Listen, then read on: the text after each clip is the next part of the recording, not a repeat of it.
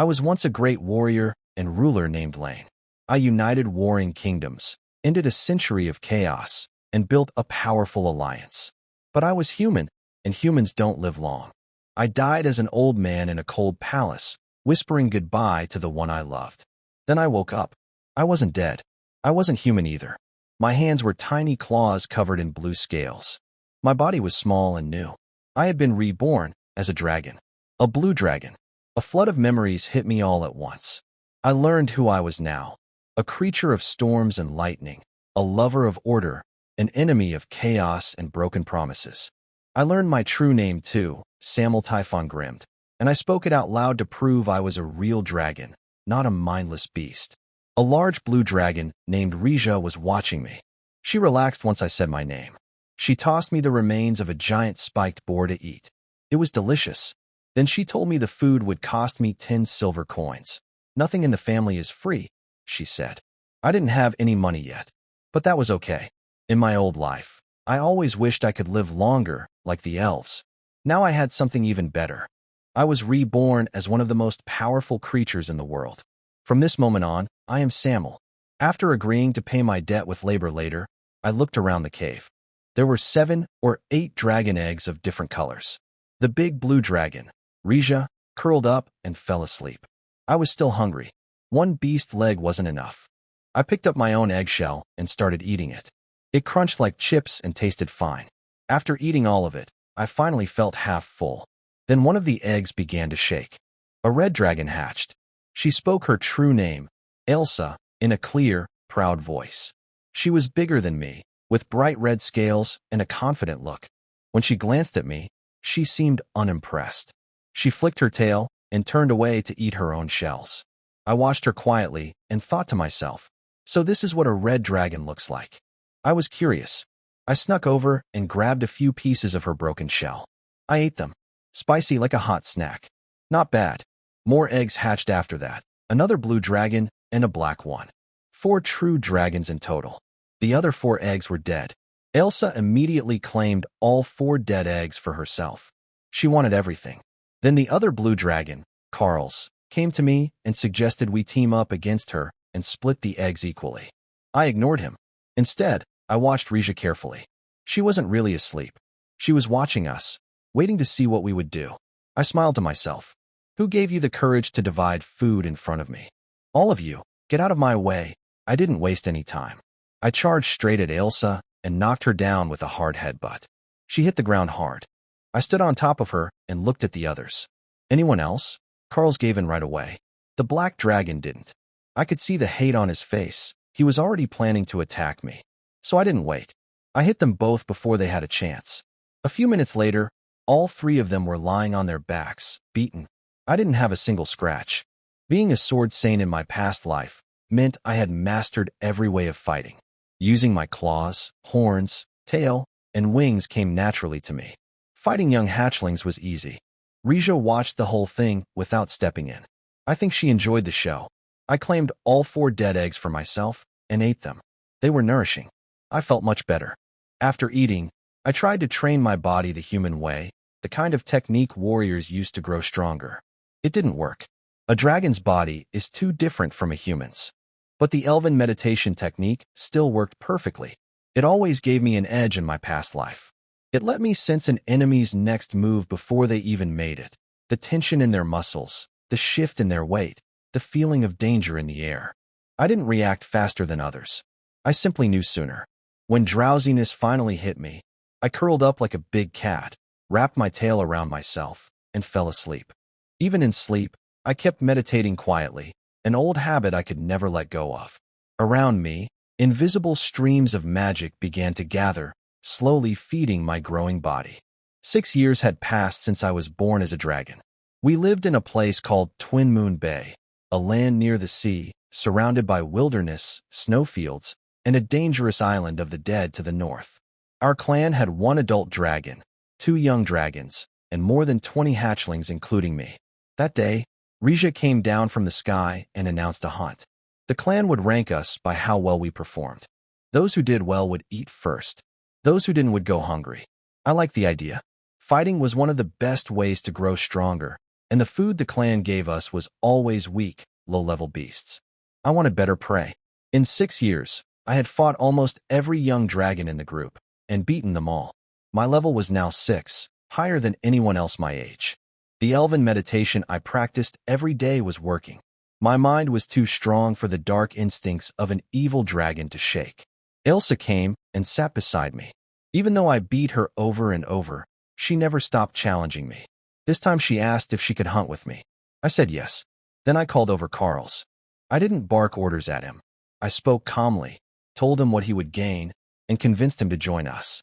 With Ilsa's strength and Carl's intelligence, the three of us made a good team. I had learned something important in 6 years. This was not my old world. This was a completely different continent, the continent of more. And in this world, I would never let my guard down. The weather was warm and the land around Twin Moon Bay was rich and green. That was why so many wild creatures had been moving into the area lately. Giant rhinos, crocodiles, crabs, and more. The clan needed us to clear them out. It was the perfect chance for young dragons like us to get real fighting experience. The other young dragons went after a herd of horned bulls. It didn't go well. One of them lost control of their dragon aura too early, and the whole herd panicked and ran. Then they all started blaming each other. Their first hunt ended in failure before it even began. My team had a different target, a red-eyed giant rhino. Level 7, stronger than all three of us combined on paper. But I wasn't worried. Ilsa charged in first, brave as always, biting off chunks of flesh. Then the rhino hit her and sent her flying. Carl's reacted fast. He fired a bolt of lightning right as the rhino was preparing its next charge. The lightning slowed it down. Good timing. That was my moment. I called lightning through my own body, pushed my speed to the limit, and hit the rhino hard. My claws tore open its belly. A few seconds later, it stopped fighting. Ilsa cheered loudly. Carl's felt proud too, though for different reasons. He was amazed that we could beat something so much stronger than us. I licked the blood from my claws and said simply, "Let's find the next one." We left the meat behind.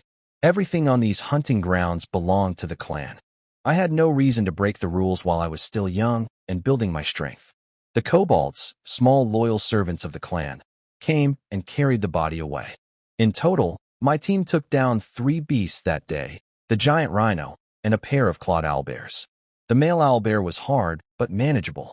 The female was a different story.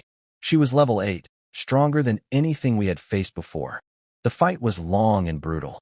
By the end, I was badly injured. Ilsa and Carl's had almost no magic or energy left. We won, but just barely.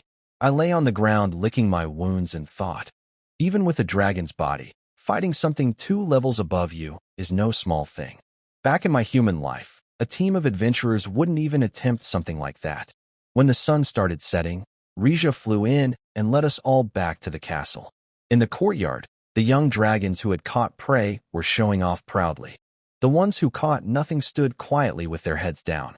Rija's voice boomed across the yard. She was furious with those who had eaten without permission. Their punishment was a month without food. Blue dragons take order seriously. Breaking the rules had real consequences. Then she called my name, along with Ilsa and Carl's.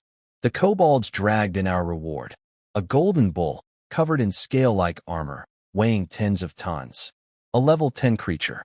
The entire group went silent the moment they saw it. I thanked Rija politely and waited for her nod before eating. She also told me that the clan leader, Thunderstorm Wing, had heard of my performance. He hoped I would show even greater strength when I became a young dragon. I didn't think too much about that. I just wanted to eat. The golden bull's meat was fresh, tough, and incredibly good. Ilsa and Carl's joined me, and together the 3 of us finished most of it. I could already feel my body growing stronger with every bite. After the hunt, I went back to my cave alone. Outside, I could hear the other young dragons praying to Tiamat. The blue dragons were truly devoted. Even Rija's leader, Thunderstorm Wing, gave away treasure as offerings, and for a dragon, that meant everything. I never prayed. I never believed. It was the same in my past life. It was one of the reasons Isis and I fought so bitterly before I died. Even being reborn as a dragon didn't change that part of me. Instead, I closed my eyes and practiced. Over the years, I had created something I called the lightning breathing technique. a method I built myself by combining the blue dragon's natural power with elven meditation and human body training. The idea was simple. Use electricity to strengthen the body, then one day turn that electricity into magnetism and master one of the most powerful forces in the world. I wasn't there yet, but I was getting closer. 2.5 months passed in deep sleep. When I woke up, my eyes had changed. They used to be yellow. Now they glowed like molten gold. My body had grown too, 6 meters from head to tail, stronger and sharper than before. I also had 2 new spells. One called Wind Rush, which made me faster. The other called Life Level Detection, which let me sense how strong a creature was. That second one was especially useful. If I had known that female owlbear was level 8 before we fought, I would have picked different prey. I cleaned myself with a water spell. I hated being dirty, then walked out into the open field. I spread my wings. They caught the air, and I rose off the ground. Higher and higher. I flew freely under the clear sky, and it felt completely natural, like it was always meant to be. I flew high above Twin Moon Bay, wind and lightning swirling around me. From up there, the forest and plains looked tiny. To the north I could see the ocean stretching out endlessly. And beyond that, a dark island covered in gray mist. The Island of Death. I knew the story. 500 years ago, a necromancer set up his base there, capturing people for dark experiments. A commander named Rain Assel led 1,000 soldiers to stop him. They succeeded, but the necromancer cursed the island with his dying breath, trapping every soul there forever. The undead couldn't leave, so no one bothered to clean the place up. It just sat there, rotting. Necromancers always made me sick. In my past life, I had killed several of them. Never easy fights. Then Rija flew up beside me. She told me I had grown well, that she was proud of me. Then she told me a story about how hard she worked when she was young. I didn't believe a word of it. She looked too comfortable to have ever struggled. Then she got to the real point. There was a rock-scale serpent in the eastern part of our territory. It kept attacking the kobolds who worked the mines. The problem was that every time Rija showed up to deal with it, the creature sensed her and escaped underground. She needed someone smaller and less obvious. She wanted me to handle it. If I did, she would cancel my debt of 10 silver coins. I agreed. I had no choice. That was how things worked in the clan. But I wasn't going alone. Magical creatures were trickier than wild beasts, especially one that could dig underground to escape. I asked Rija for permission to bring a few companions. She agreed. She also reminded me to bring back the crystal from the serpent's belly that belonged to the clan. We could keep everything else. And she added one more thing. The clan chief, Thunderwing, was coming back soon. We needed to finish quickly and be on our best behavior. That last part actually excited me. Thunderwing always came back with great treasures and sometimes shared new skills. The lightning body strengthening technique I had been developing, it started from something he once mentioned casually. I took that small idea and built my whole lightning breathing technique around it. I was looking forward to seeing what he would bring back this time. I landed back in the courtyard and got straight to the point. I told the young dragons about the mission, hunting a level 8 rock-scale serpent at the eastern mines. Most of them went quiet. A level 8 earth creature with resistance to lightning wasn't an easy target for blue dragons, whose breath attacks would barely scratch it. Only Elsa stepped forward without hesitation. No surprise there. The rest just stood around, saying nothing. That made me angry. I called out 2 names directly, Giri, a green dragon, and Zorok, a blue one. Both older than me, both strong enough to be useful. They refused on the spot and asked to be paid. Then they tried to hide behind the excuse that they were refusing me, not Rija's order. I didn't argue.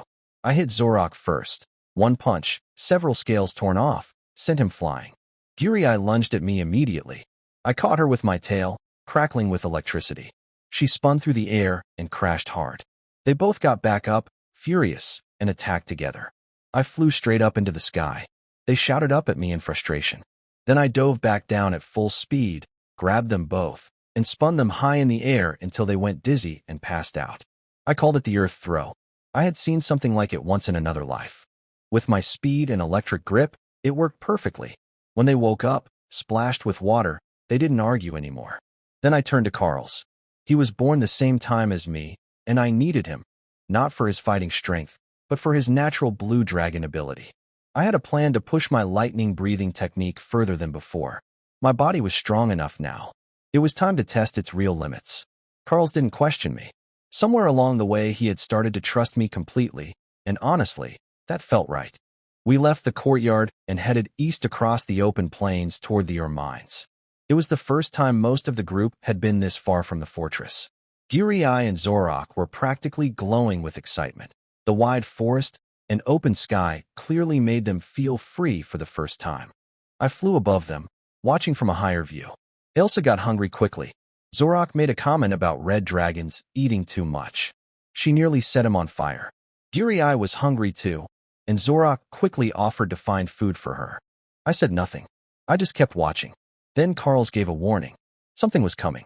A pack of over 20 manticores, tail-sting lions, was closing in fast. Big, fanged, with scorpion-like tails tipped with glowing poison. The 4 dragons on the ground weren't scared. These creatures were just food to us. But the dragons forgot something important. Monsters are smart. They don't attack unless they're sure they can win. Then the real threat appeared. A massive winged manticore dropped from the sky, 7 or 8 meters long, bigger than Elsa, with bat wings and a body built for killing. A mutant, the leader. It used a group spell to boost the whole pack, making them faster and more aggressive. Then it surrounded my team from above, cutting off their escape route. From hundreds of meters up, I watched the whole thing. My eyes locked onto the leader. Level 7. Strong. Close to that female owlbear we fought before. For a moment, I thought about keeping it as a companion. Mutants like that have real potential. They can grow beyond their bloodline limits. Then my stomach growled. I decided to eat it instead. Below me, my team was holding well. Elsa was tearing through lions without slowing down. Giri was spreading poison clouds, weakening the pack. Carls and Zorak were firing lightning in coordinated bursts, chain after chain, hitting multiple targets at once. They actually looked like a proper adventuring team.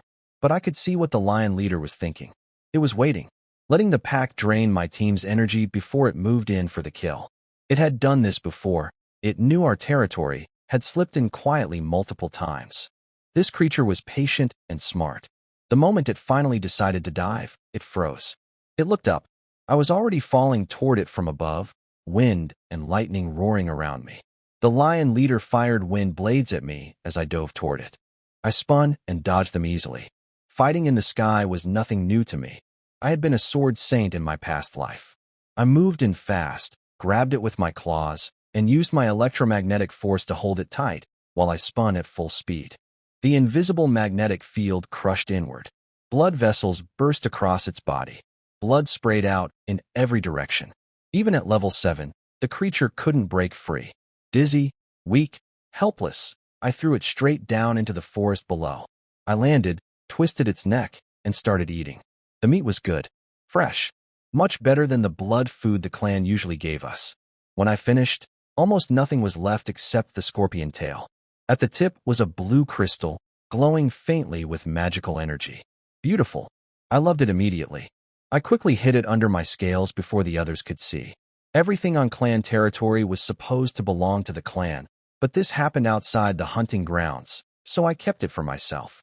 Elsa ran over proudly, telling me she had killed 8 lions. I told her that was not bad. Her whole face lit up. I don't think anyone had genuinely praised her before. Giri came over too, acting friendly and charming. I ignored both of them and walked straight to Carls and Zorak. I told them to use their breath attacks on me. They stared at me like I was crazy.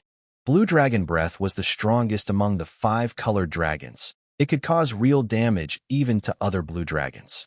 But I needed more electricity pushing through my body. I had adapted to my current level of power.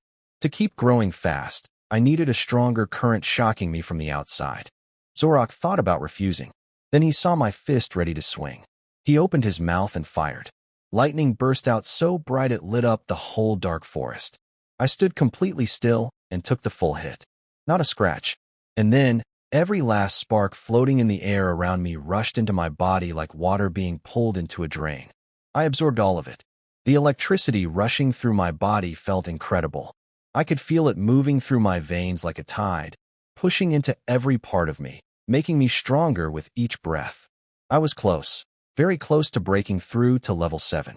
I ordered Carls to add his breath to Zorak's. Both of them fired together, pouring lightning into me. I absorbed every spark.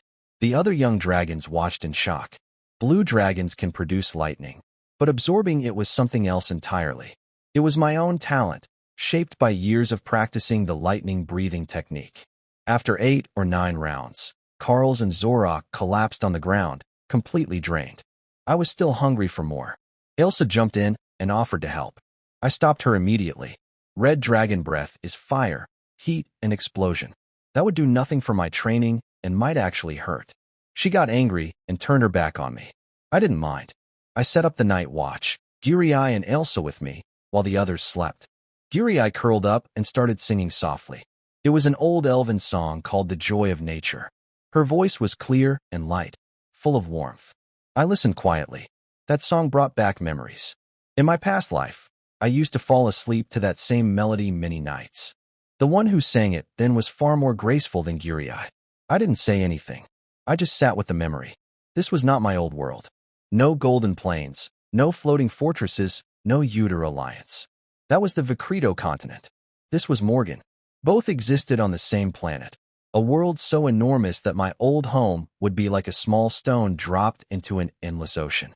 How far apart were the two continents? Even Dragon Heritage had no answer. But I was not worried. I had started this life as a true dragon, with power and potential I never had as a human. Back then, reaching legend took incredible luck, rare materials, and Isis's help. This time, I had a dragon's body, a sword saint's mind, and a technique built perfectly around my own growth. As long as I didn't die along the way, becoming a legend was only a matter of time. This beginning was better than anything I could have hoped for. When the sun rose, everyone was full of energy again. Elsa stood facing the sunrise and shouted a dramatic title she had made up for herself. Guri stayed quiet, but I could tell her ambition was just as big. Carls and Zorak were already trying to impress her, following her around like they had a plan for the future. Young dragons think ahead, even at this age. I flew back up into the sky and kept experimenting. I had an idea. I didn't want to rely only on my wings to fly. If an enemy ever used a sky-blocking spell against me, I would fall like a stone. I wanted to fly using electromagnetic force alone, my own magnetic field lifting and moving me through the air. I had already created a basic field, but it wasn't strong enough to push me forward yet. Then I thought about wind. Blue dragons are called storm dragons for a reason. We have both electric and wind talent. What if I used wind to spin and move the magnetic field instead of kinetic force? I spent the whole morning testing it. By noon I was completely exhausted, crawling on all fours just to recover. But I was happy. The experiment worked. Wind and magnetism could work together. I just wasn't strong enough yet to use it in a real fight. I was still resting when Elsa walked over. She asked me to teach her how to get stronger. She kept her voice very low, clearly embarrassed to be asking a blue dragon for help. Then she quietly pulled out a dark red stone she had been hiding, her own secret treasure from a cave she once explored. She said we could share it. Not that she was giving it to me. Sharing. She was very careful about the difference. I looked at it closely. It wasn't a gemstone, just iron ore. Nothing compared to the blue crystal I had taken from the lion leader. But then I noticed something. There were faint runes carved into it. I looked at her seriously and asked, had she learned alchemy? I looked at the runes on that iron ore more carefully. There were 3 of them: basic shine, basic brightness, and basic flame. Simple runes, but still. In my past life, even the most talented human alchemists needed months just to carve their first basic rune. Elsa had done 3 in just a few days, almost by accident, while chasing a dream of turning iron into ruby. That was impossible by alchemy's rules. But the talent behind it was real. I told her I would teach her how to become stronger. But her payment wasn't enough. She looked ready to bite me. I told her I didn't want her treasure. I wanted her to study alchemy properly. She struggled with that. Alchemy felt useless to her. She was a fighter, not a scholar. I could see her trying to talk herself out of it. So I described what wealthy alchemists looked like. Gems in their teeth, gold staves, estates filled with treasure, roads that glittered under their feet. Her tail shot straight up. That was all it took. She declared she would become the greatest alchemy dragon in the world. I kept a straight face and said I looked forward to that day. It wasn't a lie. A red dragon with real alchemy talent was genuinely rare and valuable to both of us. After that I started teaching her. In my past life, I had a close friend who was a legendary fire element mage. I knew enough about his techniques to give her a starting point. I also shared some basic meditation methods suited to her nature. She surprised me. She actually sat down and focused. For a red dragon, that was almost unheard of. Carls had asked me the same question once. How to get stronger. He quit after 1 week. Ilsa kept going. Smart and hardworking are not the same thing. She was proving that. Days passed quietly. Everyone kept training. Ilsa worked harder than I expected. She meditated every day, pushing herself to build enough magical energy to advance her alchemy. The others practiced low-altitude flying through the forests. I kept watch from above, staying careful. Twin Moon Bay was full of dangerous creatures, and even clan territory wasn't completely safe. After 2 days of travel, we finally reached our destination, the Moonmark Mine. It was a small but valuable mine, producing a rare magical metal that glowed faintly in moonlight. Goblins had built a fence around it, hung skulls at the entrance to warn away intruders, and set up Wolf Rider patrols outside. When they saw us coming, they immediately lowered their weapons and bowed. Their leader was a goblin named Look, 20 years old, sharp-eyed, and one of the rare few who had learned to speak dragon language. He was clearly proud of that. I asked him about the situation at the mine. He told me the rock-scale serpent had appeared again just 1 day ago. It had eaten some of the miners before being driven off. He looked proud reporting it, like fighting off a monster was the greatest honor a goblin could have. What I didn't know yet, and couldn't see from where I stood, was that a group of centaur warriors was already moving through the forest toward us. About a dozen of them, armed with spears and shields, moving quietly along winding paths in the dark. Their leader was a silver-maned centaur named Els. He was heading for the Moonmark Mine with a plan. He had learned about the mine from someone on the inside, a follower who could be turned. His goal was to steal the Moonmark stones and use them to get a powerful weapon made by a golden-maned centaur's father, a master alchemist. They were good fighters, patient, and organized. They would arrive by the following evening. I told Look to lead us into the mine so I could see things for myself. Inside, about 100 goblins were digging quietly, sorting Moonmark stones into baskets. Trolls in tattered skins walked around watching them, ready to punish anyone who slacked off. The place smelled of damp wood and old animal skin. Then a large troll named Adalai came forward and introduced himself as a servant of Rija, or as he called her, Queen Howling Wind. I used my life-level detection spell, level 8, with dragon vein power. Smarter than an average troll, able to speak clearly. Still had a bad temper. I asked him about the rock-scale serpent. He told me the same thing Look had. The snake had been around for a while, kept growing stronger by eating the Moonmark stones, and was now too clever to be easily caught. It used tricks and deception. That didn't match what the dragon heritage records said about this creature. Supposedly gentle, not very smart, not aggressive toward others. Something didn't add up. I asked Guriai to search for bloodrock flowers nearby. They were a known way to trap that kind of snake. She flew down into a pit, dug around, and pulled out a broken plant almost immediately. Brown and damaged, but she was sure it was a bloodrock flower. That was strange. Why was it already here, inside the mine? I stayed calm and asked Adalai a casual question. The goblins must be under a lot of pressure to meet the monthly quota. Any rebels? He smiled and said he had already eaten the troublemakers. I told him to wake all the goblins. I had a plan forming. Adalai didn't like that. He puffed up his chest and told me that ordering trolls around was not a young dragon's place. The other trolls raised their spears and snarled. The mood turned dangerous fast. Ilsa had already had enough. Carls, Zorak, and Guriai looked ready to fight. They were all watching me, waiting for one word from me to tear the whole group apart. I didn't want to fight the trolls. That would just create more problems. Instead, I warned Adalai clearly. If the mine issue wasn't resolved, Rija would punish the trolls far more harshly than she would punish us. That slowed him down, but he still wanted to test me. He challenged me to a tug of war. I accepted. He activated his giant bloodline, swelling up to 4 meters tall, muscles bulging, crackling with power. The female trolls cheered for him. I stayed calm and spread my wings. I activated my Gale spell and built an electromagnetic field around us. His massive body became a disadvantage. The heavier you are, the more pressure my field puts on you. His strength started fading. Mine kept pulling. He stumbled, fell face first into the ground. He looked up and admitted I had won. After that, the trolls cooperated. But I had already noticed something wrong inside the mine. The bloodrock flower Giri I found shouldn't have been there naturally. Someone had hidden it. That meant someone inside was connected to the rockscale serpent, feeding it, helping it grow, using it against the clan. I had Ailsa and Zorak smoke out the goblin nest. Hundreds of goblins poured out coughing. I watched carefully. Near the end, 2 goblins appeared last. A goblin leader named Gross and an older goblin sorcerer named Boar. The other goblins looked at them with fear and desperation. I sensed elemental magic coming from Boar. Not strong, but there. And he was too calm for someone who had nothing to hide. I already knew the truth. Boar had been secretly raising the rockscale serpent, feeding it moon-marked stones to make it stronger. He had also leaked information about the mine to a centaur clan called the Golden Mane, who were sending warriors to attack. He was planning to escape the clan's control and start a new life under centaur protection. He was buying time, waiting for them to arrive. I let them speak first.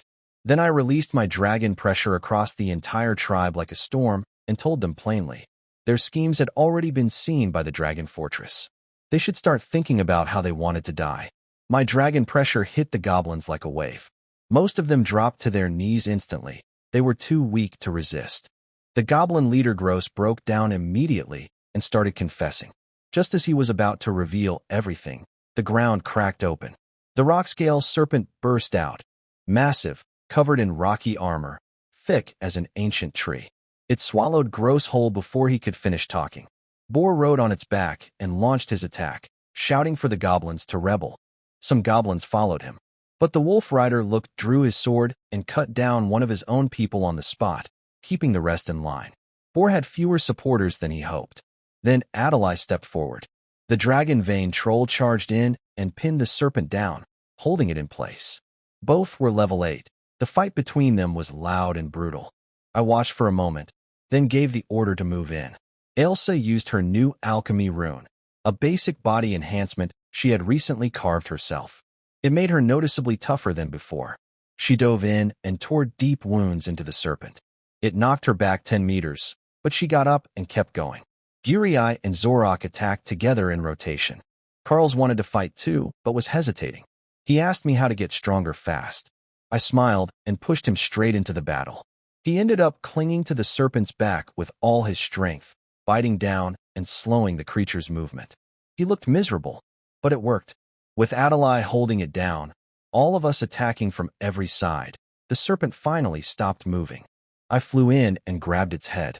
We tore through the rocky armor together. Inside, buried in the wreckage, was Boar, old, bleeding, finished.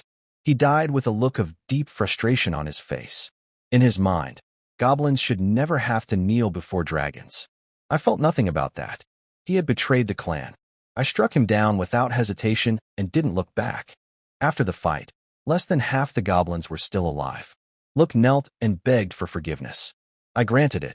The mine still needed workers, and there was no point killing everyone. I didn't give him dragon vein power. I wasn't going to slow my own growth for a goblin's dream. Then we ate. The level 8 serpent's blood was rich and nourishing. The young dragons and I finished almost everything. What remained was a fist-sized yellow snake crystal, glowing faintly. The moment the others saw it, their eyes went wide with greed. Ailsa suggested we keep it and lie to Rija about it being destroyed in battle. Carls and Zorak nodded eagerly. Even Guriai offered to put me on her list of future mates if I handed it over. I looked at them all and asked, "Do you know what likes to eat dragon brains?" They didn't understand. I told them, stupidity and greed. Adalai was right there watching. He would report everything back to Rija. Stealing clan property would get us all punished or thrown out of the fortress. I took the crystal for myself. It was the clan's to hand over, and gave the order to leave. The young dragons grumbled, but followed. Before flying off, I quietly checked something I had taken off Boar's body. A bone token covered in red energy and carved with demonic script on the back. It was a contract from something calling itself the Great Demon Amontok, promising unimaginable power to anyone who would collect souls in the material world. I had never heard of this demon before. I said nothing and kept it hidden. What I also didn't know yet was that a group of centaur warriors had already crossed into blue dragon territory at dawn. Their leader was a silver-maned mithril hunter named Els, skilled, powerful, and confident. He had broken through the border defenses and was heading toward the mine. He believed that with the Centaur King's backing, even Thunderstorm Wing wouldn't dare move against them. They were coming, and they didn't know they were already too late. Back at the fortress, I gave Reja the snake crystal and told her what had happened. She was satisfied with how things went. She mentioned that Thunderstorm Wing was back, but injured and in a bad mood. Not a good time to meet him. Then her expression changed suddenly. Adelaide was dead. She flew off toward the mine immediately without another word. I stood there quietly. The dragon vein troll who had just fought beside me was gone. Something powerful had killed him. I thought about the centaurs who were on their way. I thought about that bone token from Boar. I said nothing and let it go. I called more young dragons over and kept training with their lightning breath until my body had nothing left. Then I went back to my cave alone. Before sleeping, I took out the wind crystal I had taken from the mutant lion, bright green, glowing softly. I held it for a long time, going back and forth in my mind. It was the only real treasure I had, but I needed strength more than I needed something pretty to look at. I swallowed it. A warm wave of wind energy spread through my whole body. I let out a quiet moan of satisfaction. My eyes went heavy. This wasn't tiredness. My body was absorbing the energy and starting to grow again. I let myself fall asleep. While I slept, the centaurs had already come and gone. They used alchemy tools to strip the Moonmark mine completely clean and escaped before Reja arrived. She chased them all the way to Centaur territory, fought a powerful gold-maned alchemist, and came back with nothing. Furious, sparks flying off her scales, scorching the floor black as she paced through the castle hall. Another young blue dragon, named Zera, tried to calm her down. He reminded her that they had only recently taken this land and needed more time. Then a much larger dragon stepped out from the shadows. Over 20 meters long, deep blue scales, a single horn on his nose, fins running down his back. Thunderstorm Wing had returned. He told them he had traveled to the wasteland and made a deal with the Queen of Fire, a powerful adult red dragon. She had agreed to bring her flames down on the stone giants. The clan was preparing for war. A year passed quickly. The young dragons in the courtyard had all grown stronger. I pushed them hard. Lightning breath training, physical sparring, punishment for anyone who slacked or rebelled. They hated it, but they improved. Even Carl's reached level 5, ahead of most blue dragons his age. I grew too. My body reached 7.5 meters. My wings spanned 16 meters, covered in fine scale-like feathers that turned wind resistance into speed. My creature level reached 7. The young dragons started calling me Lanting, storm that tears the sky. I had developed 2 specialties at once, wind and lightning, which was unusual even for a blue dragon. Nobody mocked the title. They had all felt what I could do. One morning, I landed in front of Elsa's cave and asked about her alchemy progress. She came out looking proud and told me she had mastered the true meaning of runes. A year ago, she could barely carve 3 basic ones by accident. Now she could carve most basic runes and had started on intermediate ones. Her talent was genuinely frightening. She asked for 10 silver coins before showing me anything. I moved my claw. She immediately dropped the act, sat down properly, and got to work. 10 minutes later, she finished carving an intermediate fire resistance rune into the armor on my chest. Her first successful intermediate rune, and I was the one she tested it on. It wasn't perfect, but it worked. As her alchemy skills improved, she could eventually give me resistance to all elements. That was worth being patient about. Then a 2-legged flying dragon landed nearby and delivered a message. Thunderstorm Wing wanted to see me. I followed without hesitation. This was my first time inside the dragon fortress. I folded my wings and walked deeper in alone. The air inside crackled with electricity and radiated with dragon presence. The further I went, the more intense it felt. At the deepest point, I found Thunderstorm Wing, not in his full dragon form, but as a tall dragon-human hybrid sitting on a golden throne. Deep blue scales, dark hair tied back with a gold band, sparks flickering at his fingertips. He introduced himself as Elgalin. He told me that mermen and stone giants were working together to push us out of Twin Moon Bay. They had killed our followers, stolen our treasure, and taken our land. Then he got to the real point. A year ago, the clan had made a deal with a powerful adult red dragon called the Queen of Fire, a dragon named Soren. She had taken treasures from Elgalin as payment, but still hadn't acted. The deadline was approaching. He wanted someone to go to the wasteland and push her to honor the contract. He tried to provoke me into agreeing by questioning my courage. It didn't work. I stayed calm and waited. Then he told me the truth. During the contract period, Soren couldn't harm any member of our clan without facing Tiamat's punishment. The mission was risky, but not suicidal. I reminded him that clan rules required a reward for the task. He smiled and showed me a ring on his hand, carved with simple patterns, glowing with lightning energy. A proper magical item. My eyes locked onto it immediately. I told him I would complete the mission without hesitation. The outside world was dangerous, especially for a young dragon not yet at adolescence. But it was also exactly the kind of challenge I needed. Better prey, real experience, and a valuable reward waiting at the end. I was ready.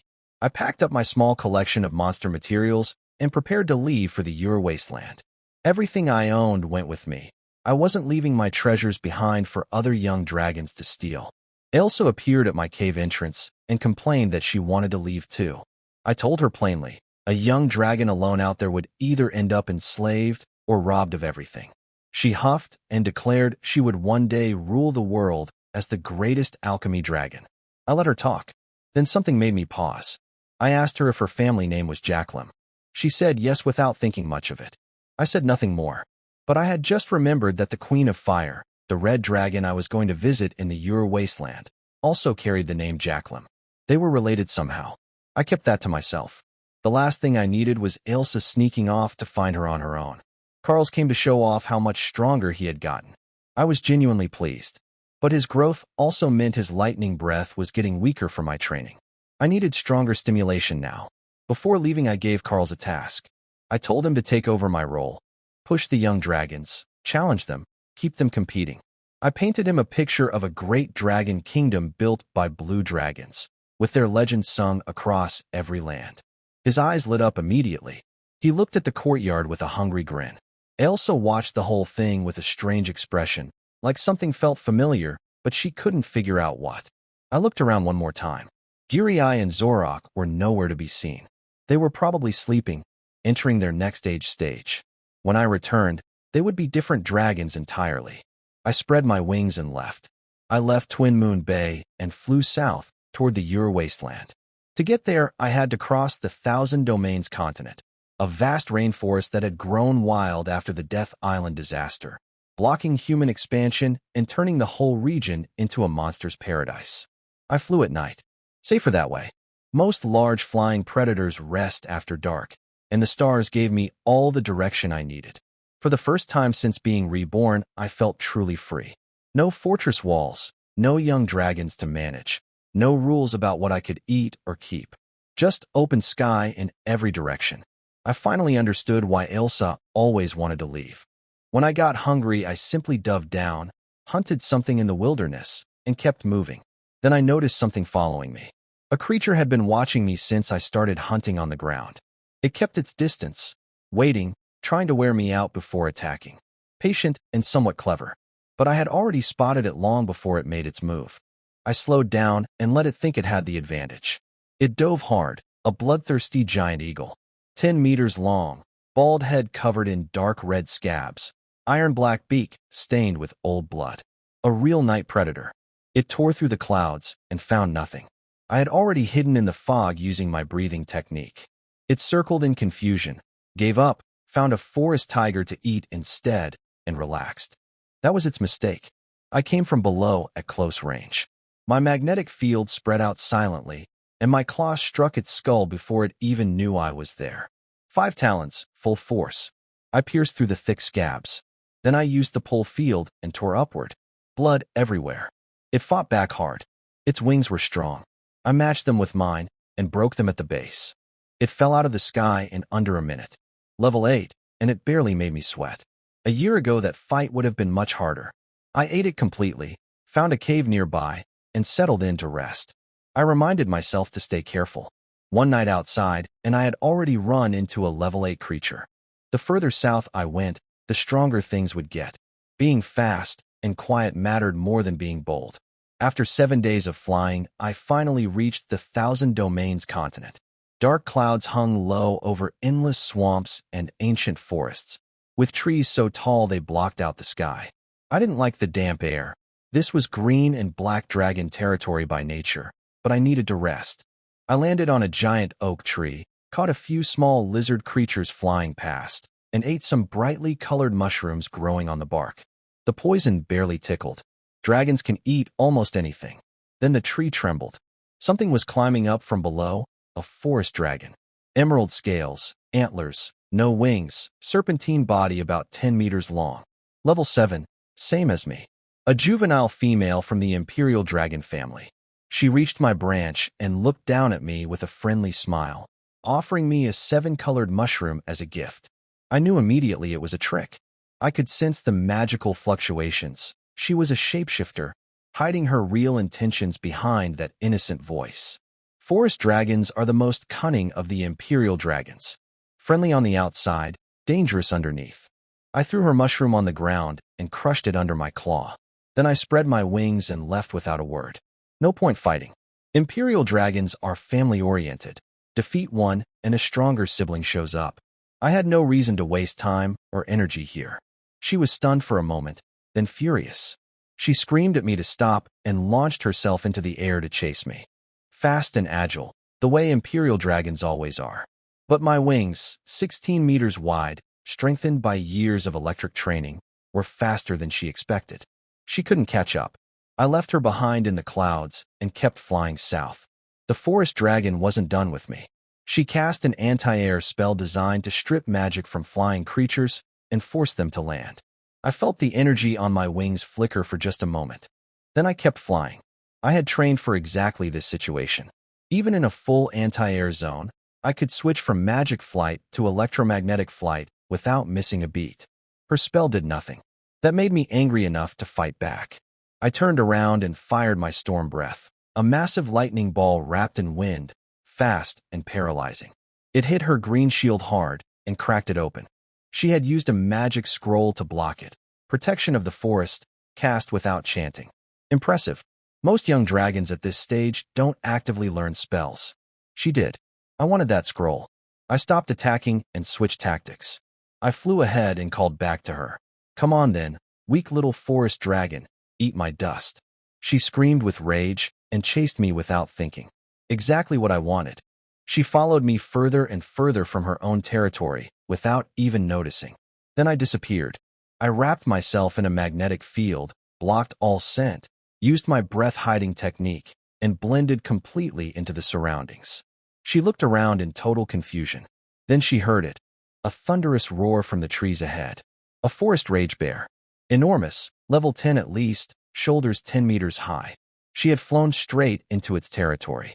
I watched from hiding as she panicked, used her last scroll, an amber prison spell, to freeze the bear's tree guardians, and fled as fast as she could.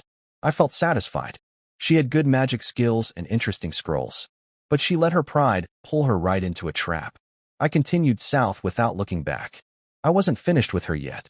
I circled back silently, wrapped in my magnetic field, completely hidden. She thought she had escaped. She was flying back toward her nest, relaxed, guard down. I dropped from above and slammed her straight into the ground. She fired her petrifying breath instinctively. I blasted through it with my lightning breath and kept diving in close. No distance, no spells, just claws and fists. I grabbed her mouth before she could use that amber scroll again, punched her hard on the head, and shook her senseless. Then I reached in with my tail, pried under her tongue, and pulled out the scroll she had hidden there. After that I grabbed her by the neck and shook her like I was emptying a bag. Fake scales clattered to the ground. 4 or 5 magic scrolls she had crafted herself, including the forest shelter that had blocked my breath attack. Then gold coins. Then silver coins. Over 100 in total, tucked between her scales. I collected everything quickly. She screamed for her treasure back and tried to fight. I pinned her down, lifted her, dropped her from the air, and flew off before she could recover. She was still alive. A little lesson, nothing more. She had provoked me first. Behind me I could hear her crying. A short while later her older brother Noah arrived in human form, riding an earth elemental. He tried hard not to laugh when he saw her. She told him everything, about the tricks, the ambush, the stolen scrolls. Noah stopped laughing when he heard the details.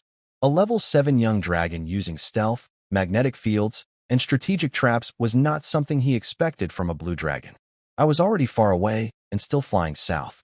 I flew fast once I felt the older forest dragon's energy nearby. I already had what I came for, no reason to stay. Up in the open sky, I counted my loot. Gold coins, silver coins, 5 magic scrolls shaped like fake scales. The coins weren't ordinary currency. They were made of magical metal and could be eaten for energy. I stared at them for a long time. Then I started eating the silver coins one by one. Over 100 of them, gone. Each one sent a warm surge of energy through my body. It felt good, but also painful in a way only a dragon would understand. The gold coins I couldn't bring myself to eat. I stored them safely under my scales instead.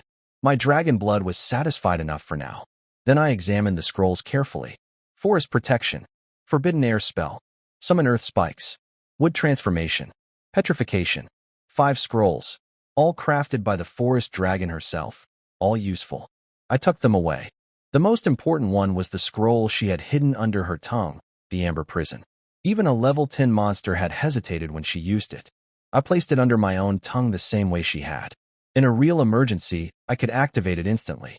I flew hard for the rest of the day and found a large, ancient tree far from the forest dragon's nest. I dug a hollow near the top, crawled inside, and let myself relax for the first time since leaving Twin Moon Bay. Rain began to fall, then heavier, then a full storm. Thunder rolled constantly across the sky. Strange creatures in the swamps below celebrated loudly. The rainy season had begun. I settled into meditation and let the storm wash over me. What I didn't know was that a team of 5 adventurers had entered the rainforest that same night, heading deeper in search of ancient ruins. Their path, though they had no way of knowing it, was leading them straight toward my tree. After 3 days of rain, I finally came out of my tree hollow. The silver coins I had eaten were fully digested. My scales felt harder, darker, more layered. 3 days of rest had done as much for me as a month of training back at the fortress. I decided to test something before moving on. I had been thinking about railguns, a weapon from knowledge buried deep in my human memories. The idea was simple. Use a powerful magnetic field to accelerate a metal object to extreme speed. I didn't have metal rails, but I could generate high voltage and break down air into plasma to replace them. I took out one of the gold coins, focused my electric energy into my front limbs, built up the electromagnetic field, and fired. The coin shot forward like a cannonball. 50 meters away, an ancient tree exploded. A crater over a meter wide appeared in its trunk, almost torn in half, from a coin the size of my palm. I flew over and retrieved it. The coin could be used again. This was much more precise than my lightning breath, and hit harder physically. The remaining gold coins now had a real purpose. I felt very satisfied. What I didn't know was that 10 kilometers away, 5 adventurers were pushing through the muddy forest heading in my direction. They had been exploring for 3 days through the storm, battered but alive. Their scout and ranger heard my test shot from a distance. Their mage sent out a scouting bird and spotted me immediately. A blue dragon, young, probably not too powerful, alone. No clan nearby as far as they could tell. Their eyes lit up with greed. They talked about dragon blood, dragon parts, and a bounty from a kingdom whose princess wanted to become a dragon knight. A live young dragon would be worth a fortune. They started moving toward me. I spotted the scouting bird immediately. I had traveled with human mages before. I knew what a reconnaissance spell looked like. Someone down there was watching me. I turned invisible, locked my aura, and shot straight up into the sky. From above, I watched them clearly. 5 adventurers, warrior, ranger, scout, mage, priest. A complete team, but weaker than I expected. They had been debating whether to capture me for a bounty from some kingdom whose princess wanted a dragon knight. Amusing. They had no idea what they were dealing with. I decided to use the situation. I had already noticed a pack of flying dragons circling nearby. They had sensed my true dragon aura and were moving in. I fired a lightning bolt toward the ground, just enough to draw their attention to the adventurers hiding in the forest below. The flying dragons spotted the humans immediately and dove. What followed was fast and brutal. The ranger died first, tail spiked through the body. Then the scout panicked and broke formation, drawing more attention. The mage was furious and actually used a spell to knock his own teammate down before another dragon killed him too. Even facing death together, these humans couldn't stop fighting each other. The warrior was strong. He held a great sword and pushed back against the dragons with real spirit, trying to protect the priest. But there were too many. The priest died behind him before he even realized it. The lead flying dragon was massive, 15 meters long, twice my size, built like a wall of muscle and scales. It had been playing with the mage, making him suffer. Then it lifted its head and looked directly at the empty sky where I was hiding. It used true sight. It could see me. The dragons hadn't come here just for the adventurers. They had come because they sensed a true dragon nearby. That was me. The giant flying dragon had spotted me through true sight. It was enormous, 15 meters long, far bigger than anything in the dragon fortress. A super bipedal dragon, capable of growing up to 30 meters. Much stronger than me. It spoke in dragon language, telling me to submit. It was holding the mage in its claws, showing off its power. I was furious. I let out a full dragon roar and released my aura. Every other flying dragon in the area immediately dropped to the ground, wings folded, heads down, trembling. Subdragons fear true dragons deeply. It's built into their blood. But the super bipedal dragon didn't flinch. It was bigger and higher level. It charged straight at me. I didn't run. I activated my wind magic, spun my body like a drill, scales blazing with lightning, and crashed into it head-on. The impact shook the trees 100 meters away and made the swamp mud ripple. It staggered, shook its head in surprise. In that moment of confusion, I used my tail to snatch the mage it had been holding. Then I activated my forest sanctuary scroll and flew. I wasn't being cowardly. I was being realistic. My level detection spell couldn't even read this creature. That meant it was at least level 11, possibly 12. I was level 7. That gap was too large to bridge with tricks alone. I flew at full speed, magnetic field pushing me forward in streaks of blue electricity. The super bipedal dragon was powerful, but not fast enough to catch me. As I disappeared into the distance, I heard it call after me. It would be waiting for my return. I kept flying and thought to myself, yes, I will come back. But not today. Today I needed to survive, grow stronger, and be smart about it. There was no glory in dying young. I was only 7 years old. I had time. Smack. Samuel threw the barely alive spellcaster onto the ground. He was not showing mercy to this human. He wanted to learn information about the eastern countries from the person's mouth. Noble dragon, I am willing to give all my treasures in exchange for my life, Hank said weakly. After avenging his close friend, he did not have a death wish like the brown-haired warrior. He wanted to live. Compared to the savage flying dragons, the spellcaster believed that true dragons could communicate and understand, so he might have a chance to save his life. If I kill you, all your treasures will be mine, Samuel said, looking at the few coins the spellcaster had taken out. Compared to the young forest dragon, he was extremely poor. He continued, now I ask you questions, answer honestly. If you lie, you won't be able to withstand the fury of a true dragon. Even though he was a young dragon, his words already carried undeniable authority. It was as if he had seen the supreme illusionary king of the Rosen Kingdom. Hank was terrified. How could a blue young dragon give off the feeling of a legendary ruler? He doubted his senses. Under the gaze of the blue young dragon's golden eyes, his body trembled, and he stammered out many things. Limited by his knowledge, the spellcaster only knew about the Rosen Kingdom. It was a human kingdom with a strong warrior class, valuing bravery and martial skill.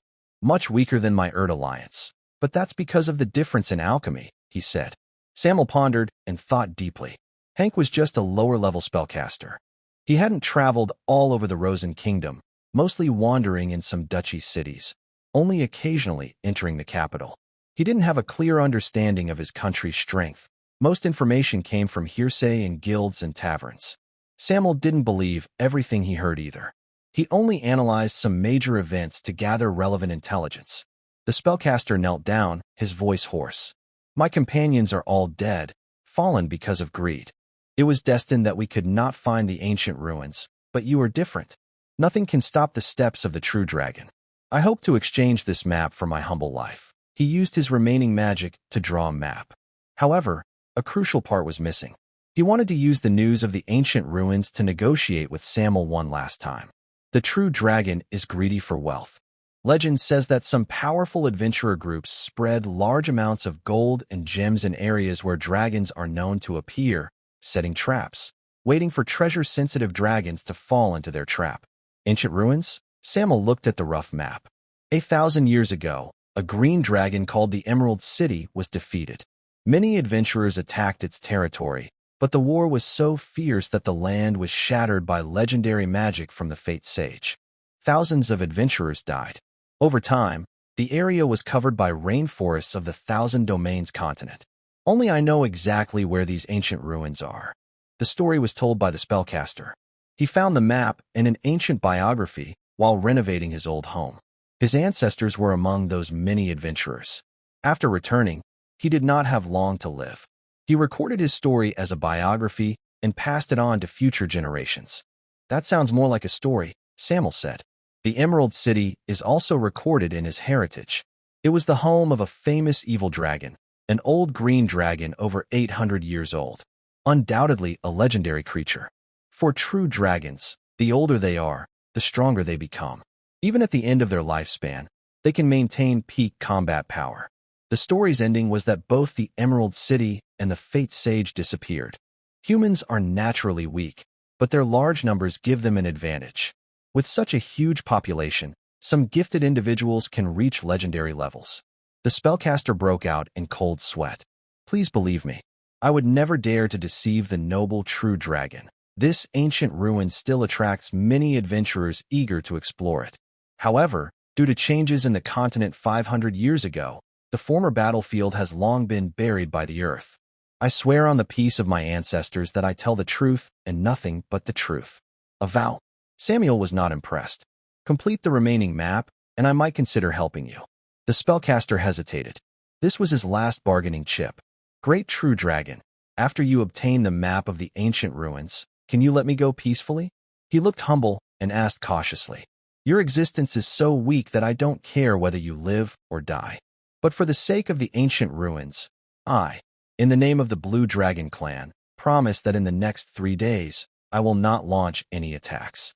The spellcaster wanted to push further. He hoped the young blue dragon would guarantee in the name of the dragon god. But then, a dragon claw swiftly cut off the human's arm. Don't bargain with me, Samuel said calmly. The spellcaster endured the sharp pain, afraid of angering the fierce dragon, and quickly completed the last part of the map. The drawing was rough, showing the geography of the rainforest from 1,000 years ago. After comparing, Samuel looked at the location pointing to the ancient ruins. After some thought, he identified the approximate position. He marveled at the boldness of these adventurers. The location was near the dragon's nest of the young forest dragon from back then. Who knew how many forest dragons lived inside? With this team's strength, they were likely doomed to never return. Great true dragon, I wish you endless wealth, Hank said, offering a blessing and slowly stepping back. Samuel paid no attention, seeming to accept the gesture. Seeing the others absorbed in the ancient map, the spellcaster dared not stay any longer. He then ran for his life. The spellcaster's physical condition was actually quite good. He was not a fragile mage. He could fight close up if needed. He darted through the rainforest. The sky gradually darkened. Hank was breathing heavily. His broken arm was bleeding heavily, and he was exhausting his strength. Given his current situation, no equipment, no companions, leaving the dangerous continent of Qianyu is extremely difficult. Damn the evil dragon, he keeps cursing in his mind. He must leave here. Spread the news about the ancient ruins to the Adventurers Guild. He can't get it himself, and he won't let that cursed evil dragon get it either. The spellcaster's stamina is gradually running out. He plans to find a place to restore his magic power and temporarily stop the wound on his arm. It's over. He suddenly seems to realize something. Hank looks around in horror, noticing the predators attracted by the blood. Green, slimy eyes appear everywhere. Howling, a pack of gray wolves slowly surrounds him from different directions. In just a moment, the last member of the Star of Tomorrow adventuring team is torn into pieces and becomes wolf food, completely wiped out on the continent of Qianyu. The blue dragon circles in the sky and nods slightly. He didn't attack first. but his passive action was not part of the agreement. The rainforest is full of monsters. Using dragon intimidation to scare away a wolf pack could easily kill the spellcaster. From the beginning, Samir never intended for him to leave alive. Whether the ancient ruins are real or not is uncertain, but if they are real, it means immense wealth. In the inheritance memories, the Green City of Jade is rich with treasures. It has plundered many human kingdoms in the east and built a city of dragons. Even a legendary giant dragon's massive body can indulge in pleasure freely, making it a true super evil dragon. Samir naturally feels very tempted. Thinking about the location of the ancient ruins, he looks thoughtful. That group of forest dragons built their nests above the ancient ruins. They probably already noticed something, right? Thinking of this, the young blue dragon can't help but feel a bit anxious. The dragon city is buried underground, and forest dragons are called earth dragons, capable of burrowing into the ground. The endless wealth that might be in the hands of the forest dragons makes Samir unable to stay calm. Once he obtains the heritage of the Jade Capital, he could hire dozens or even hundreds of adult true dragons like the Thunderwing, rebuild a grand empire, and reach the peak of dragon life. Who? Samir takes deep breaths repeatedly. He used all his strength to drive away the unrealistic fantasies in his mind. He looked into the distance. Those forest dragons were simply not something he could handle. If he rashly explored ancient ruins, he might just become a tool for other dragon species. With Samuel's strength, he couldn't protect so much treasure. Even the Blue Dragon clan, which was relatively friendly to his kind, would try every means to seize his wealth. His reason gradually returned. Samuel knew he wouldn't be influenced by the blood of evil dragons to do foolish things. Except for some extreme instincts. Most of the time, he could control his desires. If real dragons didn't have these bad habits, they would probably be the most perfect creatures, Samuel silently thought. Even his strong willpower was often affected, not to mention other evil dragons. Samuel gave up on exploring ancient ruins. The risk was just too high. In the end, he was just an old legendary green dragon. With his previous life strength, he could easily defeat most opponents. Getting the treasure would be nice, but it wasn't absolutely necessary. But he only temporarily gave up. When I grow strong enough to defeat adult dragons, I will go to the forest dragon's nest. Even if they find the ancient ruins, I can take the treasure directly and become the dominant one, Samuel thought happily, then remembered the poor young forest dragon. He then continued on his journey. He flapped his wings and soared into the night, blending into the darkness. Sunrise and sunset, a month passed quietly. Samuel finally left the Thousand Domains continent. Many of his scales had fallen off, along with numerous battle scars. The daily life of a young blue dragon was simple, practicing lightning breath, studying electromagnetic skills, training his body, and exploring magical techniques within his bloodline.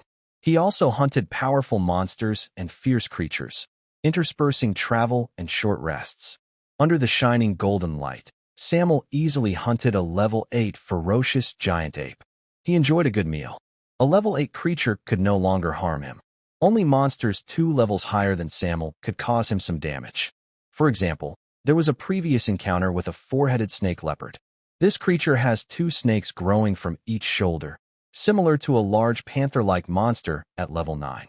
It awakened a rare teleportation magic called Blink and bit the young blue dragon. The dragon felt dizzy, lightheaded, and nauseous, experiencing negative effects. But that was all. A level 9 life form is now also part of Samuel's diet. True dragons are such powerful beings. When they are young, their strength isn't obvious. As they grow, their magical organs mature, and their ability to fight beyond their level becomes more terrifying.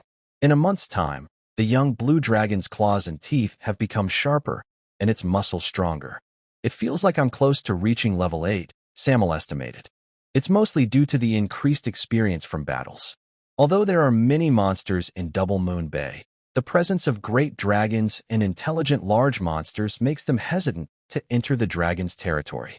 In the Thousand Domains continent, it's different. Each place has its own monster lords, some powerful beings. Samuel doesn't dare get too close. Sometimes, he takes a detour. We're not far from the Ur wasteland. He looked ahead. Unlike the humid rainforests of the Thousand Domains, the Ewer wasteland is very hot and dry, no matter the season. The distant horizon seems to be burning. Waves of twisted heat shimmer in the air.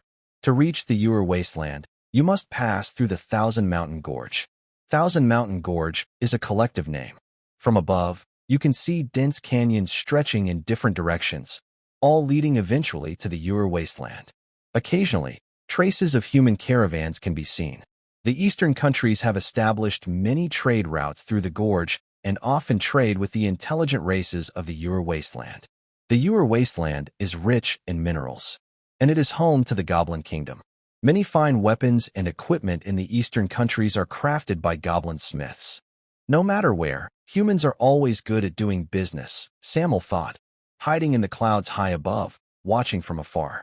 Not only the Ewer wasteland, but also the distant bays and ports of eastern countries, as well as many human towns, are known from childhood through the stories of the dragon nurturer, Rija.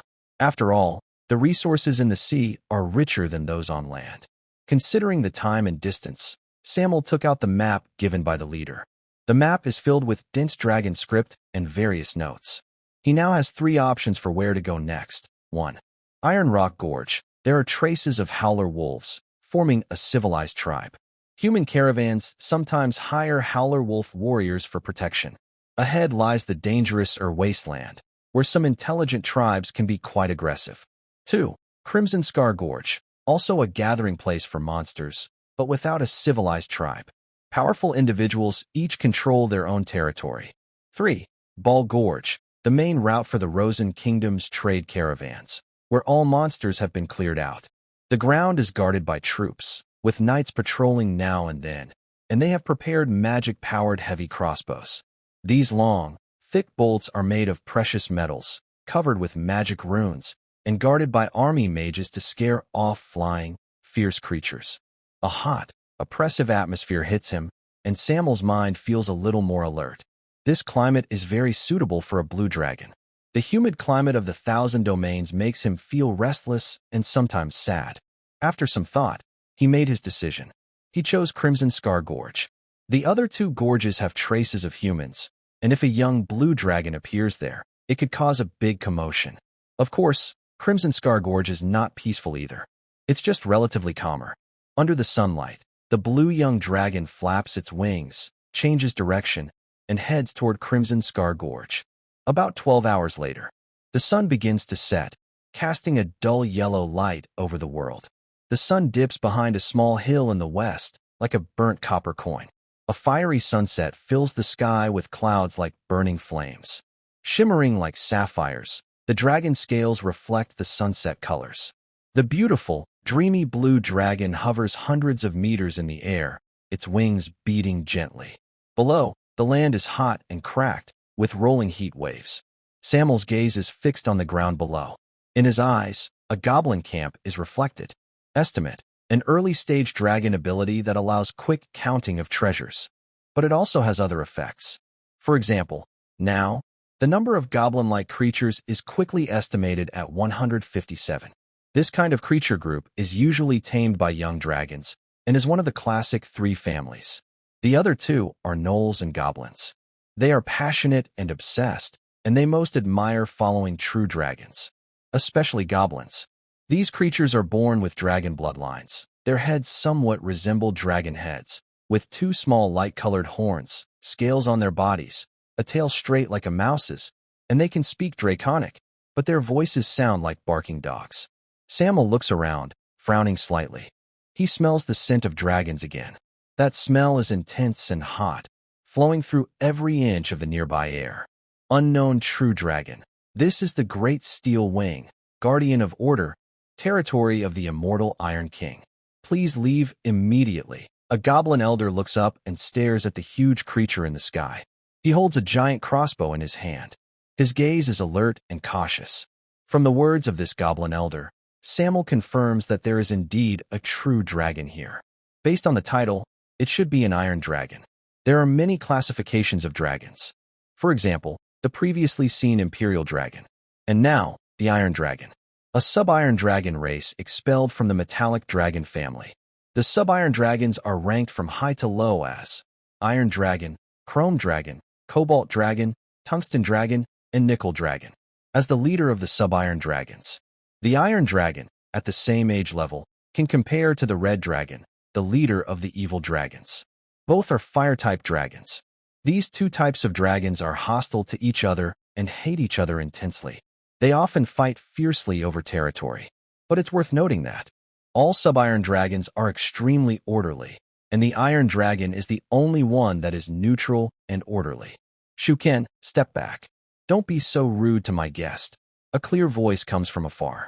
It is a huge dragon, seemingly made entirely of black metal and steel. Its head is shaped like a shovel, covered with shiny silver-black metallic scales. It has a shark fin on its back and is about 10 meters long. Its pair of dragon wings fold together like layered blades. Young blue dragon, welcome to the territory of Steel-Wing Kaliseth, said the brave young Iron Dragon. Kaliseth, a 19-year-old dragon, is a member of the sub-iron dragon tribe that chose to leave its mother and explore the outside world. When the Iron Dragon Lord arrived, the goblin elder Shuken lowered his giant crossbow. Many goblins called out to him. Their Iron Dragon Lord is a great leader. Unlike fierce evil dragons, he is fair and rewards those who do well. Every follower who makes achievements gets a reward. This makes the goblin tribe more loyal. Even when facing other true dragons, they dare to raise their weapons to defend the Iron Dragon's territory, fighting to the last breath. You can call me Samuel, said the blue young dragon. He doesn't see himself as an evil dragon and has no intention of robbing true dragons. He treats each situation differently. Samuel looked at Kaliseth carefully. Using a biological level scan, he confirmed the young Iron Dragon was level 8. Like red dragons, Iron Dragons have strong bodies and can reach level 9 before becoming teenagers. These two dragon types are the top of their ranks. At the same level, their fighting power is even stronger than other dragon types. Kaliseth kept a respectful distance from Samuel, showing friendliness. Brother, this is my first time seeing a blue dragon. Come sit in my territory. Let me host you properly, he said. The Iron Dragon knew the reputation of the 5-colored evil dragons, but didn't care. As a strong Iron Dragon, he was confident he could suppress the evil bloodline of the 5-colored dragons. When Kaliseth invited him, Samuel didn't refuse. Even if the Iron Dragon suddenly turned hostile, he had the strength to handle it. The young Dragon Lord was very friendly. He ordered his goblin followers to bring out what he called delicious treats. A wrecked metal transport cart was brought in, a trade between humans and Kaliseth. The Iron Dragon has a talent for finding iron ore. Using this skill, he can usually earn good rewards. Kaliseth wagged his tail. Brother, I'll start eating first. Take your time, it's okay. Iron Dragon began to eat. Its teeth were very sharp, easily tearing off a piece of metal. It enjoyed itself very happily. Since Iron Dragon was so hospitable, Samuel couldn't refuse. He also tore off a piece and chewed it lightly. Is this magical precious metal? Samuel's eyes brightened. Although the magical precious metal content in the transport cart was low, it was enough in weight and very helpful for young dragon's growth. Then he also ate happily. The two dragons quickly finished off the transport cart completely. Kaliseth looked surprised. Brother, if it weren't for our different bloodlines, I might think you're from my clan. The taste of metal wasn't good. To Iron Dragon, it was delicious, but other dragon species might not think so. At most, they would taste a little and stop. Consuming iron isn't exclusive to iron dragons, Samuel said with a smile. After realizing the role of magical precious metals, he liked this kind of thing more. Kaliseth also laughed heartily. Interested in fighting together? With me leading, we can easily find pure magic veins and conquer the wilderness. He revealed his ambitions. Made tempting promises, trying to get Samuel to join him. This is a classic dragon taming technique. Don't be fooled by Iron Dragon's friendliness. Its methods are sharp. As the saying goes, eat from the dragon's mouth, but take from the dragon's hand. Kaliseth started studying the dragon taming inheritance when he was very young. Every Iron Dragon has a grand dream of forging a dragon empire. And this young Iron Dragon was no different. He longed to build a powerful dragon clan, then lead it to become the ruler of the world. So he set his sights on Samuel. A blue dragon, the only one among the 5-colored dragons to follow the lawful alignment. Its habits were similar to Iron Dragon. Not only did it prefer dry land, but it also shared the love of eating iron. But Khaleesi's overlooked one thing. Blue dragons mostly live in groups. Those who are solitary are rare. Khaleesi, thank you for your kindness, but I come from the Dragon Fortress in Twin Moon Bay. I am here on a mission from my leader. Samir politely refused. The young Iron Dragon still did not give up. Brother, don't you want to have your own land? Our situations are similar. I also come from an Iron Dragon clan in the Ural Wasteland. My mother is the strongest Iron Dragon queen. I could stay in my territory until I become an adult, but what's the point of that? I am grateful for my mother's care and want to repay her, but never as a slave. The Iron Dragon does not believe in any dragon gods. They prioritize efficiency and practicality, following a strict hierarchical lifestyle. Even their descendants are the same. They must follow harsh rules. But true dragons are naturally unwilling to be bound by such restrictions. Khaleesi spoke passionately. Now is a great opportunity. You can, like me, break free from your clan's control. The freedom you've dreamed of is within reach. We can settle in the Thousand Mountains Gorge, threaten humans in front, and march into the wilderness behind. We can move freely. Come, my brother, abandon the protection of your tribe, and join the great Iron King. I am willing to share the throne with you. Your status would be just below mine. His words were very persuasive. Iron dragons are born diplomats, good at talking. But his idea was just wishful thinking. Samir remained unmoved. The young Iron Dragon's words sounded like a joke in front of him, not worth paying attention to. Samir indeed had his own plans. He was building his strength within his clan, just beginning to show signs. But not now. Great Iron King, how many followers do you have now? How big is your territory? Samir asked. Hearing this, Khaleesi felt a little embarrassed. But that embarrassment quickly disappeared. He confidently boasted, the entire Crimson Gorge will be my future territory. Naturally, all the creatures here are my reserves. They will eventually submit under my vast iron wings. He was bragging loudly. Samir was speechless. Not long ago, he had checked the young Iron Dragon's territory. It only occupied a small part of the Crimson Gorge. Within the entire territory, apart from the Goblin tribe, there are only a few scattered petrified lizards. This is all of Khaleesi's followers. All right, Khaleesi, as a thank you for inviting me to share the meal, I am willing to help you once, Samir said. The young Iron Dragon felt a bit disappointed. The failure of the dragon taming technique had a significant impact on him. But he quickly cheered up. Samir, I'm glad to meet you. You are different from the evil dragons I know. The 5-colored dragon is usually greedy and proud. Even if you invite them to eat, they probably think it's natural. But compared to other dragons, the blue dragon is definitely a good ally. Unless it's impossible, it will fight until the last moment. This was the first time the Iron Dragon and the Blue Dragon had formed a friendship. They also talked about the territory. Red Scar Canyon looks flat, but the ground slopes upward at a certain angle. The higher you go, the closer you get to the wasteland. This road is not easy for human caravans to pass, so the young Iron Dragon built his nest here. However, the creatures here are generally quite strong. Among them, the Goblin tribe is the weakest. But they are still a wise race. They can communicate and exchange ideas. Khaleesi reluctantly accepted them as followers to serve him. The young Iron Dragon has been here for several years, but has not been able to expand his territory. The main reason is the nearby 2 blazing lions. Fearing the blazing lions, Khaleesi dares not act rashly. The blazing lion is a common magical beast in the wasteland, but the blazing fury lion is different. Its origin traces back to a devastating disaster. At that time, a huge meteorite fell in the wasteland, releasing fierce flames. The fire invaded a lonely male lion's body, causing a mysterious mutation in its bloodline, which led to the birth of the blazing fury lion. There are very few blazing fury lions. They possess powerful fire control abilities. They can spray scorching flames, turning everything into ashes. Additionally, they have strong fire resistance, immune to many fire-type spells. This makes them a challenge for the Iron Dragon. In one-on-one combat, Khaleesi can win with some effort. However, 2 of them, especially one male and one female, are good at working together and repeatedly drive back the young Iron Dragon. Brother, if you help me hold off one of them, I can quickly kill the other and come to help you, Calithus confidently said. True dragons are very powerful. Their strength can't be judged only by their level. In his eyes, a level 7 blue dragon, even if not a match for the flame lion, can last a long time. Then let's go, Samuel said, flicking his dragon tail. He remembered the intermediate alchemy rune Elsa had carved for him before, and he wanted to try its effect. The monsters in the Thousand Domains forest mainly consist of earth and wood types, but he hadn't seen any fire-type monsters.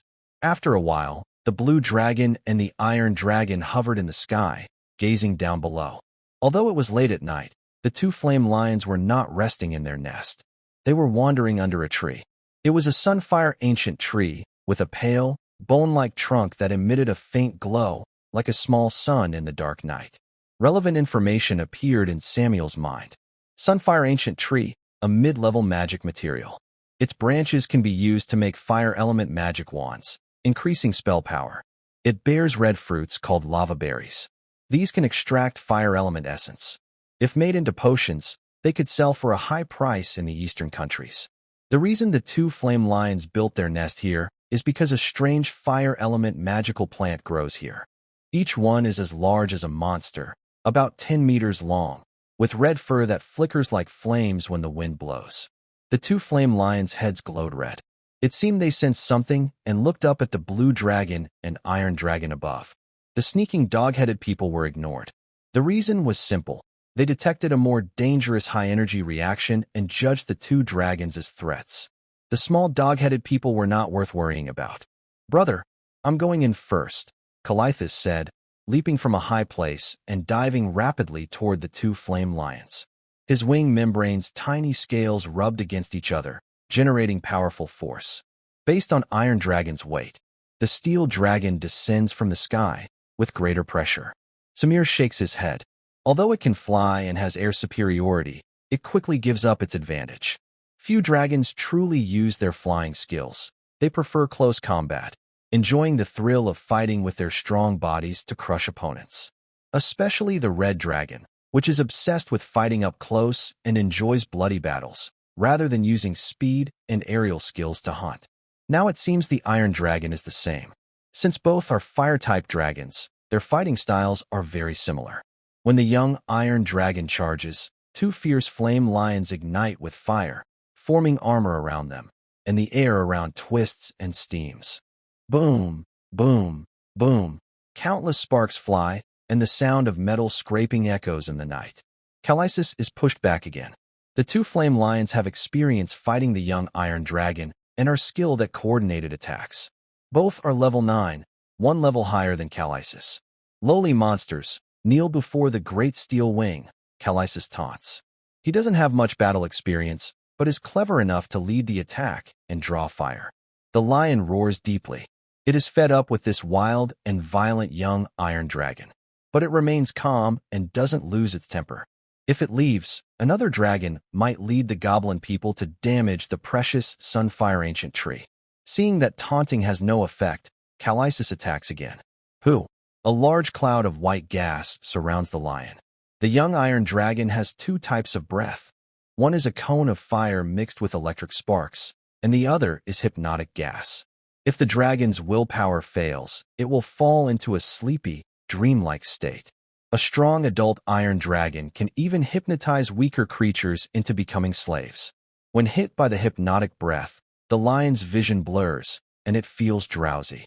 But since it is higher level and in its prime, its mind is tough and it isn't immediately hypnotized. Hiss hiss hiss, many sharp iron arrows shoot out.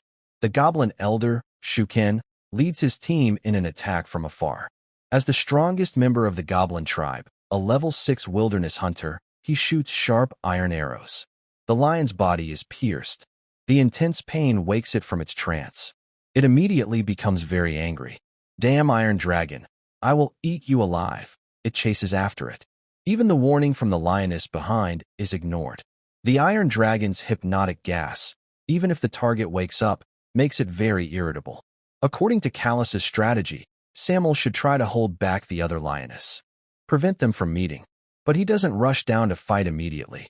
Instead, he focuses intensely, his mind racing quickly, brewing a powerful electromagnetic induction in the dragon's claws. Gold coins keep popping out of his wings. He continuously uses a new skill, electromagnetic cannon.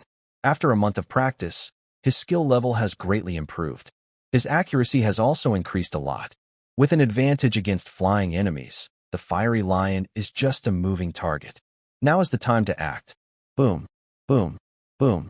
The tearing sound of air being split echoes nonstop.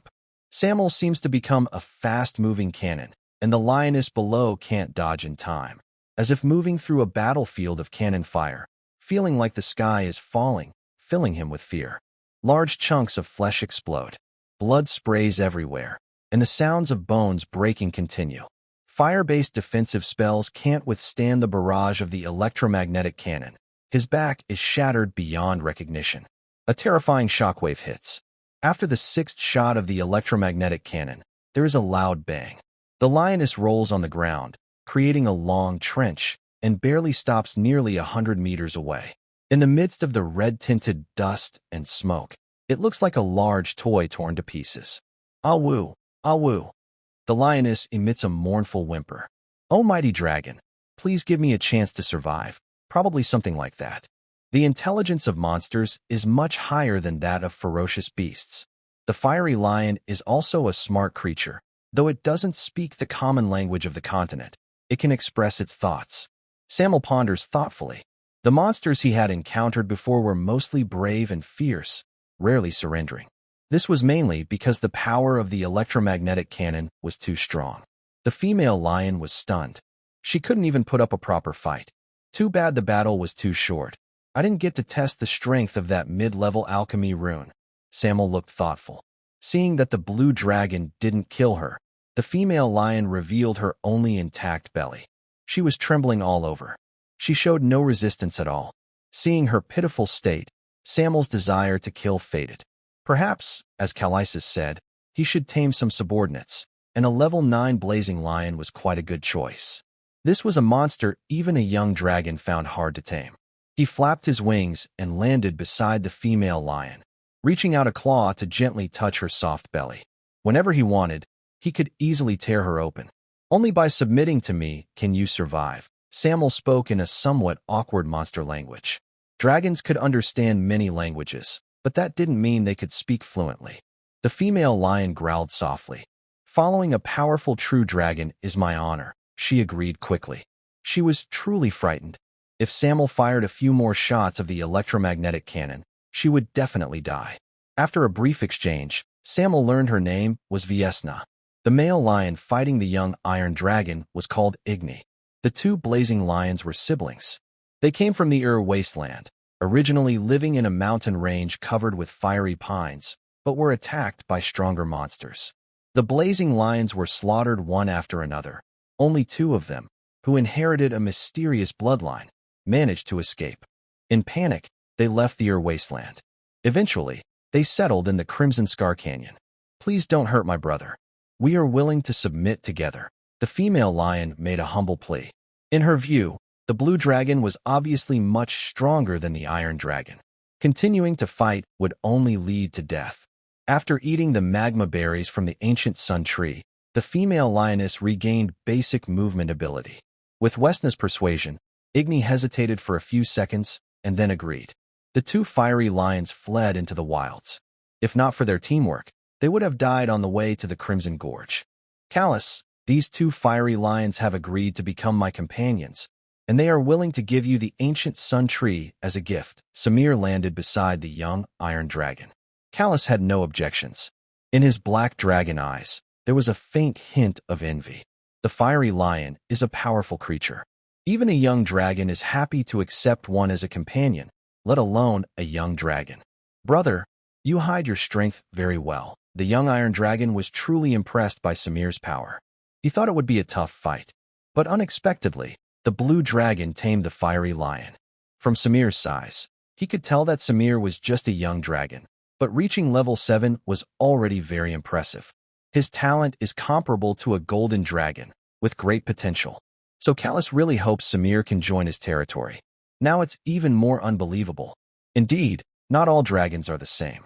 As the sunrise gradually rose, Callus's claw pointed at the ancient sun tree and said, "I will cherish this gift. It will be a symbol of the friendship between the wings of heaven and the wings of steel. May we meet again at the peak."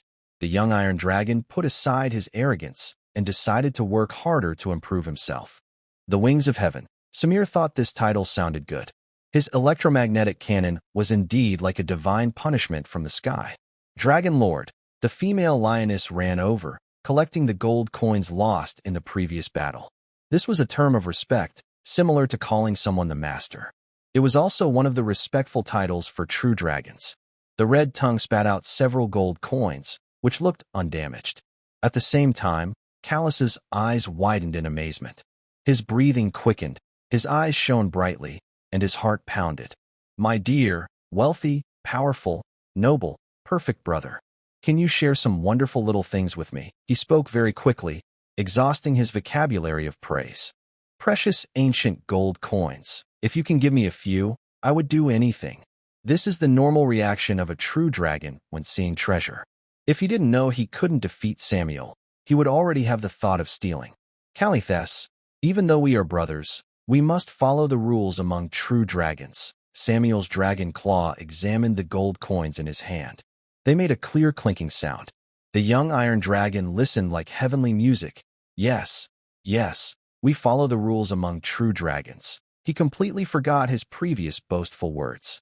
The great King of Iron, lost in the temptation of treasure and unable to resist. "That's good.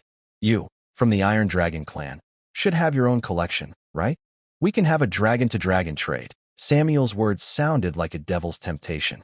It made the young Iron Dragon can't help but pat the scales on his neck and some on his steel wings. Valuable minerals fell with a clatter. Star tears, molten fire, illusion core, sunstone, echo stone. Dozens of pieces. Even the smallest are as big as a human fist. All are pure magical precious metals, free of any impurities. As expected, Samuel's eyes brightened. With the talent of the Iron Dragon, it's easy to find those precious minerals in the wilderness. These are all Khalid's collections. Some are rewards he earned from diligent work in the Iron Dragon clan. "My dear brother, how about trading one mineral for one gold coin? I promise you won't lose out." Calithess looked eager. 10 coins, Samuel said casually. In terms of actual value, one gold coin is roughly equivalent to one of these minerals. But these are ancient gold coins. To true dragons, they have high collection value. Calithess almost choked on his saliva. A greedy dragon making a big demand. This is definitely a greedy dragon making a big demand. He was very determined to refuse such an unfair trade. But from his soul to his body, from his brain to his instincts, every cell of the young Iron Dragon made him unable to say no to the trade.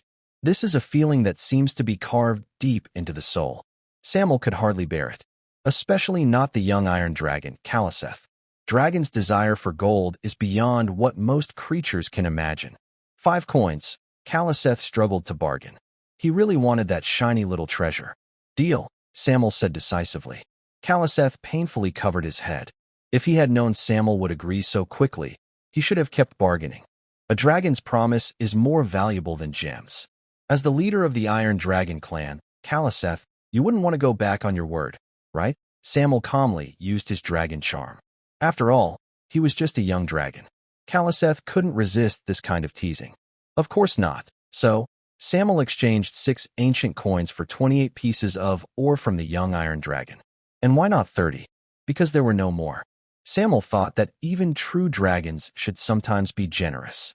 Calluseth, drained of his savings, looked like an old man losing interest. "Samuel, my greedy brother, I take back what I said earlier. You could definitely become a famous supervillain." He was even more evil and cunning than the chromatic, cobalt, or nickel dragons he had seen.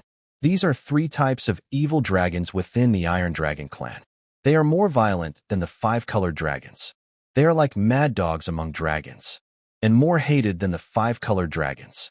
Before this, Calluseth naively thought, no matter how evil true dragons are, how bad could they really be? Today he saw for himself. 6 coins bought all his treasures, and he still had to thank Samuel for his generosity. "Thank you for your patronage." Samuel raised his claw, clasping it with the strong claw of the Iron Dragon. The deal was successfully completed. He felt quite happy.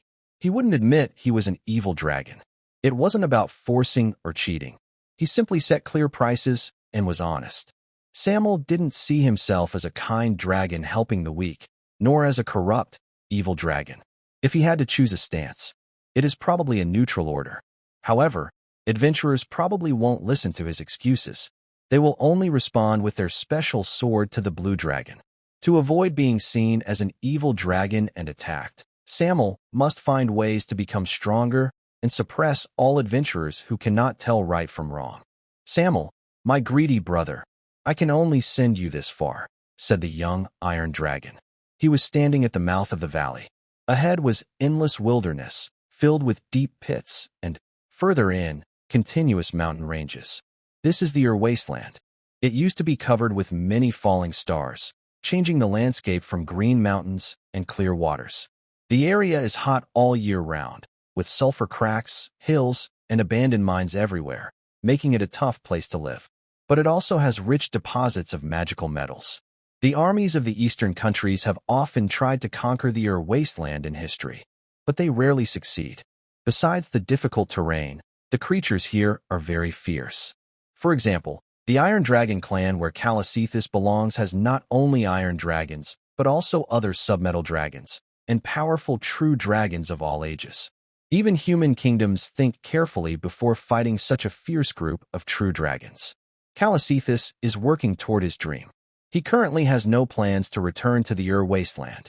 His dragon mother sent many of her followers to search for him across the wilderness, but they are likely to be captured if they go. "Calacethus, remember to be careful around humans," Samuel warned. Between the eastern countries and the Twin Moon Bay, there is a vast area called the Thousand Domains continent.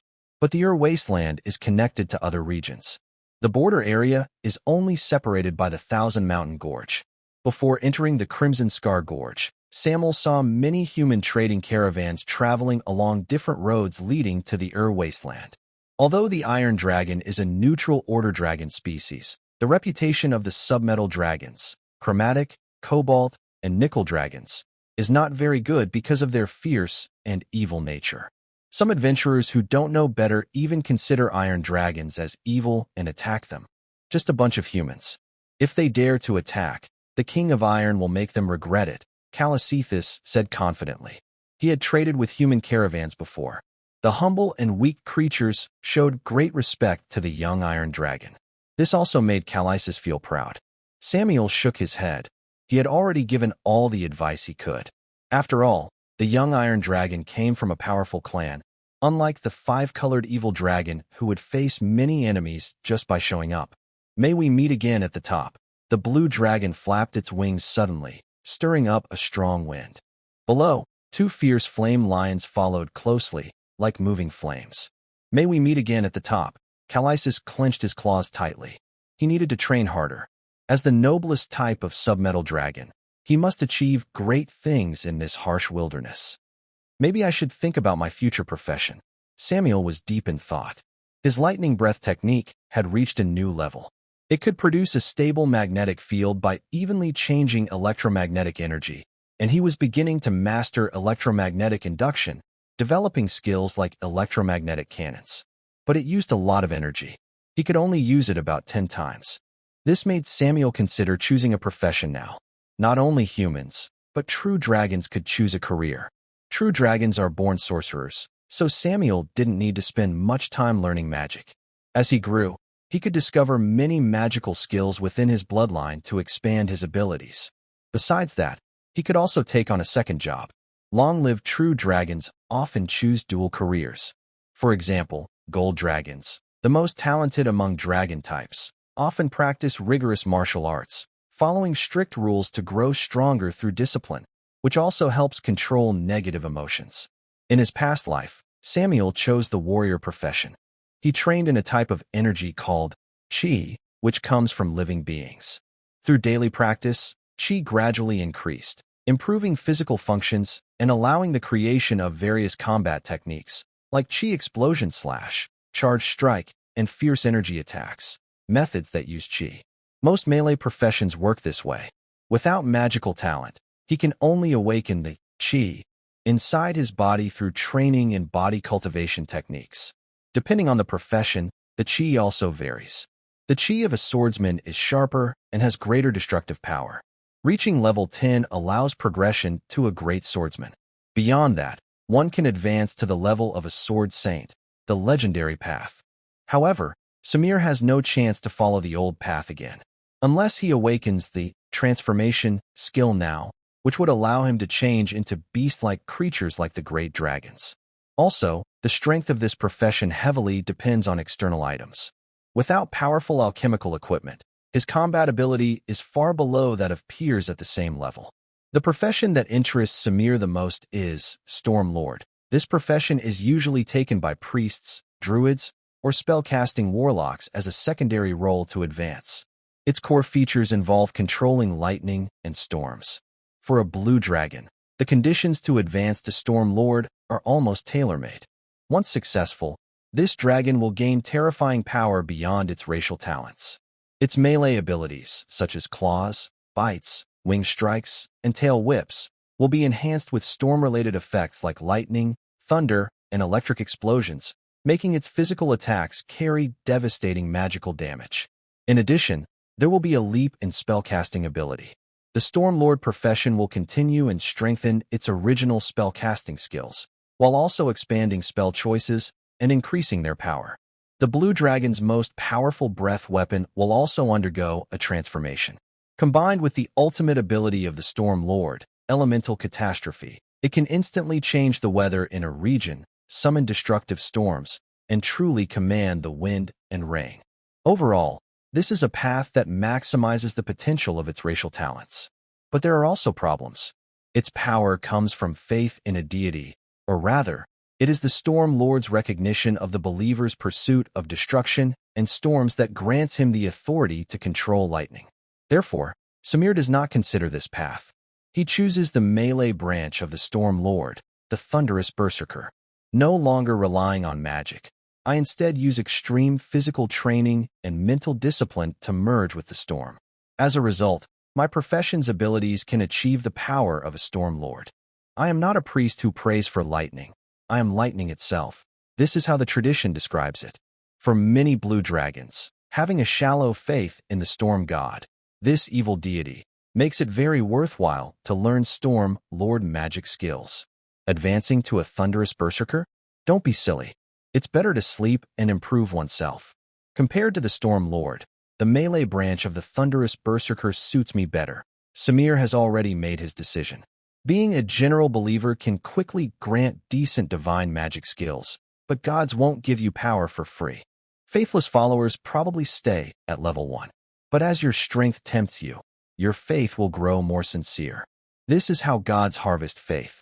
Although switching to a Thunderous Berserker will be more difficult, the power belongs to oneself. My current age and biological level don't support me advancing to a Thunderous Berserker. This profession requires long, extreme training to adapt to storms and lightning. When I can take the job is still uncertain, Samir estimates in his mind. He thinks he should be ready after reaching adolescence. His core power comes from lightning and storms, simulated through a special breathing technique called magnetic field rotation. The profession of Thunderous Berserker matches him perfectly, an ideal fit. It can increase the maximum magnetic field strength. Samir extends his clawed hand, touching the fiery red alchemical runes on his armor. With these magical precious metal ores from Callisis, I can have Elsa craft alchemical tools once I return to the Dragon Fortress. His own strength is fundamental, but external objects are also important. Time passes again. The blue dragon, accompanied by 2 blazing lions, moves through the wasteland. He does not seek trouble. The monsters here mostly live in groups. Even human traders must be cautious when doing business here. After about half a month, a dark brown mountain reflects in Samir's eyes. A gray rock volcano, a dead volcano about 1,000 zhang tall, with a hot aura seeping from every inch of the air. According to the Wing of Thunderstorm, that is the lair of the Queen of Destruction, the adult red dragon. Red dragons, being fire-type true dragons, love hot and fiery environments. Dragon Lord, do we really have to go in? The 2 fierce flame lions are very uneasy, especially the male lion, Igni. When he sensed the violent and chaotic aura inside the limestone volcano, he instinctively stopped walking. That aura is much more terrifying than the monsters that once attacked the Lion Clan's territory. "Wait for me nearby," Samuel said. "He is not suitable to bring his followers inside. With a red dragon's temper, he cannot guarantee the safety of the fierce flame lions." The female lion, Visna, nodded and led her brother to a small hill near the limestone volcano. Samuel silently watched the two fierce flame lions leave. He did not use dragon vein transformation. Loyalty from followers cannot be guaranteed. Just like the goblin sorcerer who once publicly submitted to the dragon fortress but secretly rebelled, such things happen often. But Samuel doesn't mind. It's easy for him to tame followers. If they betray him, he can just kill them the next time they meet, and he won't go looking for them. In the end, followers are just subordinates. Strong enough dragons naturally attract countless followers. As for dragon vein transformation, the fierce flame lions are not qualified for that yet. Usually, only young dragons with strong strength can undergo dragon vein transformation, which requires sacrificing blood essence. That's why Rija was so furious after the giant dragon vein troll died. True dragons can have many followers, but core dragon vein elites are always few in number. Samuel is the same. He has strict requirements for dragon vein followers, at least with legendary potential. Otherwise, wasting blood essence to raise useless followers is pointless. Samuel took a deep breath. He spread his wings and headed toward the limestone volcano. He didn't fly directly to the mountain peak, but instead released his dragon might as a greeting. This is a gesture among dragons to show no hostility. Flying arrogantly into another true dragon's territory would likely be seen as an enemy. In an instant, all creatures living inside this limestone volcano, regardless of strength, felt a deep, instinctive pressure from their bloodlines. This caused the entire volcano to become restless, with low, rumbling cries and chaos spreading through the area. The first to react were a group of intelligent beings. "Blue Dragon, stop!" A pair of cold, vertical snake-like eyes lit up from the brown volcano. The snake-human guards clenched their swords tightly. A shaman's staff shimmered with magical light. Hissing sounds filled the air as fierce, giant pythons appeared. This was a snake-human clan loyal to the Queen of Destruction, a semi-intelligent creature aligned with the neutral evil camp. There are many legends about snake-humans. They are evil magical experiments, humans transformed by magic potions, descendants of abyssal serpent demons left in the material world, or groups created by evil gods. No matter the origin, they all have a bad reputation. They have evil blood flowing in their veins, possess a lot of knowledge, and like to use schemes to achieve their dark goals. But one thing everyone agrees on is that snake humans are quite powerful among monsters. The snake human clan inside the limestone volcano is naturally part of the core group guarding the Queen of Destruction's dragon lair. Leading them was a very large male snake human. He was especially bulky from the waist down. His snake tail was over 10 meters long. His body was covered with dense black snake scales, some of which looked like gemstones with red hues. He radiated a faint but undeniable aura of dragon veins. On his upper body, which was more human-like, he had 4 arms. Each arm was extremely thick, showing great strength. This was a different kind of snake human, an 4-armed snake human. He was an elite member transformed through a ritual involving dragon veins. "Blue Dragon, what is your purpose here?" the 4-armed snake human hissed, speaking imperfectly in dragon language. "To represent the will of Lord Thunderstorm," Samuel replied in a deep voice. At the same time, a blue dragon scale glowing with fierce lightning suddenly appeared in his claws. The will of Lord Thunderstorm. When the 4-armed snake human saw the blue scale, a look of fear appeared in his eyes. But he did not show much terror. Because his master is the more powerful red dragon lord, the Queen of Flames, the source of the fire of destruction. The 4-armed snake person said, "Blue Dragon, Her Majesty the Queen is currently sleeping and should not be disturbed." He knew about the alliance between the Queen of Flames and the Stormwing. Therefore, he was not very surprised. "Sleeping?" Samuel showed an expression of surprise. There is a difference between resting and sleeping. In dragon terms, sleeping often means gaining strength. According to the Stormwing, after signing a contract with a special item, The Queen of Flames must assist the dragon fortress in battle, or she will face the wrath of the dragon god. But there are also some additional agreement clauses. For example, when her life is threatened or in other emergencies. And sleeping is one of those clauses. But who knows how long the Queen of Flames will sleep? Double Moon Bay is a coastal area shaped like two crescent moons.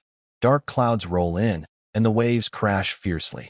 Countless lightning and storms clash in the sky, roaring loudly, as wild battles unfold under the heavy rain and dark clouds. More than 3 years have passed. The eastern defense line of the Dragon Fortress has been completely lost, taken over by stone giants. The southern region has also been divided among centaurs. This forced the Dragon Fortress forces to shrink their territory and hold the current front lines. The chaotic camp looks like a scattered mess. The remaining leaders of various clans gather in the courtyard, loudly arguing. Young dragons are also very uneasy.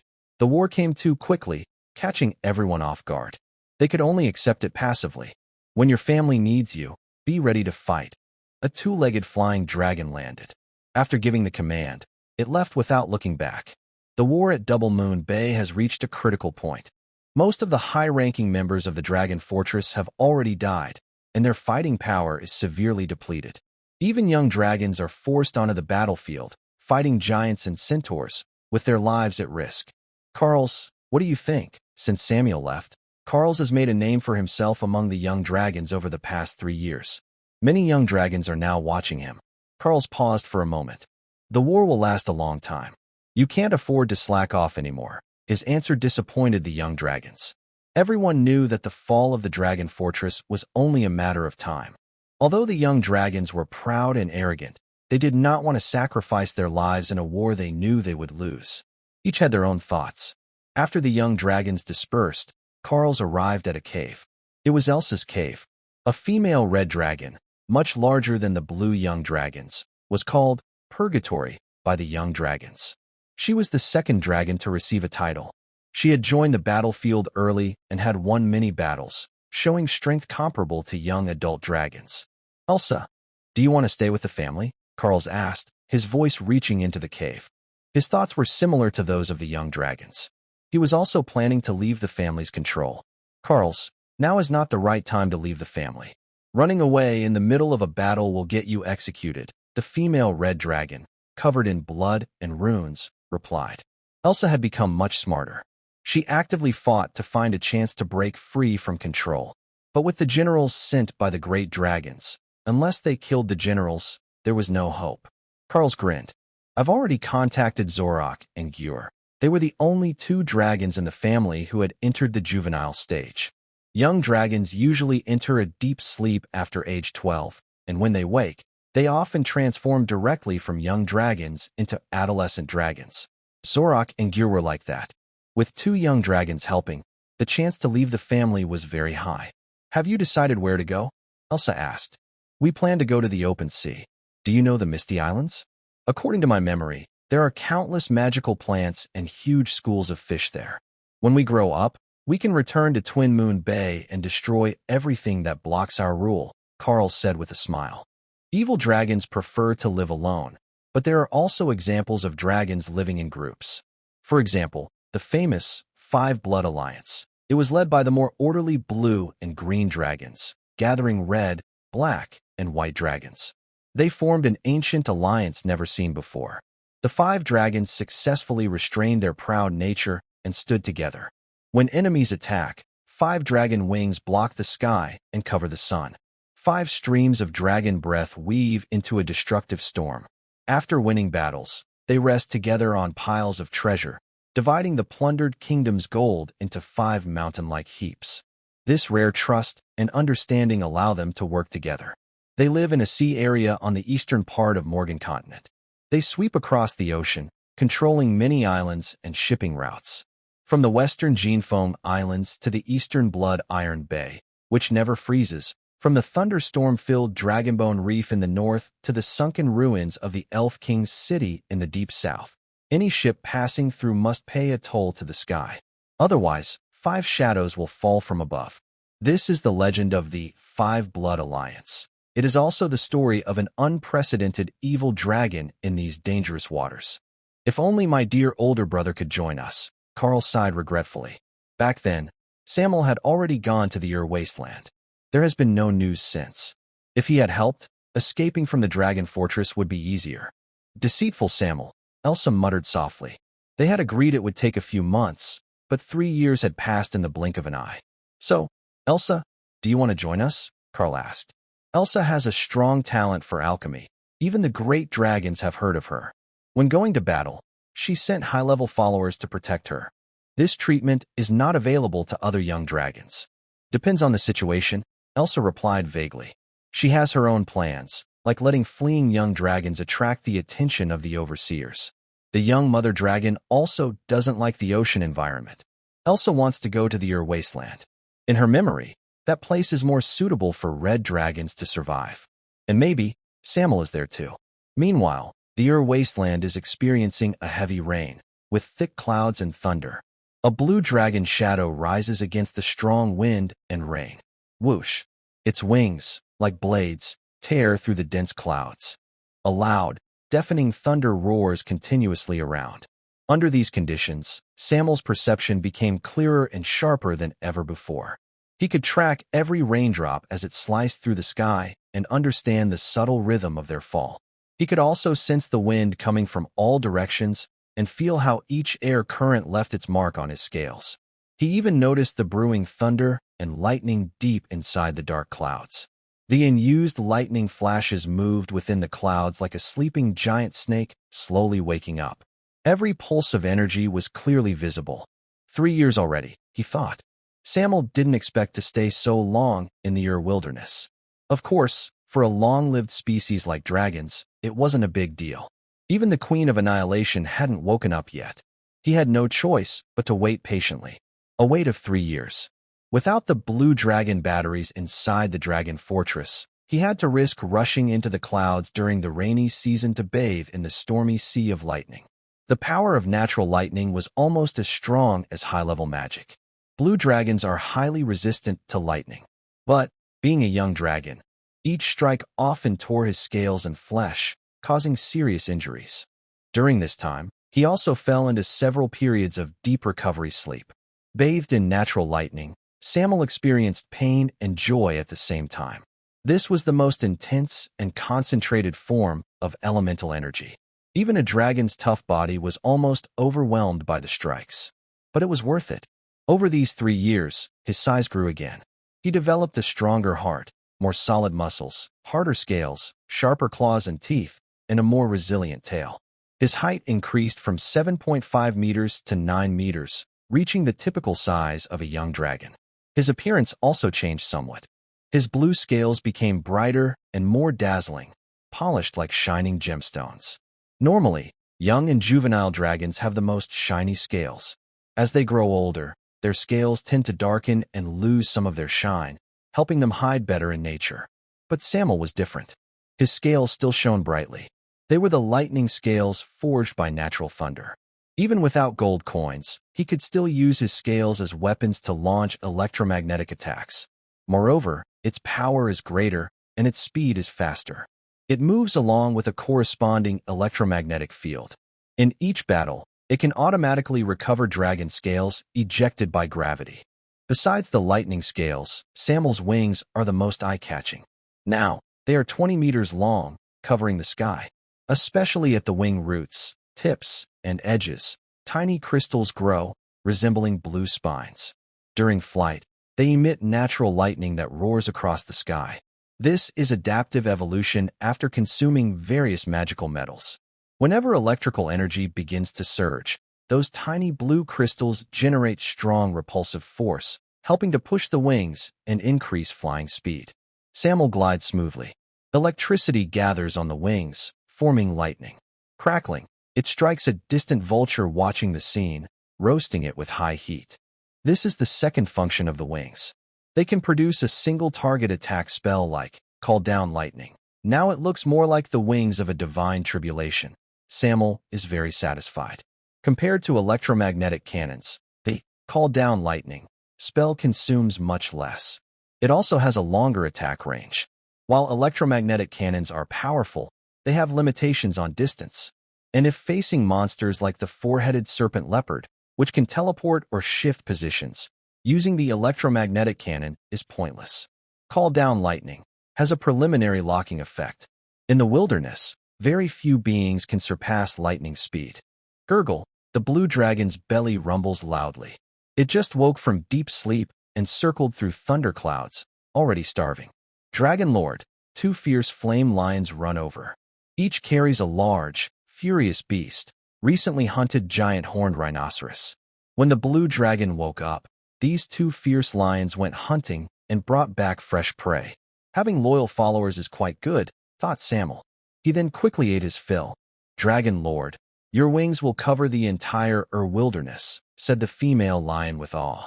The male lion beneath her also bowed his head, impressed by the more ferocious stance of the blue dragon. Compared to 3 years ago, their loyalty has greatly increased. Nature is like that. There is no need for words. With strength and great potential, dragons naturally earn loyalty. Listening to the praise, the blue dragon gobbled up its food. It was a bit awkward, but being praised like this felt good and satisfied the small vanity of the dragon. Currently, its creature level has reached level 8. It is now 10 years old, 6 years away from adolescence. Compared to other young dragons of the same age, it is much more advanced, but in the Ural wasteland, it's still not impressive.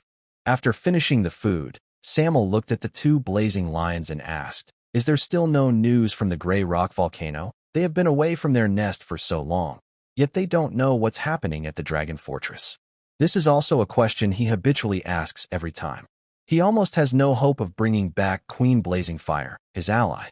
The reputation of the Red Dragon is too poor. Most of the bad reputation of the five-colored dragon comes from the Red Dragon. God knows if the other side is deliberately avoiding the punishment of the contract during their sleep period.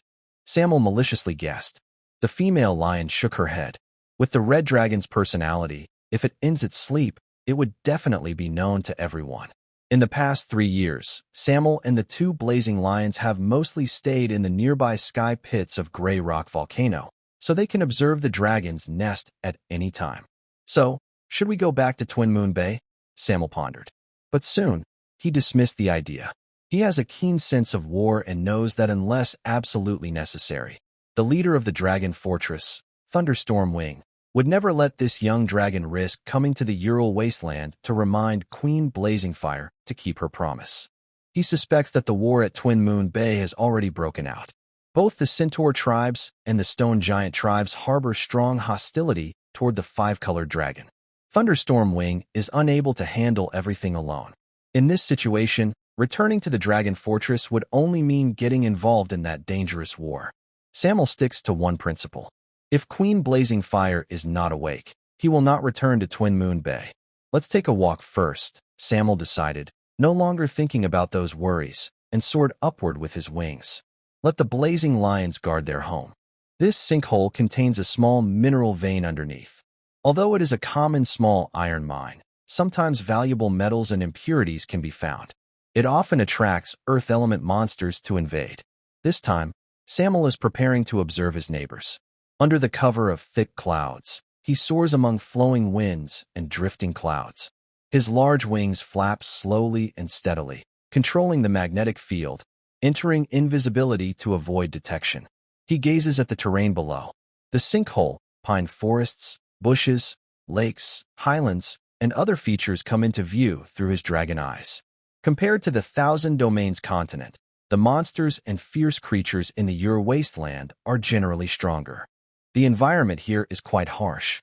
Only the tougher and stronger creatures survive.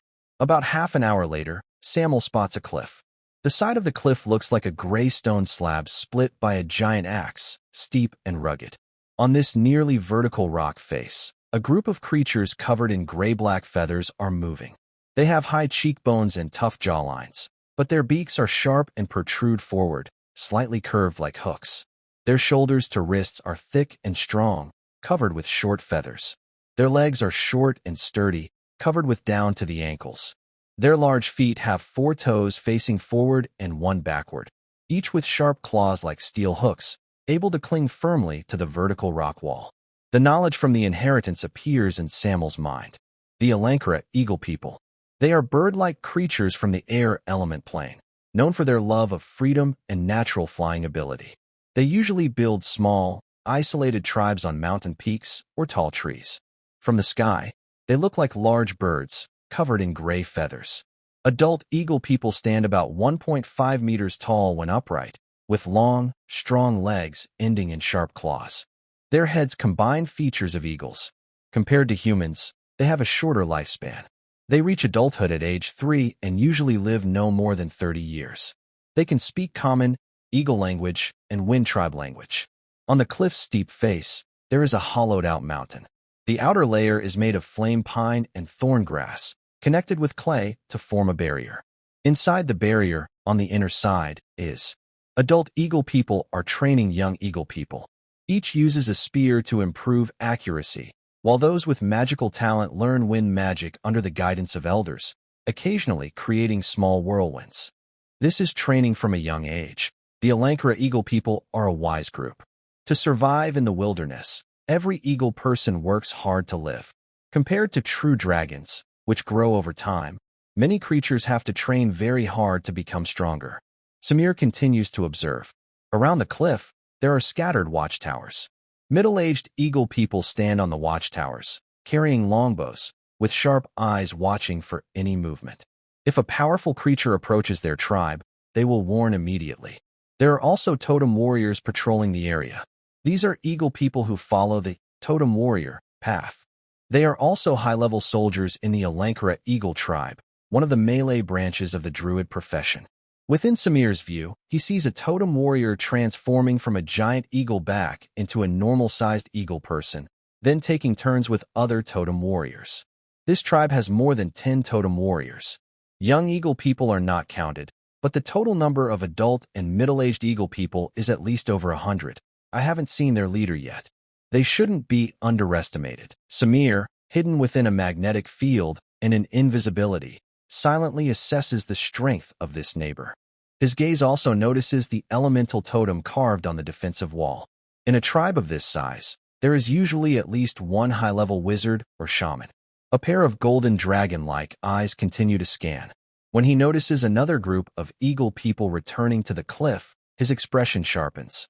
He sees weapons being transported from a giant eagle formed by a totem warrior, armor, bows and crossbows, great swords, and more. But these are not suitable for eagle people and are bloodstained, seemingly looted spoils. This eagle tribe has raided human caravans. Samir is almost certain, because those weapons and equipment are designed for humans. The eastern countries once attacked the wasteland but failed repeatedly. Clever human merchants soon noticed the rich mineral resources there and called for a ceasefire. They reached agreements with many intelligent races to trade peacefully, collecting rare resources and transporting them to the wealthiest kingdoms for sale, thus making a lot of money. These merchants vary in strength. Large, powerful merchant groups are so strong that even adult true dragons dare not attack them. However, there are also ordinary merchants dreaming of quick riches. They hire some low-level adventurers and come here to trade. These small merchant groups are the most common. Without the protection of powerful intelligent races, evil monsters will swallow them whole. Every year, countless small merchant groups are wiped out. Greed is a basic trait of living beings. Not only dragons, but also human merchants are like this. As long as there is clear profit, they will risk being harmed to get it. Nowadays, even the kind-hearted Elankara eagle people have started to rob others, Samuel sighed. Creatures from the air element plane are usually kind. But after migrating to the material world, under harsh reality, no one can guarantee their allegiance won't shift. Even five-colored dragons are like this. Some young evil dragons raised by metal dragons, under strict education, develop shifted loyalties. On the Saya planet, you can even see red dragons with a strong sense of justice, doing good deeds. Although such examples are rare, they do exist. Evil dragons see this as a huge shame and include it in their traditions to warn their descendants. Who knows how long I will stay in the wasteland?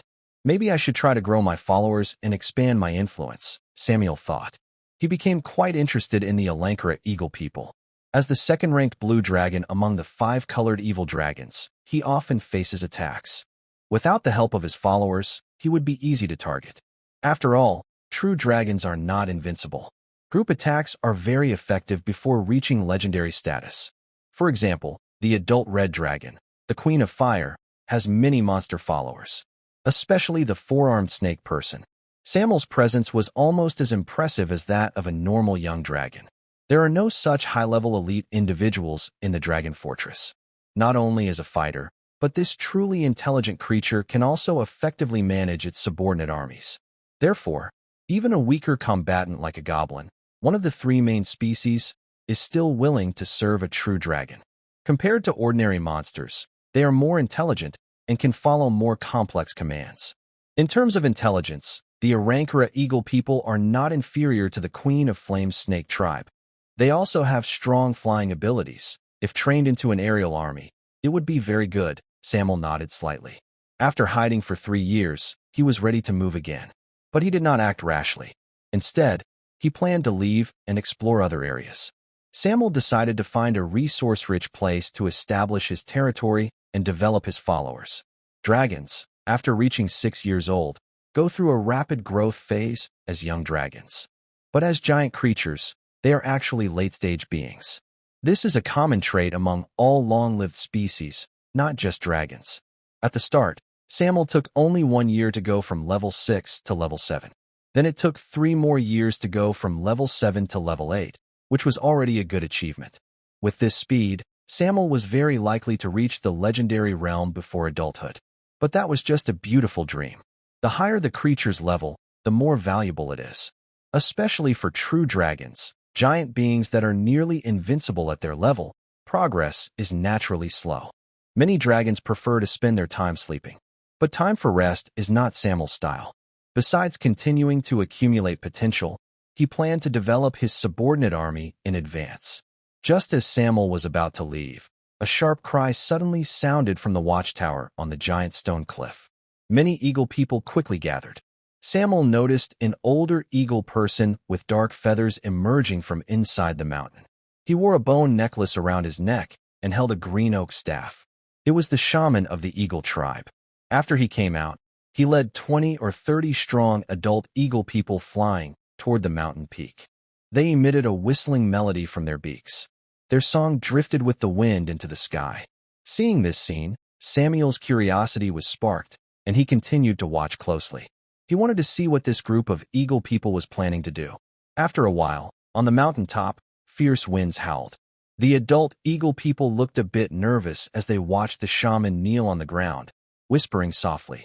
A shaman, sometimes called a nature priest, does not worship a specific god, but believes in natural phenomena. For example, the earth, mountains, rivers, storms, and snowy peaks. When the prayer was finished, the eagle shaman took out a black orchid from his bosom. The petals ranged from deep purple to pure black and glowed faintly under the moonlight. The center was silver white, like frozen starlight. It was a very rare magical plant. He ground it into powder. Finally, he ingested the powder and entered a trance state, dancing continuously on the mountaintop. 7 other adult eagle people chanted prayers nearby. The Dance of the 7 Winds, a mysterious ritual only the oldest eagle shamans in the tribe can perform. Are these eagle people summoning the spirits of nature? Samuel's mind suddenly sharpened. The spirits of nature are the physical manifestations of natural phenomena.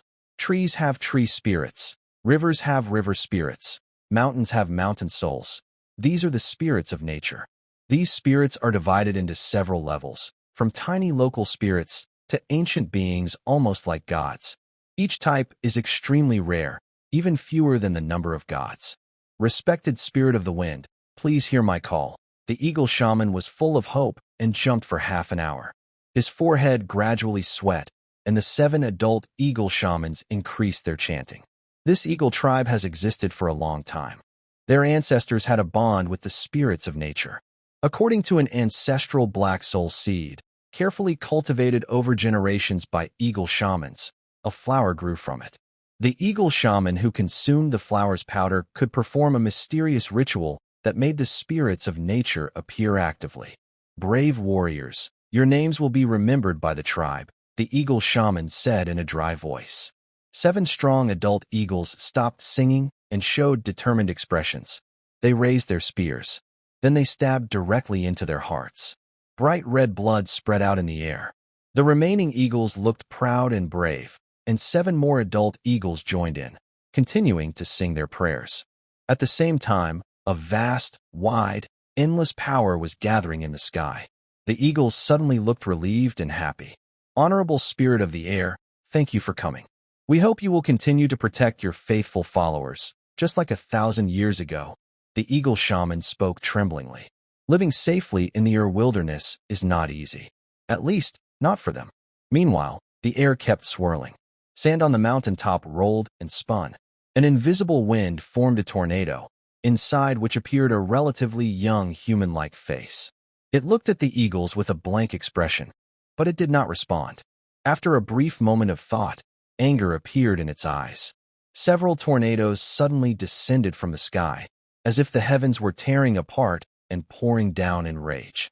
A few eagles, too excited, did not expect the spirit of the air to attack them first, and were caught in the tornadoes. They were quickly torn into countless pieces. Blood and body parts flew everywhere. This sudden scene shocked everyone present. That's a death wish. Samuel, hiding in the clouds, shook his head slightly, not surprised. Through the dragon legacy, he knew well what kind of beings the natural spirits were. Though intelligent, their consciousness was closely linked to the local environment. If the area was peaceful and prosperous, the spirits' minds would be gentle. But what kind of place is the Ur wilderness? Chaos, violence, harshness. These traits reflect some of the spirit of the air's consciousness. Honorable Spirit of the Air, why are you so cruel to your followers? The eagle shaman shouted. He didn't understand. According to the records left by his ancestors, the summoned air spirit was very gentle and helped the original eagle tribe take root in the material world, avoiding attacks from powerful monsters. What the eagle shaman didn't know was that the environment of the Uru wasteland was very different 1,000 years ago, and the 2 air spirits were not the same. This was a limitation of knowledge. Samir, who was silently watching, didn't expect this. This eagle tribe had actually managed to summon the air spirit. This creature was an energy form. Physical attacks hardly had any effect. Although it was not as old as the ancient natural spirits, its level had reached level 9. This was comparable to a young red dragon. If a fight broke out, his electromagnetic cannon would hardly have any effect. Physical combat was also limited in its effectiveness. Fighting it would be very difficult to cause real harm. Moreover, the air spirit was like an embodiment of wind, and its speed was not slower than his own. Samir weighed the pros and cons of fighting. Every natural spirit was a rare and precious existence. In his past life memories, a lucky human duchy once captured a land spirit and used it to create a powerful alchemical tool which attracted many legendary strong beings. Eventually, even the Empire sent envoys. "Elder, should we fight back?" asked an eagle man, his face full of hatred. They had spent so much effort, so much time, sacrificed their own people, only to summon such a fierce monster. Not collapsing was already a miracle. The eagle shaman's face was full of struggle. This was a huge blow to his beliefs. He hesitated for a moment. Just then, the air spirit that was about to destroy the eagle tribe suddenly stopped moving. It looked toward a place with dense wind elements. This drew its attention. Its gaze pierced through the clouds, and a young, human-like face appeared with a hint of excitement. That look was like a predator eyeing its prey. It didn't have spell-casting abilities, but it could sense the omnipresent strong wind. The wind told it that there was a powerful creature there, stronger than all the eagle people. This made the air spirit, with its mind full of violent thoughts, instantly feel excited. It longs to destroy all living creatures with flesh and blood. The stronger it becomes, the more excited it gets. This spirit of the atmosphere inherits the brutal hunting instincts of the Ur desert. The spirit of the atmosphere is stronger than me, and many of my methods don't work on it. This kind of creature isn't something ordinary monsters can compare to. It's a higher form of elemental life, more difficult to deal with than top-tier dragons of the same level. At least, a white dragon of the same level would be easily overpowered by it, Samuel ponders silently. If it were a weaker natural spirit, he might try to catch it. Its value is extremely high, but a level 9 spirit of the atmosphere clearly isn't comparable to a level 9 blazing lion. Even if he has become stronger than 3 years ago, there's a risk of serious injury. Plus, it can turn into an elemental form, almost invincible. After a few seconds, Samuel feels that the risk outweighs the benefit, and he suppresses the idea of attacking the spirit of the atmosphere. He tightens his own aura. He wants to see how the eagle tribe handles that wild gust of wind. He prepares to watch them fight among themselves. Maybe he can get a good deal. Meanwhile, the spirit of the atmosphere stops attacking the eagle people. It observes all around, listening with keen senses. In its perception, the airflow constantly spreads outward, sensing all creatures within 100 miles, big or small, in the sky or on the ground. Nothing escapes its awareness. Through the reaction of the airflow, it gathers more information. The only threats it perceives are creatures inside a certain cloud. Although there is strange power blocking it, the wind sketches their shapes. Scales, horns, claws, tails, wings. A 9-meter-long dragon. Based on the shape of the horns, it should be a blue dragon. A juvenile blue dragon. The spirit of the atmosphere is a consciousness of nature, originating from the desert. It is not unfamiliar with dragon knowledge. Feeling the fluctuations in the airflow, Samuel splits the clouds with his wings and moves quickly. He knows he has been exposed. As a storm dragon, he is also sensitive to airflow, even the tiniest cyclones. The magnetic field invisibility state seems mysterious to many basic creatures, but it doesn't have much effect on some species. For example, the real vision of the super bipedal dragon. The spirit of the atmosphere is the same. Because it was uncertain, Samuel chose to leave directly. Seeing the vast wings blocking the sky, the eagle people on the mountaintop were also surprised. Who would have thought a dragon was lurking nearby? Screech. After seeing the appearance of the prey, the spirit of the atmosphere let out an excited cry. It transformed into a young feathered person, each feather woven from very fine air currents. Its body looked like crystal or frozen air. This is its hunting form. Almost instantly, it blocked the route of the blue dragon. Wind has no weight. In terms of speed, the spirit of the atmosphere is absolutely dominant. Next moment, Samuel opened his mouth, and between his fierce dragon teeth, a highly destructive energy appeared in an instant. He spat out a lightning breath. Boom. The air trembled violently. A full-power dragon breath attack is like a powerful skill with overwhelming force. The natural spirit made of air currents seemed to understand how terrifying the blue dragon's breath was. Instead of resisting directly, its body suddenly dispersed into countless transparent feathers, avoiding the powerful electric attack. Then it reformed again. It flapped its wings and shot out hundreds of transparent blades made of compressed air. The blue dragon immediately felt a sharp pain. It was as if countless blades were slicing through its scales, like a slow execution. Indeed, it's quite powerful, Samuel thought. His scales, tempered by lightning, are nearly indestructible, but he still felt a sense of being broken through. Realizing that normal attacks had no effect, he suddenly shook his wings violently. A transparent, expanding repulsive force layer spread out from the blue dragon's center. The surrounding clouds seemed to be manipulated by an invisible hand. The feathered person's body trembled uncontrollably. Such an attack, even it couldn't avoid.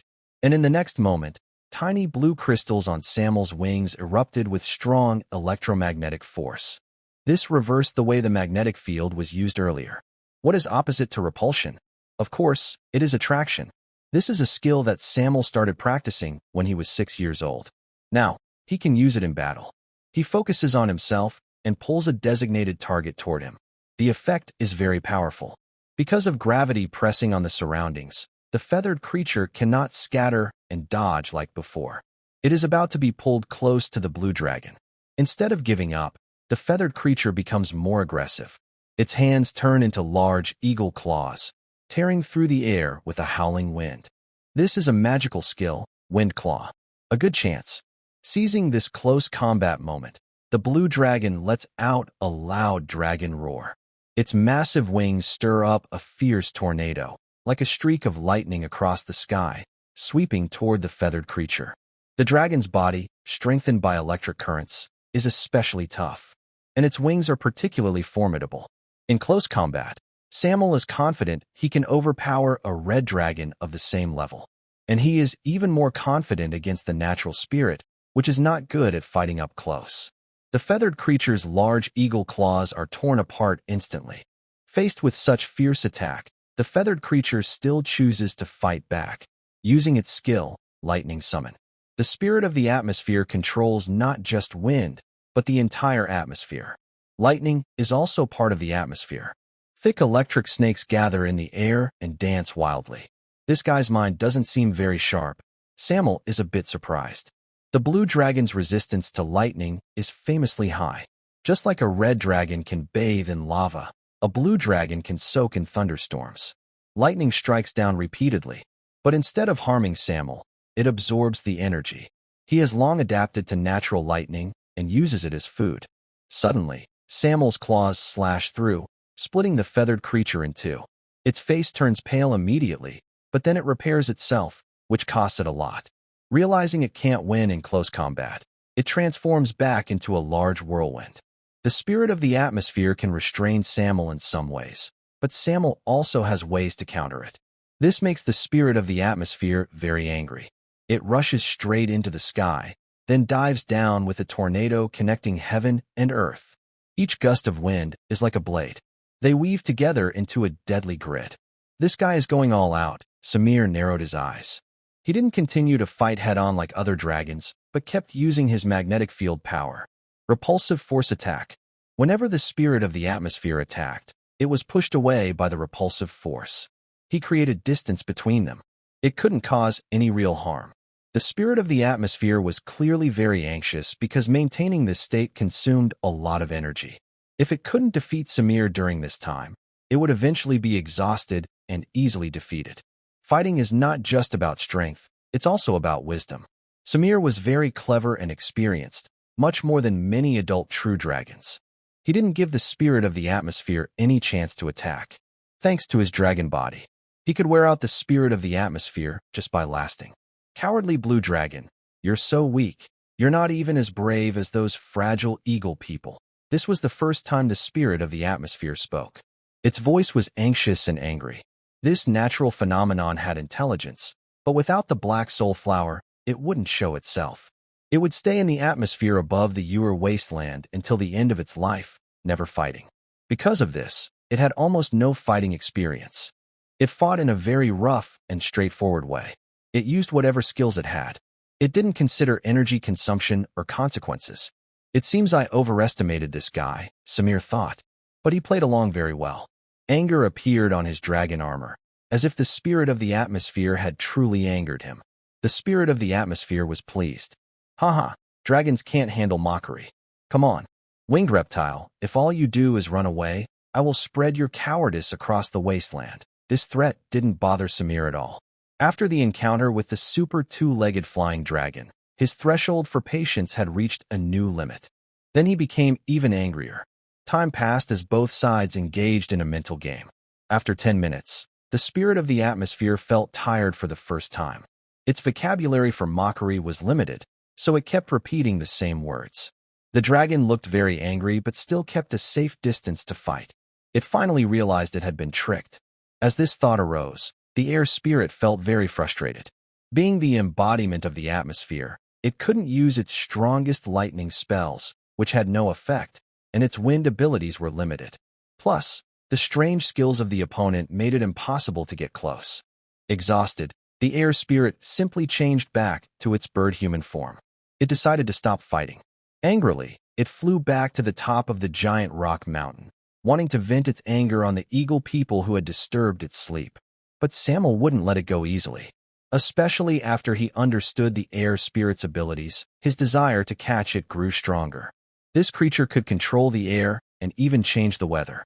Samuel loved thunderstorms, but such weather was rare and depended on luck, happening only a few times a year. If he could catch the air spirit, it would be much better than the group of blue dragons at the Dragon Fortress, which served as power banks. Then he occasionally used gravity to attack. The fast-flying bird-human often stumbled in the air. Disgusting creature. The bird-human was furious. It unleashed a large number of air blades again. Samuel rose up, pulling and draining the bird-human's energy. They were now in a situation where both attack and defense were changing. It used to be the bird-human chasing, but now it was the blue dragon chasing. Samuel was not in a hurry. The air spirit's attacks made him cautious. One wrong move could hurt him. He kept pulling with gravity and repulsion, causing the air spirit's condition to worsen. Because they hadn't fought far away before, they soon returned to the giant rock mountain. At this moment, the watchtower on the cliff sounded the alarm again, and all the Aaron Kola Eagle people gathered together. Everyone's eyes focused on the sky, where the dragon and bird human were fighting. The wind teleportation spell. The bird human quickly reached its follower. Looking down from above, it commanded, "Help me hunt that dragon. The air spirit is willing to protect you again." But these words had no convincing power. News of the air spirit's killing of followers had spread throughout the eagle tribe. No one moved. Meanwhile, Samir was circling near the cliffs of the giant rock mountain. He kept a safe distance. The eagle people worshipped the spirit of the atmosphere. The power of faith is very strong, and no one knows if the eagle people will continue to help the spirit of the atmosphere. Suddenly, to the surprise of Samir and the avians, the old shaman decisively raised his oak staff. It transformed into a large eagle. The spirit of the ancestor appeared. With huge wings, it fiercely struck the avians. The avians were blown apart, but they quickly reformed. Their faces showed anger, fury, and disbelief. "You foolish followers, how dare you betray me?" They waved their arms, and the air condensed into a semi-transparent whip. It whistled as it struck the old shaman. But the totem warriors immediately protected him. They roared loudly, gathering a large amount of energy to form a shield that blocked the avian's whip. "You are not worthy of our faith," the old shaman said sadly. "The Arankara eagle people are willing to change sides to survive, and they can believe in the spirit of nature for survival. But all of this is for the sake of the tribe's survival. If any creature dares to destroy them, even the being the old shaman once believed in, he would show no mercy." After carefully reading the tribe's records about the spirit of nature, the old shaman understood that if they didn't eliminate the opponent, the entire eagle tribe would never have peace until they were buried in this harsh wilderness. Even if it meant working with a fierce dragon, he would do so without hesitation. Samir's gaze was fixed on the avians. "Submit to me, or die. Dream on," the avians growled softly. As the most noble spirit of nature, they had no reason to submit. Samir's expression turned cold. Since the other side refused to submit, no matter how valuable they were, it was pointless. The spirit of nature has a high limit, and to prevent future revenge, he had to eliminate this threat early. Before Samir could strike, it was the eagle tribe that launched the attack first. "Great spirit of the ancestors, save your bloodline from fire and water," the old shaman chanted. The totem at the edge of the barrier began to flicker. It was a magic circle. Finally, it covered the top of the winged person, forming a gray shield. Seeing the winged person still trying to resist, Samuel seized the opportunity and recreated a strong gravity field. Both forces pressed down together. This kind of restraint was very powerful. The winged person, already exhausted, no longer had the ability to use wind teleportation magic and was completely trapped. "Die!" Samuel's voice crackled with electric energy. Although it was a bit regrettable, it was necessary to stop it at the start. Even in desperate situations, the winged person did not beg for mercy. At this moment, the old shaman's voice sounded again. "Great dragon, I ask you to please not kill this creature for now. Eagle person, are you making a request to me?" Samuel's gaze fixed on him. The old shaman took a deep breath, gathered his courage, and flew forward. "Powerful and noble dragon, thank you for helping us defeat this monster. Whatever you desire, our Gray Feather clan will offer it. Please accept our gratitude." Samuel looked at him carefully. His gaze then swept over the wary totem warriors around. He slowly said, "Your gratitude is useless to me. Whether I kill it or not is my decision." Hearing this, the old shaman said, "That is your right. We have no right to stop you. But I am willing to pledge the loyalty of our entire clan in exchange for the right to decide the fate of this creature. I hope you will consider it." The Gray Feather clan also had some records about dragonkind. Blue dragons, though evil, belonged to the lawful alignment, valuing benefits, losses, and long-term plans. They were among the few dragons that could communicate normally. This exchange offer, indeed, made Samuel somewhat tempted. He wanted to tame the eagle tribe as his followers and allies. If he used violence to conquer them, the remaining eagle people wouldn't truly serve the dragon. Accepting them would be pointless. Eagle people, do you still want to believe in this creature? Samuel's eyes sharpened. Trading the loyalty of the entire tribe for the power of the wind spirit seemed problematic. It's not like that. The old shaman coughed a few times, his figure growing more stooped. He was thinking about whether to reveal the secret of the ritual. That secret related to the Gray Feather tribe. After a few seconds, the old shaman gave up on hiding it. Revealing it would lead to destruction. And Samir might not give the Gray Feather tribe the right to handle the spirit of the atmosphere. The old shaman spoke hoarsely, telling everything honestly. Besides the dance of the seven winds, the Gray Feather clan also had a forbidden ritual. It was a crazy idea from a certain generation of shamans, to summon the spirit of nature, then through an ancient ritual, to rebirth the spirit of nature into the bloodline of the eagle people, giving the Gray Feather clan the power of the spirit of nature. Instead of waiting for others to protect them, it was better to become stronger on their own. This blasphemous idea also led to that generation of shamans being banished. Crazy idea, but interesting, Samir pondered. It made him think of some things. During the Dragonfall War, the Dark Dragon Queen urgently needed troops. Her mages tried to use the 5-colored dragon eggs to create dragon warriors. However, this twisted ritual had unexpected results. The created dragon warriors did not serve the darkness. Instead, they were naturally inclined toward light and goodness. Each one was a holy warrior capable of wielding a divine sword, and in just 100 years, they could gain power comparable to ancient 1,000-year-old dragons. Of course, the cost was high. They changed from immortal beings to war machines, with a lifespan barely over 100 years. They could not reproduce normally to continue their line. The ritual mastered by the Gray Feather tribe was similar. Only natural priests of a certain level could perform such skills. I give you 7 days. Don't try to deceive me, or you will only face destruction, Samir said. Then he rose into the air. He didn't fly far, just rested on the mountain peak. He also needed to recover from his injuries. Though experienced, fighting beings like the spirit of the atmosphere was very dangerous and left him hurt. 7 days was just enough time. As the vast wings gradually disappeared from sight, all the eagle people felt heavy-hearted. Elder, do we really have to rely on the giant dragon? The middle-aged eagle approached the old shaman, who was the chief of the Gray Feather tribe, and couldn't help but worry about the future. The old shaman looked toward the direction Samir was leaving and said, "Nature has told me that every choice comes with consequences. Even if it's a fierce dragon, we must ensure our clan has the strength to protect itself. The drawback of intelligent, humanoid creatures is that they are naturally weak. Humans, goblins, eagle people, and other similar beings are all like this. They are no match for monsters of the same level. But biological levels are only a rough guide. Huge creatures have overwhelming power over smaller ones." Because of the future of the Gray Feather tribe, the old shaman and the chief began planning a new ritual. They also chose the healthiest female eagle person in the tribe.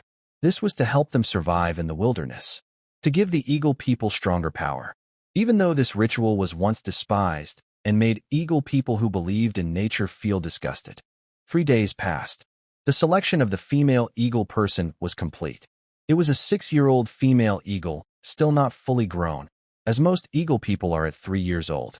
She was about 1.5 meters tall. When she spread her wings, her wingspan was more than twice her height. She had a slim and strong body. Her feathers were a faint blue color. She was the chief's daughter, the only female totem warrior in the Gray Feather tribe. "Thank you for your effort," the old shaman said kindly to the young female eagle. For the sake of the clan, the female eagle's eyes were firm. She was ready, even if it meant sacrificing her life. The chief turned away, feeling sad. No one knew how hard it was to lead the tribe to survive in the wilderness. To survive. The eagle people were prepared for this. Even the spirit of the air was feeling uneasy, becoming more restless lately. The old shaman whispered, "Since you have agreed to protect us, let's do it in a different way." He began chanting, and the totems in every corner started to glow. The spirits of the ancestors were called back once more. The spirit of the air let out a mournful cry. An invisible, intangible form began to fade away. Behind the chief's daughter, there were more than 10 adult female eagle people, all in their prime. If the other side fails, they will always try again. This is an ancient ritual. It is cruel, twisted, and bloody, often involving sacrifices. In this world where the strong prey on the weak, no one knows what the Gray Feather tribe has sacrificed to gain power. The daughter of the chief trembles all over her body. Sweat keeps dripping from her sharp bird beak. Her stomach is swelling more and more.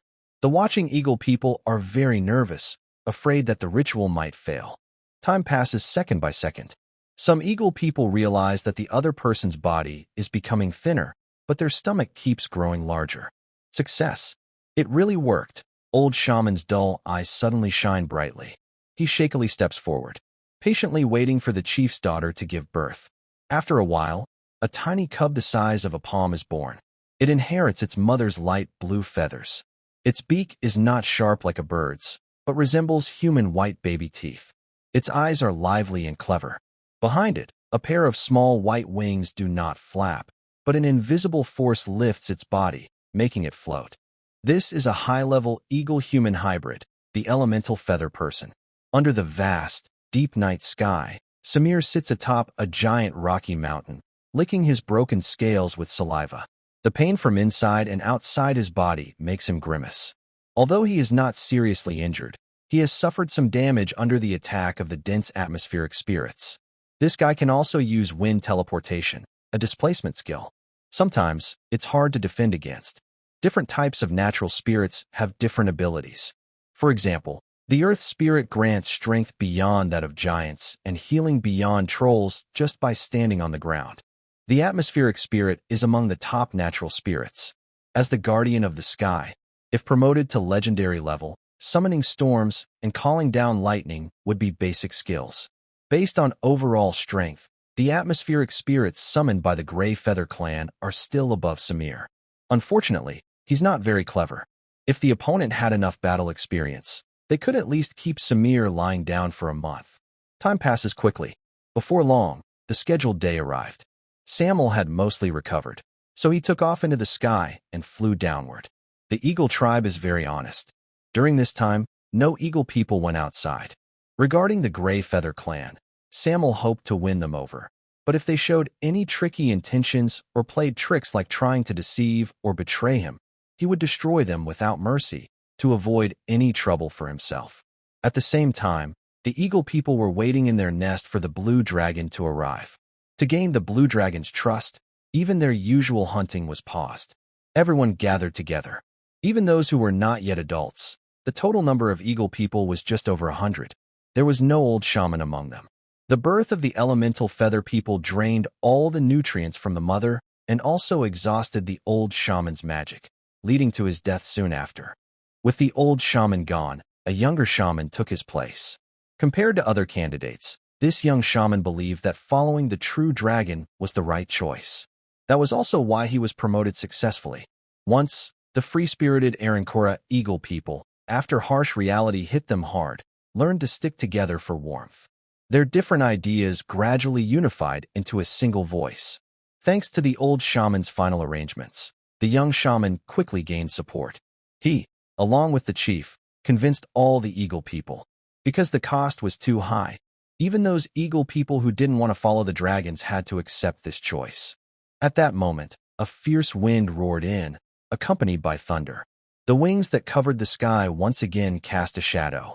Samuel descended like a king, with all sorts of special effects enhancing his presence. His gaze fixed on the chief at the front. Then he turned to the young shaman, with a meaningful look, and said, "It seems your ceremony went well." The chief's face was full of weariness. He stepped forward, showing the results of the ceremony. It was a young creature wrapped in unknown beast skins, sleeping soundly.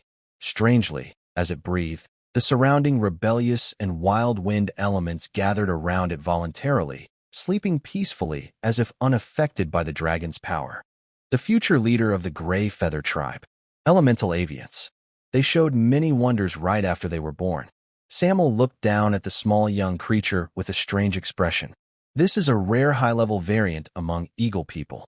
It seems to have inherited the talent of the air spirit. Some say it is a rebirth, but in fact, it is a new life form. Actually, this is my second rebirth, and I don't know why I can still remember things. Samuel fell into deep thought. Even children of gods, when they descend to the mortal world, usually do not keep their memories and have to start over. Now, he can't tell the difference. Is he really a human from Earth, the leader of the Earth Alliance, or a blue dragon? Each life experience has blended together, but the most affected is this current one. Even his way of thinking is close to that of dragons. This is caused by his body functions. Once, a male necromancer wanted better talents, so he used soul-taking magic to occupy a female student's body. During that time, his habits started to resemble those of women. No one could tell he was once a man, and eventually, both physically and mentally, he became a woman. The debate about the soul and body remains unresolved to this day. Samuel shook off his distracting thoughts. He carefully observed the little creature in front of him. So far, elemental avians are the most talented humanoid life forms he has seen. As long as they don't die prematurely, they are almost certain to become legendary. If they inherit all the talents of the air spirit, their combat power might even rival top-tier dragons of the same level, like red or iron dragons. They are the best choice to be core followers. Normal eagle people become adults at 3 years old, and they will soon be useful in the future. I accept your loyalty, Samuel said. You will serve me as my followers and give me everything you have, and I will provide you with the protection of a true dragon. The young shaman was the first to kneel. He shouted in response, "It is the highest honor of the Gray Feather clan." The chieftain and many eagle people also knelt down. Thus, the blue dragon gained its first group of intelligent followers. This opening is quite good. Next, Samuel said, tell me about the surrounding information and the human merchant routes you know. People rarely become wealthy without luck, and horses don't get fat without grazing at night. He clearly understands his own skills and his current situation. Being seen as a dangerous dragon is unavoidable. Instead of waiting for adventurers to come to him, he prefers to take the initiative. The merchant caravans traveling across the Ural wasteland may not be extremely rich, but they at least have profits to gain. Samuel naturally wouldn't show himself easily. However, his 2 fierce fire lions are excellent fighters. Plus, the Eagle people, a wise creature clan, can do more than just rob. They can also communicate and negotiate with the caravans to gain some resources from the eastern countries. Samuel is thinking about this. Once he gets the information he wants, he will directly take the elemental feathered person. Creatures that haven't undergone dragon vein transformation are unreliable. This is a lesson learned from the goblin sorcerers. Using power to control others, Samuel knows how to do that too. The birth of the elemental feathered person cost a lot and carried the hopes of the Gray Feather clan. To keep it alive, the Eagle people can only go down this dark path. Samuel spreads his wings and circles in the sky, quickly leaving the giant stone cliff. Meanwhile, the young feathered person wakes up here. It clings to the bones on the blue dragon's claw, chirping happily. It looks very excited, completely unaware that it is being used as a hostage by the evil dragon. Dragon Lord, we are willing to pledge our loyalty to you. A group of battle lizard men emerge from a dark cave, crawling on the ground with eager eyes. For the 5-colored dragon, conquering evil creatures, especially dragon descendants, is easier, so Samuel targets this group of battle lizard men. Compared to the initial 3 main species preferred by young dragons, battle lizard men are slightly weaker than howler wolves but stronger than noisy goblins, and they are pure dragon descendants. Their native language is Draconic. They are known for their burrowing, crawling appearance, and their unique foul smell ability. Samuel could smell the battle lizard men from afar. The young dragon's imposing size is quite intimidating. This group of battle lizard men almost immediately put down their weapons and chose to surrender. A sudden blue dragon swore loyalty. For any evil dragonborn, worshipping a powerful true dragon is a natural instinct deeply rooted in their blood. This deep-seated instinct makes them almost helpless when facing a 5-colored dragon. Often, just the appearance of a true dragon is enough to make them submit easily. Stinky. A small head poked out from the blue dragon's wings, covering its nose tightly.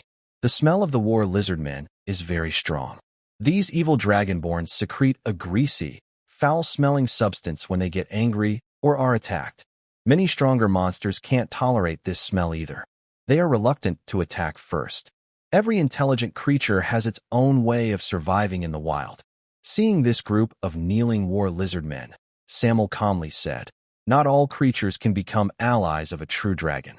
You need to show your worth to me before you can serve me. These creatures are too ugly." He was also thinking about whether to accept them as followers. Compared to the evil creatures of the war lizard men, stronger monsters are common in the Ural wasteland. In the territory of the Queen of Destruction, almost no traces of weaker species like hyenas, goblins, or gnomes can be seen.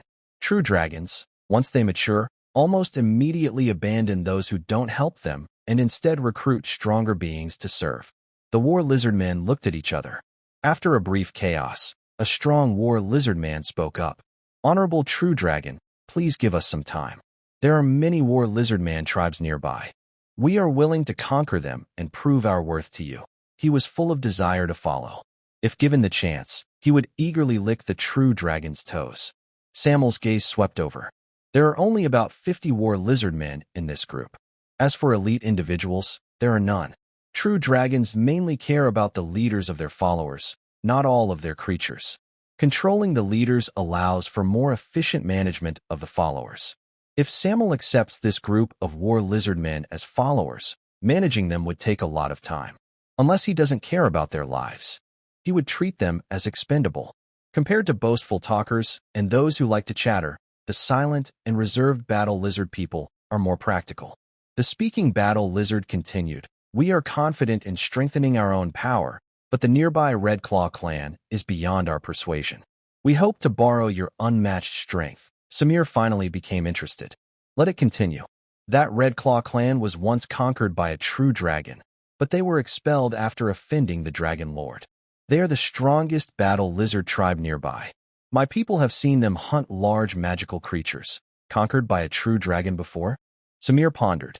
The closest true dragon lord to here is the Queen of Fire. According to the battle lizard's words, the Red Claw clan was expelled around the time that the female red dragon just reached adulthood. They probably found their followers too weak and simply abandoned the battle lizard people, replacing them with stronger snake people. "Lead the way," Samir said directly. He thought the battle lizard people still had value in being tamed. This evil dragon-blooded race also has special talents. Their skin can change color, blending into the environment like chameleons, and they have silent walking and dark vision abilities. Maybe they are not strong in direct combat, but they excel in stealth and ambush tactics. They are like human scouts, cunning wanderers. The sunlight in the Ural wasteland is very blinding. It is fierce and scorching. The territory of the Red Claw clan, ruined stones. Keshka, a battle lizard, crouched on a foul-smelling giant stone, dry skin making it scratch constantly. Occasionally, some carrion insects flew by, quickly caught by its long tongue. Then it squinted and gradually disappeared into the environment. "Damn Mozok," it muttered quietly about that bastard chieftain. Keshka was very dissatisfied. It believed its strength was not inferior to the others. As one of the few lizard bandits in the Red Claw tribe, Keshka was the only brave warrior capable of hunting magical creatures of the same level alone. It was also a strong candidate to become the next chieftain. Unfortunately, it still failed, because that damn chieftain was a battle lizard ranger. Compared to ordinary warriors who rely on foul smell to attack, the battle lizard scouts are more dangerous and clever. They are skilled in tracking and taming animals. Besides their strong fighting ability, they also have powerful mounts. As a defeated opponent, Keshka was not killed and eaten but was sent outside the nest as a guard. His simple task is to deal with the aggressive creatures near the rubble.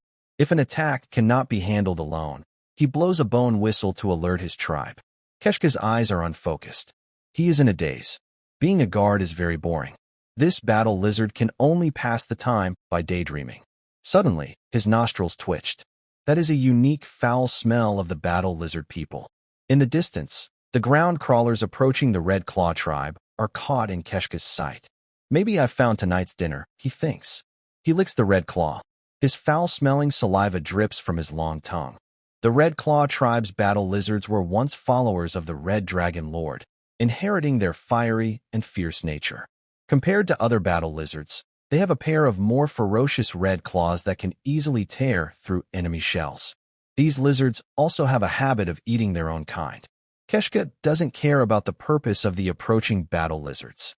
He plans to attack first and eat well. He patiently waits for the weak lizards to get closer. Dinner time, he thinks. Before he finishes, a shadow flashes across the clouds. The lizard's skin suddenly develops layers of bumps, as if something is gripping its heart. Its limbs start trembling, and an unprecedented fear floods into its mind. The Red Claw tribe, kneel and welcome the arrival of the supreme, true dragon, he thinks. The battle lizard people are good at serving dragons. One by one, they stand tall and shout loudly at the once feared Red Claw tribe. Keshka shivers. He looks at the faint shadow in the sky. Finally, he understands why these weak battle lizards dare to approach the Red Claw tribe. Because there is a dragon behind them. The Red Claw clan had been exiled by the Queen of Flames long ago. None of the young warriors of today had ever seen a true dragon's face. The lizard raider trembled, its body shaking uncontrollably. It had never felt such fear before. The long tail behind it was stiff, as if frozen by an ice spell. Fortunately, it was strong enough. Almost by instinct, it blew the bone whistle hanging around its neck. The ruins of broken stones formed a multi-layered complex, carved into many hollowed-out nests. Countless Red Claw warriors poured out. They were thin and smaller than gnolls, yet very strong.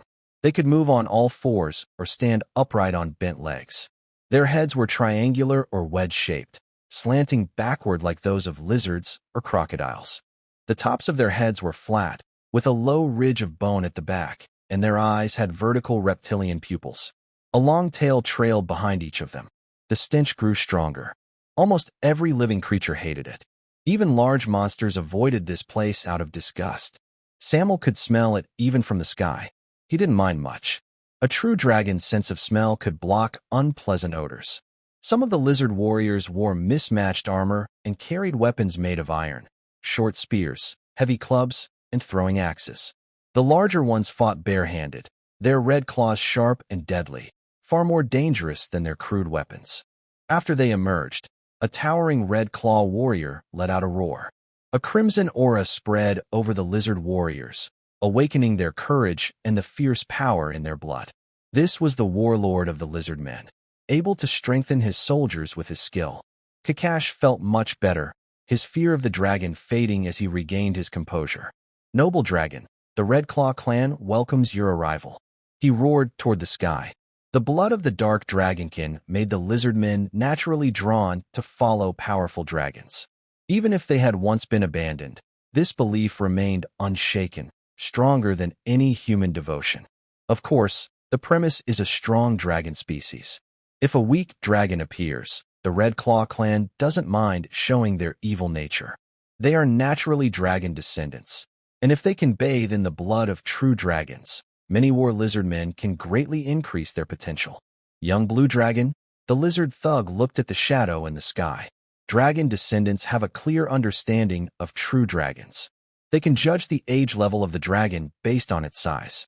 A 9-meter-long dragon. Among true dragons, it is roughly in the juvenile stage. It is neither strong nor weak.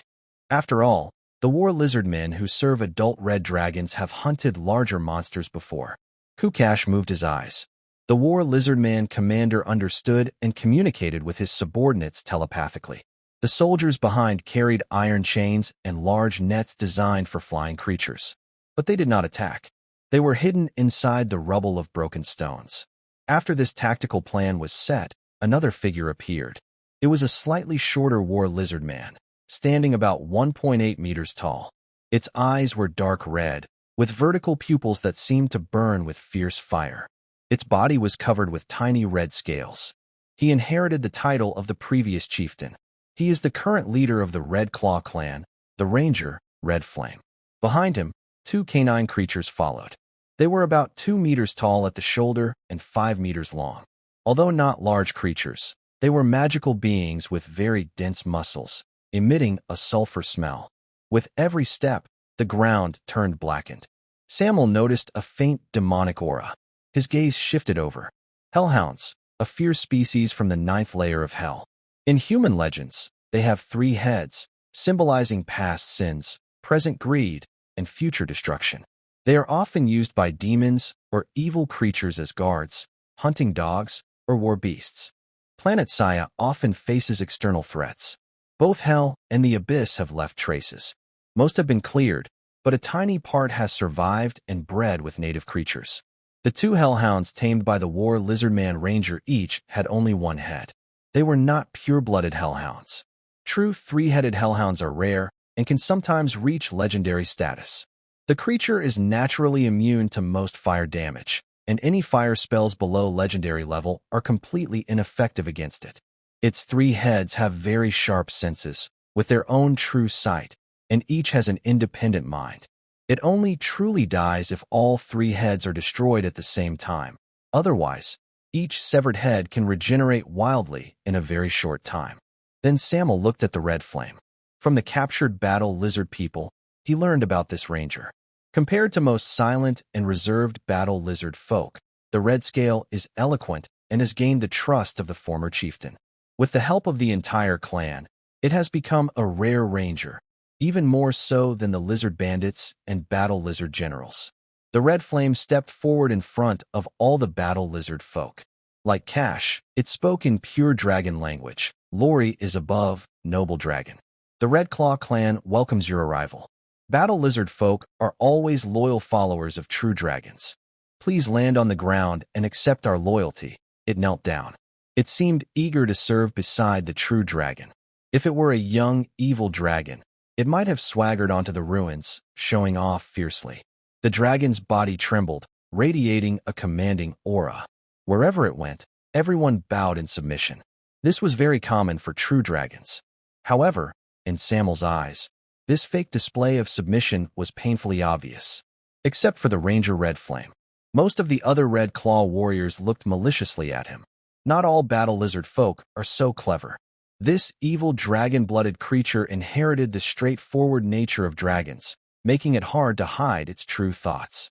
As soon as Samuel landed on the ground, the warriors would swarm forward, using woven giant nets to trap him. The Red Claw clan's battle lizard generals constantly kept the war aura active, helping the warriors overcome their innate fear and fight bravely, fearless of the young dragon's power. Do you want me to land? Fine, I'll do as you wish. After glancing around at the battle lizard folk on the ruins, Samuel's lips curled into a cruel smile. Evil dragon-blooded creatures do like to follow dragons, but only if they are strong enough. The cruel wilderness does not care about future potential or human society's cliches. The weak deserve to be eaten by the strong. The Red Claw clan now believes they are the stronger side. Samuel is responsible for making them see reason. The blue dragon swoops down, its body crackling with lightning like a wild storm. The dragon's scales flash with bright light. In an instant, all the battle lizards cover their eyes and shout in unison. "Ah, my eyes!" The battle lizards with dark vision fear this bright light the most. They roll on the ground, shielding their eyes. The shining dragon crosses the sky like a shooting star falling to the earth. Boom, boom, boom. The ruins are shattered, countless stones flying everywhere. Many battle lizards inside their nests are crushed into meat as the heavy magnetic forces resonate, causing waves of earthquakes. The territory that took decades to build is destroyed. The battle lizard commander is blinded by falling stones. The rebel Cash struggles to hold his balance by planting his claws into a large rock. As for the forest patrol, they are protected by two hellhounds and are not seriously harmed. But their hearts are still pounding wildly. The words of the former chieftain echo in their mind. The great red dragon lord expelled us. This is a shame for the Red Claw clan. Mozog, you must remember, only the strongest battle lizards are not abandoned easily. Back then, the young Red Flame was wild and rebellious. It believed that the Red Claw clan could survive in the wilderness on its own strength. Why pledge loyalty to any dragon? Every tribe has brave and fearless individuals. Red Flame is one such. Under its leadership, the Red Claw clan has become stronger than before. Rather than rely on a dragon, they believe in the great Lowly.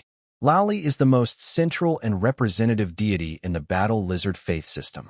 His image and power deeply shape their social structure and fighting style, and most battle lizards worship him. Through bloody rituals of offering sacrifices, the lizard god Lowly often blesses the strongest warriors in the tribe. If they can defeat a dragon, Perhaps they can also please this mighty demon deity. Red Flame clenched his whip tightly, ready to command the two hellhounds to attack. Suddenly, he was surprised to see a figure rushing through the dust, bowing heavily on the ground with great eagerness. The person looked very submissive, full of fear and flattery. "Great Dragon, please accept Cash's loyalty." The lizard thug almost knocked his head off in his bowing. Samuel's arrival caused the lizard to turn against his own group, showing respect and loyalty to the dragon. This is common in dragon wars. Evil dragon descendants often surrender to stronger dragons, with no morals involved. On one side was the hated leader Cash, and on the other was the powerful blue dragon. There was no need to think much about it. The lizard thug followed his instincts, full of admiration and desire to follow. Not only Cash, but all the Red Claw warriors did the same. The remaining battle lizard men lined up behind the lizard thug in a long line. The ranger was left isolated. Having seen the destructive power of the blue dragon, the lizard men didn't care about their leader's opinion. Their change of attitude was quick and surprising. "Cash, you all." Red Flame felt like vomiting blood. Such behavior was almost like being expelled from the Red Claw tribe. His years of reputation were gone. Should he continue to stand firm? Just as the leader was struggling mentally, Samuel once again spat out a bolt of lightning breath. Red Flame was quickly engulfed by a dazzling electric sphere. He turned into a lifeless, charred corpse. A level 8 small creature might be considered good among the lizard men, but it couldn't withstand the blue dragon's breath. Red Flame, who acted against his own tribe, was trying to challenge the true dragon, the ranger leader, and was the most unstable factor. Samuel didn't need to do more. The two hellhounds still wanted to avenge their master, but they were soon subdued by the Red Claw warriors led by the lizard thug. Although Samuel killed many battle lizard men and even their leader, the remaining lizard men didn't seek revenge. Instead, they showed even stronger admiration. This was the true dragon worth following by the Red Claw tribe. Strong, dominant, ruthless. The battle lizard people felt no dissatisfaction. Instead, they believed it was only right. For the Gray Feather clan, using violence to conquer would only cause fierce resistance. But for the Red Claw clan, violence was the best way, no doubt about it. Samuel knew exactly how to threaten these monster clans living in harsh environments. After showing strength, the Red Claw clan, which had once served the Queen of Destruction, officially became Samuel's loyal followers. "Gather the nearby battle lizard people," Samuel ordered. The lizard thugs nodded respectfully and led the warriors to carry out the task. There were quite a few battle lizard people near the Broken Stones ruins. This area suited their living environment well. The Red Claw clan had once tried to gather them all to strengthen their group, but due to food shortages, they eventually gave up the idea. The desert's environment was very harsh. Resources were often taken by stronger monsters or fierce species. During tough hunting times, the battle lizard people sometimes resorted to eating their own kind to survive, keeping their numbers stable. The scattered battle lizard people gathered around the Broken Stones ruins. Their total number exceeded 1,000. Battle lizard people had a strong ability to reproduce, much stronger than humans, and they grew quickly.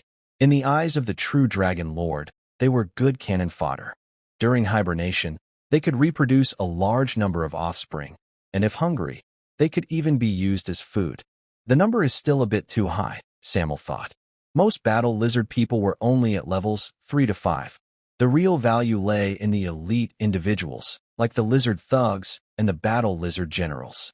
The highest level among them was Cash, an 8th level lizard thug. Next was a 7th level battle lizard general.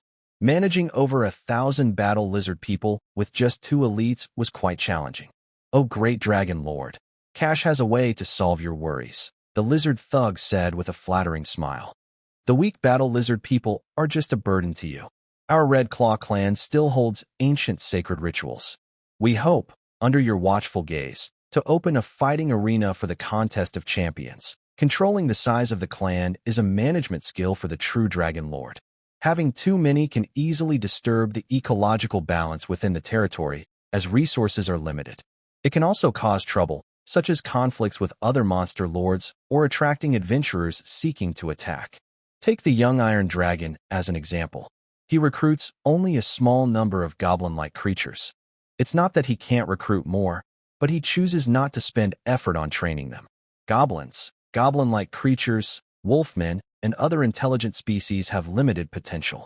Instead of wasting time raising followers, it's better to focus on improving oneself or directly recruiting stronger monsters as allies. As for the Lizard Raiders' proposal, it involves a kind of promotion ritual in the lizard society. Champion warriors usually need to prove themselves through challenges to gain the favor of Lowly. This deity is not only the god of lizards, but also a demon god. The lizard warriors must show extreme cruelty in battle, offering powerful sacrifices to Lowly, defeating all warriors in their tribe, or destroying temples of other faiths and killing their priests. Once these conditions are met, they receive a special blessing from Lowly. The Lizard Raiders dream of becoming champion warriors. But this isn't achieved through training. It's a result of divine selection. Therefore, they want to open a bloody arena. By killing and consuming all other lizard warriors, they might have a chance to succeed. The pursuit of strength is natural for living beings. Evil species don't care about the lives of their own kind. Samuel glared at it. "Are you teaching me how to do things?" The lizard raider nervously replied. "Great Dragon Lord, please forgive my unintentional disrespect." Samuel ignored him. Wild monster clans can't be expected to have much insight. The evil dragon-blooded have some understanding of true dragons, and true dragons know even more, often more comprehensively. The champion warriors are also recorded in their traditions. They are the strongest fighters in lizard society, usually showing special talents from birth, such as emitting a stronger stench than ordinary lizard warriors or secreting acid when they first cry. These are the true seed of champions. From a young age, these chosen ones are personally trained by the tribe's champion warriors or high priests. They learn to control and use the divine power within them. The lizard gang is completely clueless. The Red Claw tribe doesn't even have a decent priest, let alone start a champion ceremony. Clearly, these battle lizards have little faith. Most are just casual followers. But that's actually good. Samuel's forces don't allow true believers in gods. With your current size, even if you start the path of champions, you'll surely fail. But I admire your determination and bravery, Cash. If you earn enough merit in the future, you might have a chance to gain the power of the dragon's vein. While threatening, he also made some grand promises. Using both rewards and threats is important. Without enough temptation, the battle lizards might become lazy. Don't expect your followers to be perfect tools. That's not realistic. The lizard gang was first disappointed, then suddenly filled with joy. "Oh, great Dragon Lord, Cash will not let you down. I will become the strongest warrior under your command." They immediately shook off their despair and became full of fighting spirit. Compared to the vague path of champions, the rewards from a true dragon are more real. The reputation of the five-colored dragon is known all over the world, but many species still want to join. The main reason is the transformation ritual of the dragon's vein. Especially for lower-level evil species, their lifespan is usually only 30 or 40 years. But if they can get even a little of the dragon's vein power, their lifespan can increase several times. No creature can resist the temptation of eternal life. Besides lifespan, potential also greatly increases, allowing them to break through racial limits easily. This is the biggest temptation for the battle lizards. Next, Samuel reorganized the battle lizard troops. Fighters of level 5 were assigned to the Red Claw tribe and led by a battle lizard commander.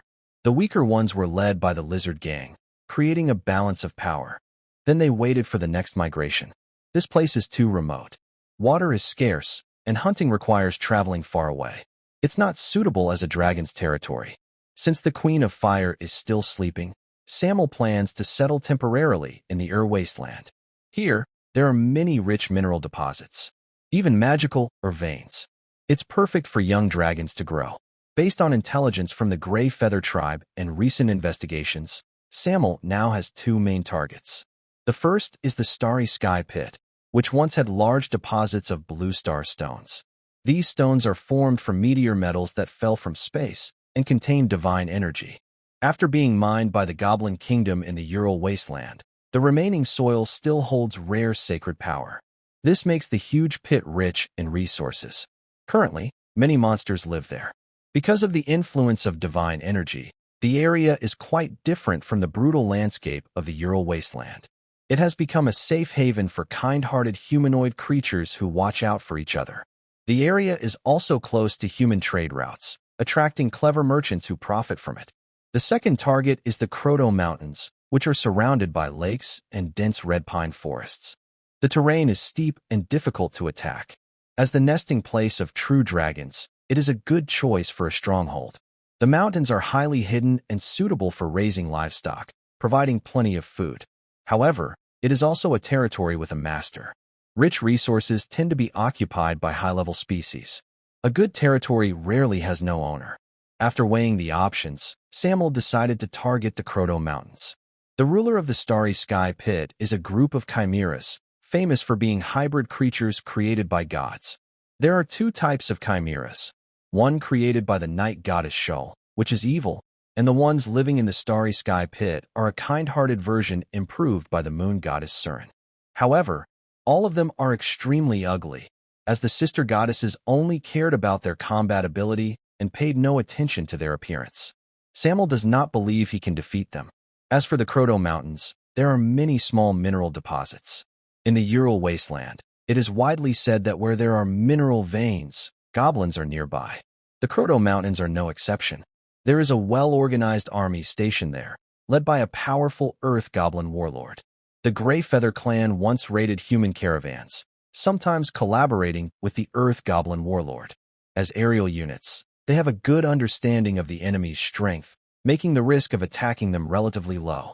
The kingdom sounds like a highly centralized organization, but in goblin society, this is not true. Nomadic goblins remain so even after forming kingdoms. The warlords often fight among themselves, sometimes even waging wars over mineral rights. One of them is the Heart Eater. He has fought for decades, rising from a simple soldier to a warlord. Because he is a large earth goblin. Unlike the lowly common goblins, large earth goblins are about the same height as humans. From birth, each has a clear military rank. Their social structure is strict, like an army. Farmers, blacksmiths, and merchants all follow a military-style management system. "Let me see how the slaves I bought recently are doing," he said. Cruel shows a bloodthirsty smile. He is known as the Heart Eater because he likes to eat hearts. A goblin centurion understands this well. He blows a metal whistle around his neck. The iron hooves of the antelope echo across the land, pulling a huge steel cage. Inside, a giant creature is crawling. It is a young dragon, a redback dragon. Its scales are not the usual dull gray of young dragons, but a deep, lava-like dark red. In the sunlight, the edges of its armor reflect a fiery orange. These scales start from its forehead, run along its back, and extend to the thick tail, forming a jagged row of sharp-boned spines, as if flames frozen in the cracks of the earth. The redback dragon is a hybrid of a red dragon and a certain young dragon. Dragons have strong reproductive abilities. No species has reproductive isolation. Many evil dragons like to mate freely. When desire rises, it is common for them to breed with their kin to produce offspring. The redback dragon is a good example. Its father is an adult red dragon, and its mother is a land rock young dragon. One day, out of impulse, the solitary land rock young dragon became pregnant and gave birth to the redback dragon, with mother and child relying on each other. Male red dragons are generally indiscriminate. They are almost always in heat and have strong reproductive drives, which is how many dragon offspring are born. But they are also known for being ruthless. After a certain warlord of the Goblin Kingdom killed the land rock young dragon, the redback dragon was taken as a slave and transported to a trading center. Although not as powerful as a true dragon, the subdragon species is still quite strong. To obtain this redback dragon, Krull used almost all his connections. "Such a strong little dragon," the Earth Goblin warlord said with satisfaction. He did not become overly proud. The Earth Goblin is not just a simple larger version of a normal goblin. They are a disciplined, military-like race, also strategists and tough opponents that human trading groups dislike facing. "Put a fine gold collar on it," Krull ordered. A group of tall, burly bear-like Earth Goblins stepped forward. These goblins are related to Earth Goblins and are among the strongest of their kind, each about 2.8 meters tall, covered in rough hair, with bear-like noses and sharp teeth. They are higher in status than normal goblins and are the backbone of the army. Roar, roar, roar. The red-backed dragon suddenly woke up and roared loudly. This subdragon inherited the fierce bloodline of the red dragon, and even after years of tame, it remained very wild. The bear goblins were at a loss. Approaching this subdragon recklessly would only make them seem like food. Krull, let me handle this. A goblin wizard appeared at this moment. He was much taller than a normal goblin, about 2 meters, strong but not fat, giving an impression of power and endurance, like a seasoned soldier. The alchemist, called the Rumbling One, Roni. He is Krull's brother and once served a more powerful warlord. Later, he was recognized for his good alchemy talent. He is Krull's right-hand man. Without the alchemist, no matter how many mineral veins they find, they would have no way to use them. Krull first scolded the frightened bear goblins harshly, then smiled. Roni, my dear brother, this is high-quality stuff I bought from the trade center. You must be very careful. He was a bit nervous about his brother. Any alchemical devices made by Roni always turned into explosive, one-time use weapons. Krull was worried about losing his small treasury. Don't worry 100 times, the alchemist said confidently. But the eager look in his eyes betrayed some small secret plans of this earth goblin. Krull's face darkened. He issued a strict warning again. If you keep doing this, you won't get your pay this year. The alchemist finally calmed down. Still, he muttered, I really wish I had a generous older brother. He touched the ring on his finger. An invisible wave passed through. Many alchemical bombs were taken out by Roni. Let me see, this one is explosive, that one is toxic fog, this one is cursed. Ah, here it is, hypnotic, he chuckled happily. Then he threw the bombs forcefully at the red-spined dragon. Alchemists focus on different skills based on their research, and they are divided into schools. Some like studying potions, some prefer gadgets, and others focus on runes. Like Roni, many goblin alchemists love making bombs. Thick white gas rose up, containing strong hypnotic ingredients. The red-spined dragon was drowsy. It couldn't break free from the iron cage because it was also an alchemical device. Every part of the cage was covered with complex alchemical runes, designed to hold large monsters. In a short time, the red-spined dragon stopped struggling and started snoring rhythmically. Krull, remember to get my expenses reimbursed. The alchemist looked at his creation, satisfied, but also asked for payment. This profession is very profitable, but it also costs a lot of money. Early alchemists were often poor. Most of their earnings went into their research, and running out of funds was common. The Earth Goblin warlord was quite indifferent. Got it. When this batch of ore is transported to the trade center, and we make some money, I'll pay you. With the help of the alchemist, the Goblin Earths finally dared to face their fears and successfully put a mithril collar on the red-spined dragon. As they put it on, runes extended from inside the collar, covering the entire body of the dragon. The Goblin Kingdom had many alchemists who developed special enslaving devices to tame powerful monsters. These devices had enough energy to last 3 months, and after that, a new mithril collar had to be used. This was very popular among the warlords.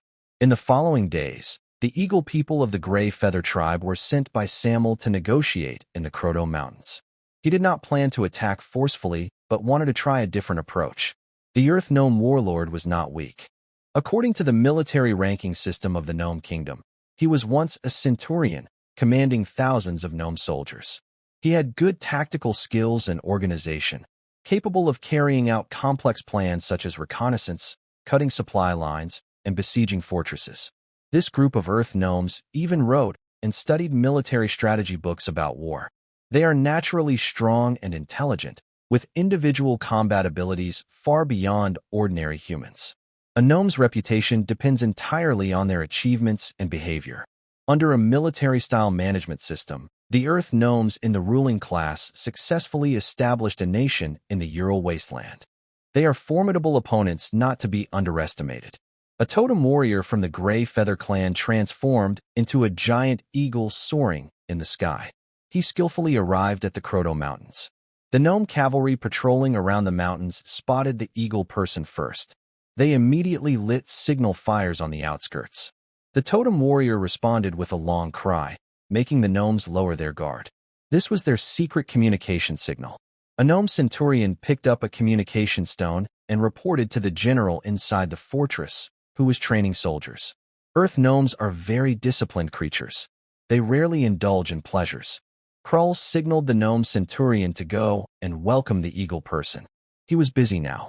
Taming a red-spined dragon was not easy. Even with a mithril collar and help from alchemists, it still took a lot of time. On the gnome-built arrow tower, the totem warrior descended, returning to a quick and agile form. Gnomes, I bring you intelligence from the rock path, on the orders of the chieftain. He went straight to the point after arriving. The rock path is one of the trade routes used by human merchant caravans. The terrain there is flat, with few monsters and dangerous creatures, and small to medium-sized caravans often pass through. The gnome intelligence officer quickly recorded this information on a sheepskin scroll. With each sentence the totem warrior spoke, he noted it down. Then he summarized and organized the information. This was to present it clearly to the Earth Gnome warlord. Based on the Gray Feather tribe's reconnaissance, a merchant convoy loaded with goods was spotted on the Pancher Road. The escort force was quite strong, consisting of about 100 elite cavalry soldiers with clear noble features. It is possible that there are spellcasters among them. The size of the convoy is medium to small. Their destination is heading towards Steel Rock Road. There is a high chance that they are carrying gold coins and gemstones. This is the general intelligence report provided by the totem warrior. It is quite detailed. The goblin captain nodded and signaled the intelligence officer to inform the general inside the fortress. After some time, Krull looked excited. Steel Rock Road? That's the territory of the Dragon Clan of the Metal Dragons. It seems this human merchant team is planning to do business with the Iron Dragon. The Iron Dragon is a neutral, orderly dragon species. It's not surprising that they trade with humans. Even the Goblin Kingdom does the same. Some large merchant groups often trade at the Goblin Kingdom's trading centers. Goblins are often seen as cunning and weak.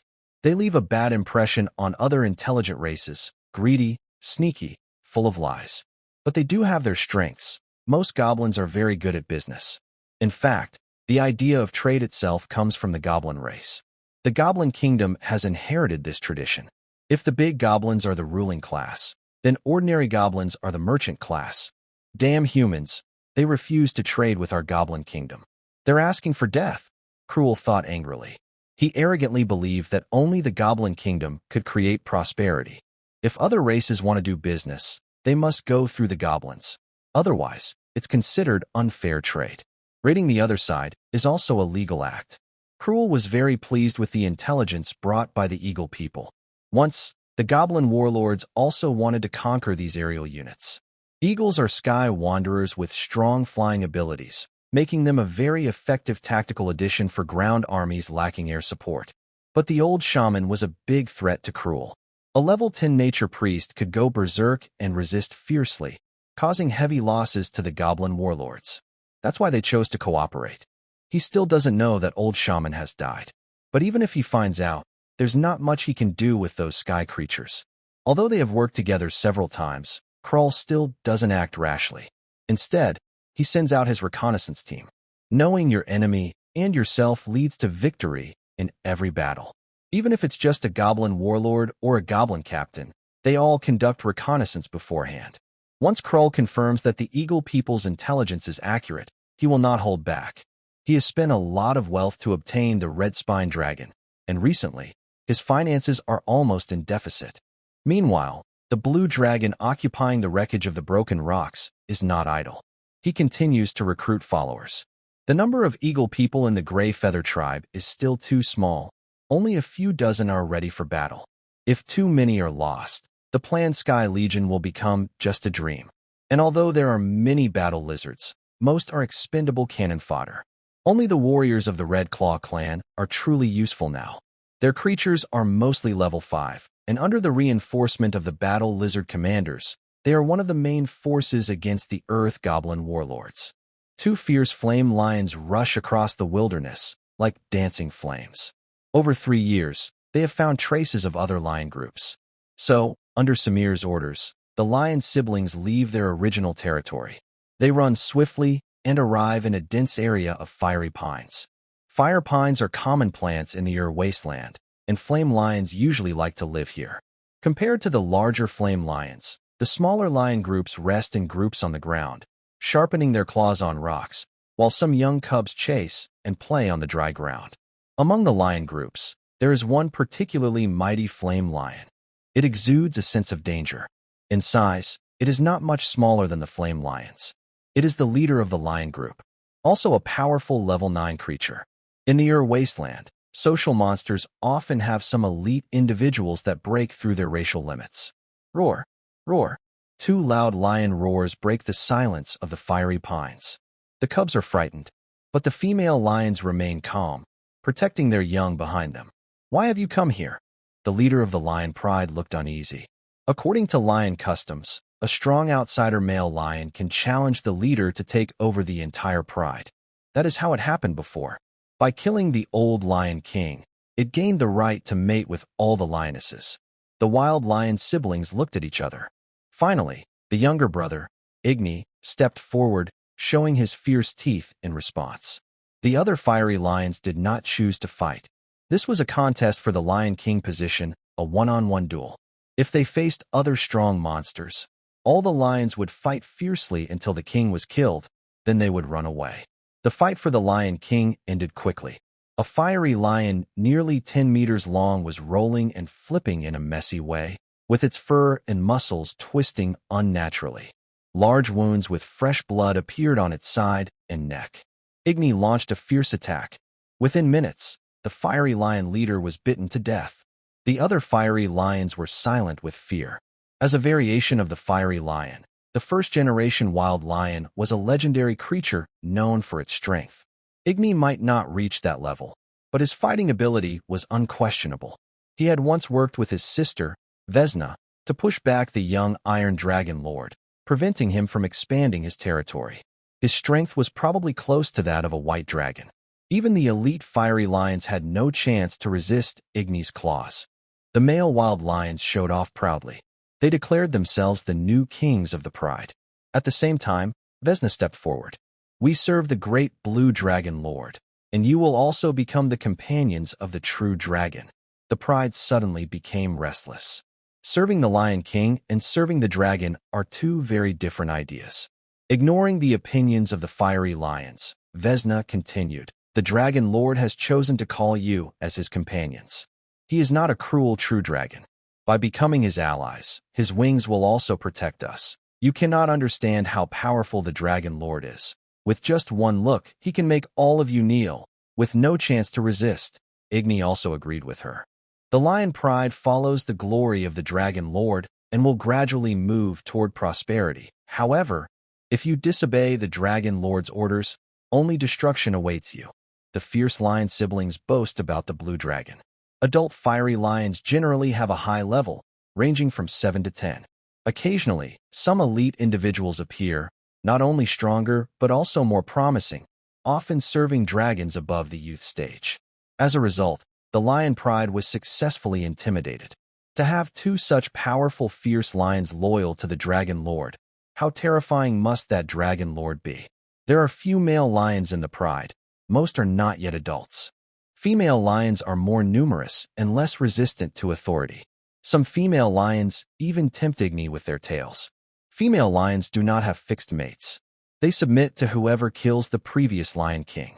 In the wilds of survival and continuation are the main pursuits. Fierce lions can lead the pride to better survival. If their cubs inherit the bloodline of the fierce lion, it helps the group continue. Soon, the pride agreed to serve the true dragon. However, not all fiery lions agreed. Some young male lions, still not grown, carry the blood of the former Lion King. They respect the new Lion King but refuse to submit to the dragons, planning to leave the group. Such fools. Vesna looked indifferent, almost striking each down with a claw. Her combat strength is even more brutal than her brother Igni's. Usually, female lions hunt in the pride. After revealing the Dragon Lord's message, it was impossible to let these unstable elements leave. Under the leadership of the Twin Kings, the lions living in the Red Flame Pine Forest began to migrate. A few days later, on the peaks surrounding the stony path, many battle lizard men hide their presence, blending into the environment. The blue dragon bathes in the scorching sunlight, its massive body forming a steady little mountain. Its tail lazily swings now and then, as if swatting invisible flying insects. At the end of its long tail, a bird-like creature about the size of a watermelon clings to the thick, rounded dragon tail, hugging it tightly with its limbs like a sloth. Her face is round and delicate, with a certain refined beauty that seems beyond ordinary. Eyelashes gently flutter, breathing steady and long, as if lost in a sweet dream. This is not Samuel's first time caring for a child. In his past life, he left behind many offspring, mostly through marriages with various kingdoms and duchies within the Federation. While most were raised by court mages, some with exceptional talent were educated by him directly. Compared to human children, elemental feathered beings have innate advantages. Many of his offspring find it hard to match these strengths. Humans usually develop their talents over time, and only after training can they determine their career paths. But elemental feathered beings have a clear future from the start, and they are not afraid of dragon might. They eat anything, which greatly reduces the natural impatience of evil dragons, requiring no extra effort from Samuel. Compared to other dragons, some blue dragons even personally raise their young, but only during their juvenile stage. After all, hatchlings are adorable at first, but as they grow, their personalities tend to become more aggressive, often provoking the anger of adult dragons. If not for family loyalty, they might have kicked these little ones far away. Samuel's thoughts drift endlessly. He gave the elemental feathered being a draconic name, Mira. In dragon language, the syllables mean miracle, or can be called the wind of miracles. As the future core companion, Samuel doesn't mind bestowing a special name on this feathered being. He lowers his gaze. Dozens of blazing lions hide at the foot of the mountain. Compared to the Red Claw clan, these lions are even more formidable. Many young dragons just leaving their nests are not yet strong enough to find powerful or promising mates. They can only recruit or tame goblins, orcs, and similar creatures. In comparison, the Gray Feather clan, Red Claw clan, and the Flame Lions are already quite impressive, especially the Fierce Lion siblings. They remain Samuel's strongest combat force. He considers whether to transform them through Dragon Vein magic. Within the Dragon Fortress, there are Dragon Vein followers, trusted guards of the great dragons, used to protect their treasures or carry out commands. The great dragons trust these Dragon Vein followers even more than their own bloodline offspring. The fierce brother and sister prove their worth and achieved significant victories. If they undergo the Dragon Vein transformation again, their loyalty will rise to the highest level. Maybe I should wait until I reach the juvenile or adolescent stage. Samir shook his head to dismiss the sudden idea. His growth was indeed rapid. At 10 years old, during the young dragon phase, his level was comparable to that of a juvenile dragon. But he was still far from a young adult dragon. Young dragons are very cautious about the Dragon Vein transformation ceremony. While waiting, a few dark spots appeared in the distant sky. They were warriors from the Gray Feather tribe. They brought news that the goblin warlord agreed to cooperate with the Eagle people and decided to attack the noble merchant convoy. Looking at the hot sun, Gust used a delicate handkerchief to wipe his sweat. This baron, who was granted land in the Purple Spirit Principality, was feeling very annoyed. Damn, Viscount, I just spent a wonderful day with your wife. Once I finish this trade, my title won't be any lower than yours. This baron used to be a painter. With his excellent skills, he gained the favor of many noble women. He was preparing for a romantic nude sketch when her husband caught them in the act. As a result, Gust was extorted for a lot of money and gradually fell into poverty. Under pressure, the fallen painter sold his ancestral estate, hired a team of low-level adventurers, and came to the Ural wasteland to do business. Fortunately, he didn't encounter any powerful monsters on the way from the Pancher Road to Steel Rock Road. Even luckier, he met a tungsten dragon. Adamant metal dragons are very orderly, and tungsten dragons are the only kind of kind-hearted dragons. By offering gold and gems, Gust obtained an old scale that the tungsten dragon had shed long ago. After returning to the Purple Spirit Principality, he sold it for a huge fortune. Bribing officials, he finally became a noble with a fief. For many citizens, this story was almost legendary. Gust, who was growing more ambitious, began to indulge in pleasures again, wandering among the flowers, and eventually offended someone he couldn't afford to offend, an even higher-ranking viscount. According to the rules of the Purple Spirit Principality, if nobles have an impossible conflict, they can open a life-and-death arena. However, Gust's fighting ability is very poor. He is not a noble who earns his title through military achievements. If he fights the Viscount alone, he will definitely face death. Fortunately, the process to open the life-and-death arena is quite complicated, giving Gust some time to struggle. His chance is to find that tungsten dragon again, trade for more wealth, and buy the Viscount's title. Nobles of the same rank have the right to refuse a life-and-death duel. I'm tired.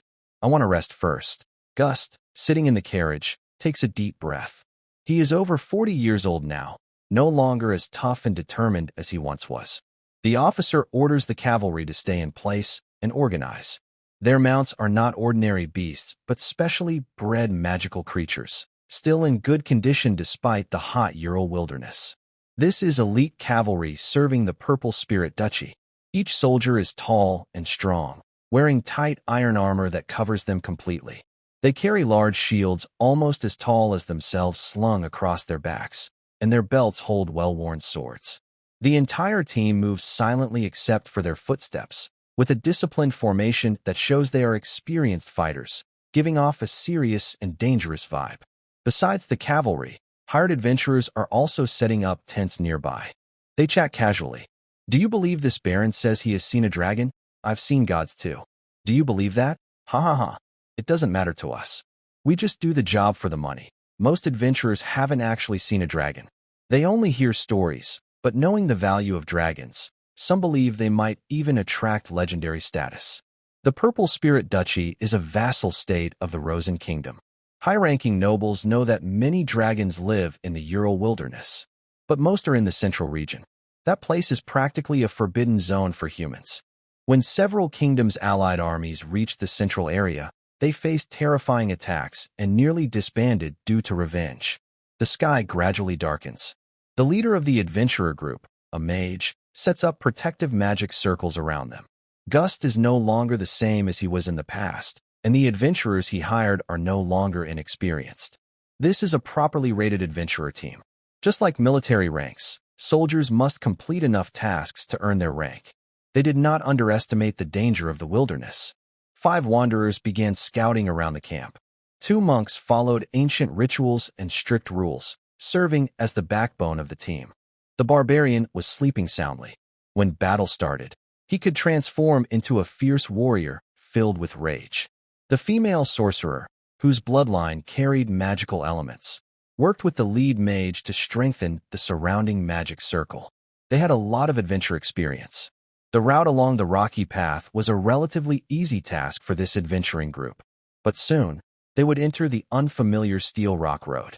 Being cautious was not unnecessary. Outside the largest tent of the caravan, bright flames started to rise. A mixture of spices and roasted meat scents drifted out. Captain, should we warn the Baron? The female sorcerer frowned slightly when she saw this. Lighting a fire in the wilderness at night was a big taboo among adventurers. Forget it. Let him be. The lead mage didn't want to offend the stingy Baron. There were fewer monsters near the rocky path, and he believed their team was strong enough to handle it. Plus, they had the elite cavalry of the Purple Spirit Kingdom. As soon as he finished speaking, the howls of wolves echoed through the night. Bright green eyes appeared. At first, the lead mage didn't pay much attention, but soon he realized he couldn't contact the wanderers.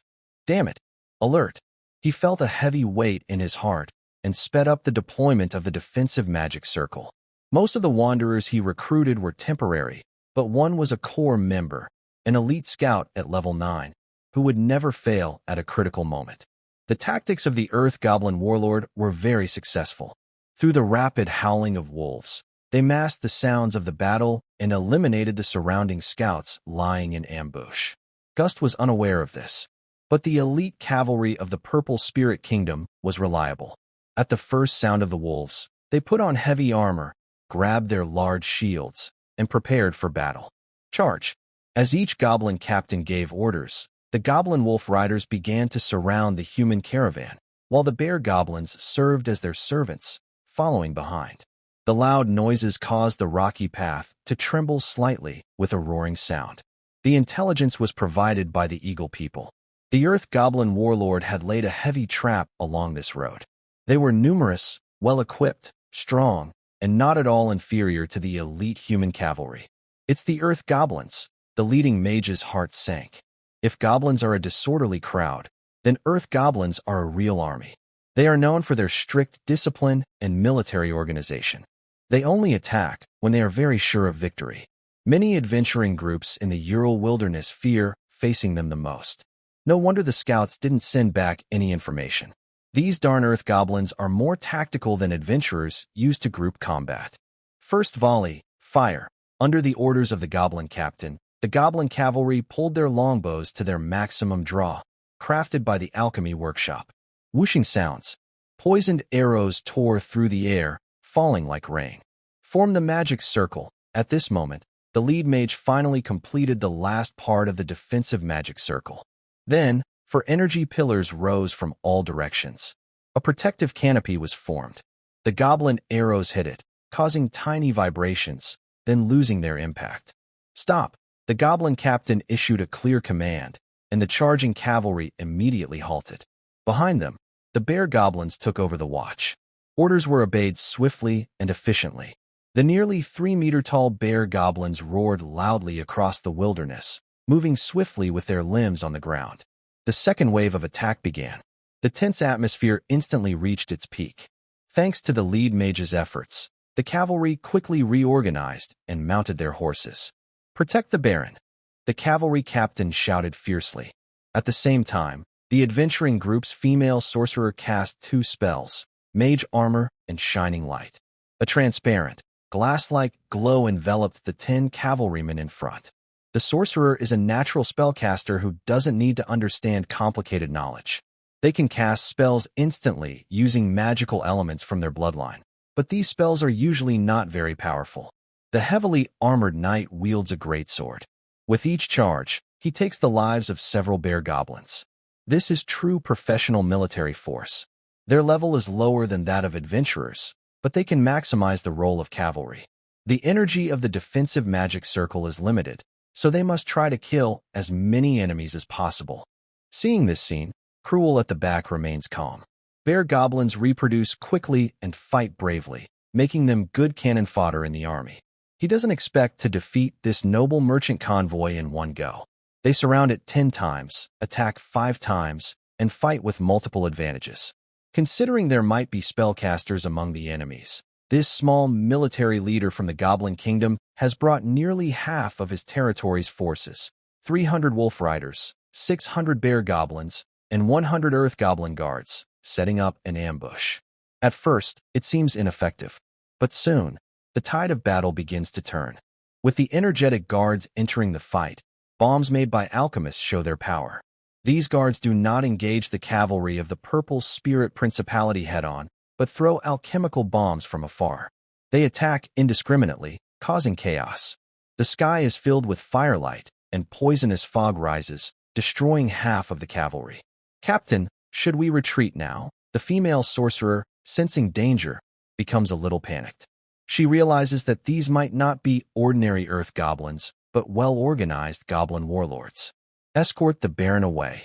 The leading mage is also very decisive. A monk roughly lifts a ghost from inside the tent, ignoring the curses from the other side. What's the difference between this and taking my life? Gust is desperate. He watches helplessly as these damn adventurers abandon his goods. Adventuring groups have the right to end cooperation. Of course, the condition is to ensure the safety of the employer, or their reputation in the guild will suffer greatly.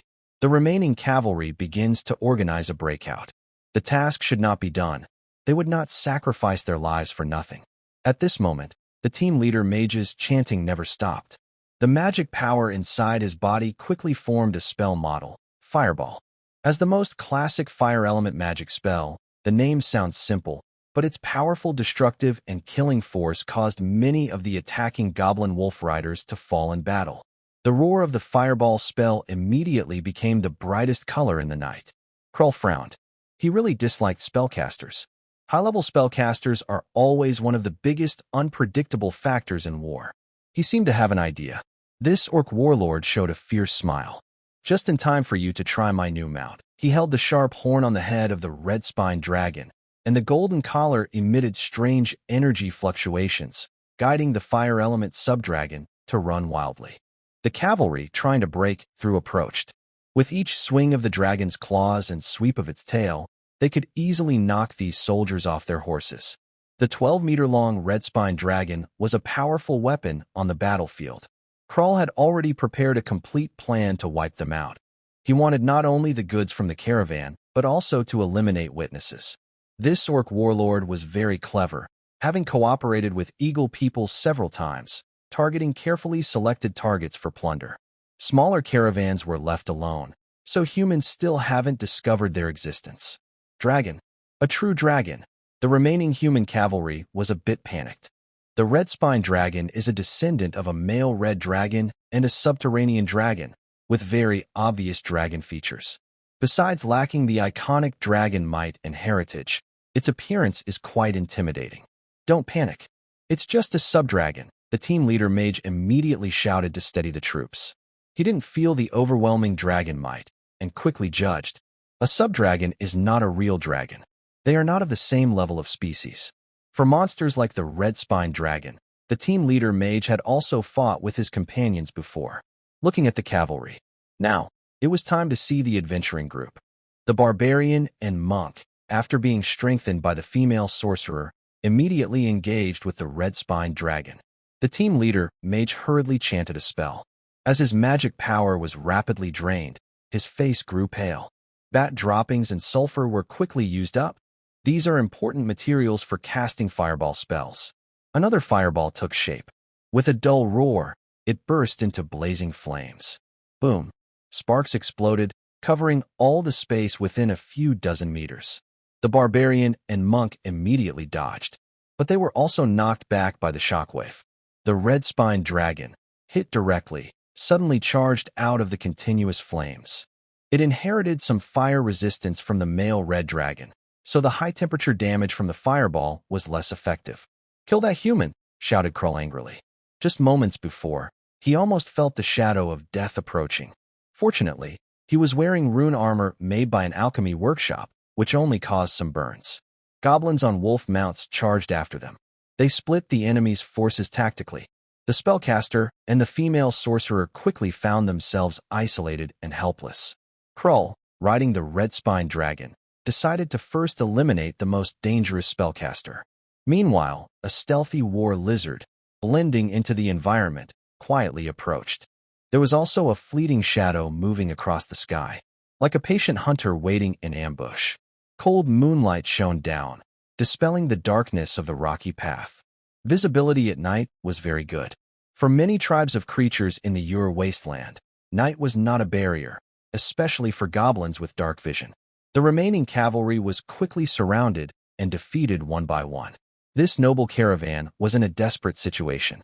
Only the Baron, his few guards, and some brave adventurers remained resisting. "We surrender. Don't kill me." Gust raised both hands, his voice sharp, afraid that the goblins wouldn't understand him. He awkwardly tried to speak some common goblin phrases he had seen in books. The adventurers looked quite speechless. Their view of the noble was instantly shattered. In fact, nobles like Gust were quite rare. Most nobles gained their titles through military achievements, wars with other countries, or by developing wilderness and fighting monsters. Also, the noble titles in the Purple Spirit Duchy were not hereditary. They were a vassal state of the Rosen Kingdom.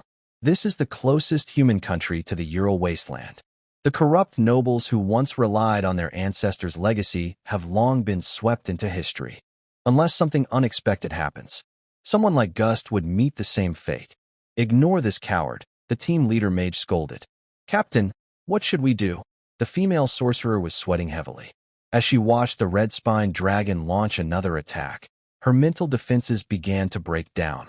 This dragon was stronger than expected. As a first-generation relative of the adult red dragon, the red-spined dragon had the level of a dragon nest guardian. It was immune to fire magic cast by the team leader mage, and its close combat ability surpassed all the large monsters she had fought before. This creature was around level 10. According to Adventurer Challenge standards, at least 5 people of the same level with different skills are needed to fight it. The team leader was a level 9 fire magic user. The other core members were between levels 7 and 9. There were also watchful goblin wolf riders and goblin armies. Barbarians and monks were struggling. The remaining team leader mage and female sorcerer were left alone and helpless. Stay calm. Stay calm. The team leader mage steadied himself. I still have one more chance to cast a 4-element spell. You help me control that dragon, and if we can kill that earth gnome, we might still have a chance to turn the tide. They communicated through telepathy. The female sorcerer, though lacking powerful spells, was the main support for the adventuring group. She seemed to sense danger. Krull stopped the charging red-spined dragon. A cruel smile appeared on his face. Foolish humans, you don't understand the meaning of tactics. The Earth Gnome's earlier move seemed reckless, but it was actually meant to drain the magic power of the team leader mage and the female sorcerer. Even the anger was fake. Krull was very aware of the defensive power of the rune armor. In the brief struggle, the barbarians and monks were quickly overwhelmed. Soon, it was the team leader mage's turn to make a decision. He couldn't wait any longer. 4-element spell, Firewall. A large amount of phosphorus was consumed, a common material that helps reduce magic energy consumption. A 20-meter-long wall of fire faced the enemy formation. This is a powerful crowd-clearing skill. Dozens of goblin ground troops were burned alive, and even more goblin wolf riders screamed as they were set on fire. Taking advantage of this moment of chaos, the female mage quickly grabbed the lead mage. She used all her remaining magic power to cast a group flight spell. She is an 8th-level mage. Currently, she can only carry 2 people while flying. Rather than dying here, she prefers to keep hope alive. Krull's eyes were deep and focused, waiting for his partner from the Gray Feather tribe to eliminate the last hope of the humans. Everything had settled. Although there were some losses, they gained a lot. The loot roughly counted by the goblin captain surprised him. As long as they had enough wealth, goblin warlords could buy many slaves at the trade center and expand their armies. But what came was not an eagle person. Boom. A strong sense of pressure descended, and the dragon's presence was intimidating. The female mage stiffened. During the flight spell, if she lost focus, her magic would be interrupted. 2 spellcasters suddenly fell from hundreds of meters in the air. Their bodies were bruised and battered. Not just blue and purple, more like red and green. At this height, even tough monsters might not survive, let alone fragile humans. Samuel accidentally wiped out another adventuring group. If this news spread among humans, it might earn a reputation as a nightmare for adventurers. It was similar to the ideas of the goblin warlords. He wanted more human caravans to trade along the rock path. He needed to protect his reputation first. Although their goal was to hunt bigger prey, a blue dragon descended from the sky, its wings like clouds hanging in the sky. Its scales shimmered with fine electric patterns under the moonlight, each one clear and metallic-looking. Its stance was calm and majestic, making people look down in awe. Because of the dazzling light, the goblins couldn't see the true face of the dragon.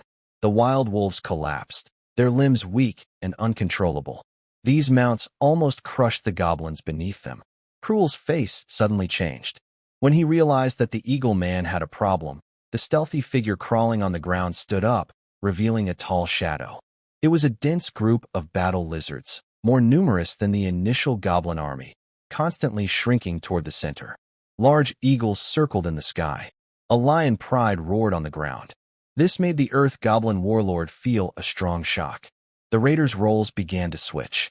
He was set up. Krull's eyes were bloodshot, a deep red. This was not a tactical failure, but an intelligence failure. Without sky units, the Goblin warlord wanted to control the Gray Feather tribe because of this. But Samuel acted first. This caused the Earth Goblin warlord to feel a strong sense of defeat. Goblins, submit to me.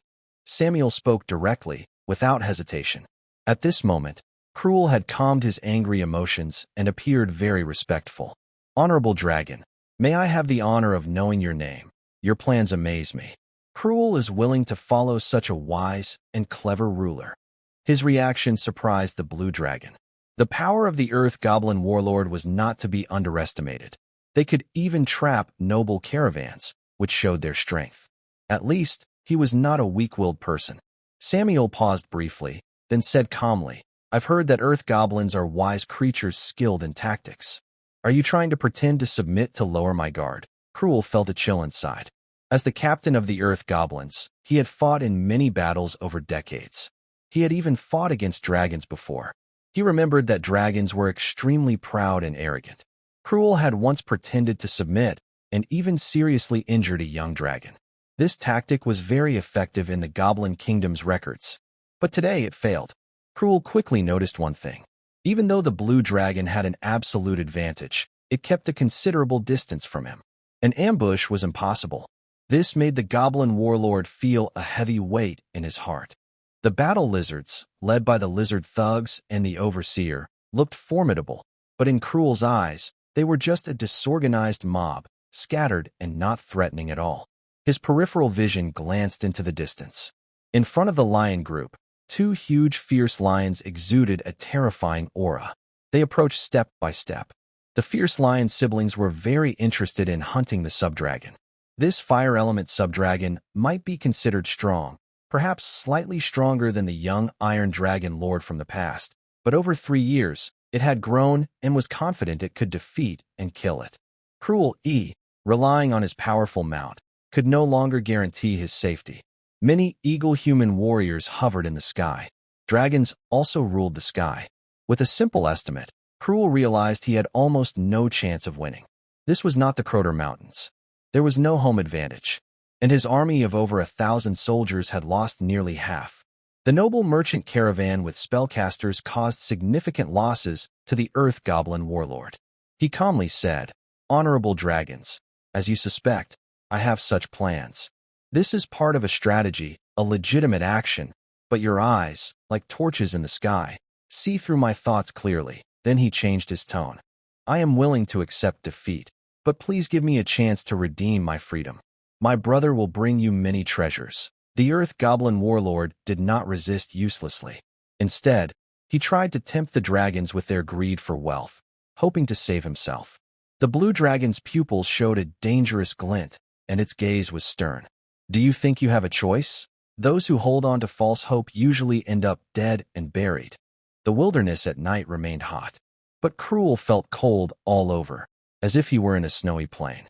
He clenched his teeth under the gentle moonlight, raised his head, and looked at the majestic dragon, saying, You misunderstand. The Earth Goblins believe in power, but not in force. They are different from ordinary goblins, with strict pursuit of tactics. Unless they are crushed by tactics, only then would the Earth Goblin Warlord willingly pledge loyalty. Especially Cruel, who started as a foot soldier, was even more dedicated in this regard. This sense of honor was not knightly spirit. It was pride based on being a professional soldier. They are the elite among goblin-like creatures, very different from the chaotic, dirty little goblins and the humble, bold bear goblins. Because of the other side's calm attitude, Samuel became more tolerant. Then tell me your answer. He was very interested in the earth giant. Although this species still kept some habits of normal goblins, it was a creature driven by military discipline, honor, and harsh practicality. This made them very useful for managing territories and monster clans. He watched the previous battle closely. Samuel saw everything. This was a promising future general with the potential to lead a large army. Under the threat of death, Cruel suddenly calmed down. Honorable dragon, you may be able to kill me, but you cannot destroy my fighting spirit. He gathered his troops and rode a red-backed dragon. He looked like a shiny, ready-to-sheath sword. Fighting spirit? Samuel remembered something. He gradually showed a subtle smile. Earth giant, in my eyes, your fighting spirit is weak. Hearing this, Cruel could no longer stay calm. Every creature has its own beliefs. The five-colored dragon couldn't stand being looked down on by other dragons, and the earth giant couldn't tolerate his fighting spirit being questioned. He was almost furious. My fighting spirit is weak. Do you dare to test me with a strategic simulation? If you can hold out under my command for 10 minutes, I, Cruel, swear loyalty to you in the name of General Mojgaya. Until the end of my life, Mojgaya is the god of the earth giant race. The earth giants also call him their general. All earth giants worship this battle-hardened, strategic god commander. In the Goblin Kingdom, strategic simulations are a rare form of military entertainment. Although they can't fully recreate the reality of war, they are an effective way to prove one's abilities. Kroll was very confident in this. He once won first place in a 1,000-man competition. 10 minutes later, Kroll's eyes were blank. He lost. He actually lost to a young dragon. The general is above. Could this be true? The five-colored dragon is often seen as a fierce monster that likes to indulge in desires. Relying on such a group of dragons, driven by evil instincts, to learn teamwork and maximize their collective strength is as unlikely as the sun rising from the west. They gather supplies, forge weapons, train new soldiers, and even use spies to infiltrate enemies. Is this something a wicked dragon can learn? In the strategic simulation, Kroll has almost no chance to fight back. He is completely crushed. It's as if he is facing a legendary military god. Great Dragon Lord, please let me follow you. When Kroll wakes up, he shows an extremely excited look. The Dragon Lord is right. His leadership skills still need a long time to improve. Kroll jumps down from the red-backed dragon and kneels on the ground without any defense. The other goblins also kneel down at the same time. The Earth Goblin Warlord has strict control over his army. They all swear loyalty. Very good. Get up, Samuel says calmly. He has fought in many duchies and kingdoms during his long legendary life, and finally created the prosperous Utter Alliance. His strategies are so perfect that conquering a small warlord is not worth bragging about. That's what Samuel thinks. But his tail swings back and forth, showing a strong sense of pride. After swearing loyalty, they are no longer enemies. Kroll orders the goblins to present the goods from the caravan. The Earth Goblins are not greedy for wealth. They raid caravans mainly to buy more slaves and increase their collective strength. Now, all of it belongs to Samuel. Not just the goods, but the Earth Goblins are also his private property. 3 transport carts filled with goods are opened, revealing packed boxes inside. It's time to count the harvest. In an instant, a beautiful, unmatched, dazzling golden light fills the blue dragon's eyes. Inside are piles of round gold coins. The coins are engraved with intricate designs on both sides, one side with a sword, the other with a staff. The sizes vary, and the weight is marked on the front. These coins are minted by the Rosen Kingdom and circulate across various duchies. Samuel casually grabs a handful. Clatter. Ding ding ding. The sound carried a strong sense of wealth, making Long feel enchanted and mesmerized. The blue dragon repeatedly grabbed and released. These golden spirits kept spinning and jumping, producing beautiful, heavenly sounds. Samuel couldn't help but show a happy expression. These adorable things always made him so captivated.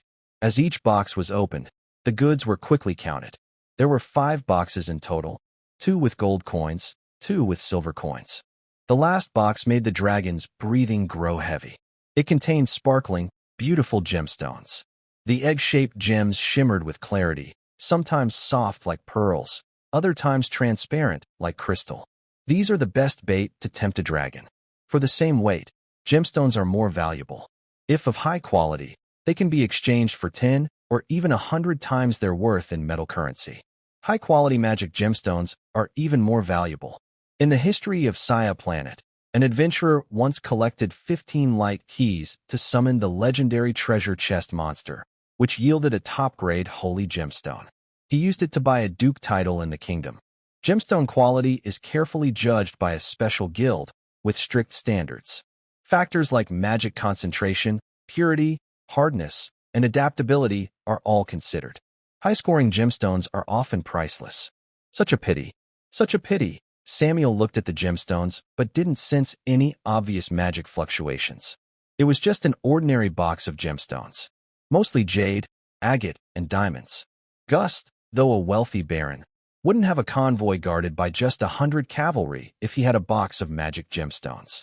Instead, it would be a powerful elite force capable of roaming the wilderness, something no Earth Elf warlord could handle. Even so, it was a huge fortune. Dragon Lord, what should we do with this guy? Kroll brought over a well-dressed human. This human had been protected by a monk and clearly held an important position, likely a noble among humans. He had fainted early from the bumps and bloodshed. The Earth Elf guards didn't kill him, but captured him according to the general's orders. According to Kroll's idea, Perhaps more ransom money could be extorted from this noble human.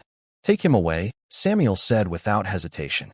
He needed to observe the noble's personality to see if he could control him.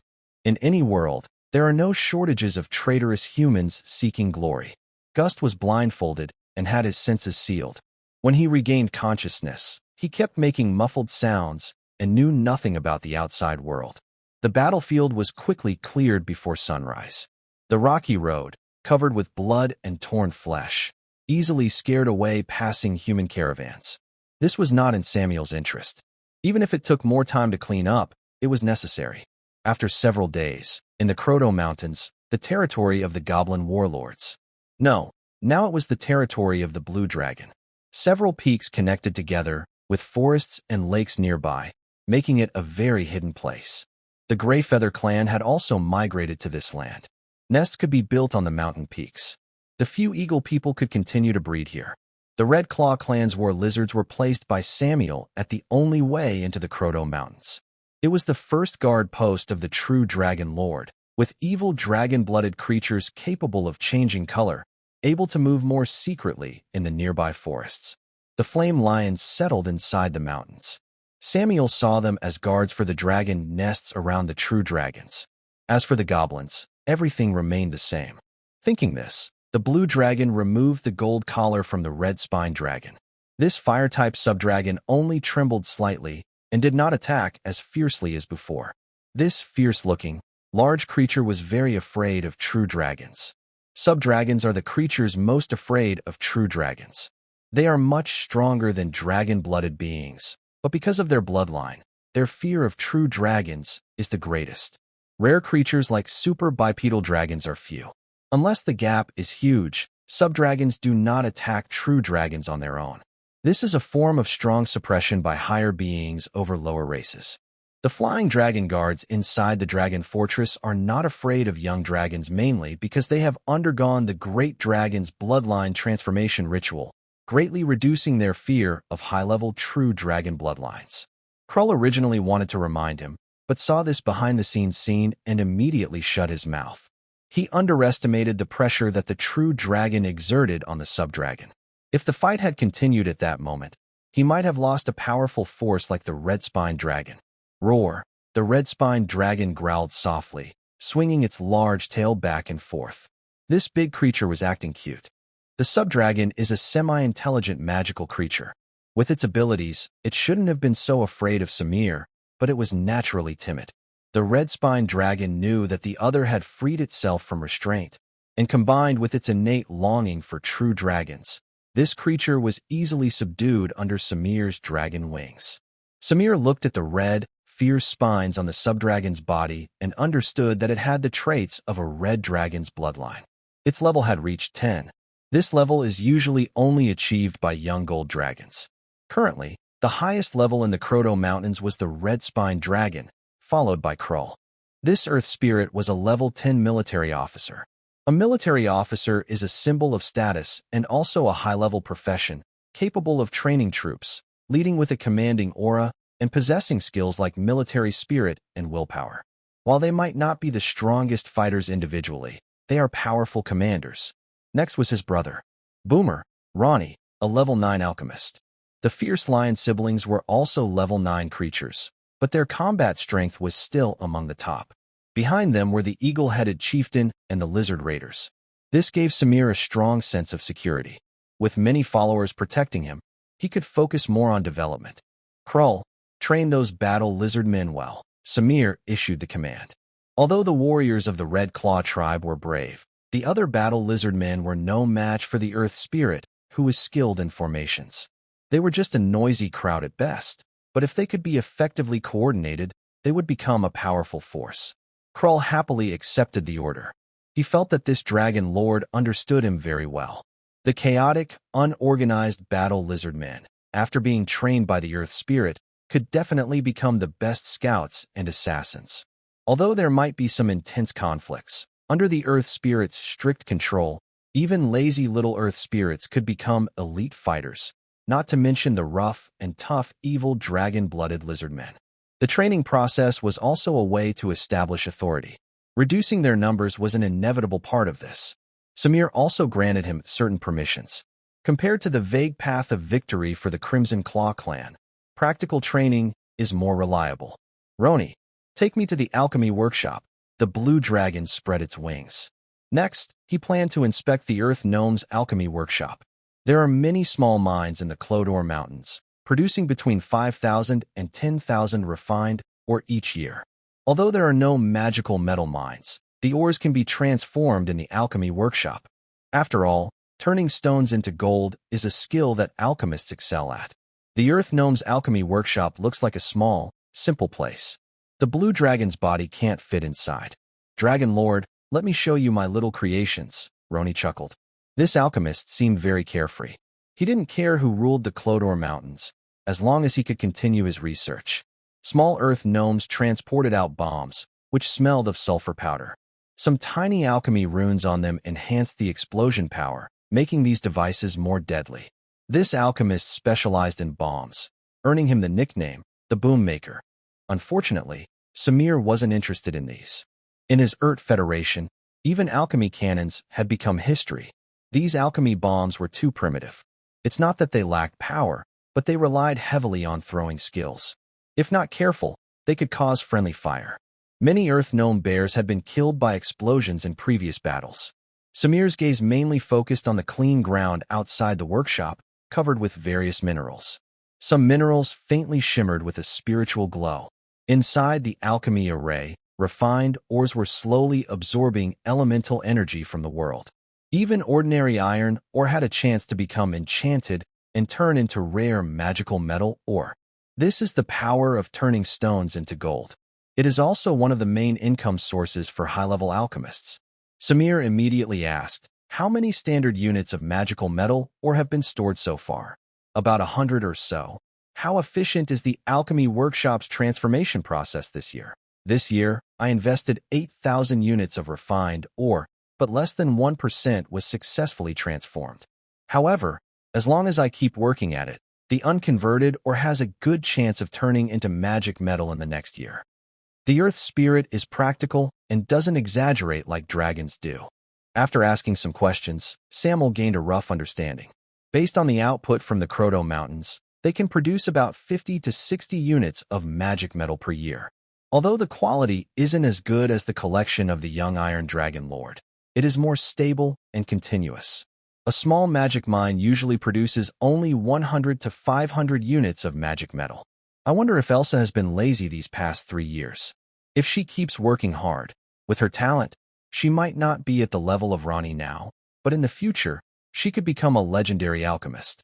Samuel thought to himself, job levels and creature levels are not the same system. For humanoid creatures, weaker species often have job levels similar to their creature levels.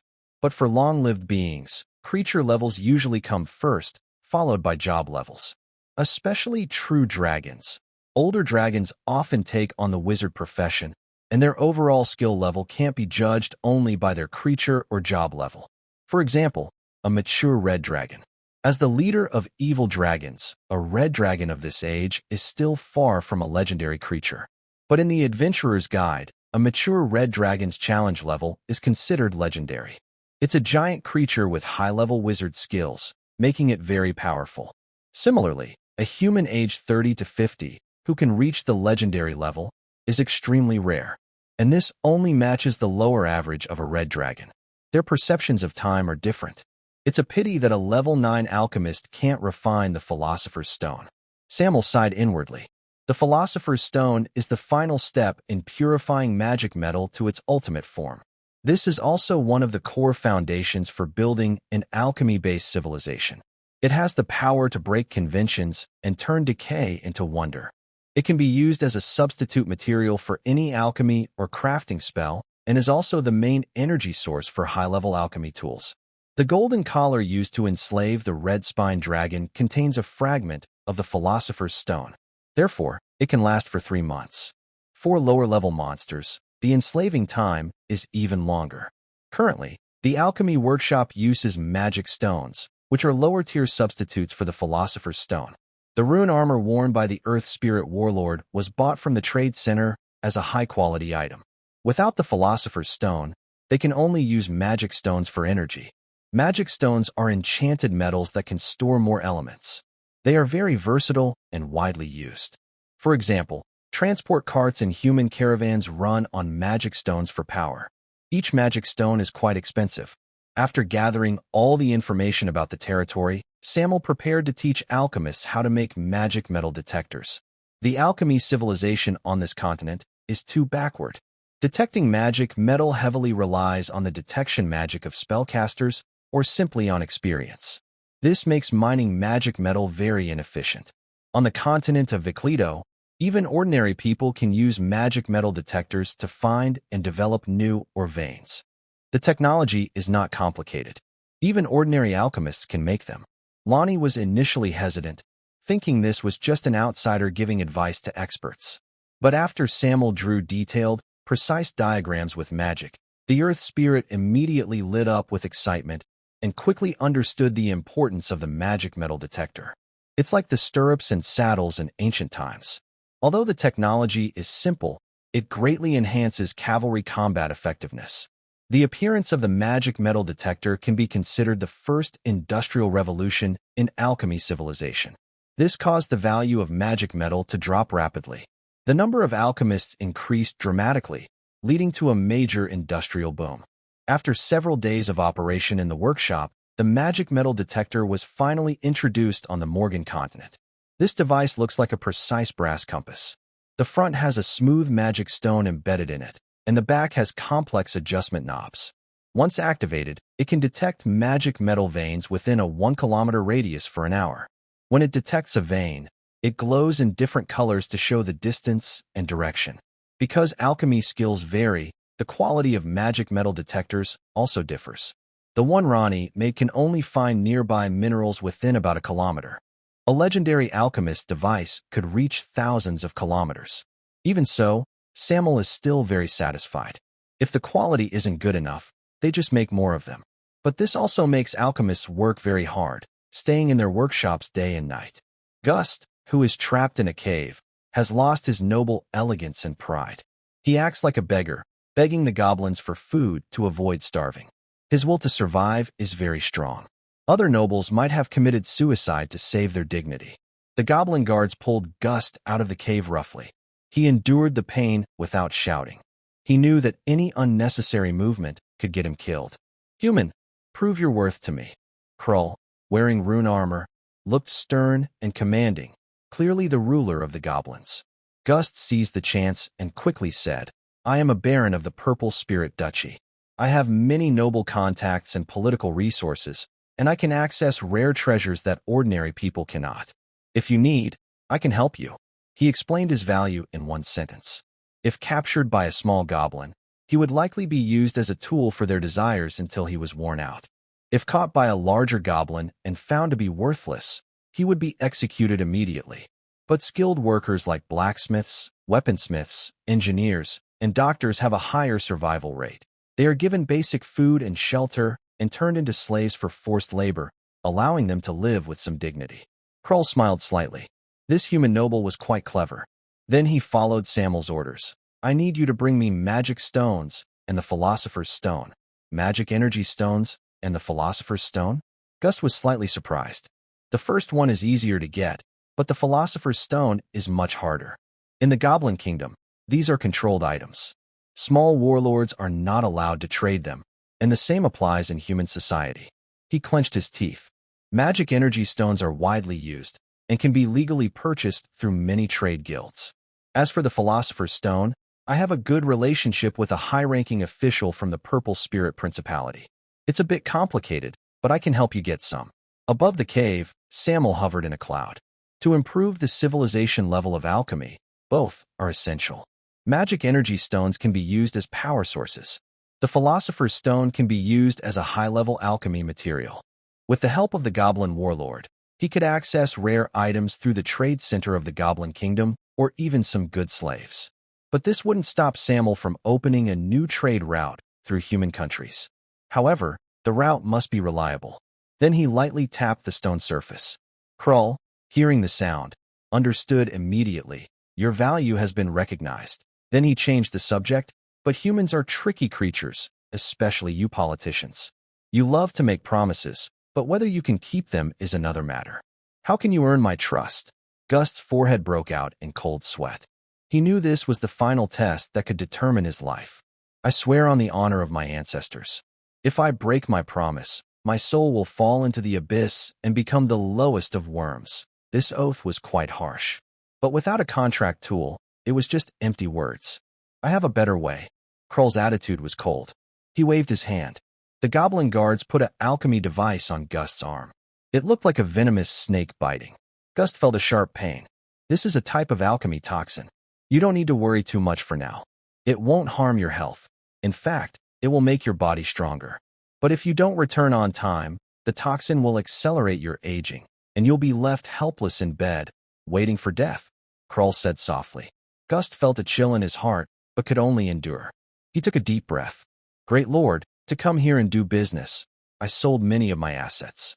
If I return empty-handed, I might be killed by my enemies, and I won't be able to bring back what you want. Since both options are dangerous, I might as well take a risk. Forget about your goods. Krull impatiently waved his hand, interrupting the Baron. But I have other things for you. A group of small goblins loaded boxes of items onto a transport cart. Gold coins, silver coins, and gems are no longer here. Instead, there are special products from the Ural wilderness. For example, the magic plant called the red glue tree, found in the mountains by the goblins. Its branches conduct elements well, and if made into a staff, it can boost fire magic spells. Fire mages would pay a lot for such a staff. Next are the pollen collected by fairies. Eagles and fairies have a good relationship and exchange fresh flowers for pollen. This pollen helps spellcasters focus better and makes building magic models easier. All these are valuable magic materials.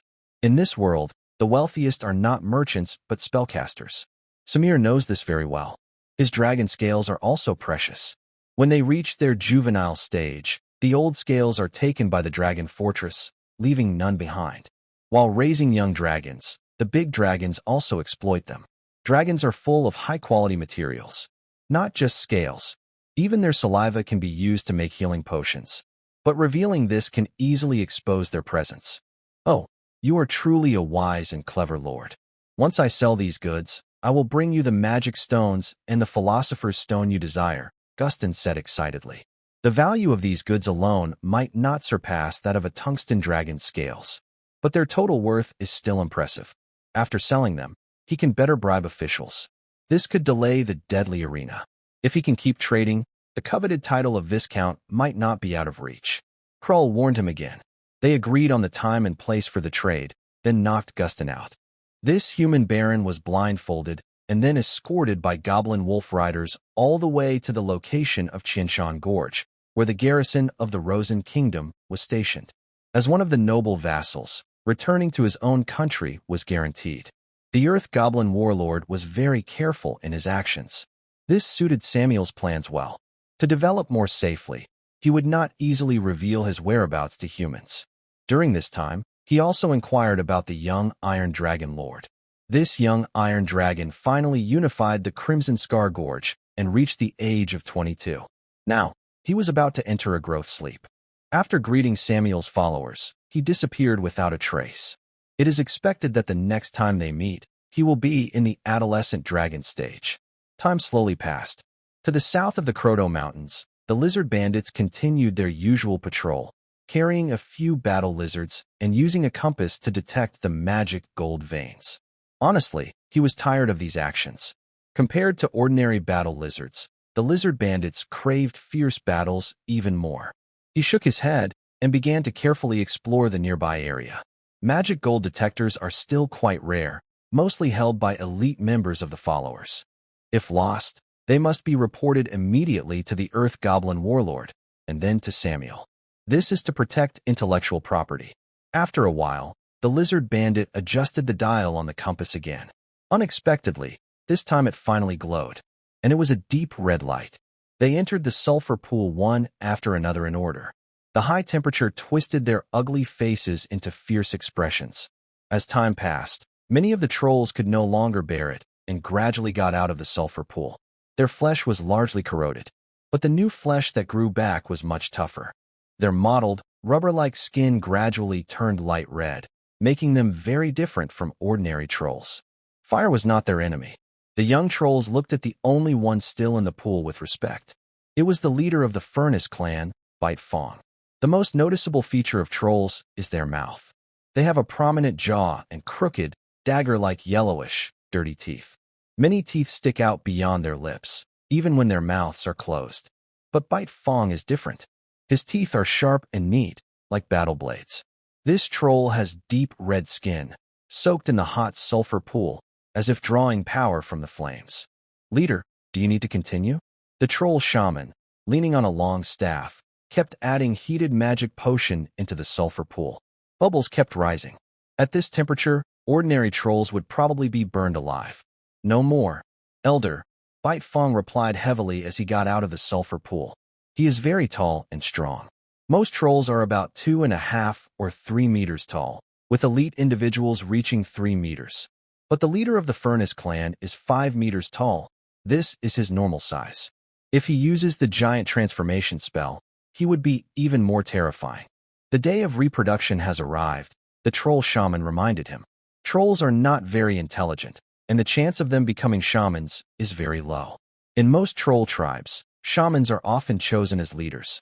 Besides being strong, they also have excellent magic skills and are responsible for guiding ordinary trolls. They are highly respected and loved. But in the Furnace clan, Bite Fong's strength has conquered all the tribe members. Even the troll shamans willingly gave up leadership of the tribe. Go ahead, Bite Fong sat calmly beside the sulfur pool. This troll was very special and showed no interest in the day of reproduction. The troll wizard felt a bit helpless. It really hoped that this powerful leader could produce offspring. But the leader was not cooperating. So, under the wizard's guidance, the trolls paired up 2 by 2, or in groups of 3 or 4, closely together, following tradition to do what was needed for reproduction and to help grow the tribe. Silent and observing, Biaoya watched all of this. It had no interest in female trolls and wondered if it had some kind of mental illness. But this idea was quickly shared with Biaoya by the troll wizard.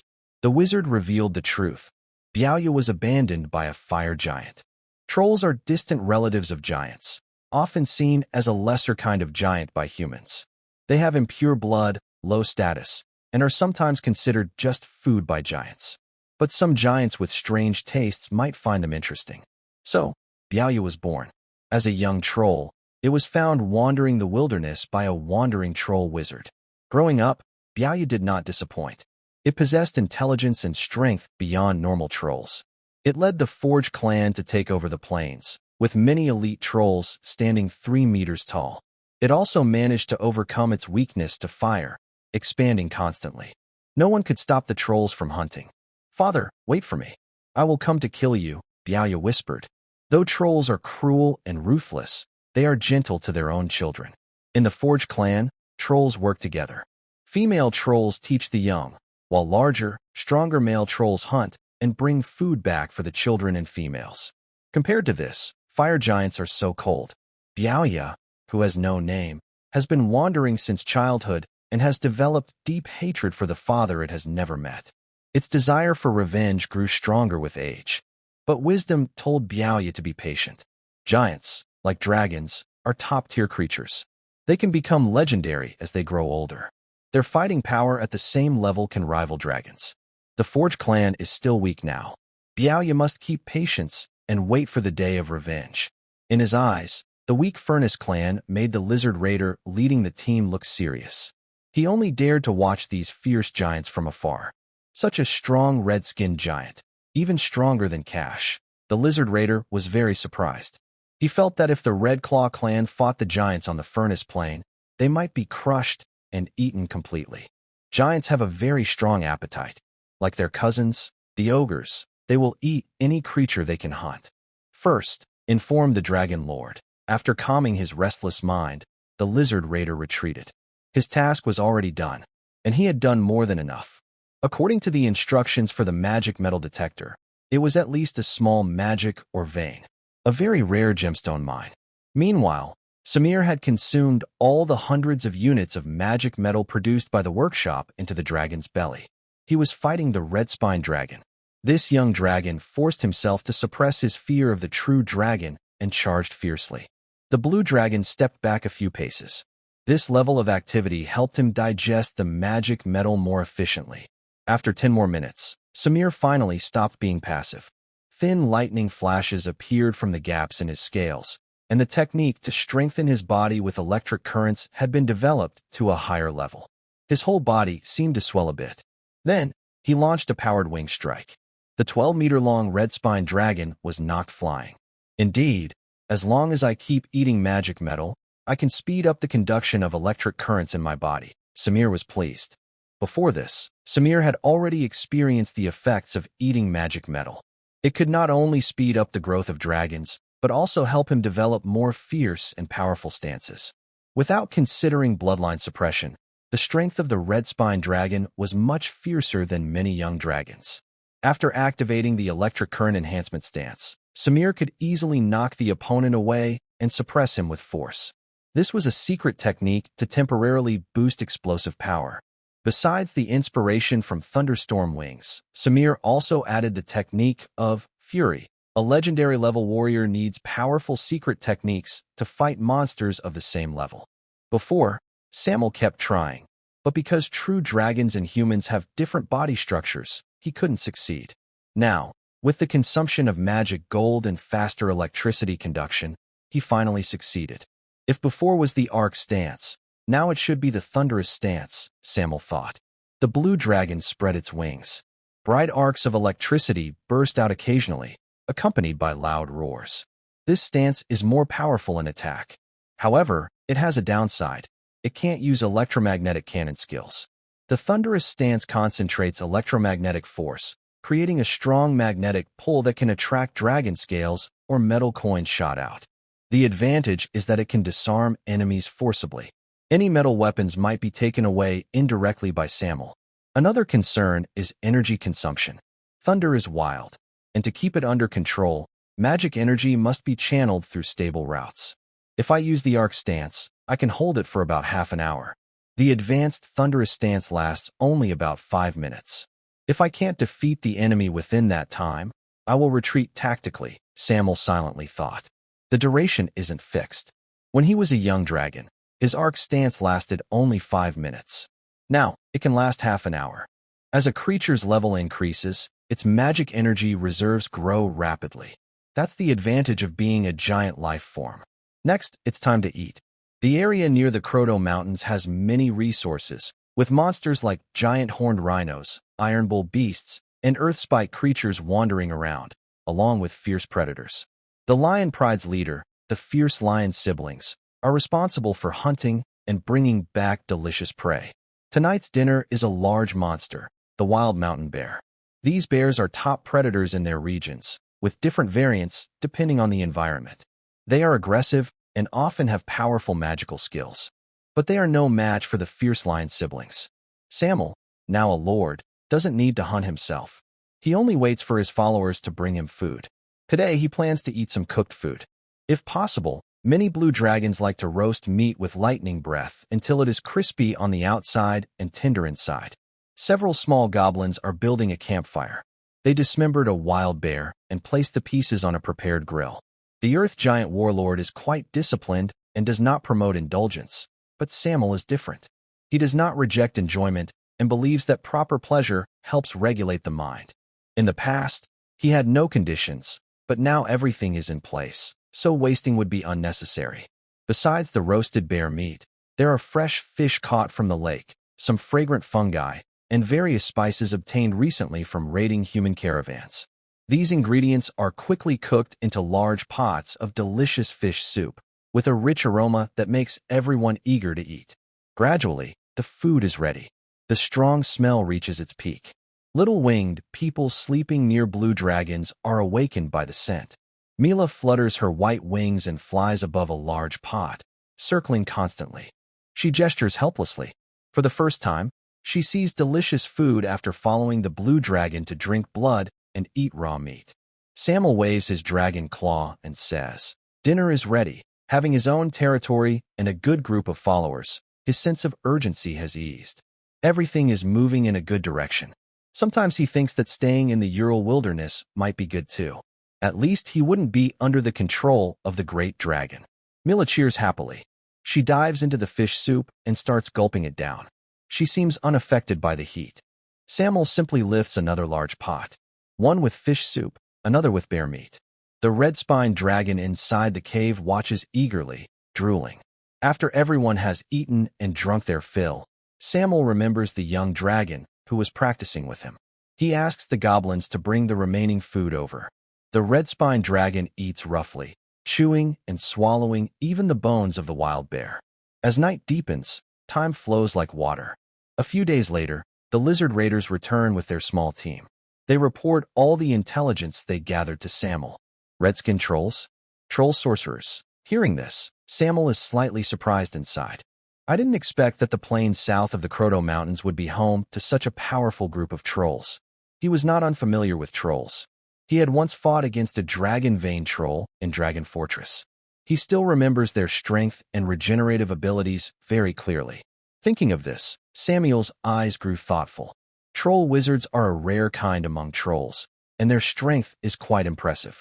Usually, young dragons and troll wizards don't have many chances of winning when they fight. As wise beings among trolls, they often possess powerful spells. In monster intelligence races, shamans awaken their powers by communicating with nature, ancestors, elements, and spirits, similar to human sorcerers. Wizards, on the other hand, rely on studying spellbooks and gaining knowledge through intelligence, similar to human mages. Generally speaking, troll wizards are at least level 10 spellcasters. Most importantly, this troll wizard is not the leader. Lizard raiders have used telescopes made in their alchemy workshops to observe a more powerful deep red troll.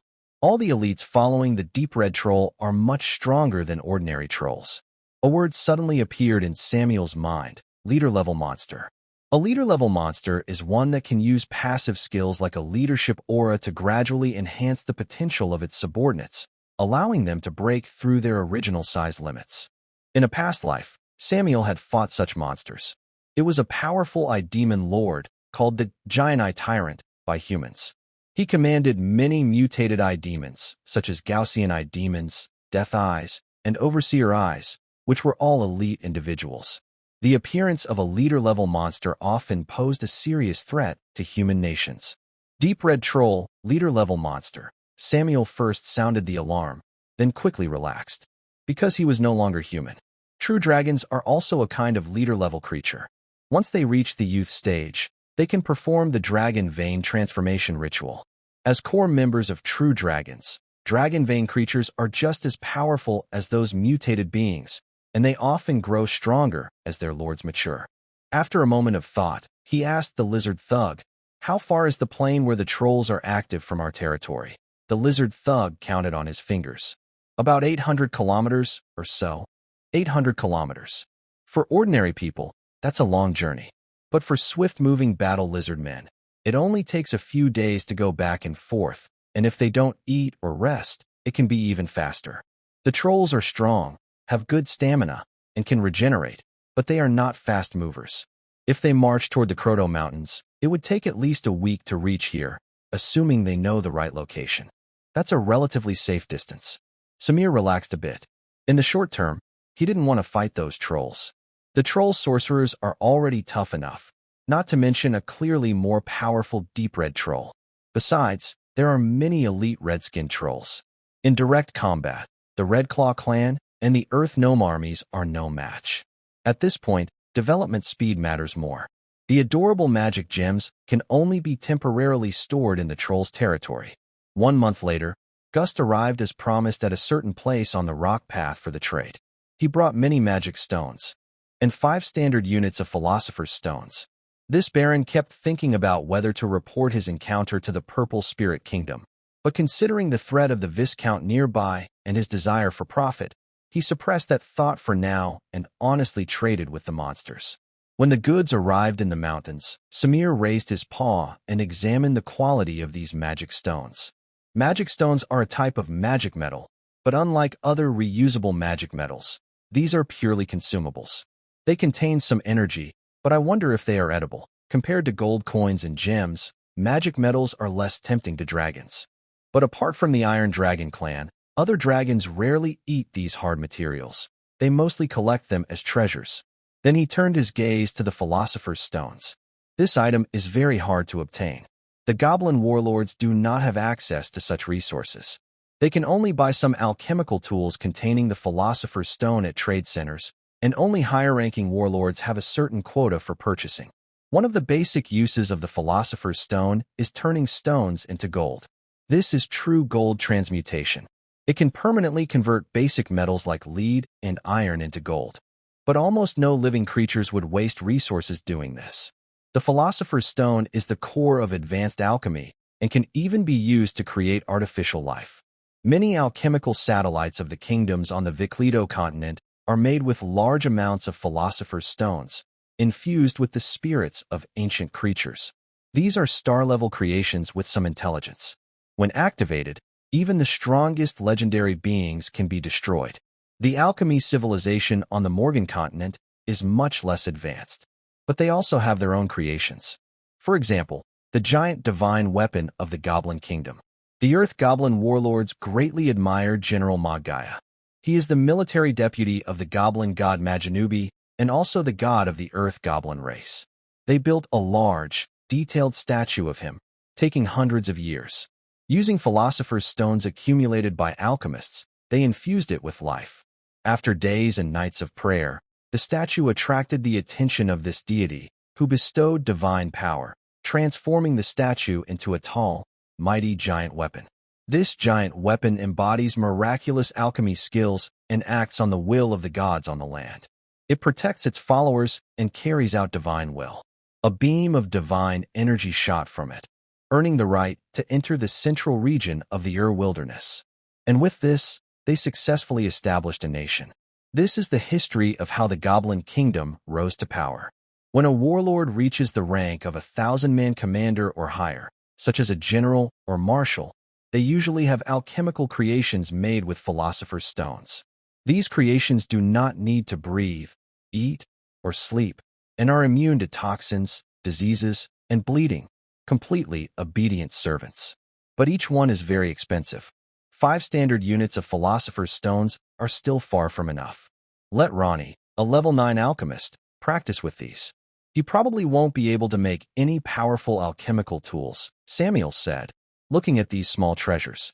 The texture is between semi-transparent and transparent, like a piece of red glass or dark amber that seems to contain flowing light.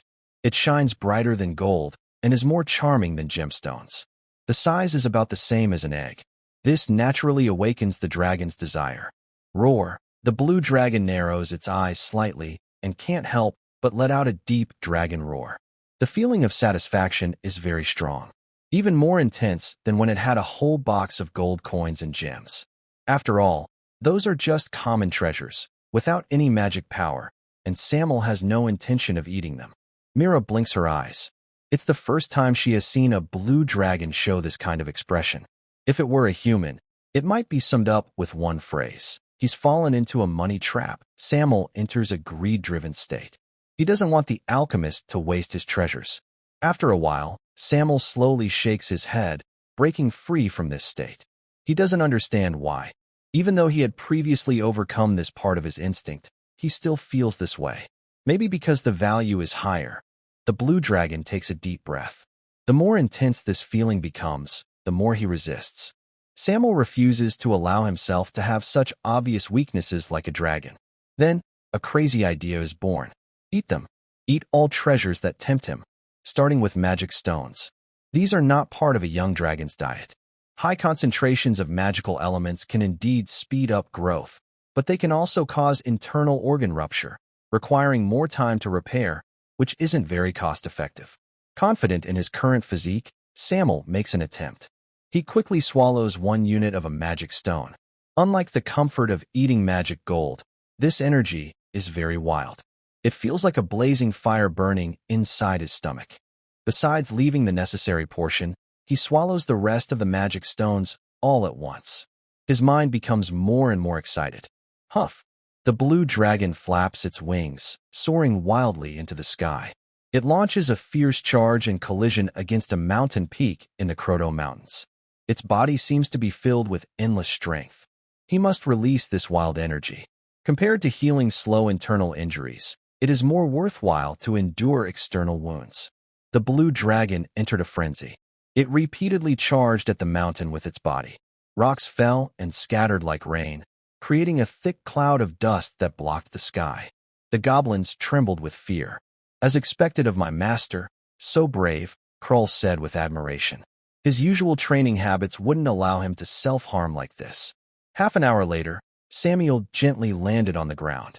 His body kept bleeding dragon blood, and many scales were broken, but the good news was that his magic energy was no longer wild. He ordered the eagle people to take these materials to farm. Dragon blood and scales are very good nutrients, and maybe they can grow high-level plants. After the madness, he became very rational. Then he started to notice his changes. The magic stone contained a lot of energy. Although it was just an ordinary one, not a high-quality or top-grade magic stone, it still helped Samuel a lot, comparable to the first time he ate an ancient silver coin. Indeed, this is good stuff. His gaze shifted to the Philosopher's Stone. There are only 5 standard units of the Philosopher's Stone, but its energy is even stronger. His dragon body will recover, and he can eat more later. The Kroto Mountains remained quiet for a long time. Everything was proceeding smoothly. The Eagle people monitored the merchant caravans on the Panshir Road, occasionally clearing out dangerous monsters nearby, encouraging more human traders to do business here. However, there were no more raids. Samuel wanted to expand his business. He was not satisfied with the small caravans at the moment. He hoped to attract more medium and small-sized caravans, as well as larger ones. You shouldn't put all your eggs in one basket. Besides Baron Guster, some human caravans also entered his inspection list. Samuel hid behind the scenes, like an invisible hand guiding the overall direction of Panshir Road. Time slowly passed.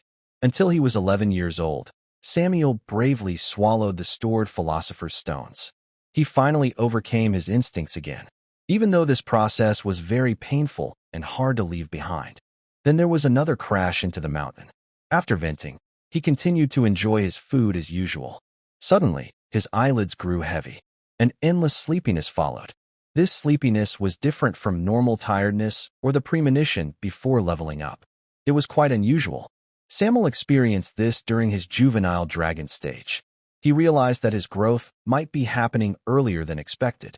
Young dragons around 13 years old usually enter a deep sleep to help them grow significantly. This kind of sleep occurs at each age stage. During the juvenile dragon stage, this sleep lasts about 3 to 5 years. A young dragon who doesn't exercise much might sleep for only 3 years, while a more diligent one could sleep for 4 years, and an exceptional young dragon might reach the maximum of 5 years. In general, the longer, the better. The longer the sleep, the more benefits it brings during this stage. Samuel was a bit surprised, but also very happy about this deep sleep coming. As a long-lived giant creature, it is very hard to increase his level. He hoped this sleep could last as long as possible, which would also bring him great benefits. So he gathered his trusted leaders. For the next 5 years, I might be in this deep sleep. Krull, keep managing the rock path. Don't attack human caravans until I wake up. Focus on hiding and resting. Keshka, your Red Claw clan should do the same. Except for necessary hunting, pause exploring for magic gold and focus on patrolling your territory. And the Eagle people. Samuel gave detailed instructions. He didn't ask for more achievements from his followers. Just maintaining the current situation was enough. Everything would wait until he finished his sleep. Great Dragon Lord, please rest assured. Keshka will remember your orders. The lizard bandit bowed deeply. But inside, he was filled with shock. As an evil dragon descendant, he knew what this meant. He thought the Dragon Lord was already a young blue dragon, but it turned out he was still in the juvenile dragon stage. This innate talent made the lizard thug feel shivery. Its owner is definitely not an ordinary dragon. The Earth Spirit Warlord also realized this and looked serious. Soldiers must obey orders. After a year of mutual understanding, Samir trusts this Earth Spirit quite a bit. The leaders of the 3 wise monster clans are most reliable, especially Krull. The only problem is the troublemaker dragon. He often comes to plan strategies with Samir. As for the Eagle People Chief and their priest, they haven't arrived yet. Instead, they are the future leaders guarding the Gray Feather tribe. Mira has also entered a deep sleep. Eagle people become adults at 3 years old, so she should be a juvenile now. As a high-level variant of the eagle people, she seems to have evolved from a short-lived species to a long-lived one. She has never fully grown up, but occasional strong air waves show the eagle people's extraordinary nature. Under these intense elemental fluctuations, several mature eagle people have advanced to totem warriors. They are undoubtedly leader-level monsters. Her growth has also helped the eagle people advance. In Samir's monster clan, the Gray Feather clan is not very prominent, but because of Mira, over time, it could become one of his strongest monster clans. After the conversation ended, the blue dragon circled a few times over the Clore Mountains. He didn't plan to sleep long in his nest. Without a dragon lineage companion, he couldn't feel at ease. This is not due to distrust, but for safety. Then he left with 2 wild lions. For the lion siblings, Samir's command was to keep an eye on the Gray Rock volcano. Although he considered settling in the wilderness temporarily, the movements of the adult red dragon still needed attention. After some time, Samir came alone to a tall mountain. It was originally the territory of the Gray Feather clan, a giant rock cliff. Because the eagle people migrated, their nest in the middle of the cliff was now occupied by a group of flying monsters. They are lower-level bird species. Even if the blue dragon stood there and allowed attacks, he couldn't break through their defenses. Samir circled a few times. He found a hollowed-out area on the mountain wall. This is a hidden area located high above the ground, so it won't be attacked by ground monsters. In an instant, I slipped inside. The space inside is just right for the blue dragon's current size. As the dragon's tail swung back and forth, sand and stones rolled down, blocking the entrance, leaving only some small gaps. This allows air to circulate inside. Samir lay down in a comfortable sleeping position, slowly closed his eyes, and peacefully entered a deep sleep. His whole body's breath gradually slowed down. This is a temporary sleep, not a complete coma. If there is a strong threat to his life, the dragon will wake up immediately, but this can also be interrupted, causing him to miss many benefits. Silence and safety are very important. Samir falls into a deep sleep, waiting quietly for the next awakening. Guys, please support me. My grades are just okay. I barely managed to pay for water and electricity. I'm struggling to keep going. Please, everyone, take a moment to send some free gifts out of love. The author will also evolve into a 3-shift beast. Plus, 1 big update with extra chapters, and a top-tier supporter will get 2 extra chapters. As long as I don't die, I will keep writing. Please support me. Far away at Double Moon Bay, the war between the Dragon Fortress, Stone Giants, and Centaurs has reached a boiling point. The leaders of the 3 sides personally appeared. Thunderwing, fighting 1 against 2, was slightly at a disadvantage. The Centaur King is a high-level golden-maned wizard, and the Stone Giant King is a fierce and brave giant creature. Both are powerful rulers who can match an adult blue dragon and are among the strongest. Fortunately, Thunderwing also has a high-level profession. He is a devout follower of Tiamat, even willing to offer treasures as sacrifices. Besides his biological level, he is also a dragon priest. Otherwise, he wouldn't have left his tribe to build his own dragon fortress. Apart from the 3 kings, 2 young blue dragons inside the fortress are also caught in a tough fight. The centaurs and stone giants have lived in Double Moon Bay longer, with high-level warriors and wizards in their tribes. Even a swarm of ants can kill elephants, let alone high-level professionals. After years of friction and clashes, the great battle at Double Moon Bay finally begins. Only the winners can claim this land's fertile bay. Countless monsters have died. The red dragon Elsa, fierce and aggressive, attacked and tore apart a gray-maned centaur. The goblin warriors followed behind her. They fought against more gray-maned centaurs and subspecies giants. High-level battles are different from low-level ones. Each has its own battlefield. The young mother dragon spat out fierce flames. With the help of alchemy formulas, she burned a large group of enemies. Soon, the nearby battlefield was cleared. The goblin commander looked at her with awe. He stepped forward and handed her a potion made by their clan's sorcerers, which could speed up magic recovery. Elsa's eyes flickered. She moved closer and smoothly took the potion. At that moment, she suddenly launched a surprise attack. The goblin commander was shocked. After a while, he lost his life. Similar events happened at several other battlefields around them. Carlisle, Zorok, and Gur, 2 blue and 1 green, killed the overseeing dragon fortress commander. They successfully regrouped. No evil dragon wants to be constantly oppressed. Especially now, with the risk of death, escaping is the best choice. Elsa, are you coming with us? Carlisle shouted. Only sheep and cattle move in herds. Fierce beasts always go alone, Elsa coolly replied. Then the young mother dragon flapped her wings and quickly left Double Moon Bay, heading toward the Ural wasteland. Don't worry about her. The young green dragon was very unhappy. Since Elsa gained the attention of the great dragon, Gur always felt her own aura in the dragon group was being taken away. She was reluctant to let this female dragon join her small team. Carlisle sighed.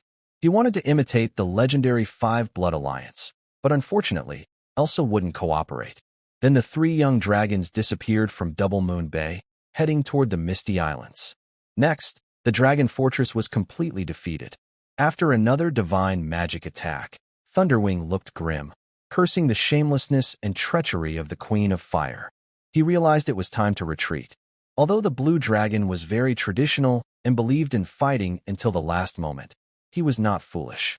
As thunder roared, the adult blue dragon finally broke through the surrounding forces, carrying 2 young dragons and the remaining hatchlings away from Double Moon Bay. They headed south toward a new bay, abandoning their long-held dragon fortress and many followers. This was a normal day in the life of an evil dragon. As a powerful and wicked creature, they were often the ones being attacked. The followers of the evil dragon were not always on a bright path. They were more likely to be abandoned. On their way back, the dragon seeker priest, Zella, asked worriedly, "Leader, where are we going next?" The Thunderwing, angry, spat out fire. He destroyed all the creatures along the way. After venting his anger, he gradually calmed down. "We will go to my brother, the King of the Wind." He was a middle-aged blue dragon. He was related to Thunderwing, from the same blue dragon clan. Once, the King of the Wind invited Thunderwing to join him, but he politely refused. Thunderwing believed he could build a strong dragon fortress too. But things didn't go as planned. After facing setbacks, Thunderwing decided to seek refuge with his brother. He would return with a large army someday. Reziah, the hatchling caretaker, yawned. "I'm not interested." This young dragon was used to failure, but he didn't want to give up. In the dragon fortress, Reziah was the 3rd in command. But joining the King of the Wind was different. This middle-aged blue dragon lived on the southern side of Morgan Continent, near the bay by the Wilderness, where many adult dragons gathered. When she arrived, she would definitely be exploited. "Do as you like," Thunderwing said calmly.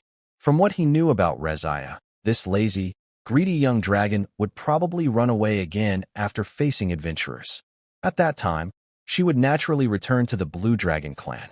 A lone blue dragon couldn't achieve much. He believed this firmly. So, after 3 big dragons failed in their ventures, they went their separate ways. Thunderwing led his group to the southern bay of Morgan Continent, while Reziah wandered for a while before settling in a bay, planning to rest and recover from her injuries. Every dragon had their own choice, and each choice led to a different future. For example, the red dragon Elsa. Her inheritance records contain a lot of information about the Ural wasteland. This hot area has many volcanoes, and powerful creatures are everywhere. Not only are there the strong Iron Dragon clan, but also red dragons, who are fire-type true dragons.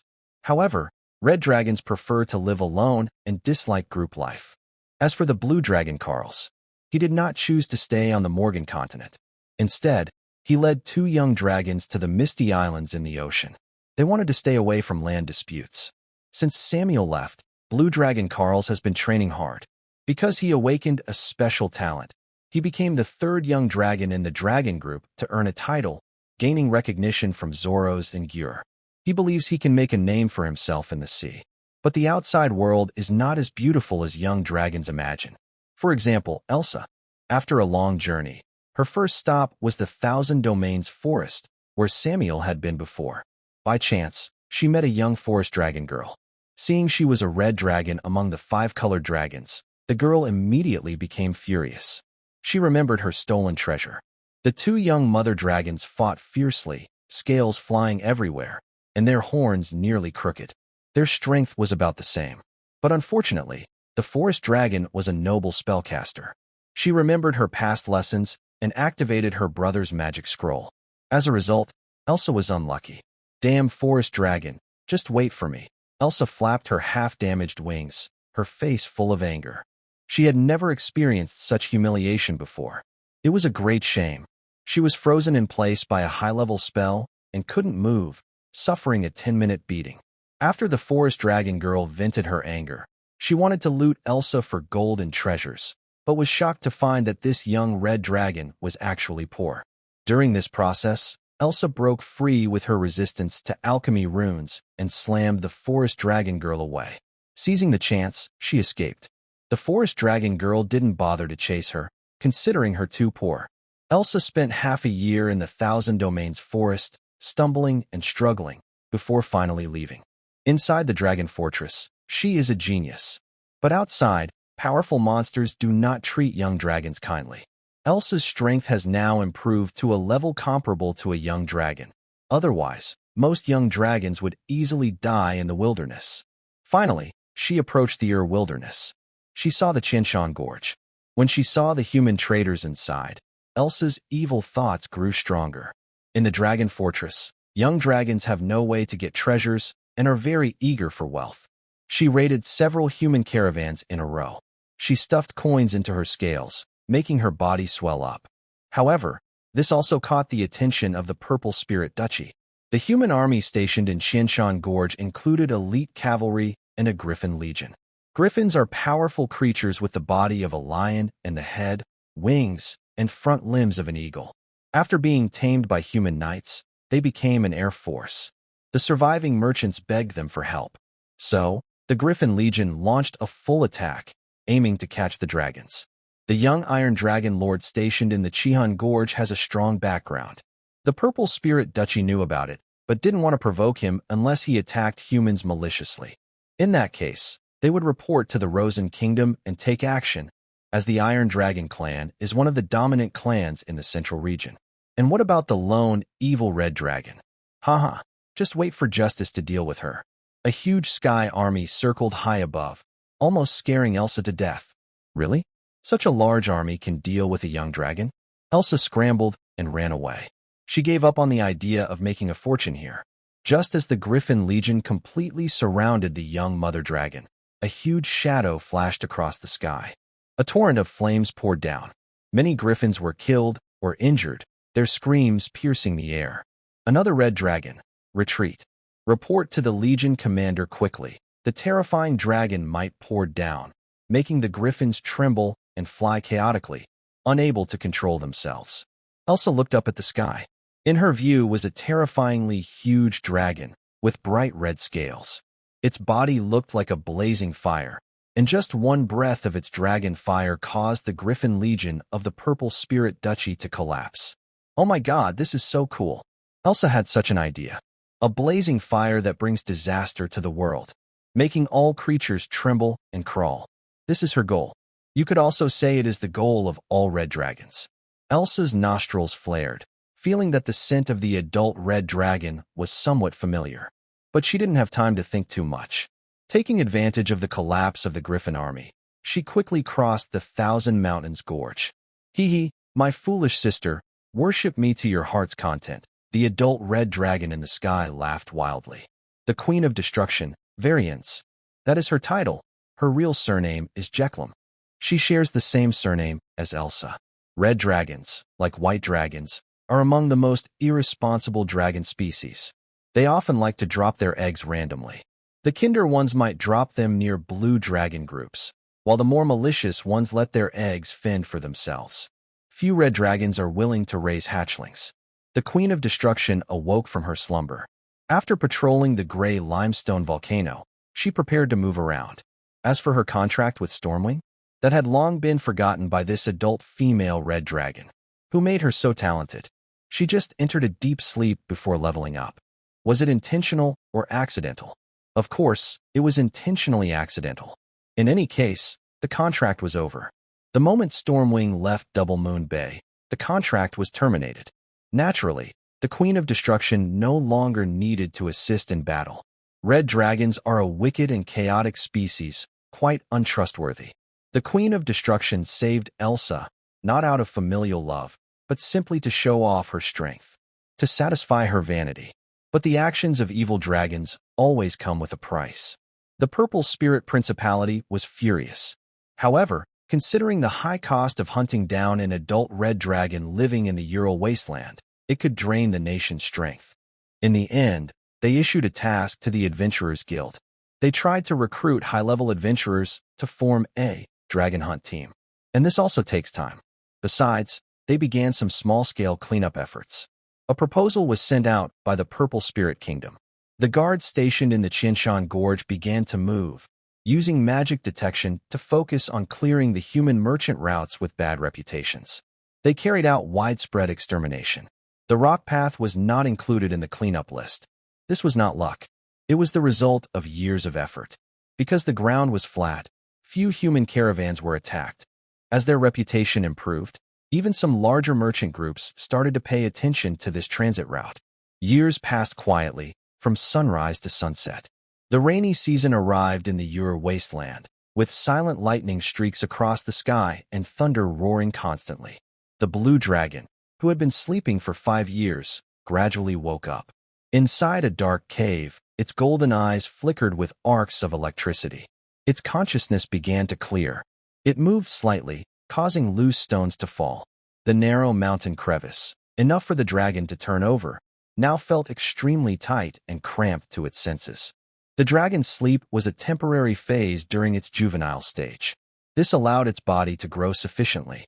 It was now 16 years old. Having successfully passed the juvenile stage, it had entered the young dragon phase. "I'm so hungry." Samuel let out a low growl.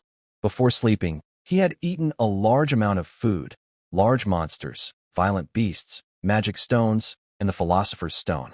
But it wasn't enough to sustain the long sleep.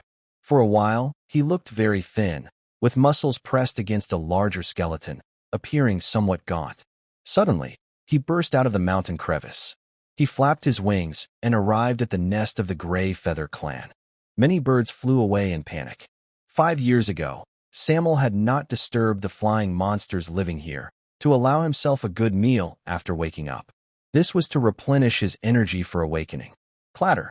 Countless small birds fell down. Samuel flapped his wings.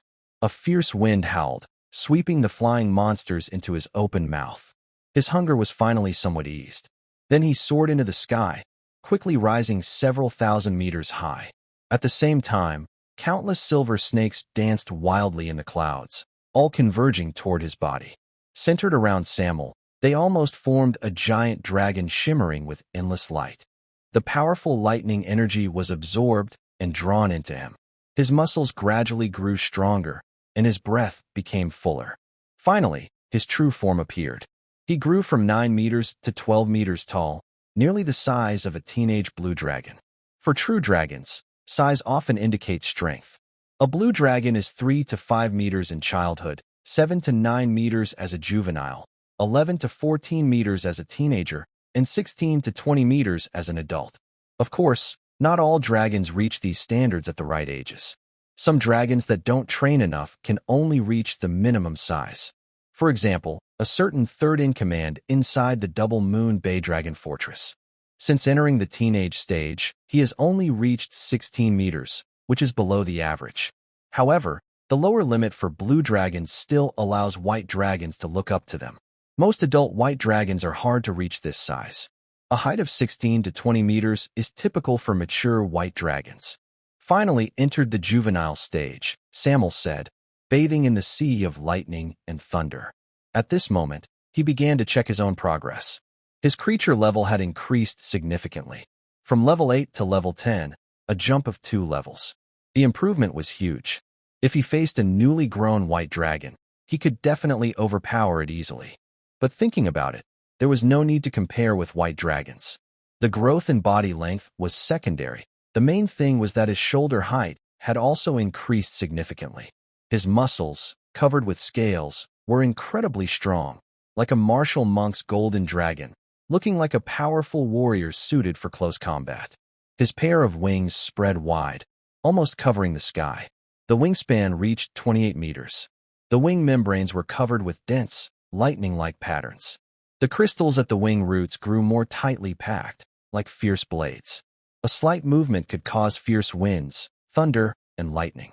Samuel's appearance also changed. The single horn on his nose turned a deep, mysterious blue. Compared to the last period of deep sleep, the changes in the dragon's tail are the most noticeable this time. At the tip of the tail, various diamond-shaped crystals are spread out, as if extending the shape of the dragon's wings, making it look like a fierce siege hammer. At first, he wasn't sure whether this was caused by eating demon gold or the philosopher's stone, or perhaps it was his own innate talent. Samir fell into thought. His current appearance looked very fierce. Every part of his body could become a deadly weapon. I think it's my own talent. Maybe it has little to do with magnetic fields.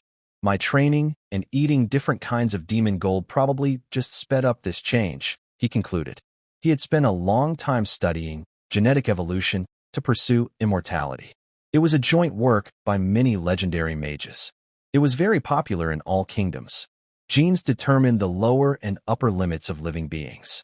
Over many generations, legendary strong ancestors might not always pass their traits to their descendants, but these traits could be hidden as recessive genes. Sometimes, they suddenly burst out at a certain time, leading to the birth of commoners with extraordinary talent. In monster terms, these are called mutated individuals. Luck or special methods can activate these hidden genes, but it is not easy. Most commoner geniuses had to suffer great setbacks to awaken their potential. Their families might have been destroyed, their beliefs shattered, or they faced the darkest moments of their lives. Most of these people grew up to be part of the evil faction. There are very few exceptions.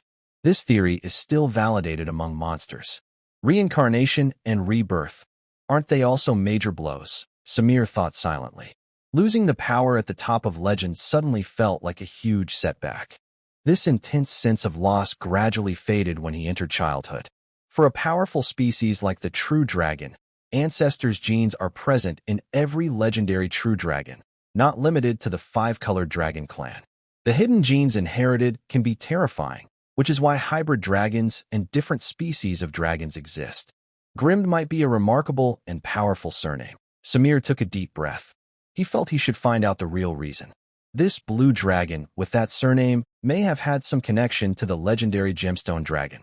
The crystals growing on its wings, tail, and faceplate look like features of a gemstone dragon.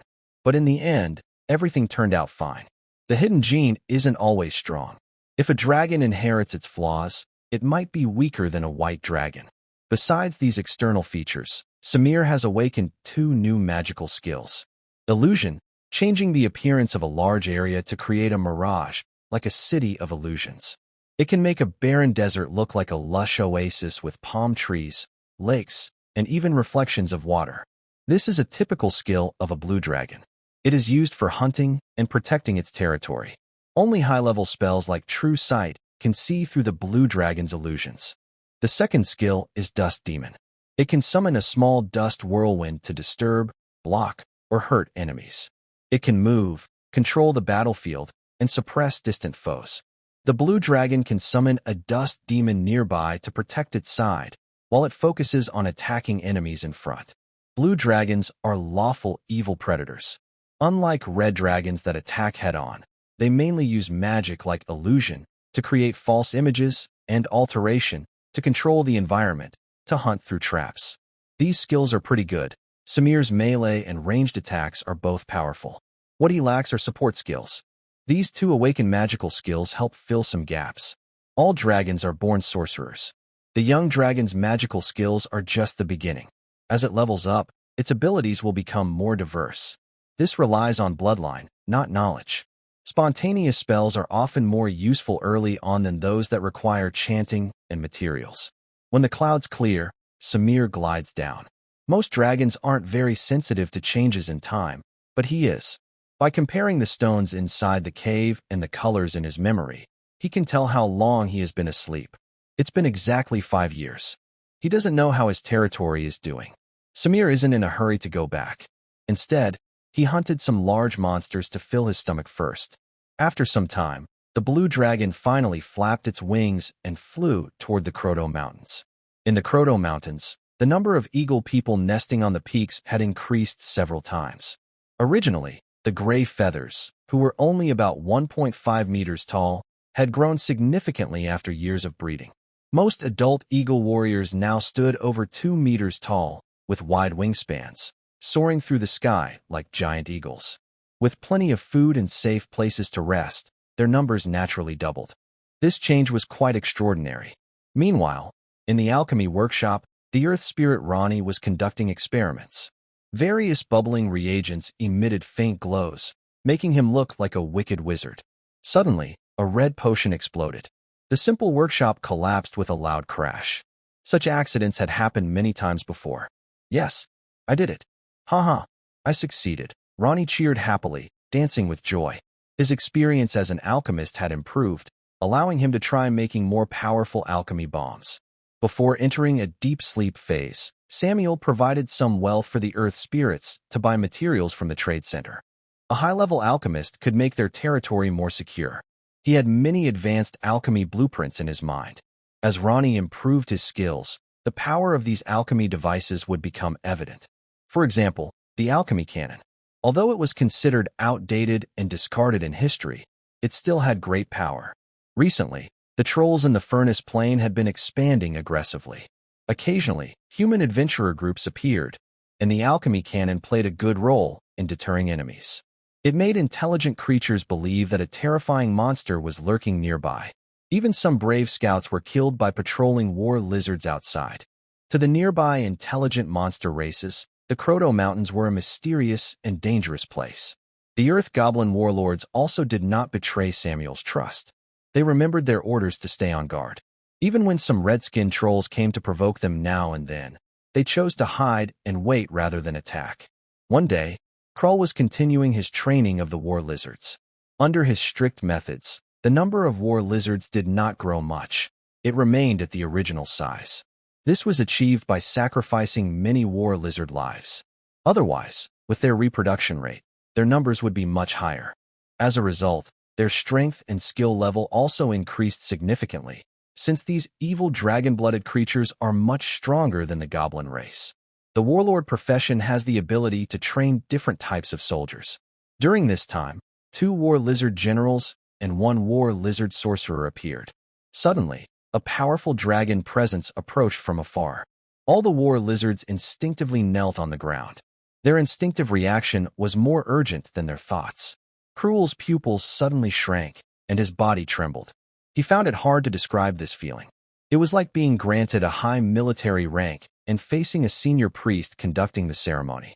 In the bright sky, it seemed as if a lightning bolt streaked across the horizon, accompanied by thunder striking the mountain range. The speed was so fast that even the guards couldn't warn in time. When Krull saw the giant dragon in front of him, his racing heart finally calmed down. Although its appearance had changed somewhat, he still recognized Samuel immediately.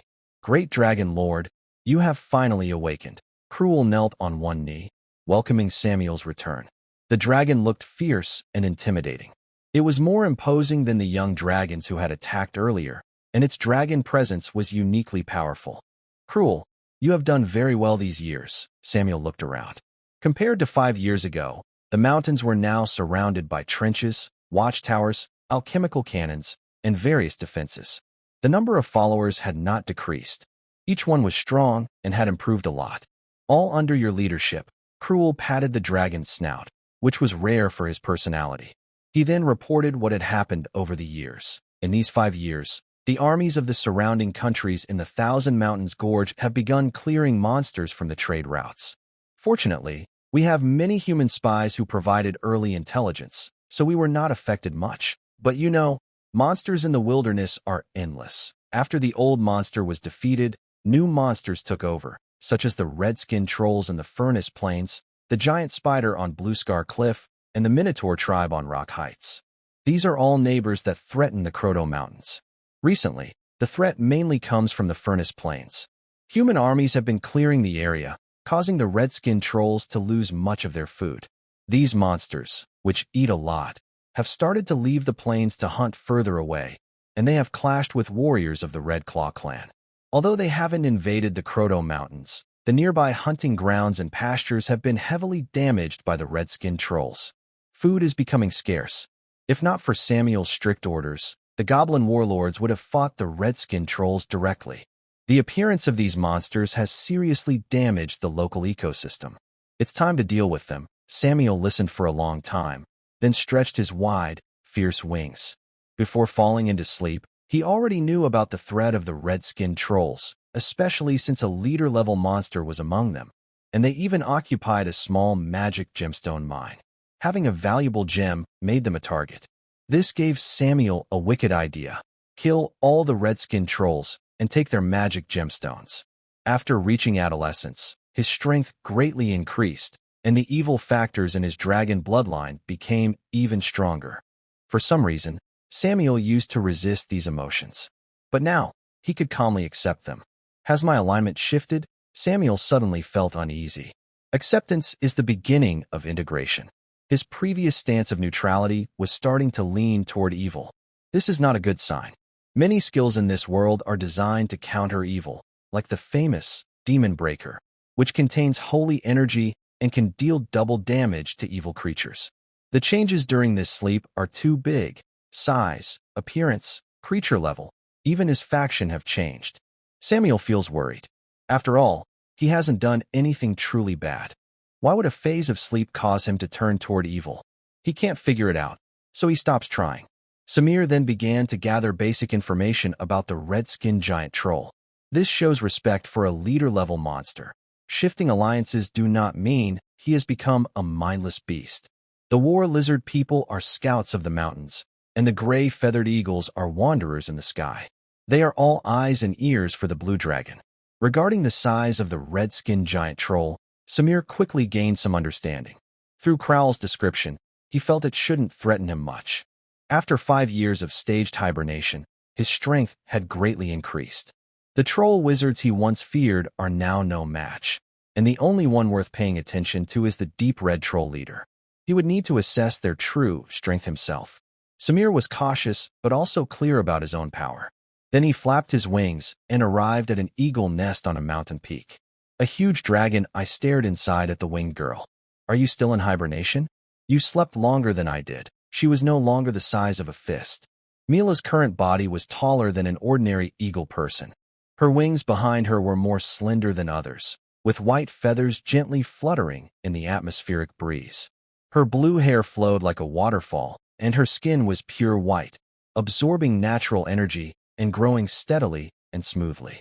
He used a biological detection spell. Mila seemed to sense something. Her eyelashes fluttered slightly. But since there was no obvious danger, she did not wake up immediately. Level 9 life form? Similar to the atmospheric spirit I encountered before, Samir nodded slightly. He wasn't sure which was stronger. The atmospheric spirit's life energy hadn't fully dissipated. Most of it was preserved by the old shaman's ritual. When Mila was 1 year old, her body could handle that energy, and she began to merge with it.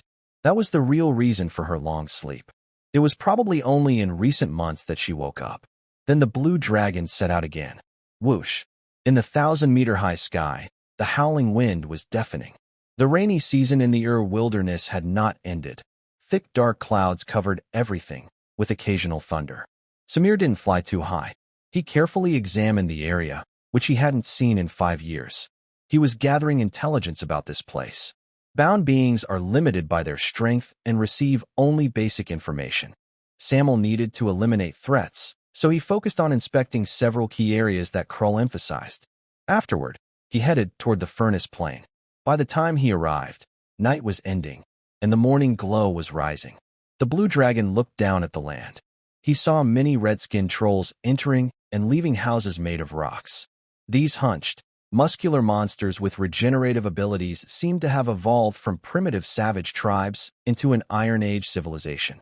There were over 100 simple forges scattered across the plain, each burning fiercely. Every forge had craftsmen forging weapons. Craftsmen, that word sounds like it belongs to less intelligent trolls. But it was true. Some elite individuals wore heavy armor and carried large iron spears, and their weapons were of good quality. Many trolls stood about 4 meters tall. Their skin was darker, and they no longer hunched or stooped. They looked like enlarged versions of humans. A race came to Samuel's mind: giants.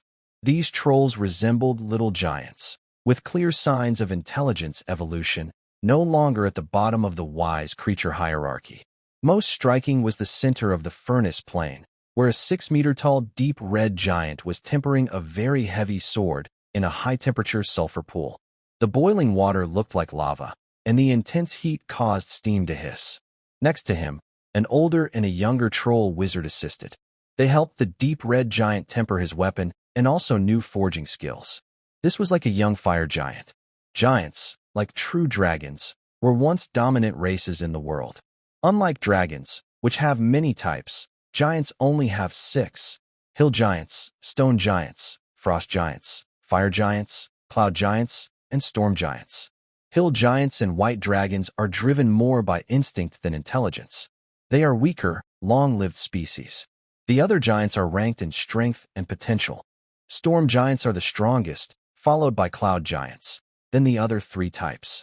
No, this one is too ugly. Samuel shook his head, denying that this was a lone young fire giant. The fire giant looks like a giant version of a dwarf. It has thick hair and a red beard. It is a natural master blacksmith. Dwarf skills are considered trivial in the eyes of fire giants. The average level of young fire giants is around level 8.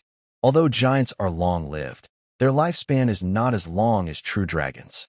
At the same age, they are generally 1 or 2 levels weaker than dragons. Even adult fire giants are only about level 10. Compared to adult fire giants, the deep red trolls are taller and have higher levels. Truly a leader-level monster, Samuel said happily. He has the idea of taming this group of trolls.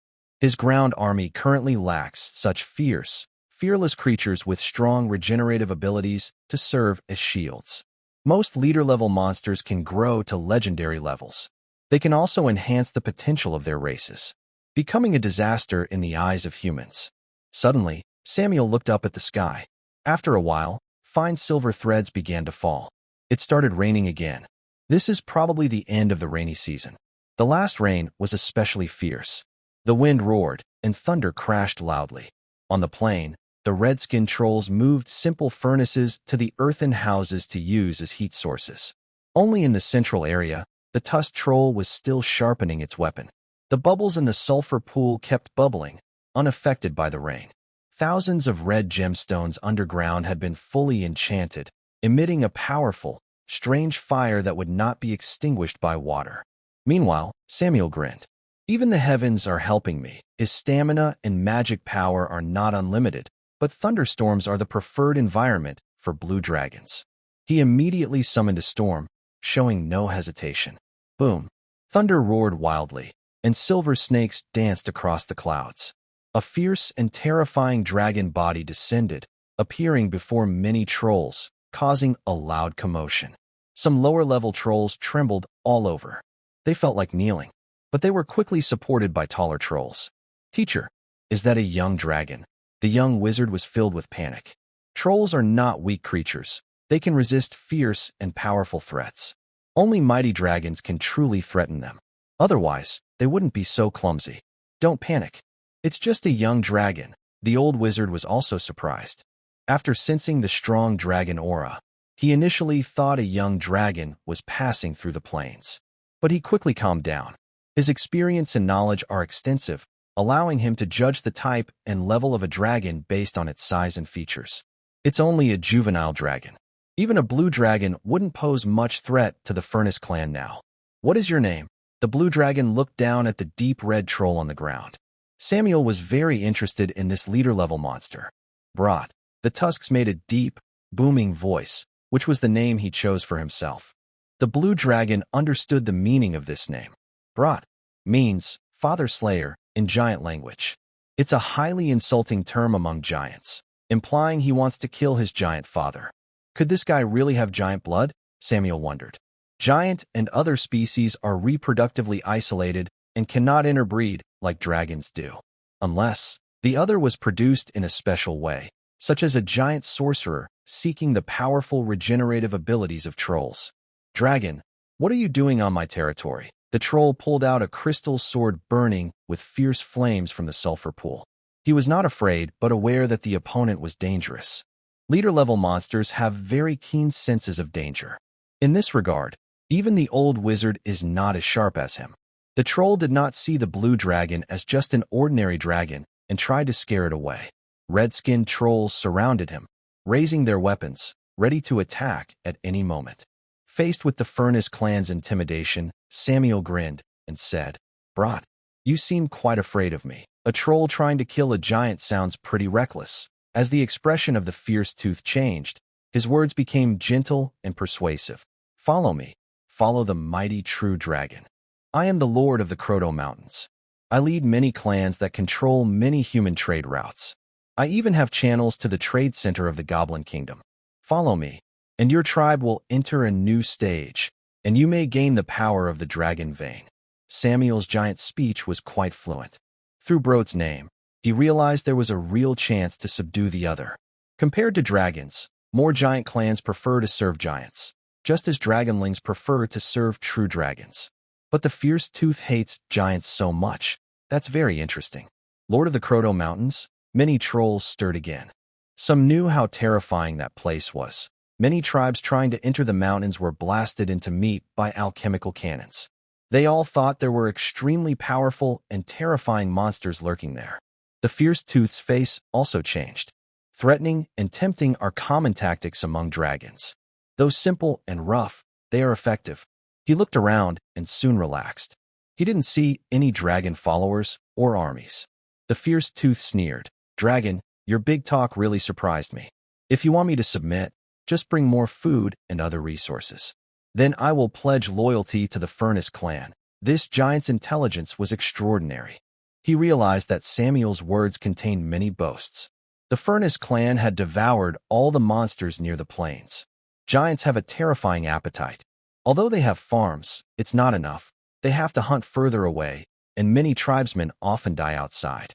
If the other side can solve the Furnace clan's problems, then loyalty from the fierce tooth might not be impossible. "You lack food? That's easy to fix. Just reduce your numbers," he said. As he spoke, a handful of gold coins flickered on the blue dragon's claw, falling like a cannonball. A lot of blood burst out. The plains turned into blackened deep pits. The giants of the Furnace clan were instantly missing arms and legs under the electromagnetic cannon. They wore iron armor, and with their strong regenerative abilities, there was no large-scale death. "Lowly troll, who gave you the courage to bargain with me?" The cold voice of the dragon rang out loudly. Capturing the clan was to make them serve and support him, but the troll's demands were almost impossible to accept. If words don't work, then just fight until they surrender. Many trolls looked scared. This unpredictable evil dragon was more powerful than they had imagined. "Young dragon, do you really want to fight to the death?" The old wizard tried to persuade him. His mental strength was strong, and he used magic to protect himself, barely resisting the electromagnetic attack. But the Lava clan was not an ordinary troll tribe. Soon, skilled warriors took out large forged shields from their houses. They gathered around the young wizard to strengthen their defenses and block the continuous attack. "Counterattack!" the young wizard shouted. Suddenly, a bright white magical light shot up into the sky, covering the area instantly. This was a spell to block flying creatures, an advanced version of the anti-air magic. It could cancel out flying spells and create a strong gravity field. If it was an ordinary dragon, it would lose its flying advantage and be forced to land. Samir's eyes flickered. His body staggered as if affected, and he was forced to descend. On the ground, the Furnace warriors quickly spread out their huge iron shields and raised long spears glowing with poison from magic potions, ready to surround and kill the dragon that challenged their tribe. But also focused completely. He held his sword with both hands, prepared for a final strike when needed. But something unexpected happened to the Lava clan. When Samir landed about 50 meters from the ground, his wings suddenly fluttered, summoning a dust demon, a small sandstorm that blocked the troll's view. Bite coughed uncontrollably. Because he was so focused, the damp dust and sand got into his eyes. The blue dragon's speed increased again. His terrifying wings swept away the surrounding trolls, grabbing the young wizard on the ground. Attacking the backline first was definitely the right choice. Then, he spun fiercely.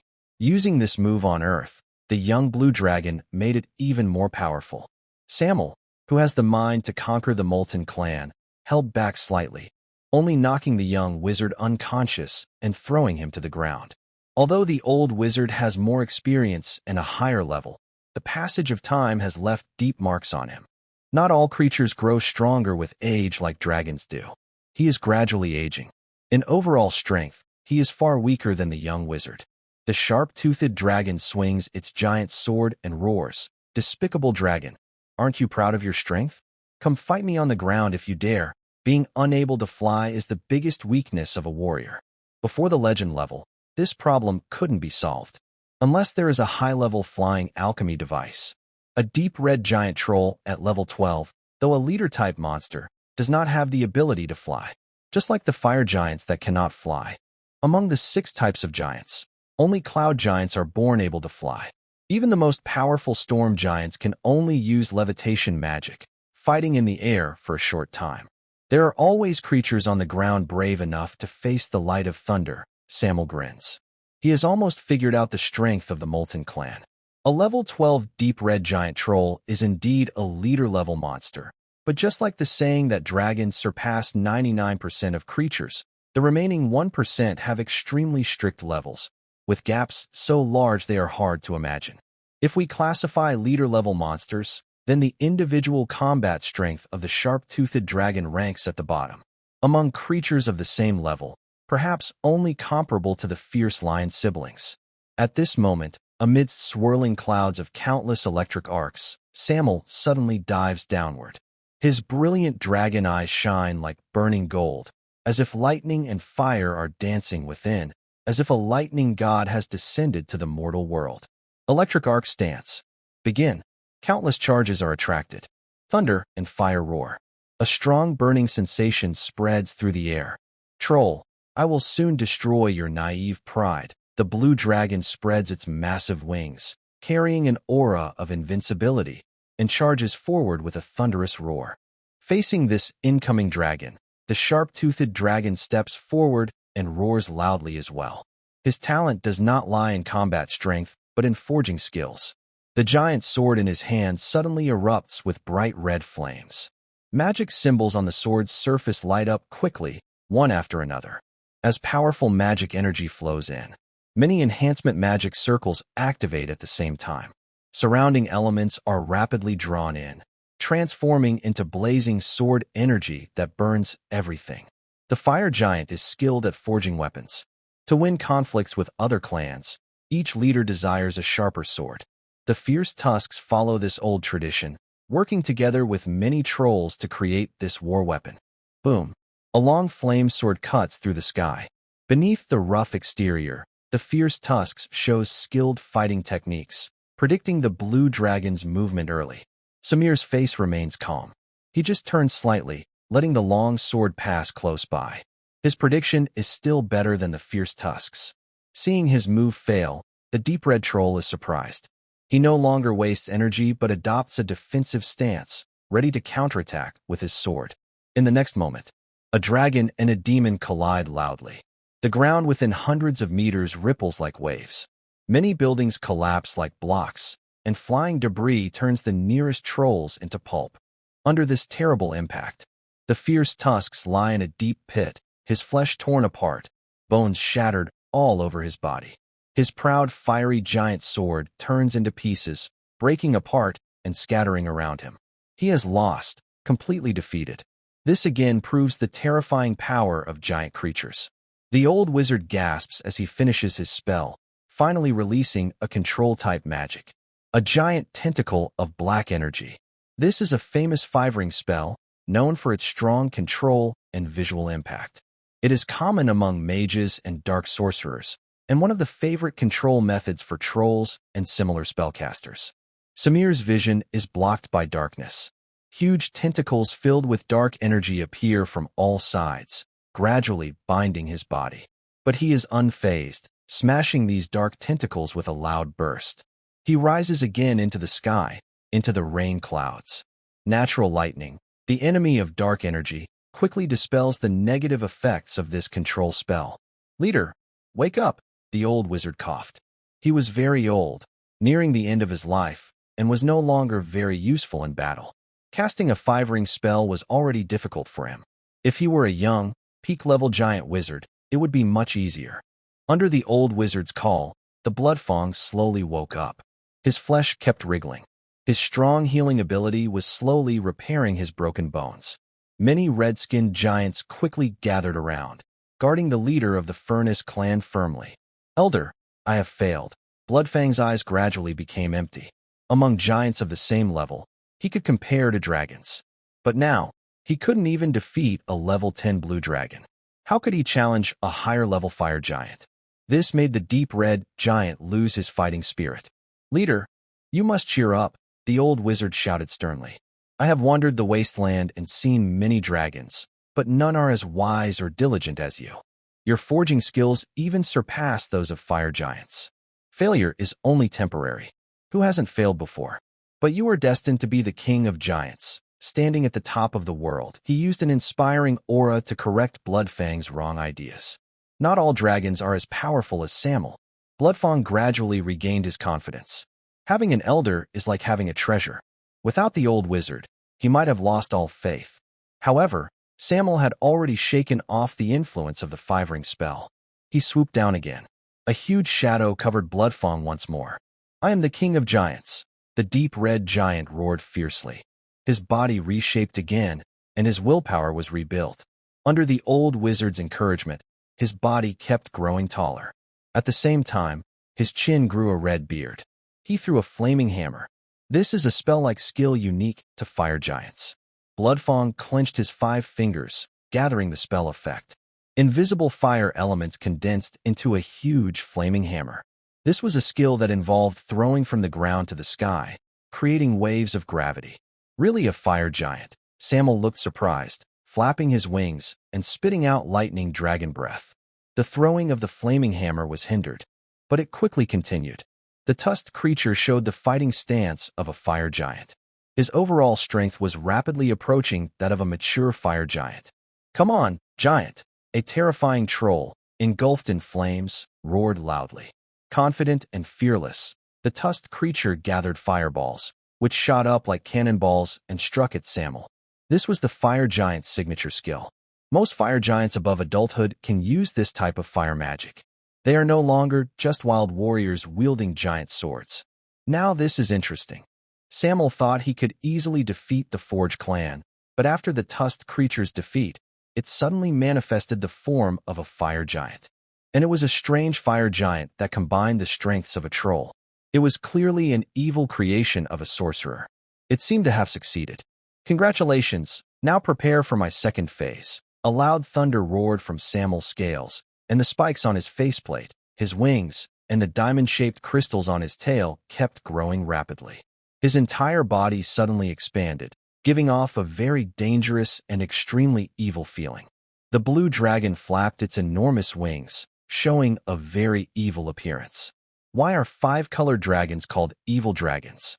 Besides their wicked nature, it's mainly because of their appearance. As they grow older, they indeed become more fierce-looking, with faces that seem to scream destruction without words. Metal dragons tend to have sleeker, more noble or wise-looking features, giving a divine feeling. The differences in appearance are quite large. In the thunderous stance, Samel's evil traits were clearly amplified. The tusked creature's pupils contracted. He kept watching the blue dragon carefully, not expecting it to suddenly unleash more power. In terms of size, this troll was already about 8 meters tall, with a body like a deep red iron tower. Its muscles looked like they might burst through the skin. The red beard at its chin fluttered in the wind, vaporizing the rain into mist. Compared to the blue dragon, which was much longer, it looked even more massive. But even so, facing the blue dragon that had entered its second phase, the tusked creature still felt a chill. In a moment of danger, he suddenly stomped the ground, causing a large area of the surface to crack and break apart, shooting out directly.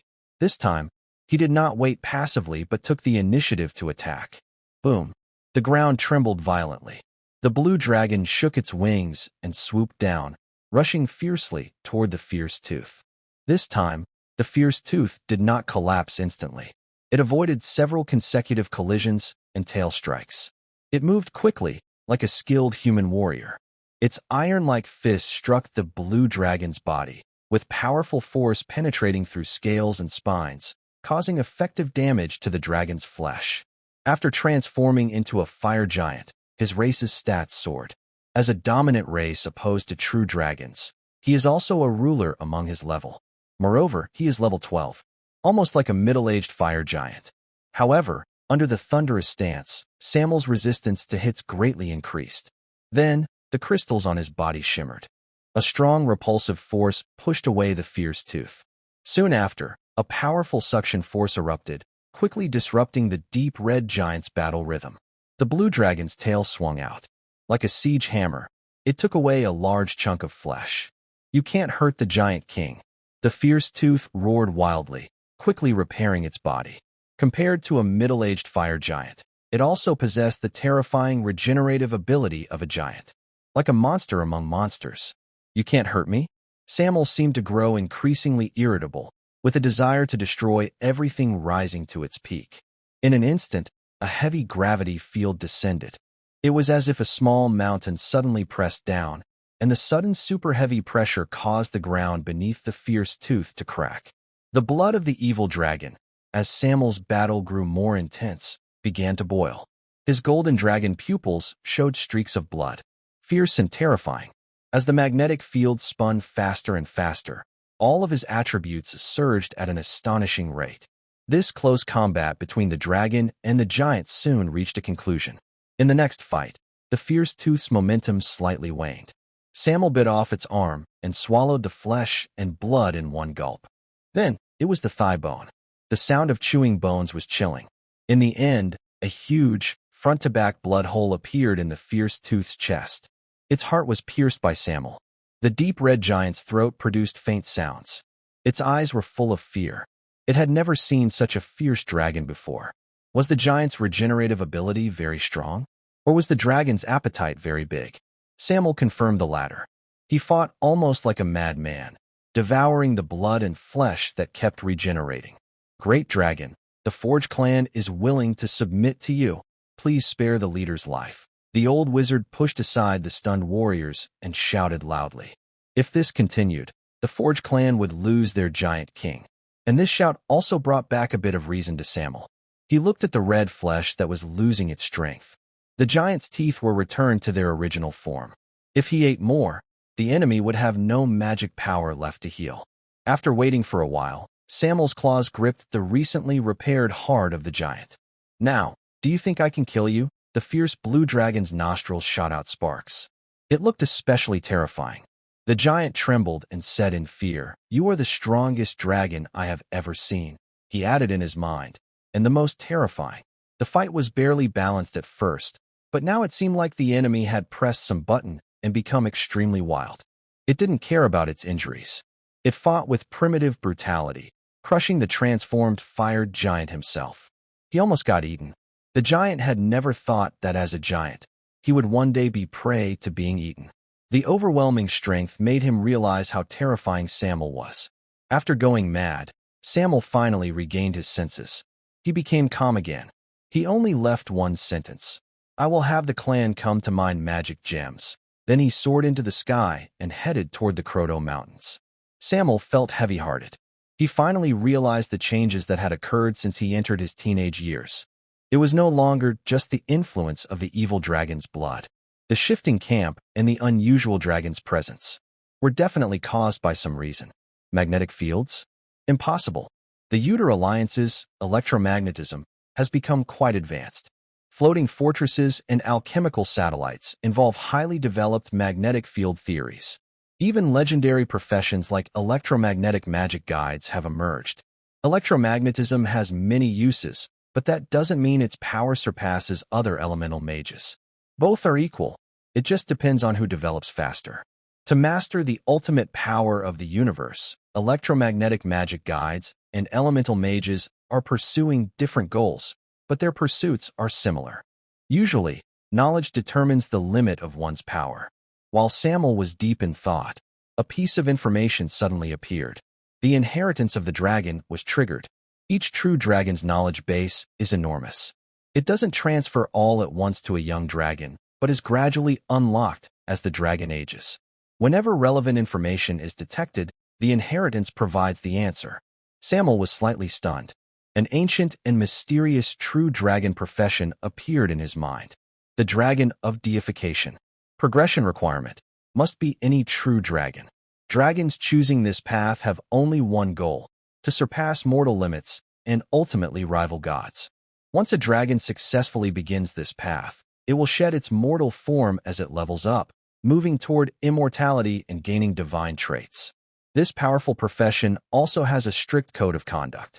It must be absolutely loyal to its faction's rules. If it voluntarily acts against its faction, it will immediately lose all special abilities of the dragon of deification. Oh, now I might really become a great evil dragon, Samuel suddenly realized. He finally understood why his faction shifted from neutral and lawful to evil and lawful. Because that is the rule of the Blue Dragon faction. As for how to advance to the dragon of deification, the inheritance information contains no details about this. It only describes the abilities at each level. For example, Level 1's Majesty and Spirit Light. It replaces the fierce aura of dragons with a more powerful, shape-shifting fear aura. Am I on the path to becoming a dragon of deification? Samuel pondered. His draconic power was indeed fiercer, almost equal to that of a young adult dragon. This matched the divine aura and majesty of a dragon of apotheosis. However, Samuel did not gain any specific profession from it. He wasn't even at level 1 of that path. Still, thinking about it, a terrifying profession that could climb to godhood and walk the path of immortality was not something a young dragon could easily advance Indiana. Perhaps he was simply lucky enough to touch the threshold and gain a few benefits from it. Samuel finally felt relieved. His earlier madness might have been caused by not yet adapting to his new alignment. Given enough time, accepting and embracing evil would not be a big problem. If he couldn't be a neutral dragon, then he would be a lawful one. With his current fierce appearance, becoming an evil dragon was almost certain anyway. Samuel chose to accept reality. He was unwilling to give up the benefits he had gained from touching the path of the dragon of apotheosis. Longevity meant little compared to true immortality. Though dragons lived long lives, their lifespan still had limits. Immortality, however, belonged to the realm of the gods. If he could advance to become a dragon of apotheosis, a mere change in alignment would be nothing. Compared to entering a divine realm and becoming a god's eternal servant, the code of conduct for a dragon of apotheosis was far more favorable. Samuel now feared death deeply. He had already felt the cruelty of time as a merciless weapon. In the Kroto Mountains, Krull was conducting a war simulation with his younger brother, Roni. But the alchemist's skill was far too poor. Krull won easily. I really miss my matches against the Dragon Lord, Krull sighed. Nothing was more entertaining than a good strategy game. This hobgoblin had joined the army at 15. Because of his solid knowledge, he was immediately made a squad leader. In wars against other warlords, he had slain 10 bugbears, earning his first military merit. By 20, he had become the youngest centurion, repeatedly achieving victories through his excellent command skills. Due to his exceptional talent and outstanding performance, he was ostracized by other centurions and forced to undertake more dangerous missions, nearly losing his life. Fortunately, his younger brother Roni carried him out of the pile of corpses and saved him more than once. At 25, he achieved remarkable military success. With a recommendation from his superior, he was promoted to the rank of centurion. This was the highest military rank a common soldier, a ground elf with no background, could attain. At 27, during a war against dragons, his superior ignored Krull's advice and made a reckless strategic decision, which almost led to the destruction of most of the army. Krull used psychological tactics to ambush a young dragon, barely turning the tide of the battle. Having made great contributions, Krull was promoted again. He became a small warlord. Tired of his foolish superior, Krull decided to go independent. He defeated monsters in the Kroll Mountains and used this resource-rich area as the foundation for his rise. At 30, he encountered a blue dragon that outmatched him strategically and chose to pledge loyalty to it. At 36, Krull was reminiscing about the past. Suddenly, Roni spoke. Brother, when I went to the trade center last time, I met General Fane. He issued a mandatory conscription order for us to hunt a solitary dragon. Should I report this to the Dragon Lord? In the Elf Kingdom, only warlords can be called generals. The general Roni mentioned is not only a warlord, but also a mighty centurion. He is also Krull's direct superior. Usually, great warlords do not interfere with the development of smaller warlords, but when necessary, they can enforce conscription. General Fane. Krull finally remembered this foolish guy. Back when he joined the army, Fane often flaunted his status as a warlord's son. After the old warlord passed away, Warlord Fane took over everything from his father. It was also this reckless decision by the fool that nearly led to the collapse of the Legion. Now, he's planning to target dragons again. Krull suppressed his negative feelings and said, "Tell me the details first, then I will report to the Dragon Lord." Roni recalled and said, "It is said that a young iron dragon took over a small magical metal mine owned by General Fane. After warning failed, they decided to hunt it down. The most common type of dragon in the wilderness is the sub-iron dragon. This area has many minerals and a variety of types, which suits the habits of these dragons well. The Goblin Kingdom often has conflicts with them. Competing for mineral veins is a common occurrence, so it's not surprising.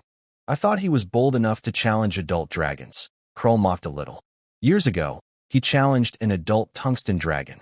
If he hadn't retreated by threatening the creature's offspring, he might have been completely defeated. The legacy of the old military leader isn't enough to satisfy the other side. Krull knows quite a bit about General Fane's current resources. After battles with dragons, most of the alchemical golems made from powerful monster bones were damaged by the adult tungsten dragon. The remaining golems are not strong enough to fight even young dragons, let alone adults. That's why a forced conscription order was issued, to reduce his own losses. Roni touched his head and said, "This proud guy seems to have become much more cautious. If he had changed earlier, he wouldn't be a mere soldier now." Krull returned to a calm state. Above the soldier rank is the rank of a general, a mighty goblin commander. This level of military leader has achieved many victories, often fighting adult dragons or similar monsters, and has succeeded greatly. They each control their own territory and often ignore the Goblin Kingdom's summons. But one step to heaven, one step to hell. General Fane's failure in the battle against the adult tungsten dragon almost disqualified him from becoming a high-ranking general. At this moment, Krull suddenly remembered something. That human noble hasn't been to the Rock Path for half a year. Check with other human trading groups to see what he's up to, so he doesn't do anything reckless. He was talking about the Baron of the Purple Spirit Principality, who was robbed 6 years ago. Thanks to control over alchemical toxins, he has been obedient over the years, even providing intelligence to avoid unnecessary losses. Moreover, he periodically brings a certain amount of Philosopher's Stones to his territory. If he were to be poisoned, it would be a serious problem. It became very difficult to access this channel again. In the Purple Spirit Duchy, at the Honor Award ceremony, Gust was praised by the finance minister in front of many nobles. The changing of 6 days made him look more weathered, but he also became more steady. A white-haired human baron received a beautiful cloak. This was a high-level magic item, and it also symbolized the honor of the Purple Spirit Duchy's Viscount position. Besides the normal military achievements for promotion, the duchy also had other ways to advance. As long as someone brought more taxes to the duchy, they could get a recommendation letter from the finance minister and earn an honorable title. Of course, small bribes were also common. "Gust, congratulations." A fat man, looking very happy, said with a smile. No one could tell he was the one who started the death arena 6 years ago, nearly forcing Gust to the brink. "Viscount Twilight, let's just forget about what happened back then," Gust responded gracefully. He was no longer the carefree artist he once was. His eldest son, who was most valued, served in the border army of the duchy and was now a good commander. His other daughter showed great talent in magic and was sent to a top college in the Rosen Kingdom. The family's future looked bright. Especially, the threat from Viscount Twilight was no longer a threat. Gust, who had worked with the Monster Lord, had unknowingly become a role model for many young people. Of course, Viscount Twilight kept his expression unchanged and smiled. There are no permanent enemies in this world, only permanent interests. I heard you have a mysterious supply channel in the wilderness. I wonder if I could invest in it. Gust immediately became alert. Back then, he hesitated whether to report this to the duchy, but as life improved, he kept this matter as his biggest secret. He didn't want to tell anyone, not even his children. I don't have any supply channels. I'm just luckier than others, Gust replied perfunctorily. Soon, he dismissed the Viscount Twilight. With the honor he received, he returned to his estate under the escort of the cavalry. Gust knew he had been too prominent lately and hadn't gone to the wilderness for the past 6 months, fearing someone might discover something. Trading with monster clans wasn't a big deal, but selling the Philosopher's Stone was a serious crime that could strip him of his title. Using his contacts and resources, Gust made a profit from the difference between buyers and sellers. However, as his social status rose, he had to deal with many social obligations, which made his life quite modest. I can't wait any longer. The toxin is about to take effect. Gustler felt a sharp pain in his heart. He was quite helpless about it. The medical professionals in the Purple Spirit Principality couldn't cure this alchemical curse that sped up aging. As for high-level priests, Gust's position kept him from reaching them for now. His life wasn't as wonderful as ordinary citizens might think. It was full of pressure. So he set out again, loading goods onto the transport carts. Opportunity and danger went hand in hand. This road wouldn't be smooth, because not only the Twilight Viscount was after Gust, but also some greedy merchants. Meanwhile, Samuel had returned to the Croto Mountains. His wings howled as he descended. "Dragon Lord, are you injured?" the goblin warlord asked with concern. "Just a small wound," Samuel replied calmly. "The troll clans on the Furnace Plain have submitted to my wings, and the mines we detected earlier can now be mined. If we encounter obstacles, let the trolls handle them." Krull was stunned. He knew how fierce those trolls were. If it weren't for the alchemical cannon's deterrence, it would be hard to hold the Croto Mountains. A look of joy appeared on his face. "My lord, your wings will cover the entire wilderness, and all creatures will tremble and bow before your might." Krull's eyes showed increasing reverence. As the dragon followers grew stronger, it was a cause for celebration for his kin. He continued, "There is something I need to report. A few days ago, Roni returned from the trade center and was conscripted by higher authorities. If we disobey, we might become targets and be pursued by General Fane." The Goblin Kingdom's military hierarchy was strict. The general is at the top, able to summon the captain of 10,000 soldiers, and the captain can summon 1,000 soldiers, and so on. You must obey your superior's orders, even if the orders are foolish. Disobedience will make you a wanted criminal in the Goblin Kingdom. "Tell me more carefully." Samir paid close attention. "If Krull becomes a wanted criminal in the Goblin Kingdom, it would be very bad.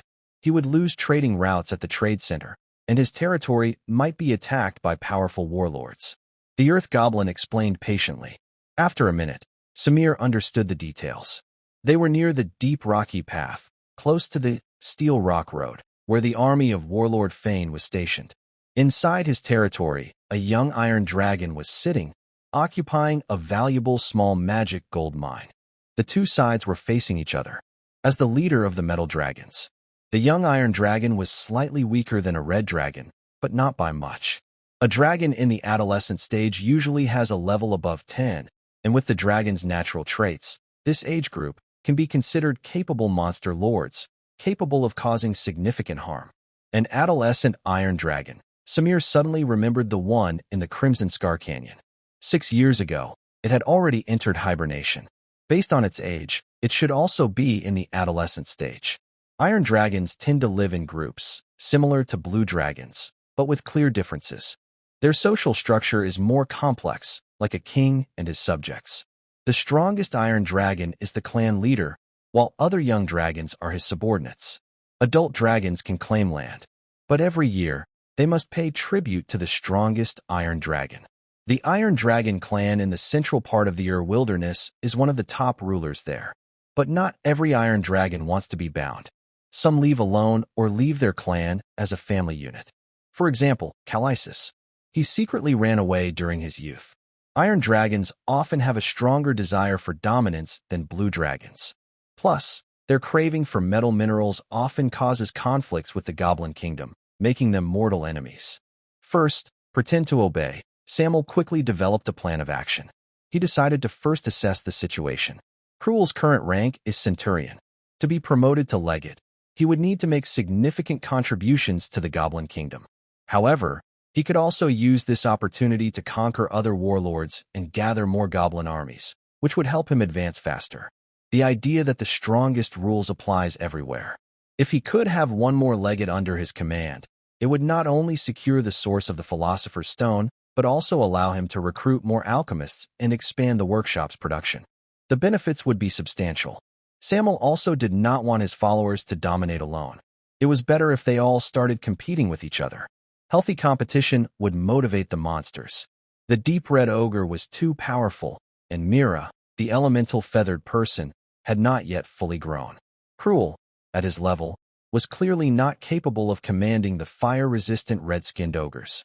These were potential problems for the territory. Go and extract all the Philosopher's Stones stored over the years, Samuel ordered. Cruel nodded and, with his guards, carried away boxes of supplies.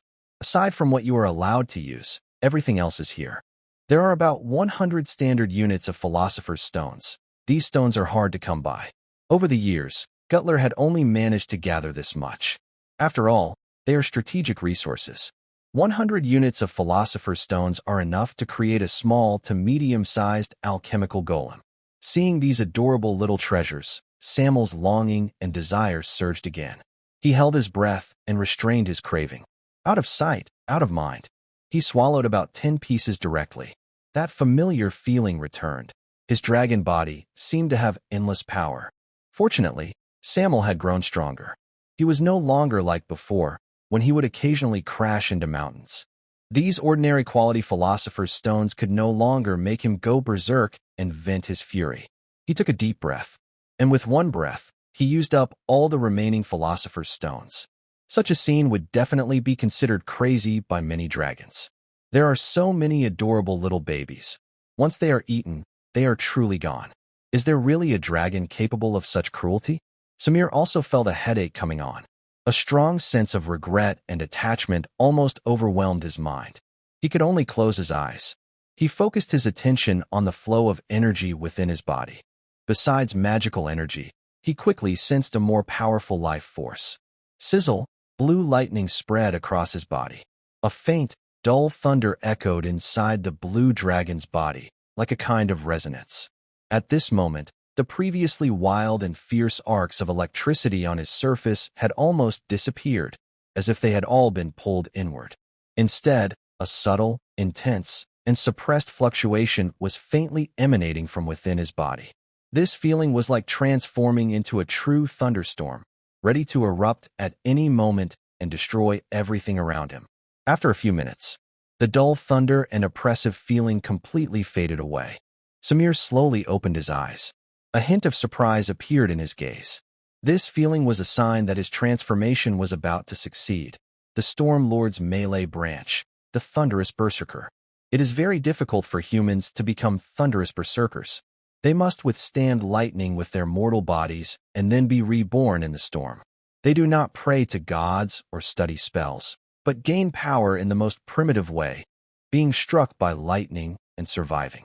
This is a very advanced melee profession.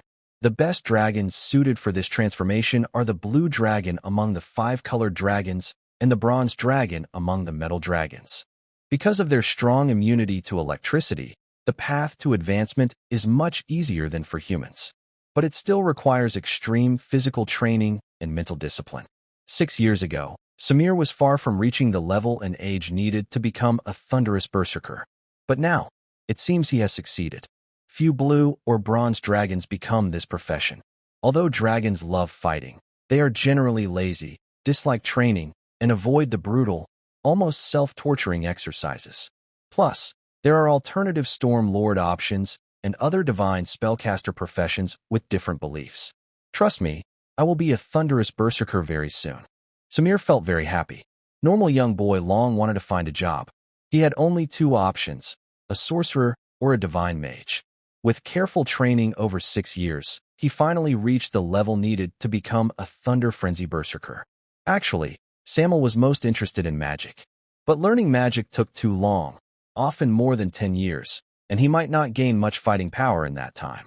He had already spent a lot of time studying electromagnetism. After becoming a Thunder Frenzy Berserker, he would need to work even harder to train. So, for now, he decided to ignore it. His days continued smoothly and steadily. Cruel led 300 wolf riders and 500 bear goblins towards Steel Rock Road. Meanwhile, the lizard raiders took their war lizards to mine magical gemstone veins in the Furnace Plain. The Eagle people were responsible for transporting those small treasures. Samuel was still focused on training. His goal in controlling followers was not to worry himself, but to save effort. Control is built on strength. Without strong power, he could be attacked and taken over by monsters from the wilderness at any time. It's very important to stay alert even when safe. One day, something unusual happened at the Eagle Nest. A small tornado hovered over their territory, spinning in the morning light. It looked like an anxious heartbeat in the sky or the breathing of something sleeping. It swirled dust and fallen leaves but never disappeared, as if waiting for something. Mila suddenly opened her eyes. She had finally awakened from her deep sleep. Time had left marks on her. She looked much taller than many adult eagles. She didn't seem small at all. Her skin was smooth and white as snow, glowing faintly in the dark cave. Her black hair flowed down her chest like a waterfall. Above her high, elegant curves was a delicate face that seemed distant from the world. Her wings were especially wide, with pure white feathers layered like snow-covered branches or the first light of dawn. Each feather was very tough. When her wings fluttered slightly, strong elemental energy flickered and spun between the feathers. Mila, an elemental winged person raised by Samuel, had just woken up. The moment she opened her eyes, she quickly flew out of her separate nest. Strong winds roared, and the air thundered. She flapped her wings proudly and loudly. That wild feeling is very similar to the majestic spirit from the beginning. Gray wings, your queen has arrived, Mira spoke, and a pressure from the level of life radiated from her. The Eagle people gathered around. They bowed their heads to the leader of the Gray Wing tribe. In the mountains, there are no evil dragons. Bird people call the Great King. Samuel recently came to the Furnace Plain to oversee the mining and transportation of magic gems. Mira looked around but did not see the blue dragon. According to the dragon's life stages, Samuel is still a juvenile, but 6 years of sleep have made the bird people reach adulthood. Time is wonderful and mysterious. Just then, a few eagle people hurried over, injured. Shaman, there is trouble on the rock path. As time passed, the young shaman from before took on the tribe's responsibilities. Now, he is the most respected and strong eagle in the Gray Wing tribe. Following Samuel's orders, he was responsible for monitoring and patrolling the situation on the rock path. After understanding the situation, the shaman's face quickly changed. He immediately took out a communication stone and notified the blue dragon lord far away in the Furnace Plain. Mira quickly showed interest. Having slept for so long, her lively and active nature remained unchanged. She led a few eagle people and left the mountains, heading toward the rock path. She wanted to see which humans were so bold. A month ago, Guster, carrying a full load of goods, crossed the Thousand Mountains Gorge again. As an honorary viscount, there was no need for him to venture into dangerous wilderness, but he still came, attracting many suspicious eyes, like merchants curious about his rise to wealth. A lowly merchant trying to fight a noble was probably asking for death, but he had support behind him. The Twilight Viscount held a grudge against Guster and watched helplessly as he escaped the punishment of the death arena. It was very disgusting. Under his orders, his eldest son led a group disguised as a small trading caravan. They followed Guster closely. Damn Guster, he's really cunning and sly, Renard cursed. He was wandering through various trade routes. It doesn't seem like a merchant, more like a traveler. This made Leonard feel like he had endured enough hardships, including repeatedly stepping on wild animal droppings. As the eldest son of the Twilight Viscount, a warrior who studied at the top academy in the Rosen Kingdom, he was used to noble luxury. If not for his father's request, he probably would never have come to this stinky, wild land.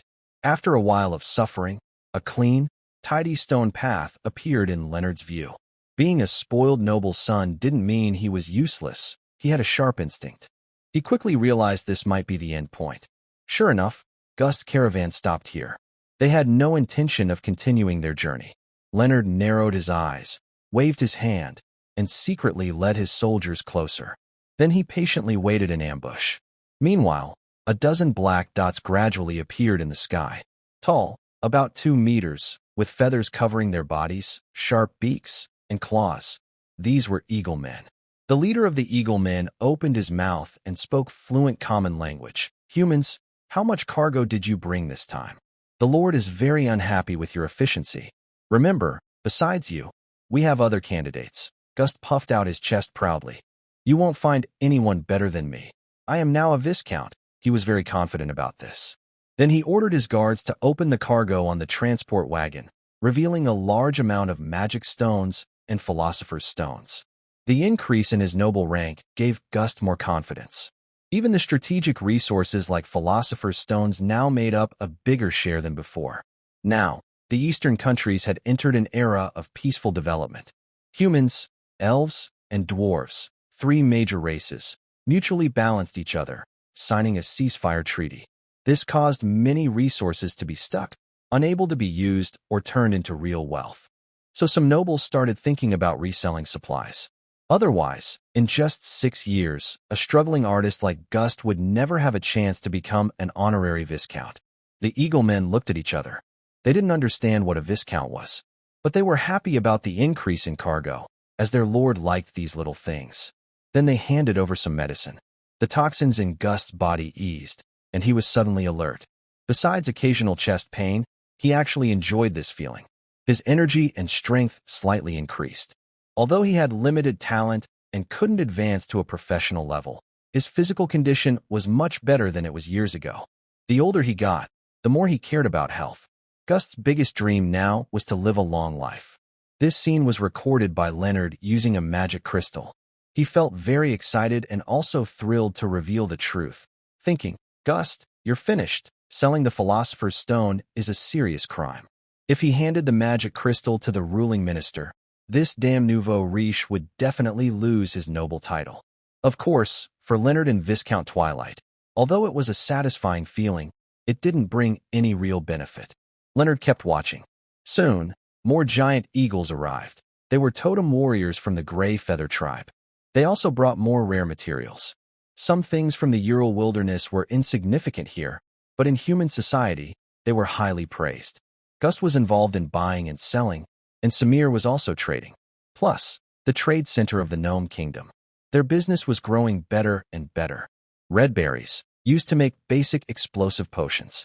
Copper stones, raw materials for fine jewelry. And even dragon bloodgrass, the main ingredient for Dragon Vein Awakening Potion. Wow, no wonder this damn nouveau riche is so rich. Leonard's eyes started to turn red. If his family could control such a steady supply channel, he couldn't imagine how much profit there would be.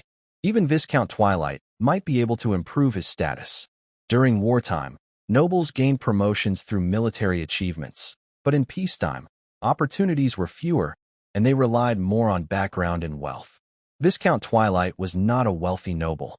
Otherwise, his wife wouldn't have had an ambiguous relationship with Gust, a newly titled noble. Money and temptation were the main factors.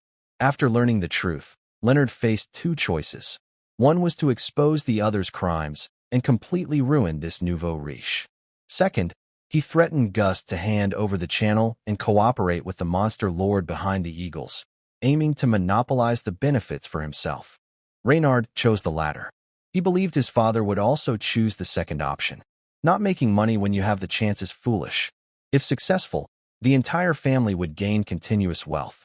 Mr. Reynard, our Blue Star Guild also has a share in this channel, said a sorcerer cloaked in a robe, seemingly aware of Reynard's thoughts. His aura was deep and strange. Tracking Gust in the wilderness is not easy, mainly relying on the methods of the Blue Star Guild. The key is whether we can take control of this channel. Reynard looked at the sorcerer. He sneered inwardly. How dare a lowly merchant negotiate with nobles? Merchants are just dogs kept by the nobility. Behind the big merchant guilds, there are usually shadows of powerful nobles.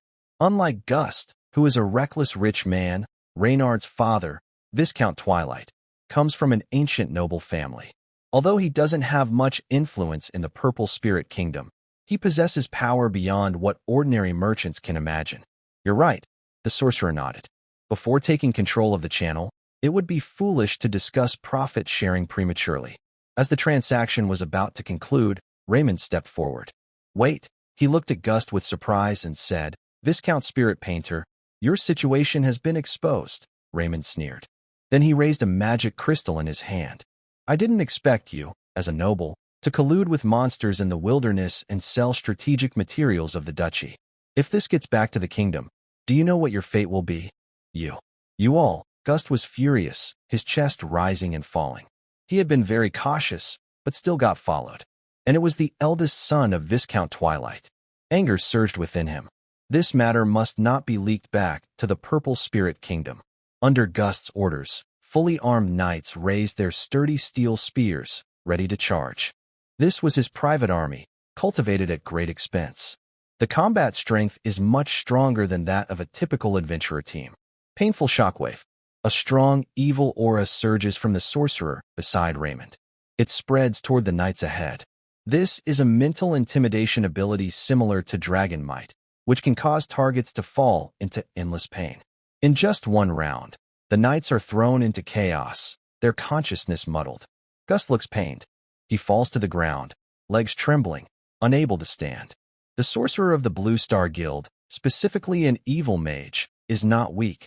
His professional level is above level 10. This is no longer something ordinary soldiers can handle. Raymond sneers with a mocking smile. A nouveau riche is just a nouveau riche. How can they compare to the deeply rooted noble families? Then his gaze shifts to the Eagle people. I am Raymond, the eldest son of Viscount Twilight. Bring out your monster lord behind you. I will stand in for him as your partner. We will also redistribute the benefits. His tone is very firm. Compared to cooperation, Raymond prefers control. He looks down on these ignorant monsters in the wilderness. The monsters near the rock path are famously weak. They are considered a relatively safe trade route. The monster clans here are usually not very strong, and even the allied armies of the various kingdoms are too lazy to clear them out. This gave him a false sense of confidence. If Gust can do it, then he can too. However, what responds to Raymond is the burst of chi from the totem warriors. The middle-aged Eagle people stare coldly at this arrogant human, and their substantial aura makes Raymond turn pale and his heart pound like a drum. Raymond has misunderstood. Gust is not a partner, but is forced into this. If the Dragon Lord hadn't ordered them not to attack the caravan here, they would have torn the other apart long ago. The Gray Feather Warriors are not easy opponents. Indeed, you are savage and ignorant monsters. Do you want the army to come and punish you? Raymond roars.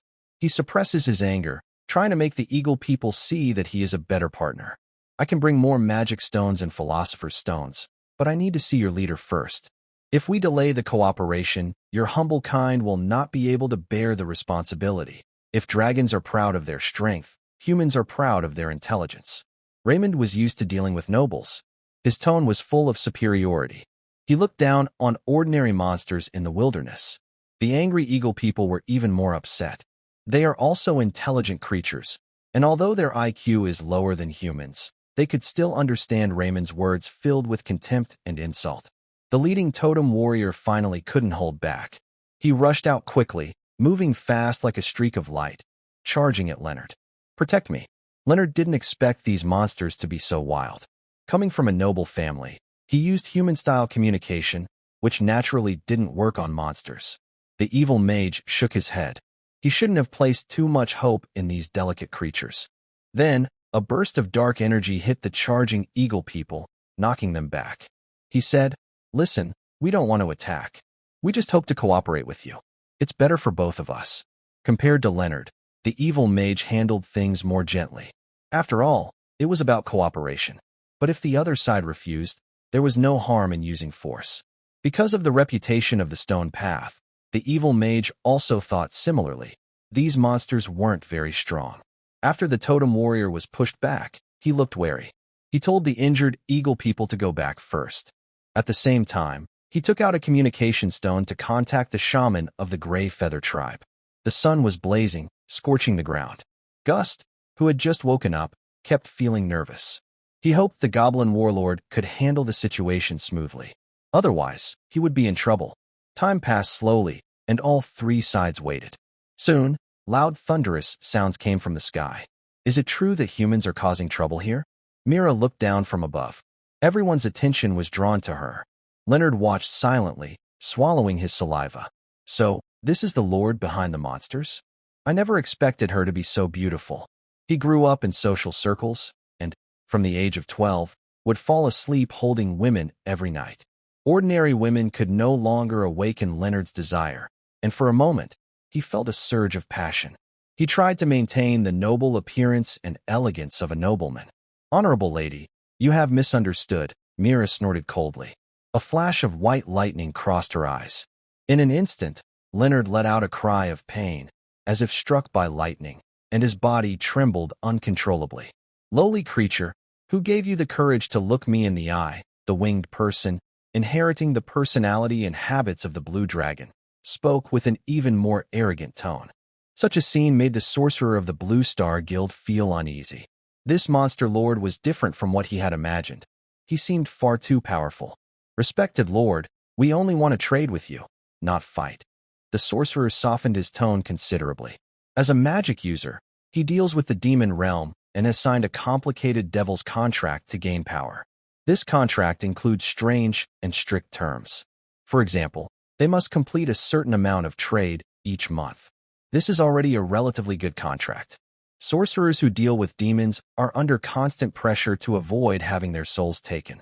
What kind of trade do you want? Mira asked coldly. She was very smart and knew that Samuel had no hidden intentions, so she took the lead. Punishing Raymond was also to demonstrate strength. You want magic stones and the philosopher's stone, right? We can bring twice as much as Gust each month, but in return, you must provide 4 times the goods. The extra 2 times are the risks we take, the sorcerer said in a deep voice. The Viscount of Twilight and the Blue Star Guild both wanted a share. He hoped to maximize the benefits from this trade route. Otherwise, the profits would be too small. However, the sorcerer made the same mistake as Raymond. Gust was not a partner. There was no equal say in the negotiations. Haha, humans are indeed a greedy bunch, Mira said with a half-smile. She started with a big demand, not afraid of overreaching herself. Most of the goods are produced in the Kroto Mountains, mainly from small mineral veins. After years of mining, most of these veins have been exhausted. The remaining resources are gathered by monsters from outside, but resources are not unlimited. Even if they were, they wouldn't be cheap for humans. You can earn money, but not too much. This is the policy that Samuel has set for human trading caravans.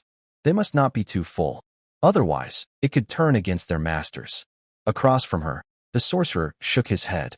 If you can't accept this condition, we will have to report the matter of Viscount Spirit Painter to the duchy. At that point, you'll not only lose this profit channel, but also risk provoking military action. Human countries value their wilderness trade routes highly. Every year, they collect hefty taxes from major merchant guilds. Coercion and temptation are also tactics used by human caravans against monster lords. Most monster clans in the wilderness are quite savage. Sometimes, only the iron fist of human civilization can make them wake up. Hearing this, Myra's eyes turned cold. She sensed the heavy threat behind those words. After a moment, Mira suddenly looked up at the sky and saw many scenes around her. Oomph, I thought you had some support behind you.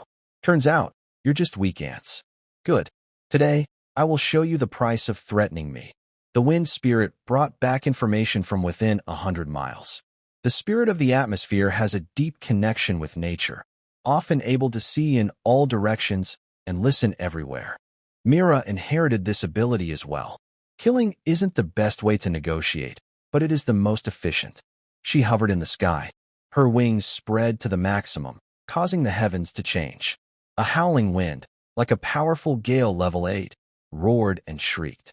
Such a spectacular scene shook even the sorcerers on the ground. What kind of monster is this?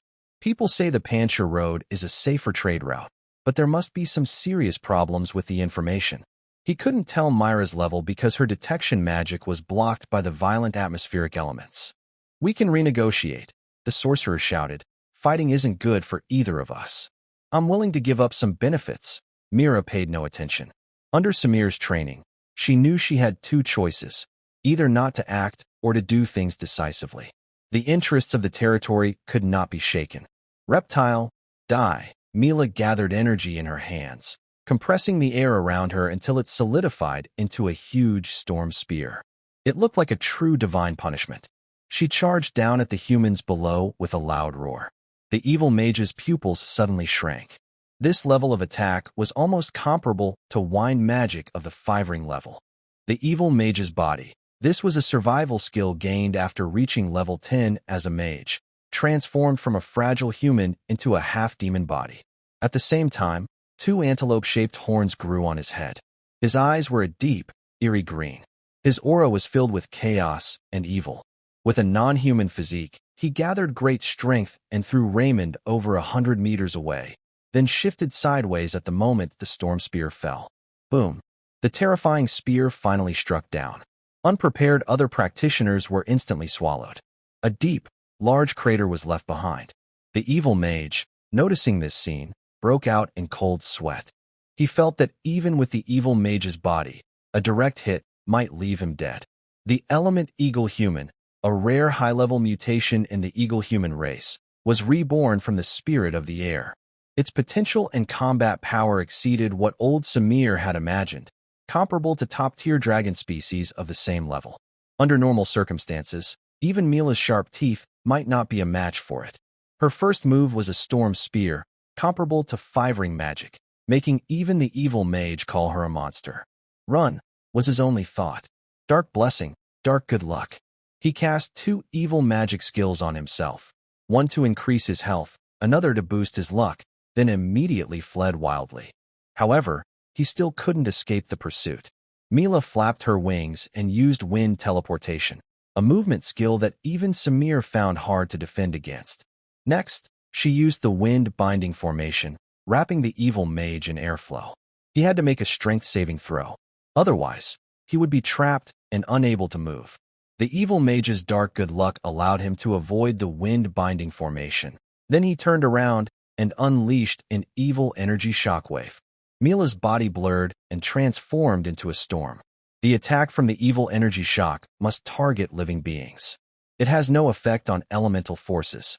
Vacuum collapse. A small area of vacuum forms. All the air around the sorcerer is drawn out. After a while, they start to feel dizzy, gradually suffocate, and want to cast a spell, but their mind cannot focus. Windclaw. Bang. Like a kite with its strings cut. The evil creature's body lasts only a short time before it spits out blood and fragments of internal organs, flying backward. At the same time, the eagle people find the tail of the Jade merchant caravan.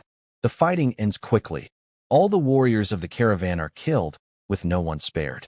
As for Raymond, he flees in panic but is blocked by a totem warrior. Barbaric, foolish, and cowardly weakling. Where do you think you're running to now? The totem warrior returns all the previous insults. The fierce smile of the middle-aged eagle makes the young noble freeze in place. Furnace Plain. Trolls wielding hammers forge weapons. The sound of metal striking echoes through the air. Samuel looks over his followers. Brat, are you confident you can make the armor I want? The deep red troll scratches his head and responds in a dull voice. The craftsmanship isn't a problem, but to get the best out of the metal, magic alloy is ideal. Magic gold with matching properties often produces extraordinary equipment. Fire giants are skilled armor makers. They can craft fine armor for themselves and their entire army. When a fire giant reaches fighting age, a grand ceremony is held, and they wear their first set of carefully crafted formal armor, marking them as a true warrior. Magic alloy is the best material for armor. Such armor can accompany a fire giant throughout their life of battle. Give me a list of materials, Samuel says. He plans to craft a set of magic gold dragon armor, an armor suitable for fighting dragons. The forging skills of the tusked blacksmith are excellent, comparable to those of fire giants. If an alchemist inscribes various enhancement runes on it, it will become a powerful alchemical tool. It can directly and effectively boost the wearer's strength. 4 long-lived dragon species, each advancement in their biological rank takes a great deal of time. When conditions allow, Samuel always prepares many ways to help his growth, including taking on the role of a thunder berserker and using alchemical tools for support. The mining of the magic gemstone deposit is going smoothly. These gems are extremely valuable. They are not only symbols of wealth, but also help true dragons grow faster when consumed. The small magic gemstone mine on the Furnace Plains has fully matured, and over 1,000 fire element gems have already been extracted.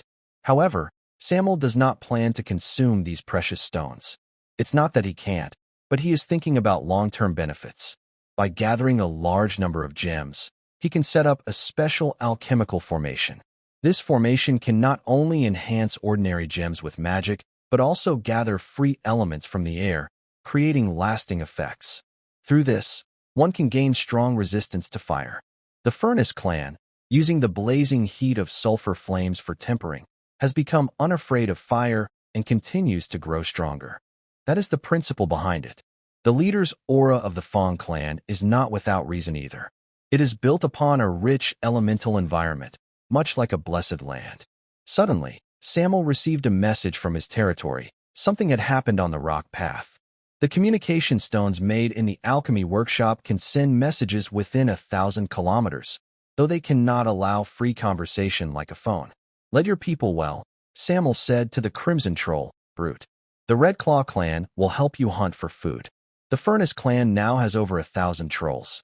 Although their numbers are similar to the War Lizard men, their appetites are 10 times greater. To forge his custom dragon armor, the Red Claw clan must also stay busy.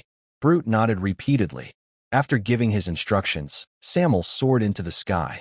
As the blue dragon returned to the mountains, an excited voice reached his ears through the wind. Samuel, I've grown up. Mira appeared through a wind teleportation spell. Far behind her, some birdfolk were flying while carrying 2 human-shaped figures. Mira flapped her wings and blinked playfully. Samuel, you've grown too. You look so cool now. In terms of age, she was younger than the blue dragon. But in terms of life stage, she is older than the blue dragon. Because eagles are considered adults at 3 years old. Like other intelligent creatures, the bird people do not see the blue dragon as a senior, but as a childhood friend. Samir was silent for a moment. He felt something was strange. Then he looked at the 2 humanoid creatures behind him. What are they? One looked like a young noble warrior, and the other was an evil mage radiating a hellish aura. Mira immediately explained what had happened to Samir. Finally, she said angrily, we've always been the ones bullying others, and no one has ever dared to bully us. What's a viscount? If he shows up in front of me, I'll beat him to death. This was a typical dragon's way of speaking. Samir, but he also understood roughly what had happened. Gust is the biggest human trading channel under the territory's command, making a lot of profit. It's normal for other forces to covet it. You did well, Samir praised. If it were him, he would also wipe out those greedy humans right there. Although there might be future problems. But choosing the lesser of 2 evils is sometimes necessary. Not every problem has a perfect solution. At least, the information about the Iron Rock Path was kept secret. Mira lifted her head proudly. I am now the Queen of the Grey Wings. Her gaze fell on Samir. If only she were a dragon too. That would be so cool. Huge wings that block out the sky, fierce dragon horns, a strong and majestic body, full of overwhelming presence.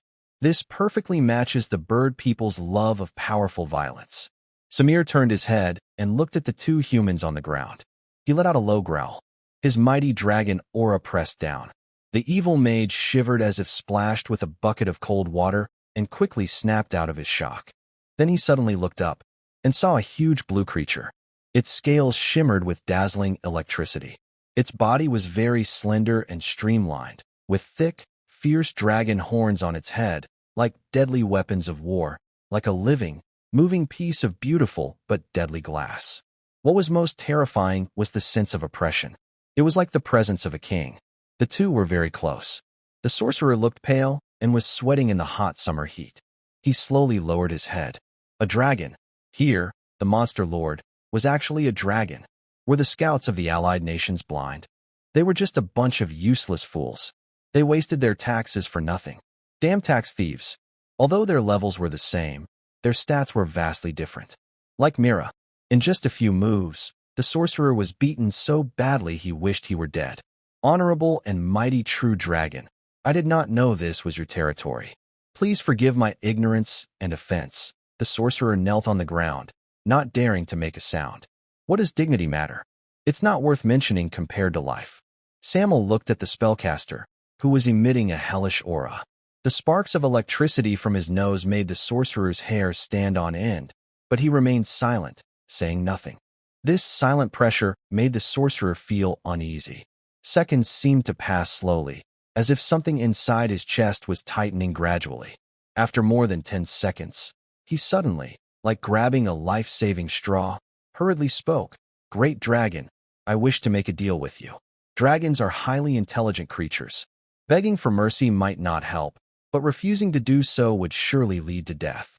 Compared to other evil dragons, humans have the highest survival rate in front of blue dragons. They are the most calm and rational of the 5-colored dragons. The sorcerer took off his ring. "This is a space item I bought at great cost. It contains research diaries left by a high-level sorcerer, which can be used to exploit loopholes in devil contracts, along with many valuable magic materials." Samuel only glanced at it. "Using my loot to buy your life isn't a fair trade." He didn't hold any particular goodwill or ill will toward his kind. He simply viewed other creatures with a neutral attitude. The king values profit above all.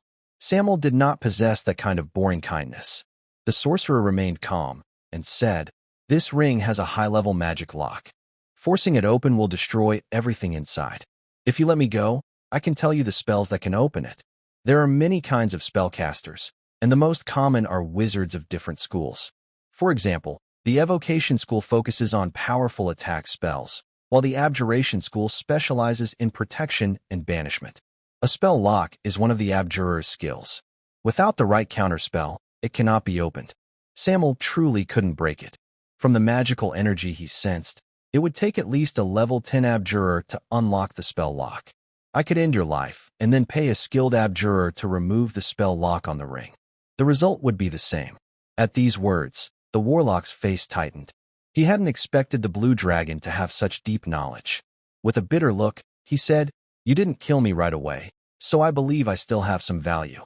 Please tell me what you want me to do." Spellcasters are not ordinary people. They have sharp minds. He quickly organized his thoughts. Instead of guessing endlessly, it was better to ask directly. "They say life always finds a way. If you can't satisfy me, your end will still be death," Samuel said casually. He gave no clear answer, leaving the warlock to decide for himself. A wicked, riddle-speaking dragon. The warlock was starting to lose his composure. He was already exhausted from dealing with devils, and now he had to play mind games with a dragon. After a moment of silence, the warlock walked up to Raymond. A dagger appeared in his hand, and he struck swiftly. The eldest son of the Twilight Viscount never imagined he would die at the hands of a merchant he had once looked down upon. The warlock's face grew heavy as he sighed. Then he said, "Great dragon, Morian is willing to serve you for 10 years according to our contract. After 10 years, I hope you will grant me my freedom." From the warlock's space ring appeared a contract scroll. As a spellcaster who had dealt with devils, he had plenty of such magical tools. Though not very powerful, they were still binding. He had now offered his pledge of loyalty. There was no turning back. "Morian, you are a clever human, and I will also keep my word." Samuel's expression gradually softened, and a faint smile appeared.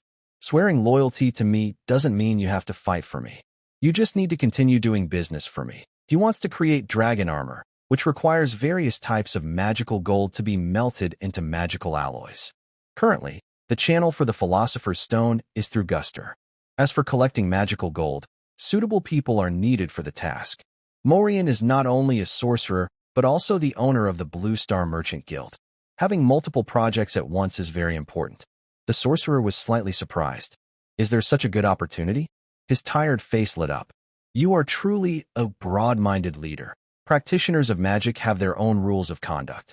They do not believe in gods, let alone feel loyalty because of their dragon identity. The sorcerer's rule is simply to do business. Morian's master, the source of his power, is a demon from the underworld. With the guidance of a high-level sorcerer, he found demons who value trade and gained experience through these dealings. Otherwise, he wouldn't be a merchant." Suddenly, Samuel remembered something.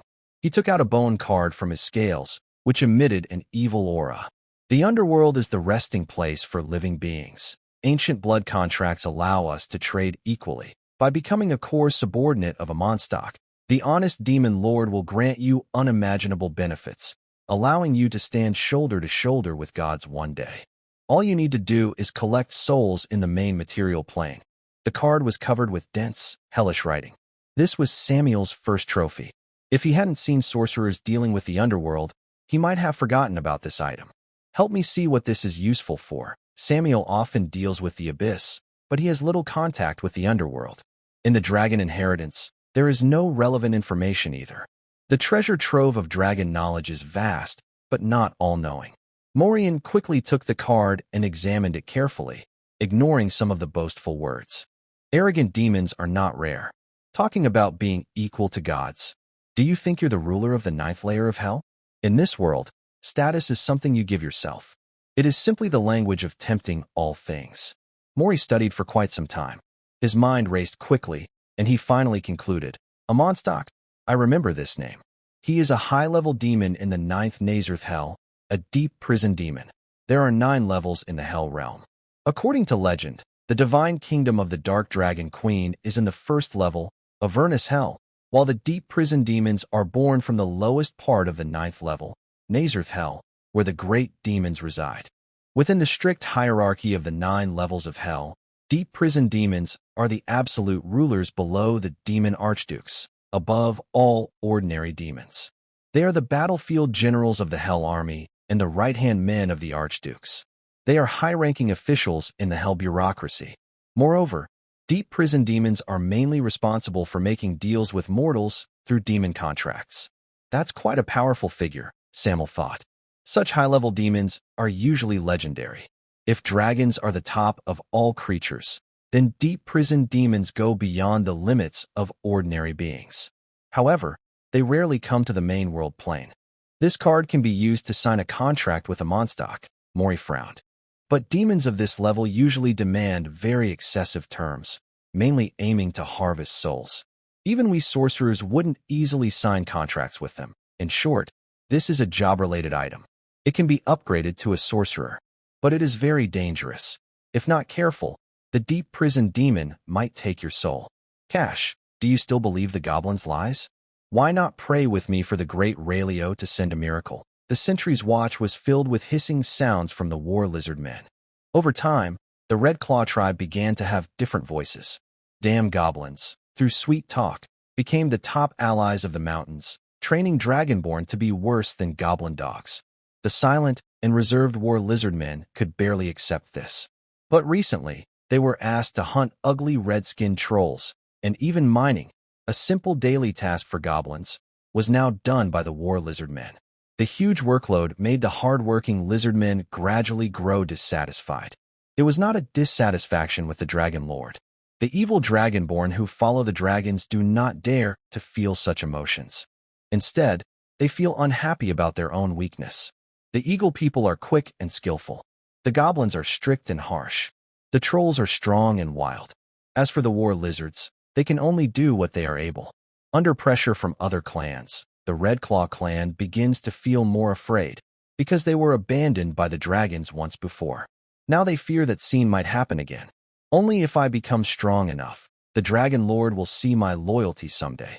Cash ignores the nonsense from his colleagues and keeps training with weights. Praying to the gods seems useless. The great Lario would never notice weak war lizards. Their shouts and prayers in the wilderness are insignificant. Over the years, he has come to accept this truth.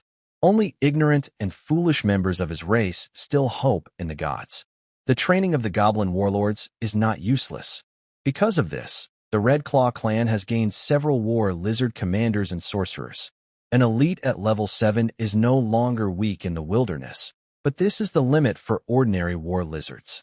The lizard troublemaker feels he is special, but most things in the world think they are special. No matter how hard he tries, no matter how much stronger he is than a few years ago, Cash's biological level remains at level 8. Compared to eagle people, war lizards don't live much longer. Time has left its marks on him. The troublemaker has been in his prime for a long time and is about to grow old. In the years to come, time, a cruel and merciless weapon, will gradually take away his strength.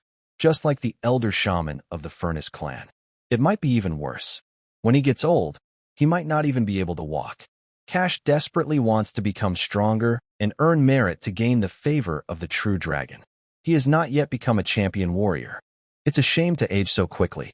Just as the troublemaker trains desperately, a soaring giant eagle lands nearby. War Lizard, the Dragon Lord summons you. Cash's eyes flicker. He thinks maybe there is another task waiting for the Red Claw clan. The lizard rebel gladly accepted this, feeling useful again. A useless war lizard should die in the harsh wilderness. After some time running around, the lizard rebel reached near the blue dragon. He looked humble as always. Great Dragon Lord, Cash has arrived. Samuel looked down at this earliest follower. The rebel was covered in scars. They were marks from battles, symbols of honor. Cash, you're getting old, Samuel said calmly. This seemed like a reminder, making the rebel feel nervous. Dragon Lord, Cash is still useful. Whether hunting or patrolling, I am one of the best among the Red Claw tribe. Please give me a chance to continue serving you. Your most loyal servant will not let you down, Cash said firmly. The lizard rebel was a good leader. Though not the chief of the Red Claw tribe, he was a quick learner and often executed orders perfectly. He was a strong warrior among monsters. Samuel stared at the war lizard. He was silent for a moment. I see your loyalty, so I am willing to give you a chance to become stronger, but it will be a dangerous journey. Cash, tell me, do you want to quietly grow old or fight with all your might while you're still young? The sorcerer's employment item was very valuable, but also dangerous. Because of Cash's past achievements, Samuel could give him this opportunity. If successful, he could become a role model for others. Now, Cash faced a choice. 1. Die alone in the wilderness, or 2. Become a sorcerer, deceive demons, and gain power. Without hesitation, the rebel said, Dragon Lord, Cash still wants to follow you. To become your strongest ally.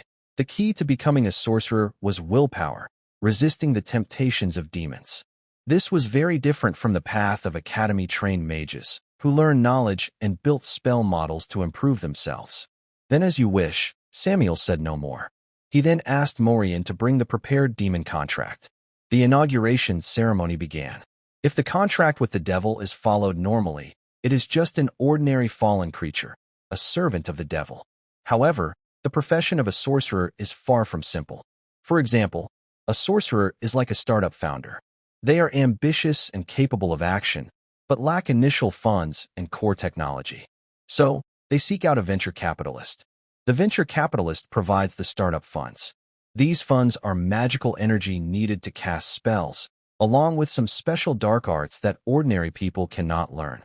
In exchange, the sorcerer must serve the investor. This could involve collecting souls, spreading fear, assassinating enemies, or simply showcasing the investor's power in the mortal world. This investor is the master. There is a subtle point here. The master does not need to watch over the sorcerer like a deity does with priests. If a priest misbehaves, the deity might cut off their source of power, turning them into an ordinary person instantly. But a sorcerer is different. Once the contract is signed, the power is given. The master cannot easily take back the power because it has become part of the sorcerer. Unless the master can unilaterally break the contract and withstand the backlash, or directly kill the sorcerer. So, sorcerers prefer to deal with the demon realm. They find ways to minimize the negative effects of the contract. So even if they cannot fully fulfill it, the punishment remains acceptable. After all, you can't come to the main world to collect debts from me, right? If you were that powerful, I'd show you what death looks like. This path is full of both opportunities and dangers. Compared to lizard thugs, Samuel values the goblin warlords more. With cruel self-discipline and strong will, they can better resist the devil's temptations. But the limit of a sorcerer is not high. After all, their power comes from the devil, which is a shortcut. The lizard thugs quickly signed their names on the contract prepared by Morian. In less than a moment, they heard the devil's whisper in their ears. If a normal creature lacks strong willpower, it can easily lose its free mind under the whispering of the devil. This is a very common thing. This is also the first test faced by spellcasters. As a risk investor, the devil also selects capable creatures. Remember who you are fighting for. The blue dragon's voice instantly woke the lizard thug up. His fierce loyalty to the dragon made Cash show a strong willpower. I want to become the champion warrior of the Dragon Lord. The lizard thug, full of this dream, kept shouting. He stood up, 3 meters tall, and around him, dark black flames, hellfire, raged. This was the dark blessing he received after becoming a spellcaster. The more powerful the devil, the more generous the startup funds given to workers. The gifts from the abyssal magic training are mostly fire damage spells, like Burning Hands, Scorching Ray, and Fireball. But Morian was not jealous at all. He said to Samuel, "My lord, I have only slightly modified part of the contract, but Amistork's desire for souls will only grow as I level up my profession. Devils see souls as currency. But not all souls are satisfying. At least, they need to be from intelligent species, and monsters or ferocious creatures in the wilderness do not meet the criteria. Devils especially like humanoid races. They love the souls of elves, dwarves, humans, and other intelligent beings. If there is mass slaughter, it will definitely trigger military suppression. High-level spellcasters are rare, and most never reach the legendary level." Samuel didn't care. He was just quietly gazing in a certain direction. The eastern countries had been peaceful for too long, with excess resources and no increase in consumption. This is a classic problem in social economics. When consumption stagnates, it usually means that the upper class controls most of the resources. Even if they spend a lot, it's only a tiny part, while the remaining resources can't meet the needs of the vast majority. What does this mean? War. Only war can redraw social classes and redistribute benefits. War not only brings destruction, but can also promote the development of civilization to some extent. Based on the circulation of the Philosopher's Stone, Samuel had long suspected that the eastern countries occupying the most resource-rich areas of Morgan continent would soon erupt into fierce internal conflict. Warfire was about to ignite. Evil professions like sorcerers would likely rise again. In times of chaos, people seek to profit, and this was also Samuel's opportunity. The more chaotic the situation, the easier it is to take advantage. The weak would be swallowed by war, while the strong would grow stronger like a rolling snowball.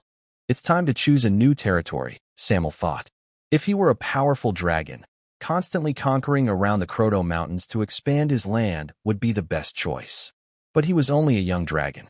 Killing the eldest son of the Twilight Viscount would probably lead to a human army attack. Business would also be impossible to continue. Most importantly, resources near the Kroto Mountains were running out. Now, the Greyfeather clan had grown to 300 members. The Redclaw clan and the Furnace clan each had over 1,000, and the goblins, after years of development, had reached 2,000, including large goblins, small goblins, and bear goblins. Every one of them needed food. Cash, lead your followers westward to the Sea of Infinity to explore and find a better place for our territory, Samuel ordered. Traveling through wilderness and relocating to find new land was very risky and costly, but it was a necessary choice. He wanted to move to the Western Bay, not only because of the Blue Dragon's habits, but also because the ocean there was richer in resources. The ocean on planet Saya was called the Sea of Infinity. Legend said it had no visible end. No one knew how far it stretched, or what secrets and dangers it held. If they found a suitable bay, at least they wouldn't have to worry about food and water anymore. Noble, great, invincible Dragon Lord, Cash will carry out your orders perfectly, the lizard thug flattered, wagging his tail. After receiving the dark blessing from the abyssal magic, he felt reborn. As long as he kept killing intelligent beings and completing the tasks of that great demon, he could quickly level up his profession. Sorcerers live much longer than ordinary humans. If you reach level 10, gaining the demon physique, an extra 100 years of lifespan is not a problem. Meanwhile, as time passes day by day, Krull's army has reached the end of the rock path. The territory of the great warlord Fane is nearby. Overall, it is not as strong as during the peak of the old warlord, but it should not be underestimated. Just the Earth Goblin heavy cavalry numbers over 1,000. Each one is a skilled soldier. They wear full-body heavy armor crafted by skilled artisans, equipped with spears, large shields, and other fine gear. They are far superior to ordinary goblin wolf riders. There are also Thorn Beast heavy cavalry. These are General Fane's personal guards. Though not many, only over 200, Their mounts are tamed fierce thorn beasts. They are not as agile as wild wolves, but their charge is unstoppable. Covered in tough, coarse hair, with large fangs protruding from their mouths, and clad in armor forged by earth goblins, they are like moving fortresses. Each guard wears fine rune armor. They carry long iron spears, chains, large nets, and other battle tools. The rest are lightly armored goblin wolf riders, the largest group, responsible for patrolling and scouting around the territory. They are equipped with powerful bows and crossbows, and carry some alchemical bombs, allowing them to move swiftly on the battlefield. But all of this is not the most important. General Fane's true reliance is on alchemical golems. These are war machines improved through alchemy by alchemists, based on magical constructs. Unlike traditional clay, stone, or iron golems, they are much more flexible. Huge steel spiders lie quietly on the ground, exuding a fierce aura. These terrifying creations once launched attacks on adult dragons. Unfortunately, they are all broken now. The alchemists are too lazy to repair them. Krull sighed inwardly. He calmed his emotions and sent his guards to inform the army. At dusk, the last faint yellow light of the setting sun still lingered, lazily spilling over the world, then fading into deep twilight, like a veil slowly covering the sunset mine. In the night, many dog-headed people were working diligently. The weak goblin head is naturally not the owner of the magic gold mine. The lord here is a young iron dragon. Ruined stone is a type of fire element magic metal. It is quite expensive. Originally, it was a mine owned by the warlord Fane. But the young iron dragon was already unhappy with the goblin kingdom and directly took over the area. As a shared ability of the sub-iron dragon race, iron dragons can sense the locations and amounts of valuable metals from very far away. They also greedily hoard unprocessed ores, especially ruined stone. This is very helpful for fire element iron dragons. Damn goblins, they actually want to attack me. When my allies arrive, I will crush you all, Calithes said fiercely. He knew that a single dragon's strength might not be enough to resist the warlord's army. But iron dragons are very good at social skills. When the warlord gathered his troops, he also called his allies for help. This was the same iron dragon that once occupied the Crimson Gorge. After its hibernation period ended, it was surprised to find that its territory's followers had been cleared out. The allied armies carried out military sweeps. Many roads inside the Thousand Mountains Gorge are like this. Calithes was furious. He initially planned to settle scores with humans, but then decided to let it go. Iron dragons are not only excellent diplomats, but also good at gathering intelligence. After discovering groups of dragon hunters, he happily returned to the wilderness to rebuild his territory. Besides a goblin tribe, the iron dragon also allied with a tribe of ogres. Like trolls, ogres are a classic monster race. As close relatives, trolls have terrifying regenerative abilities, while ogres possess incredible strength. Due to their low intelligence, they are easily enslaved or hired by smarter evil creatures to serve as meat shields and siege hammers on the battlefield. The Iron Dragon's camp is neutral and orderly. But unlike the Gemstone Dragon, which is also neutral and orderly, it also recruits evil creatures as followers. The Iron Dragon believes in rules, traditions, or personal codes of conduct, placing them above pure good and evil. Just like in human society, a soldier who strictly follows orders, whether to protect or destroy a village, derives his sense of duty from loyalty to the command system and discipline, not from judging the justice of the war. Iron Dragon does not actively seek to do good or intentionally commit evil. Instead, its primary motivation is domination. In the eyes of other creatures, Iron Dragon sometimes gets labeled as a villain. As night gradually passes and dawn approaches, another wave of dragon power descends upon the Sunfire Mine. The goblin body trembles and stiffens under the dragon's aura, trembling with fear. It looks toward the source of the dragon's power. In its view, there is a dragon nearly 12 meters long. The dragon is strong and slender, not yet having the heavy fat of an adult dragon. Every muscle is tightly attached to the bones, showing a perfect streamlined shape in the morning glow. When soaring in the sky, the muscles of the shoulders and hind legs roll like waves, full of explosive energy ready to burst. The scales are tight and smooth, making the dragon look like a flowing flame. It has long, sharp teeth and twisted horns that look like a crown. Its body emits a strong sulfur smell. This is Kaliseth's ally. It is the top-ranked dragon in the 5-colored dragon series, the Red Dragon, the leader of evil dragons.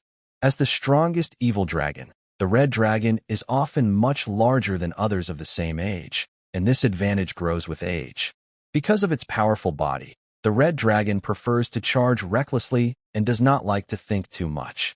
Its fierce aura makes Kaliseth's followers feel anxious and scared. After a moment, the Red Dragon lands. Kaliseth, I want 70% of the Sunfire Stones.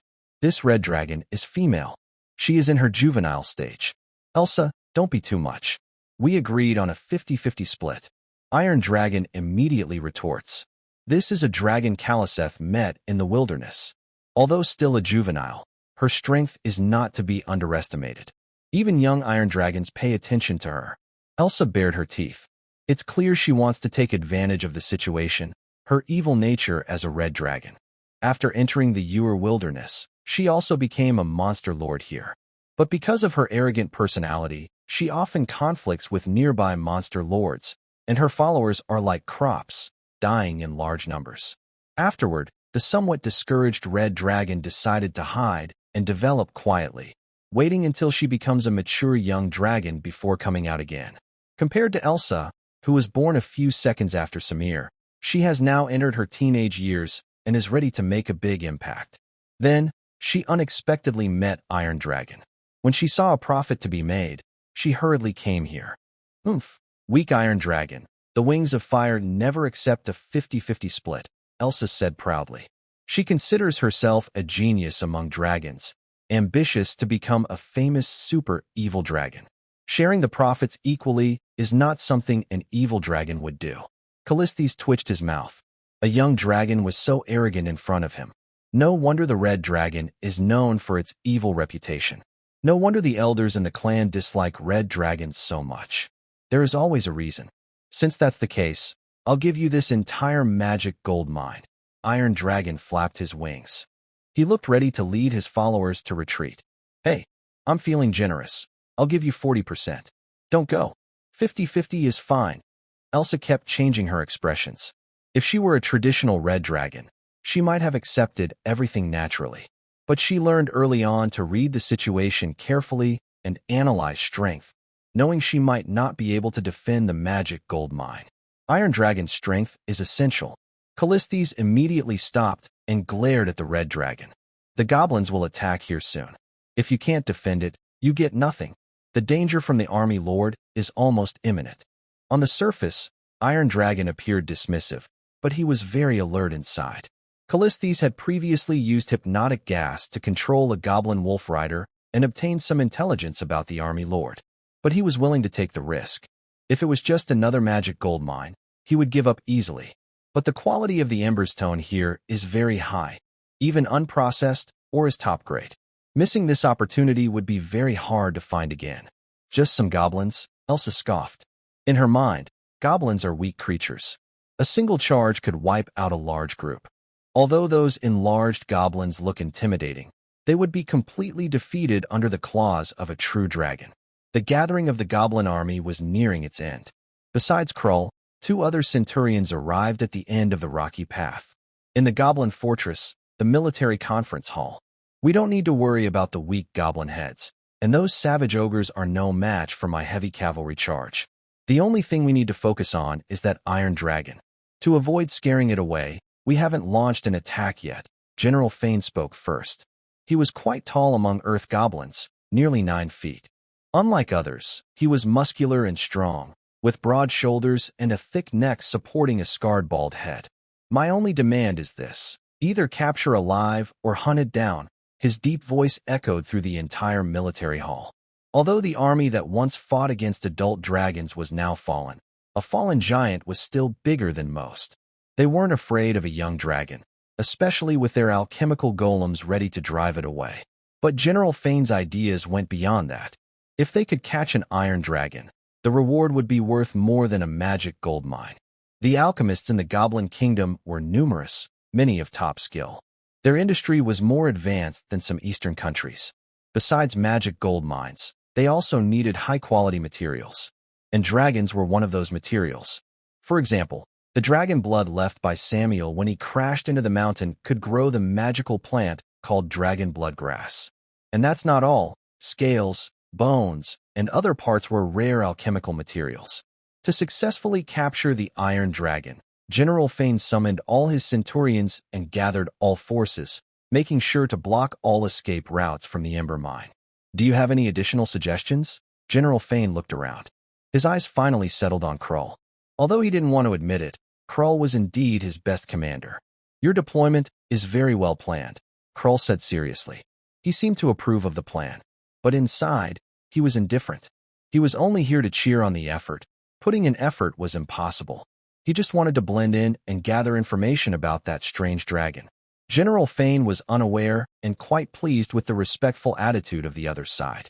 He waved his hand and announced the start of the battle. Each side gathered their armies and began marching toward the Sunfire Mine. Light cavalry, heavy cavalry, royal guards. Like a wave of steel, they crushed the ground and advanced loudly. As an elite army forged in the wilderness of a seasoned commander's experience was clear during the war. Over 1,000 heavy cavalry formed the front line. On both sides were the most numerous wolf riders. This was a classic cavalry formation called the fish scale formation, arranged in an arrow shape. Its high mobility and impact could tear through enemy lines like a hot knife through butter, creating an opening for the following bear goblin troops to expand the victory. In addition, 10 giant steel spiders moved forward step by step. Each carried an alchemist. General Fane stood atop the tallest humanoid golem. This giant golem was called the Destroyer, 8 meters tall, thicker than a giant, covered in silver armor. Its runes looked like blood vessels, pulsating as the alchemical engine at its core roared to life.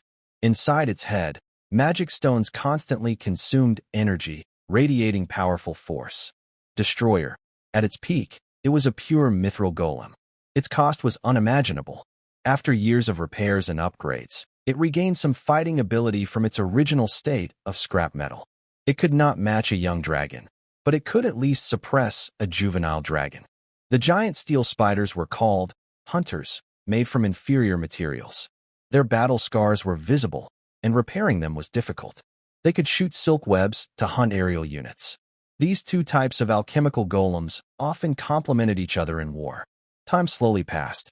When the sun reached its highest point in the sky, the goblin army had completely surrounded the Sunfire Mine. A watchtower manned by kobolds was the first to experience the terror of this steel army. In just one charge by the heavy cavalry, all monsters along the way were crushed, and even the poorly built structures were shattered. Attack! General Fane coldly issued the order. The Iron Tide advanced in an organized manner, quickly breaking through the first line of the Iron Dragon's defenses. Morale was extremely high. Seeing the casualties and injuries, the Iron Dragon finally couldn't stay still. He led the Ogre army to counterattack the Goblin Steel Legion. Compared to the weak goblin, the ogres are larger and possess terrifying strength. With simple swings of their wolf fawn clubs, they can smash through heavy cavalry and their mounts. Unfortunately, their numbers are fewer, and they are soon overwhelmed by more cavalry in the formation. The Iron Dragon occasionally swooped down. As a top-tier member of the submetal race, his close combat ability was also very strong. Every time Callisis swung his dragon claws or swept his tail, he could knock some cavalry into the air, but he couldn't kill them all. Then more cavalry rushed in. Alchemical bombs were thrown indiscriminately, hitting both sides like a reckless assault, applying many negative effects such as curses, toxins, and hypnosis. They gradually drained the stamina and magical energy of the fighters. Callisis still underestimated the fighting strength of this army. If he continued like this, he wouldn't even need the alchemical golems. He would be overwhelmed by their numbers. Faced with the advancing goblin army, the Iron Dragon fought while retreating. After sacrificing many goblins and ogres, he temporarily withdrew from the battlefield. He moved to an area near the Ember Mine. The area was filled with dense forests and towering mountains. It seemed they were preparing for a prolonged fight with the goblin army. General Fane was calm and sneered, saying, "Guardians, attack." With a flicker of the communication stone, 200 thorn beast heavy cavalry suddenly appeared. They blocked the Iron Dragon's retreat. In a single charge, all remaining members of the Iron Dragon's group were destroyed. This guardian force was made up of the strongest warriors under the warlord, with an average level comparable to ogres. Plus, they wore rune armor and rode fierce mounts, making them like a meat grinder that harvested lives in battle. Boom, boom, boom. The ambushed hunters moved out simultaneously. 3 giant spiders continuously shot large amounts of web into the sky, premeditated attacks. The Iron Dragon was entangled in the webs. Even breathing fire couldn't burn through the webs. The alchemists kept chanting spells. Their role is not to manipulate the alchemy golems, but to strengthen the toughness of the silk. Elsa, the Iron Dragon, roared loudly. He initially wanted to appear weak to hide his true strength and set an ambush for the goblin army. But he didn't expect the hunter to be so annoying, as it specifically targets flying creatures in the sky. At this moment, the young red dragon suddenly appeared and joined the battle. Instead of rushing to help the Iron Dragon, she charged at the 3 giant steel spiders. Her surprise attack knocked one hunter into the air. Boom, boom, boom.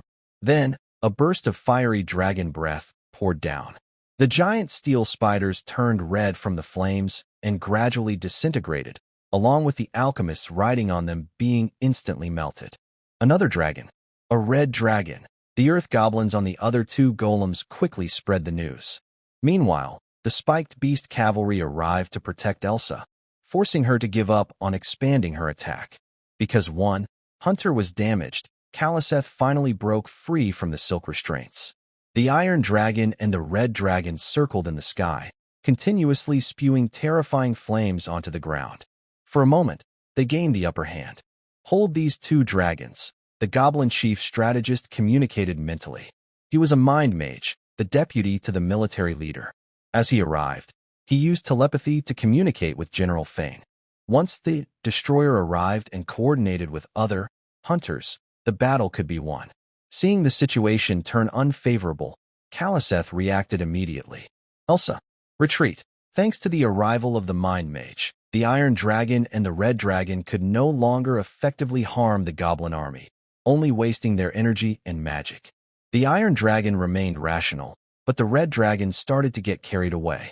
Elsa was very proud, a noble and mighty red dragon, yet she kept getting beaten. Despicable goblin pests. In a furious roar, Elsa charged into the army formation. Because the Iron Dragon didn't follow her reckless behavior, she quickly learned the consequences of rushing in blindly. The Goblin Chief strategist's mental energy surged, providing the elite warriors with temporary vitality and damage reduction, helping them withstand counterattacks.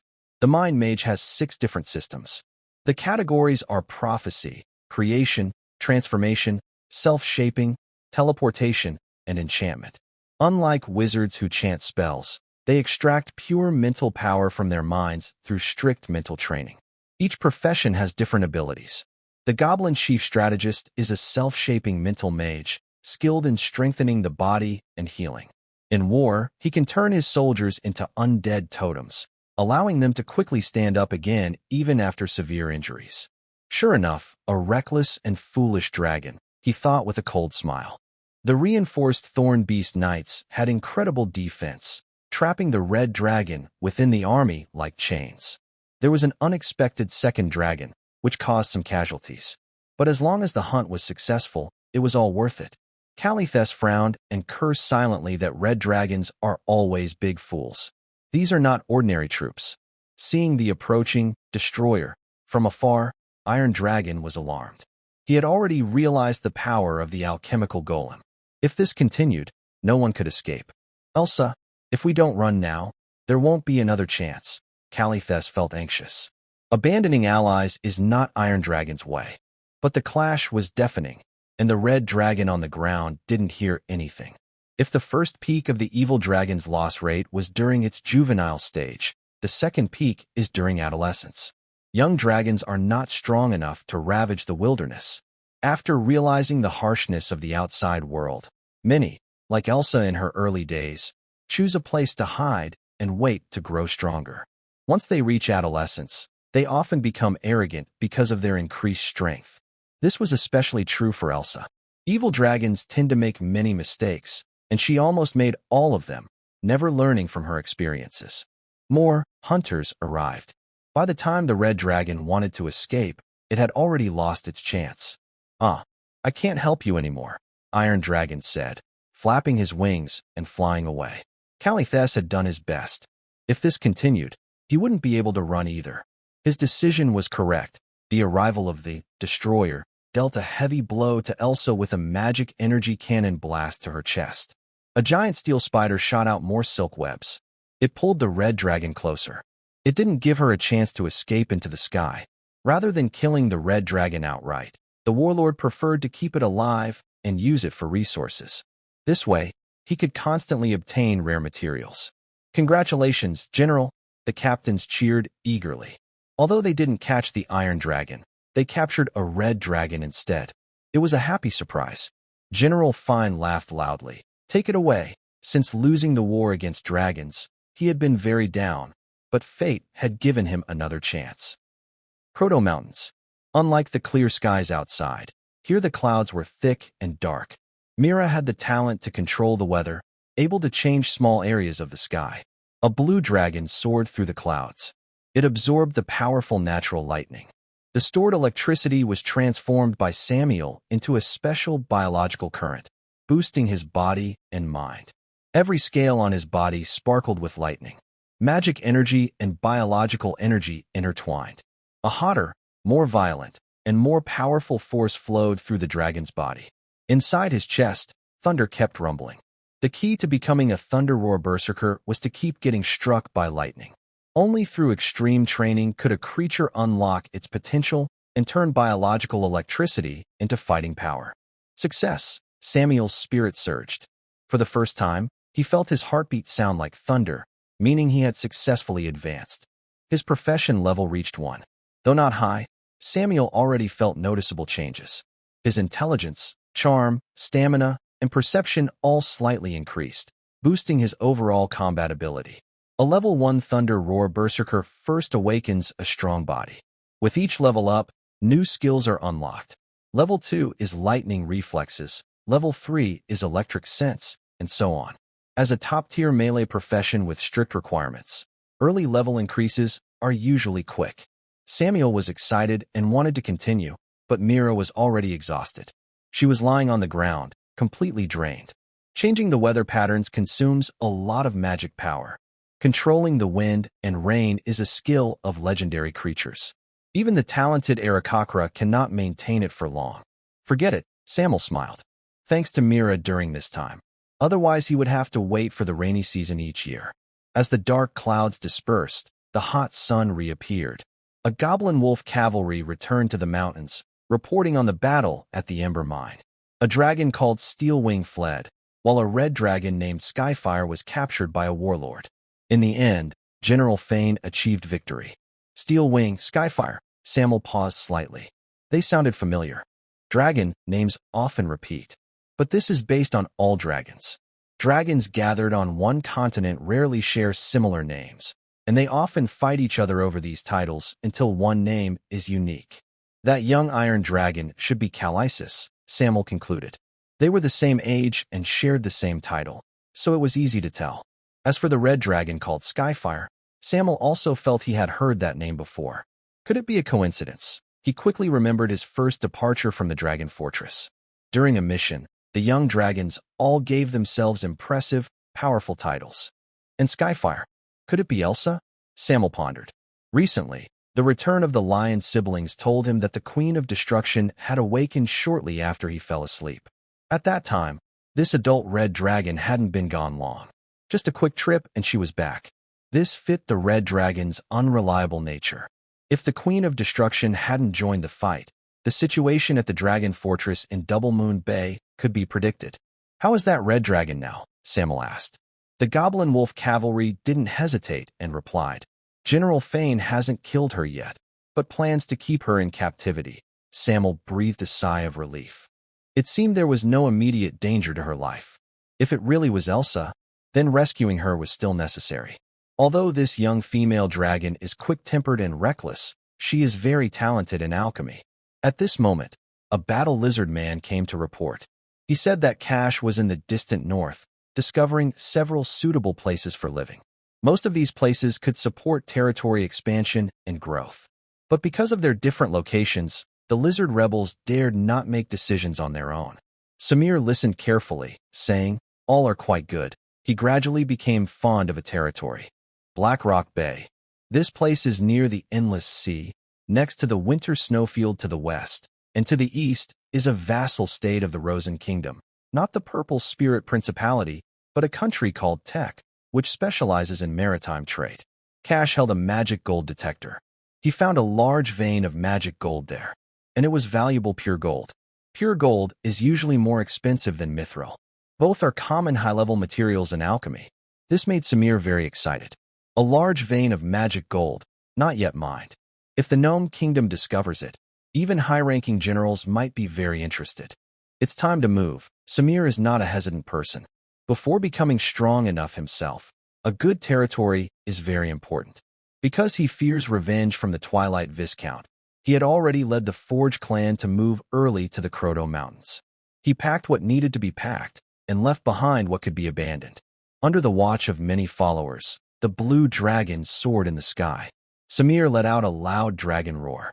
His voice sounded like rolling thunder. "Storms and lightning have chosen you. From this moment on, you are no longer wild creatures of the wilderness, but my true subjects." He first denied their old identities, then granted them new ones. As a lord, this step is essential to inspire unity and pride among his followers. Migration is not a small matter. Not every monster likes long journeys. Lift your heads. Look at me. Look at your lord. I, Samir, Stormdragon. Those who follow me are also following destiny. We walk on a glorious path, and our fate is in our hands. Samuel let out a loud, fierce roar like a dragon. At the same time, the Eagle people, battle lizard men, trolls, goblins, and flame lions all knelt on the ground. Suddenly, they felt a different kind of emotion. It was as if they were witnessing history. From humble creatures in the wilderness, they had become part of the dragon civilization. No matter your past, remember one thing. You are all children of the storm. My will is the will of the storm. The world is watching us. I will lead you to prosperity. The blue dragon's tone gradually calmed from excitement. Under the flashing lightning and rising storm, all the monsters were deeply impressed. They were part of the storm and its people. Next, Samuel made various appointments. He redefined the ranks. Ordinary monsters were soldiers, elite individuals were captains, and then there were commanders. He kept it simple. Complexity was unnecessary and hard to understand. The rank system gave monsters hope for promotion, so they wouldn't just drift aimlessly. The deep red troll was the first commander. Mira was the second commander. Commanders needed assistance, like the troll wizard, who was the vice commander of the brutal teeth. The eagle shaman was Myra's deputy. Battle lizardmen generals, totem warriors, and troll warriors were captains, managing the ordinary monsters. Since the lizard rebels were not strong enough yet, and Cruel hadn't returned, Samuel had no plans to appoint a third commander. The Flame Lion Pride, being semi-intelligent beings, was still managed by the Fierce Lion siblings as their personal guards. The strong rose above the weak, establishing a clear system for military promotion. Now, we are about to start a war. The bravest and most outstanding on the battlefield will be personally granted the supreme dragon's power. Samuel looked around. Immediately, the monsters roared with excitement. The dragon's power was the highest and most tempting reward from the true dragon for its followers. Even the weakest goblins could become powerful warriors or sorcerers after receiving this power. Samuel, now a thunderous wild spirit, prepared for battle. Allocating a spot for a dragon-blooded creature no longer affects one's own development. Mira and the tusked beast both feel eager to act. The winged people desire a wild appearance like that of dragons, while the trolls hope to gain the power of true dragons. Everyone is preparing themselves. They have decided to shine brightly in the upcoming war. During the migration to Blackrock Bay, they happen to pass the junction of Rock Road and Steel Cliff Road. Their goals are to rescue the red dragon who might be Elsa, and to seize a big fortune before migrating, laying the foundation for future territory growth. The Purple Spirit Principality, Twilight Territory. This area is in the northeast corner of the principality. The main part of the territory is a narrow valley surrounded by low hills. On both sides of the valley are the endless Twilight Hills. The hills are covered with soft moss and low bushes, like carpets. In spring and summer, wildflowers bloom everywhere. In autumn and winter, the landscape turns a deep reddish brown. Inside the castle, fierce arguments are happening again. Even a beautiful environment can't calm the angry tempers. Just stay forever in this broken land of yours. The noblewoman spat out these words and left in a fancy carriage. The Viscount of Twilight looked grim. If he weren't worried about her background, he would have liked to cut this reckless person down. As a noble, looking glamorous is just for show. Places like Twilight Territory have no bustling towns or busy trade routes. The beautiful scenery only makes people jealous, but doesn't bring wealth. Fame without profit. Many nobles face this dilemma. Wise nobles build trade routes to elves, dwarves, and even venture into wild seas and oceans, constantly digging for gold. But nobles who rely on their status and are obsessed with face lose ground as time passes, until they are overwhelmed. It was only after seeing Gus rise that the Twilight Viscount realized he had to change. He started to feel anxious. Why hasn't Raymond come back yet? To find out more about that wealthy upstart, the Viscount sent his eldest son to track him. Raymond has good talent. He passed the top academy of the Rosen Kingdom and is destined to become a famous top warrior. To give him experience, the Viscount even used some connections. Viscount, something has happened, the castle's old steward hurriedly reported. Guston has returned safely. The Blue Star Guild has completely withdrawn from the Alliance and abandoned their base. Each piece of news made the Twilight Viscount breathe more heavily, and the fat on his stomach kept shaking. Damn Guston, damn Blue Star Guild. How dare you? His eyes turned red, and veins bulged on his forehead. He thought it was a simple trial, but it ended with the loss of his eldest son. No one knew how much the Twilight Viscount had sacrificed for his son's birth. In his early years, he was injured in the border army. To ensure his bloodline continued, he nearly exhausted his family's wealth to get a spellcaster to intervene, which resulted in Raymond. His wife betrayed him, and his son died. This made the fat face of the Twilight Viscount twist in anger. Raymond, my son, I swear I will make those responsible pay with their lives. His anger towards Guston reached its peak. To hell with the duchy laws. To hell with those damn ministers. His intense hatred made the Twilight Viscount harbor deep resentment towards the Purple Spirit Duchy. But soon, he felt a deep sense of helplessness. This is all your fault. The Twilight Viscount's face was expressionless. Go and arrange the transformation ceremony for that lord. The castle's old steward was startled, wanting to persuade him, but seeing those bloodshot eyes, he held his tongue. He silently nodded and left. Meanwhile, the troll army led by the tusked giant advanced toward the ironclad path. The battle lizardmen and eaglemen armies moved slowly and silently, approaching the goblin warlord's camp. In the blink of an eye, 5 days passed. This was not a normal march, but a large-scale migration. The small goblins and bear goblins carried various supplies, slowing their progress. Every race included the elderly, women, and children. The blue dragon bathed in sunlight, spread its wings, and soared high in the sky, moving swiftly at thousands of meters above the ground. Samuel entered stealth mode. The magnetic field could block 90% of perception. He reached his destination quickly, landing on a mountain peak and looking down. With his long-range vision, everything was clearly visible. In the middle of the plain, there is a large iron cage. Nearby, the Thorn Beast cavalry stand like fortresses around the cage, while some earth gnomes watch with interest, observing the creatures inside. Inside the cage, the red dragon keeps roaring. Lowly earth gnome crawlers, all of you go to hell. Bright flames swirl and rise between its sharp teeth. Suddenly, the flames shoot straight at an earth gnome. But when the fiery breath touches the gaps in the cage, glowing runes flicker around it. They make the flames disappear completely. This is a special alchemical device made to imprison fire-type true dragons. Whether it's fiery breath, fire skills, or brute force, none can break through. Elsa is in a very bad state now. Her scales are dented in large patches, especially on her back, where she has been pierced by magic cannons. She looks very weak. Even her dragon breath is much weaker than before. This cage was originally made for young iron dragons, but it's still good enough for a young red dragon. The earth gnomes ignore Elsa's struggles and roars, only throwing bloody meat chunks in front of her again and again. General Fane stands nearby. He crosses his arms, his eyes cold and satisfied. His gaze isn't that of a warrior looking at spoils, but like a rancher inspecting livestock. He plans to let her recover. Then, he will take her scales, horns, and claws. To this warlord, a dragon is like a mine that grows flesh and blood on its own. Elsa's chest is almost torn apart by her anger. She is a noble evil dragon queen. How can she be treated like livestock by these despicable, weak, and ugly earth gnomes?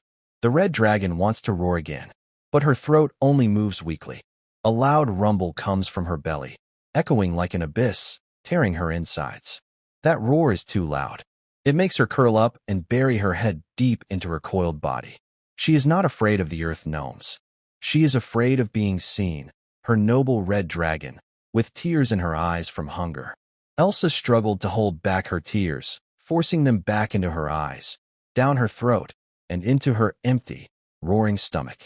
Don't look down, she told herself silently. But the red dragon had already buried its head so deeply that no one could see it. At this moment, Elsa realized that the outside world was much harsher than the dragon fortress. The proud red dragon never thought it would one day be captured by a lowly goblin.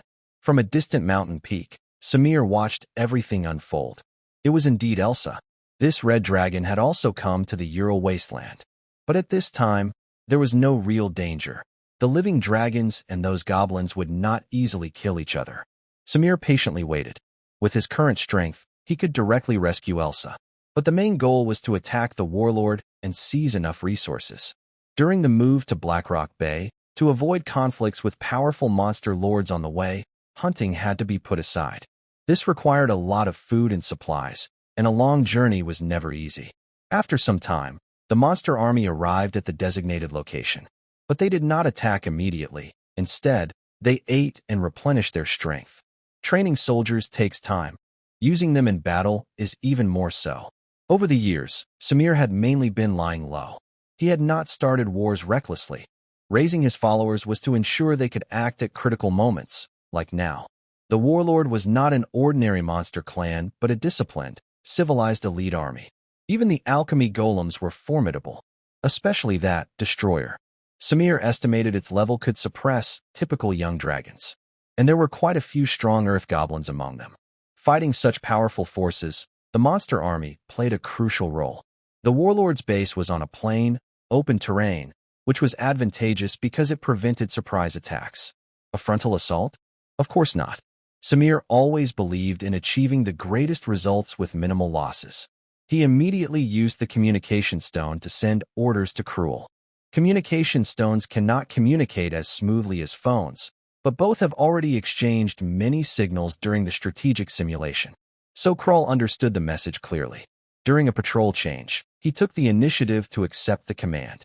With his personal guards, he stayed on one side of the plain, patiently waiting. Krull, you did very well. A blue dragon silently appeared on the plain. Dragon Lord, Krull respectfully said, please forgive me for not participating in this war. He is a qualified commander. But first, he is a earth spirit and cannot raise his weapon against his former colleagues. Krull indeed dislikes General Fane's foolishness and the resentment from being excluded. But not all earth spirits are the same. The blue dragon looked down at Krull. You have already made a contribution this time. Samuel is not a simple-minded dragon and understands his followers' minds very well. He granted Krull the mercy of not fighting. Krull sighed in relief, his eyes full of gratitude. Leading others with a relaxed but firm hand is a skill every good leader must have. General Fane has raised some flying monsters as spies.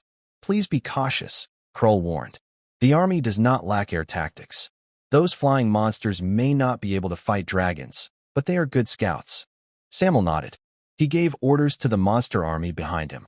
Under the command of the first and second commanders, the previously chaotic monster attack began to organize into a basic order. Then, Samuel flapped his wings and soared into the sky. Mira followed behind him. A dragon and a person quickly rose to several thousand meters above the ground. On the ground, the army was led by Tusk temporarily, waiting for the signal to attack. Above the plain, several flying monsters circled around.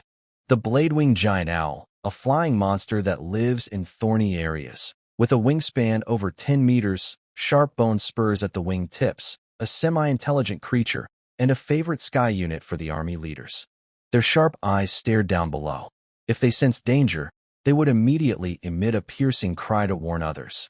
They have not detected any strange behavior so far. The young wizard, who is the deputy leader of the army, cast a 5-ring spell called Dark Sky in advance. This spell can block the patrols of sky units. But before the spell wears off, they must deal with the blade-winged giant owls. Suddenly, a sandstorm appeared, instantly drawing their attention. 2 of them were sent to scout.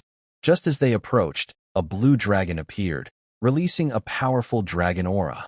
Its fierce presence, comparable to that of a young dragon, nearly caused the 2 blade-winged giant owls to panic.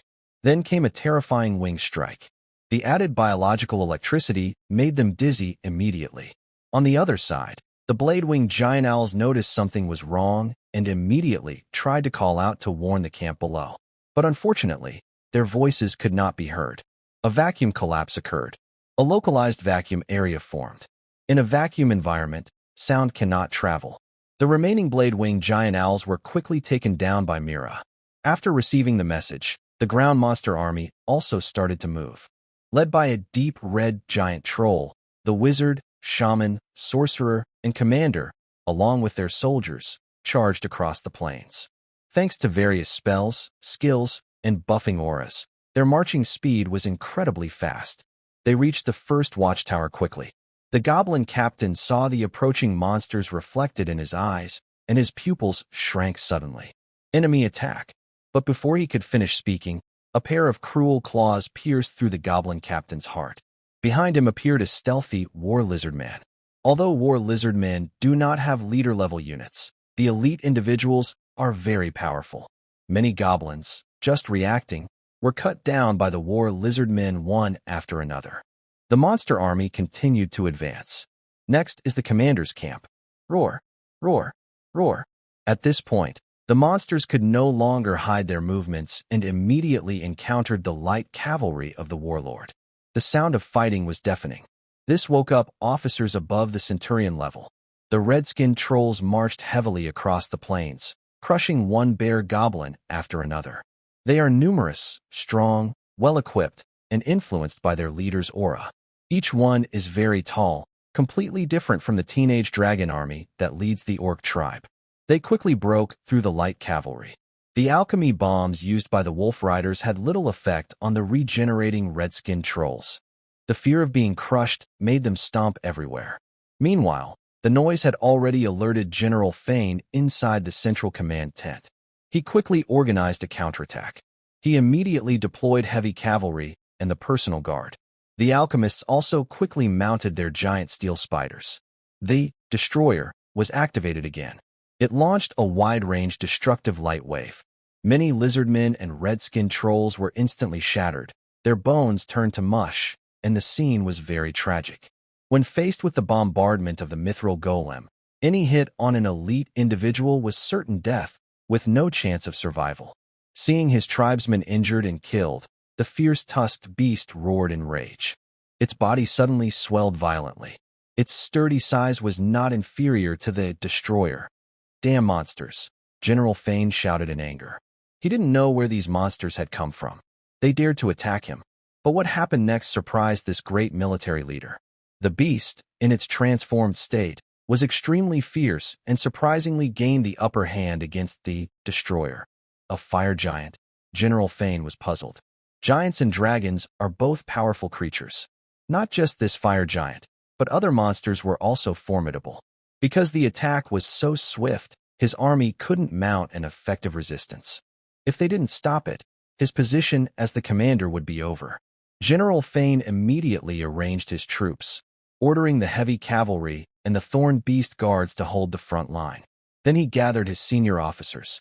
5 of them were level 10 elite warriors.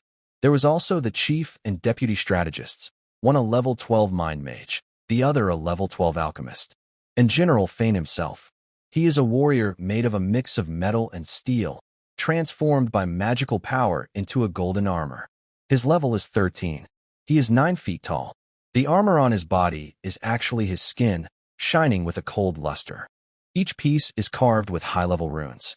Even his bones are gradually turning into metal. He holds a large sword made from dragon bones. The Goblin Kingdom has attacked adult dragons more than once. An old military leader once achieved great military success and earned a sword capable of slaying dragons. Later, General Fane inherited it. Led by this great military leader, 7 other high-ranking officers began preparing to fight the raging fire giant. With this setup, plus the destroyer, they all had a chance to hunt young dragons. Just as they were about to move forward, above the clouds, a storm swooped down, leaving behind illusions behind it. Samuel appeared like a falling meteor, flashing with loud thunder and lightning, radiating a terrifying sense of pressure. In the next moment, he charged directly at the Mind Mage. This goblin's threat was no less than that of General Fane. The Mind Mage reacted just as quickly, casting a powerful energy shield. A circular wave of air exploded simultaneously. But, under the flying dragon chariot that had been prepared for a long time, the Mind Mage's body was torn into pieces. Even with all his strength, he still died. Damn dragon! General Fane's head nearly exploded. Another dragon. But how could dragons cooperate with giants? He didn't think further and decisively swung his dragon-slaying sword. Multiple strikes. Feeling the danger, Samuel soared into the sky, leaving several dark sword marks on his body, blood flowing freely. He sacrificed a minor injury to eliminate one Mind Mage. This was undoubtedly a great success. Almost at the same time, the alchemist took out an item. A gravity engine, an advanced alchemical device. This is a special tool to restrict adult dragons. Each use consumes a rare magic stone. High-quality magic stones are not cheaper than philosopher's stones. A level 12 alchemist is already a wealthy person second only to General Fane. Seeing death approaching, he no longer hesitated to use his energy. After the gravity engine was activated, Samir felt his body sink as if carrying a heavy mountain. Unlike magic that blocks the sky, the gravity engine uses alchemy to pull, making the effect much stronger. It creates a supergravity field. Usually, Samir used gravity to suppress others. Today was the first time he experienced it himself. These earth elementals are quite capable, Samir thought as he was blocked and his flight stopped. Suddenly, a sword light dozens of meters long struck again. It aimed at the blue dragon's neck. General Fane was fierce and had no intention of capturing alive. Fell for it again. Samir's lips curled into a dangerous smile. He skipped the first stage of electric arcs and entered the second stage of thunder. The blue dragon spread its wings, lightning and storms raging behind it. In close combat, who could scare him? As the magnetic field turned, the blue dragon spun beautifully, and the sword light narrowly missed. He used his toes to strike. The shining dragon claw suddenly covered the earth elemental's head completely. Crack! General Fane's head was shattered, blood flowing. A terrible scream sounded as the golden-armored warrior wildly swung his giant sword, powerful enough to cut the young dragon in half. But in Samir's eyes, this chaotic swordsmanship was child's play. He always avoided it perfectly with the help of the gravity engine's pulling force. Alchemy tools are not targeted by magic. Samir knew this very well. Then he forcefully pulled out a section of the spine. This brutal scene made the earth elementals gasp in shock. The leaders felt terrified. Only the alchemist did not give up and took out another tool. A roly-poly doll. Its effect was just like its name. The nearly dying General Fane suddenly revived, his armor shining with bright gold light. Then, with a deadly strike, he escaped from under the blue dragon's claws. The golden-armored warrior. This was a profession system developed by alchemists, replacing skin with armor, bones with golden essence, connected to a device called the roly-poly doll, making him never fall. He was like a humanoid golem. General Fane's eyes were cold and firm. He has lost his sense of pain. Blood and glory belong to Nagaya. Your soldiers are surrounded. But fear has no place with me. Please, General, grant me your protective light. Make my sword sharper and my armor unbreakable. He raised his great sword to cut the dragon. Furious magic energy kept rising. The soldiers behind also realized their close combat might block General Fine.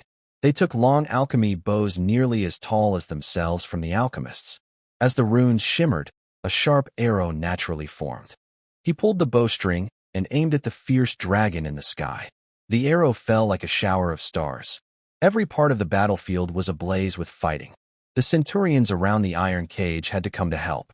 Even the nearby hunters were drawn away, leaving only 2 alchemists to guard and prevent the creatures inside from escaping during the chaos.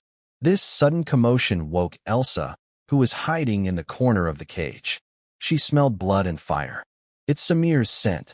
Elsa stood up with difficulty, looking at the distant scene with surprise. At this moment, a winged person descended from the sky, conjuring a huge storm spear that destroyed the remaining alchemists. Red Dragon, your savior has arrived. Mira looked at the weak dragon in front of her and laughed loudly. The arrows rained down like a storm, each one deadly and precise. Some aimed directly at the young dragon's eyes.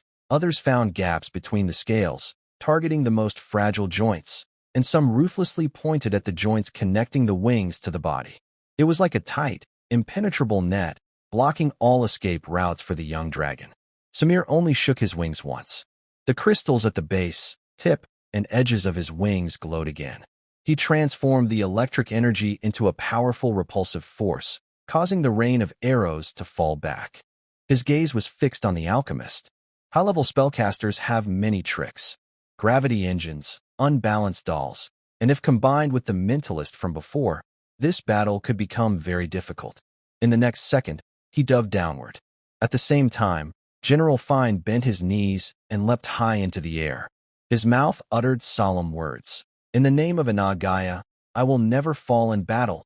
This was not just a typical boast, but a divine blessing prayer from a golden armor warrior. Although alchemy has many miraculous creations, it cannot fully transform a living flesh-and-blood creature into a human-shaped golem. Every earth spirit that becomes a golden armor warrior has been blessed by the kingdom's high priest. In a way, they are divine blessing warriors.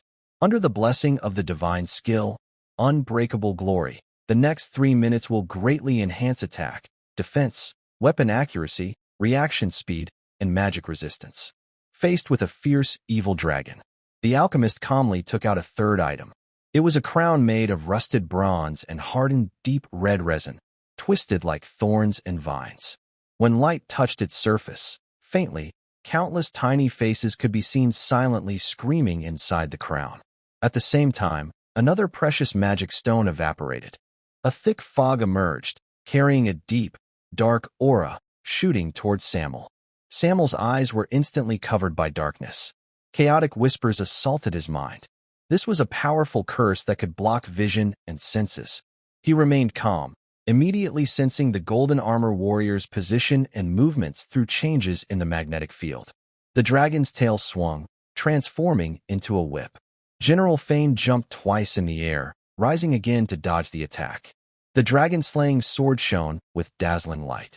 It struck again at the blue dragon's neck. Feeling the danger, Samuel sidestepped and could only brace himself with his shoulder covered in thorns. Boom! The thorn spikes exploded, and the scales shattered. But then came a deadly dragon fist, and General Fane was knocked back.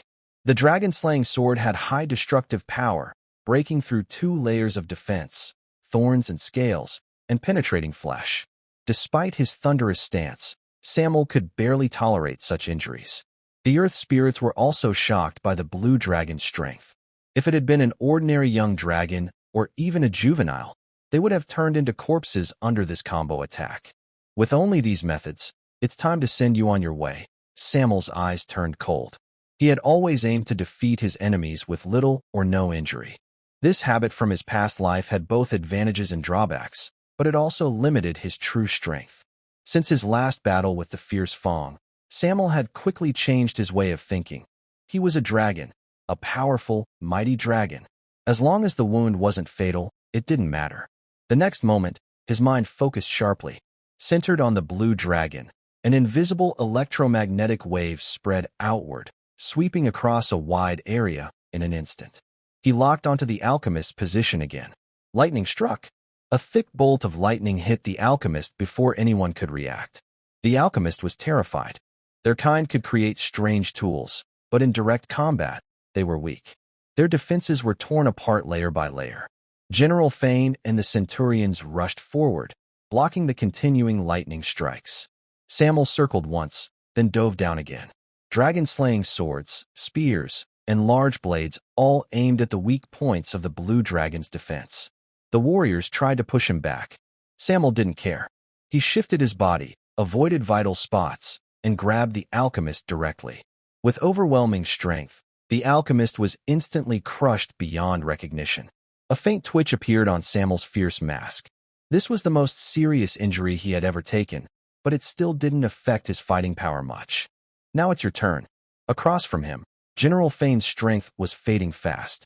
Without the support of the unyielding one, even the golden-armored warrior's divine prayers couldn't help a wounded earth goblin fight any longer. The Centurions gathered around him, breathing heavily as they retreated. The situation turned completely. Samuel's wings stirred up a violent wind, leaving afterimages in the air. His claws and fangs tore through the battlefield, filling the air with the sound of battle. General Fane's face changed drastically. He turned to flee. The blue dragon descended once more, and with a single strike, the battle came to an end. The goblin army collapsed in defeat. At the front, the crimson giant smashed through the destroyer with sheer force. The magic cannon's blast was of little use against the regenerating and fearsome Fangtooth. The totem warrior used the advantage of the sky. He played with the cavalry on the ground. The stealthy lizardmen sneaked in to assassinate the mid-level goblin officer giving orders. The fierce lion siblings, leading a blazing lion pack, charged back and forth through the goblin army, crushing everything in their path with their large bodies. Let the storm tear them apart. Crush these ignorant goblins. For the great dragon lord, the monsters fought bravely, their roars shaking the sky. As dusk approached, the fierce battle between the monster army and the goblin forces finally ended. When the fight was over, Samir's tense mind finally relaxed. Then came a wave of exhaustion and a sharp pain in his flesh. He flapped his damaged dragon wings. The intense nerve pain made the blue dragon grimace. Taking down such a well-equipped and coordinated group of goblins was not easy and caused serious injuries, especially that dragon-slaying sword. If he hadn't dodged in time, his wings might have been cut off. Blood kept flowing from his wounds, turning the ground into a pool of blood. Of course, this wasn't a serious injury, and Samir could still fight. This is the advantage of being a dragon. Challenging opponents beyond one's level is as easy as eating and drinking, plus his extraordinary legendary skills, making victory inevitable. As the battlefield gradually grew quiet, a red figure staggered over. "Samir, are you okay?" Elsa, looking a bit awkward, wagged her tail nervously. She felt embarrassed about being captured by goblins. It was like a black mark in her life. Samir looked down at the red dragon. "You seem to be hurt too." Elsa was momentarily speechless. She hesitated before saying, "I was careless for a moment." Samir shook his head and said directly, "No, it wasn't just carelessness. You understand very well inside that these are not ordinary goblins.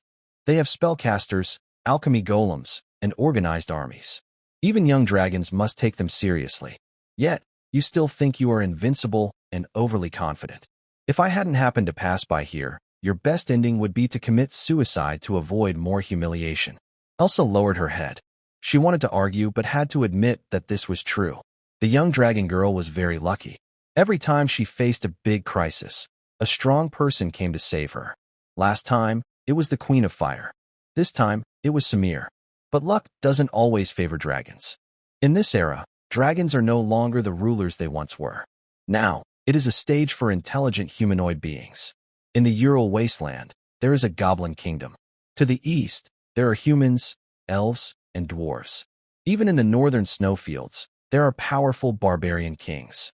These intelligent beings are not afraid of dragons. They even hunt evil dragons often. Dragons have many strengths, but also many weaknesses. Most dragons die because of arrogance. Even legendary green dragons like the Emerald City are no exception. Things are a bit better on Morgan Continent. But on Viclito Continent, Even powerful demon lords who invade often die without a complete body. There is no place for evil dragons to survive. It is considered the peak of humanoid civilization. I understand, Elsa said softly. After this experience, she truly woke up and realized how dangerous the wilderness is. Proud and arrogant evil dragons often don't live to adulthood. As the strongest true dragon among the 5-colored dragons, she rarely accepts other dragons' authority. This strange confidence is also the biggest trait of red dragons. But when Elsa was a hatchling, she knew Samir was much smarter and more talented than herself. She was completely overwhelmed. She had to admit it. Elsa, follow me and survive together, Samir said calmly. A temporary failure is just that, temporary. I still believe in your talent.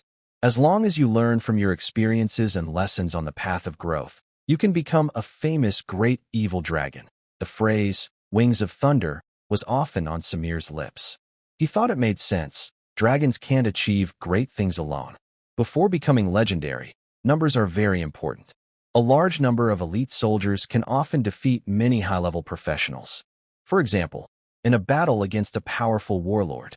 Without the monster army, such a victory would be impossible. Elsa, who was feeling a bit down, suddenly became energized, her tail instinctively flicking up. Samuel, I really need you. A little sunshine makes her shine. Changing a country is easy, but a red dragon's nature is hard to change. Samuel calmly said, It's not that I need you, Elsa, but that you need me. Do you still want to be captured by those weak, lowly creatures? Or hide in a hard cage, crying secretly? Dealing with a red dragon requires occasional pressure. A sweet treat, then a big stick. Samuel, who is skilled at controlling others, now has strategies for managing dragons. Every question makes Elsa feel ashamed and lower her head. Stop talking, please stop. The red dragon's head kept lowering, almost burying itself in the ground. A complete black history. If she weren't weaker, Elsa really wanted to make the other person shut up. My lord, a deep red giant troll, with sharp teeth, came to report. He dragged a battered mithril golem, making Elsa nervously lift her head. A level 12 fire giant. This was almost an adult fire giant. The red dragon didn't even hear the words clearly and hurried to run away, but Samuel grabbed its tail. This is one of my followers, Samuel explained. Elsa's expression stiffened, her beliefs shaken. Dragons and giants are sworn enemies, with hatred dating back to the first era deeply rooted in their bloodlines. Encountering each other in the wilderness, there's no chance for friendly relations. If she could tame a giant slave, it would definitely be something to boast about. Cowardly red dragon. Ha ha ha. After dealing with the hunter Mira, she arrived late and couldn't help but laugh mockingly. Elsa's face gradually turned red, steam rising from her head. Then an evil dragon lunged forward. But it was quickly dodged by a nimble birdman. All right, Samuel pressed down on one with a claw. Now is not the time for fighting. The warlord's army was not completely defeated. Many had scattered and fled. Staying here for too long is also dangerous. Next, the monster army organized and collected the looted supplies, such as alchemical golems, various magical metals, weapons, and armor. As for the advanced alchemical items like gravity engines, wobblers, cursed crowns, and dragon-slaying swords, all were stored in Samuel's space ring. He carefully kept a large amount of gold, treasures, and magic gems in a hidden compartment deep in his neck. Unfortunately, the alchemists among his followers had not reached a high enough level. They couldn't craft special items for dragons yet. Nightfall gradually came, and fires lit up the plains. Creatures like spiny beasts, warhorses, and wild wolves were cooked for dinner. Cruel gathered some of the remaining troops. As for the destroyer, it was almost broken beyond repair. Even if fixed, it wouldn't be very useful. His brother Roni took it to repair the remaining hunter, which are steel spiders with some intelligence, used as war tools to hunt in the sky. More goblin guns were replaced with better weapons. A powerful heavy cavalry unit was formed. Several winged giant owls were fitted with alchemical collars to serve as scouts in the sky. Samuel announced on the spot, the 3rd Legion is established, Cruel as the 3rd commander, Roni as the deputy commander. After the appointment was made, Samuel first rewarded the deepest red giant for his bravery and outstanding contribution in the battle. He also gathered all his followers to watch. Balya bowed respectfully, face toward the ground. Samuel, are you going to give this guy true blood? Elsa quickly approached and reminded him. That's something only young dragons do. It could harm your life and make you weak. Her tone was a bit confused, seeming to disapprove of Samuel's actions. Dragon true blood is different from ordinary dragon blood. It is located deep inside the heart chamber. Giving true blood is like sharing the dragon's power. Transforming a dragon-blooded follower won't weaken me, Samuel said calmly. Then he looked at the deep red giant. The power of the dragon lineage might help you be reborn, but it could also kill you. No one can guarantee you'll survive the ritual. Brot, are you ready to face death? My lord, I am ready. Fontooth replied without hesitation. He was not a true fire giant, and his transformation time was limited. He longed for greater power. If he were to die during the dragon vein transformation ritual, the two wizards could still guide the trolls toward a civilized path. Samuel nodded. Sharp claws extended from his paw, their tips flashing coldly in the dim light. He lowered his head, his throat vibrating as he chanted an ancient and mysterious dragon language. The rough syllables sounded like grinding stones, yet sharp as thunder splitting the sky. The sound echoed across the vast plain, making ears ring and hearts tremble. At the tips of his claws, the air began to twist. Drops of blood slowly seeped from his claws, but did not fall. They floated in the air, each drop round and full, glowing not with ordinary red, but swirling with tiny storms inside. Lightning flashing deep within, thunderclouds rolling, colors shifting with the fierce will and power of an evil dragon. Open your mouth, said the blue dragon. Fontooth obeyed without hesitation and swallowed the drops. In the next moment, he seemed to see countless dragons roaring. Before them, a massive throne rose, and upon it sat a grand, shadowy figure, dark, terrifying, and majestic beyond words. A painful sound escaped the crimson troll's throat. He knelt on one knee, his body bleeding as if poisoned. The true blood of dragons was both a great gift and a deadly poison. Without strong willpower, death was certain. Fangtith's pupils shrank sharply. Then they vanished, replaced by flashes of wild lightning deep within. This was the transformation of the dragon vein ritual. As time passed, his pain grew. His crimson skin peeled away, and scales began to grow from his flesh, blue and shining like armor. A sharp, spiraling horn emerged from his forehead, pointing proudly to the sky. Spikes grew along his back, and his limbs and body became stronger, all showing the traits of a blue dragon. After a long night of struggle, the dragon vein transformation ritual was finally a success. The prominent tusked creature gasped heavily, as if after a long, fierce battle, but its energy was far greater than before. A faint aura of dragon power surrounded it. After a short rest, it suddenly stood up and roared toward the rising dawn. It announced its rebirth. The followers watching nearby all looked at it with envy and longing. The giant dragon vein troll took a deep breath and then knelt on one knee. I have not betrayed your gift, it said. Its respect and loyalty reached the highest point, even willing to face death. Samuel could clearly feel the thoughts of this follower and realized he had gained a fully loyal warrior. No wonder true dragons trust dragon vein followers more than bloodline descendants. For evil dragons, the growth of bloodline descendants can threaten their rule and even cause rebellion. Because of the blood of evil dragons, every so often, talented dragons appear, either mixed blood or different species. Under pressure, these dragons often rebel against their elders, sometimes even fighting their own parents. History has many such examples. Due to inherited experiences from their parents, evil dragons often drive young dragons out of the nest. Everything follows a logical pattern. Samuel nodded in approval. Keep working hard. A mutated troll, carrying the bloodline of a fire giant, led a unit of leaders. It successfully passed the test of true blood. Such a dragon vein follower was undoubtedly one of Samuel's strongest fighters. Damn troll, it stole my spotlight, Mira said angrily. Her eyes casually glanced at the nearby red dragon, suddenly brightening with a new idea. She seemed to be scheming something. A week later, the monster army, having reorganized supplies, set out again, moving across the wilderness. The distance to Blackrock Bay was not far. If the dragons flew at full speed, they could reach in 3 days. But the followers' movements slowed the migration and required vigilance against monster lords on the way. To speed up, Samuel sent the winged people and the red dragon ahead to clear the path and intimidate the monster tribes. Elsa, who was straightforward and honest, also joined in. The dragon-veined trolls stayed in the center to prevent followers from encountering danger and losing their lives during the journey. Samir hovered high in the sky. He needed to watch out for attacks from other warlords of the Goblin Kingdom. According to Cruel, above the warlords, there are also powerful goblin generals. Losing a captain could attract the attention of these goblin generals. This time, he gained a lot. Samir wanted to make sure no one was following him. As for the so-called Twilight Viscount, he no longer paid much attention to him. Since there had been no movement for many days, he probably was a noble with little power and couldn't do much in the wilderness. And the wilderness was indeed dangerous. In just a few days, there had been waves of savage beast attacks.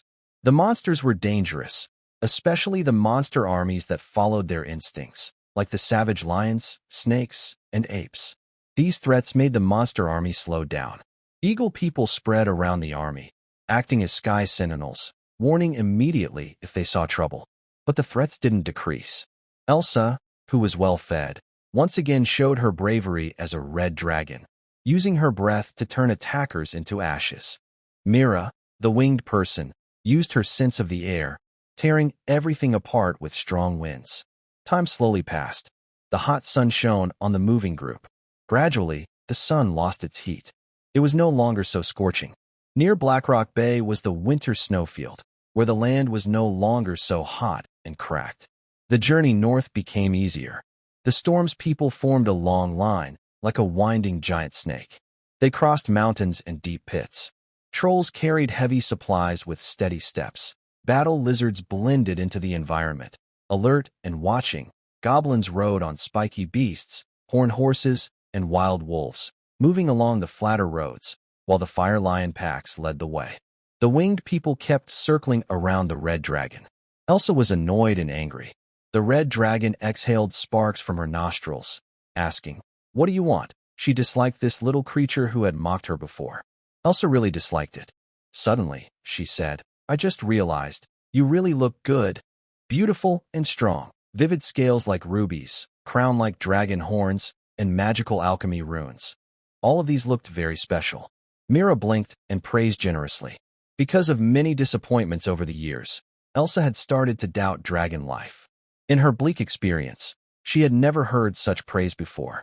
Her long, swaying tail lifted high, and her face was full of pride. "You're smart." Mira looked at the young dragon's expression, thoughtful.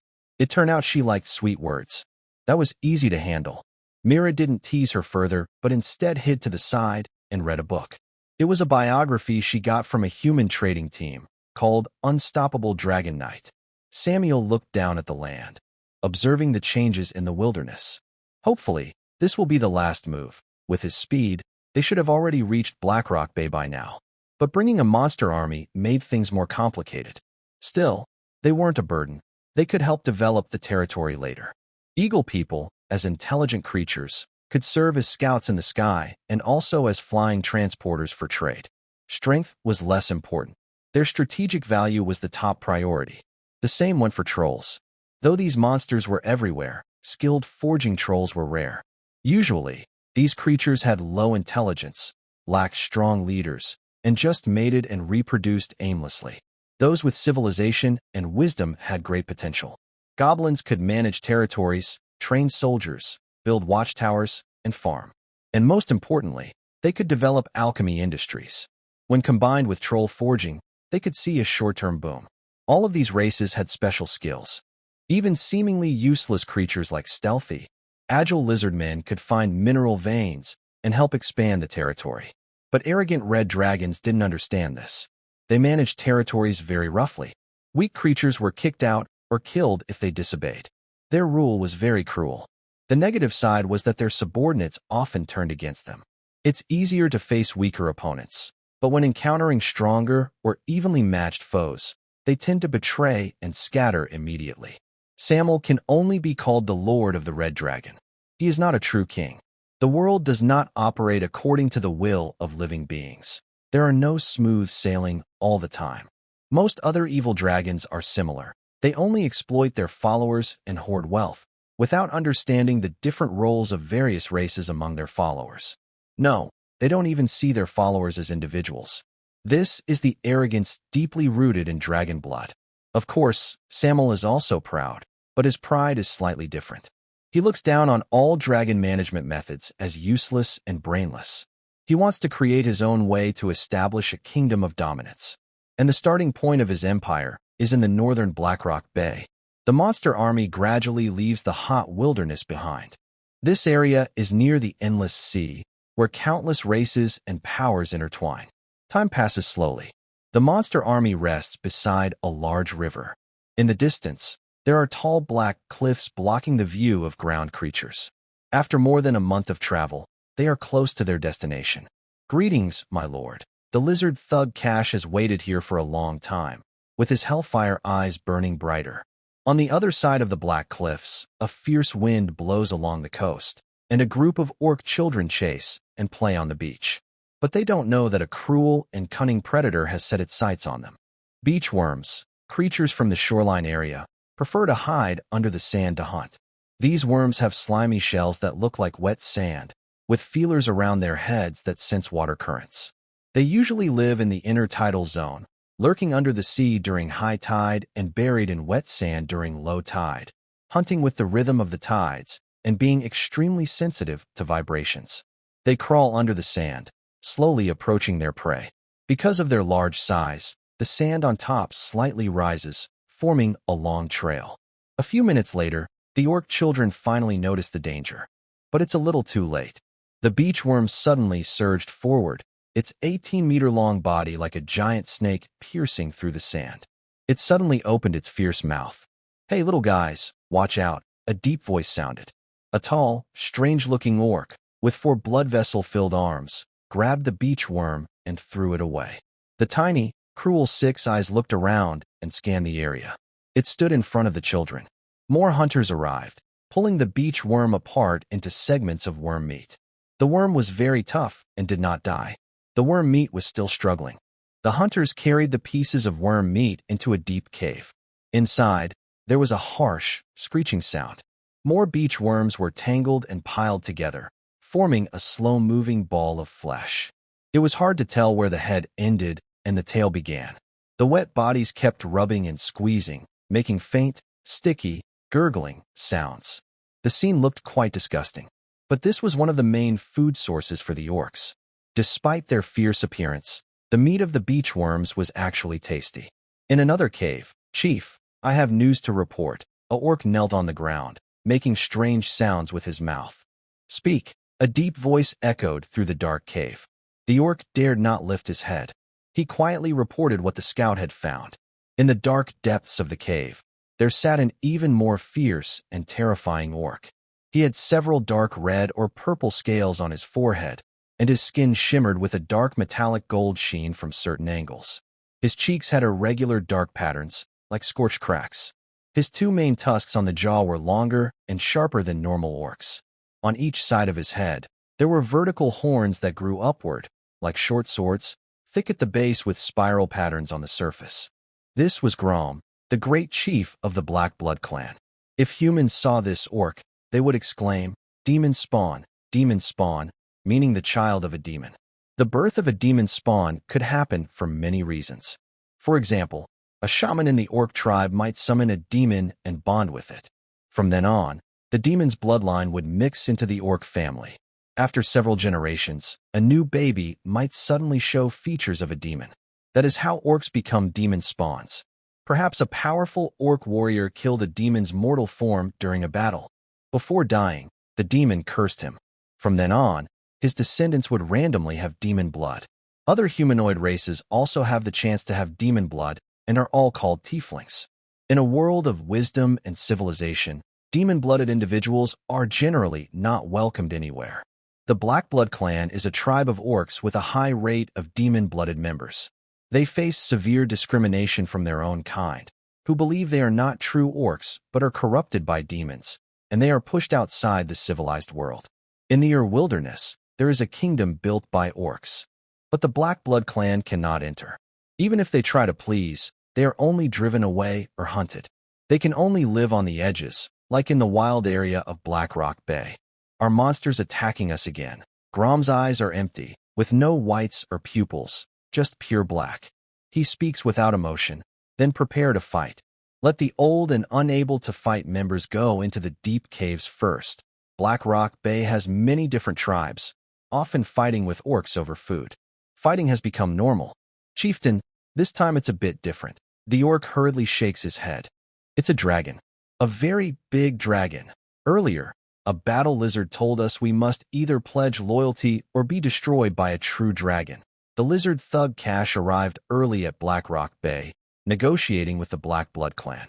He is clever, bringing a red-spined dragon to intimidate the demon-blooded orcs, and exaggerated the power of the true dragon lord behind him.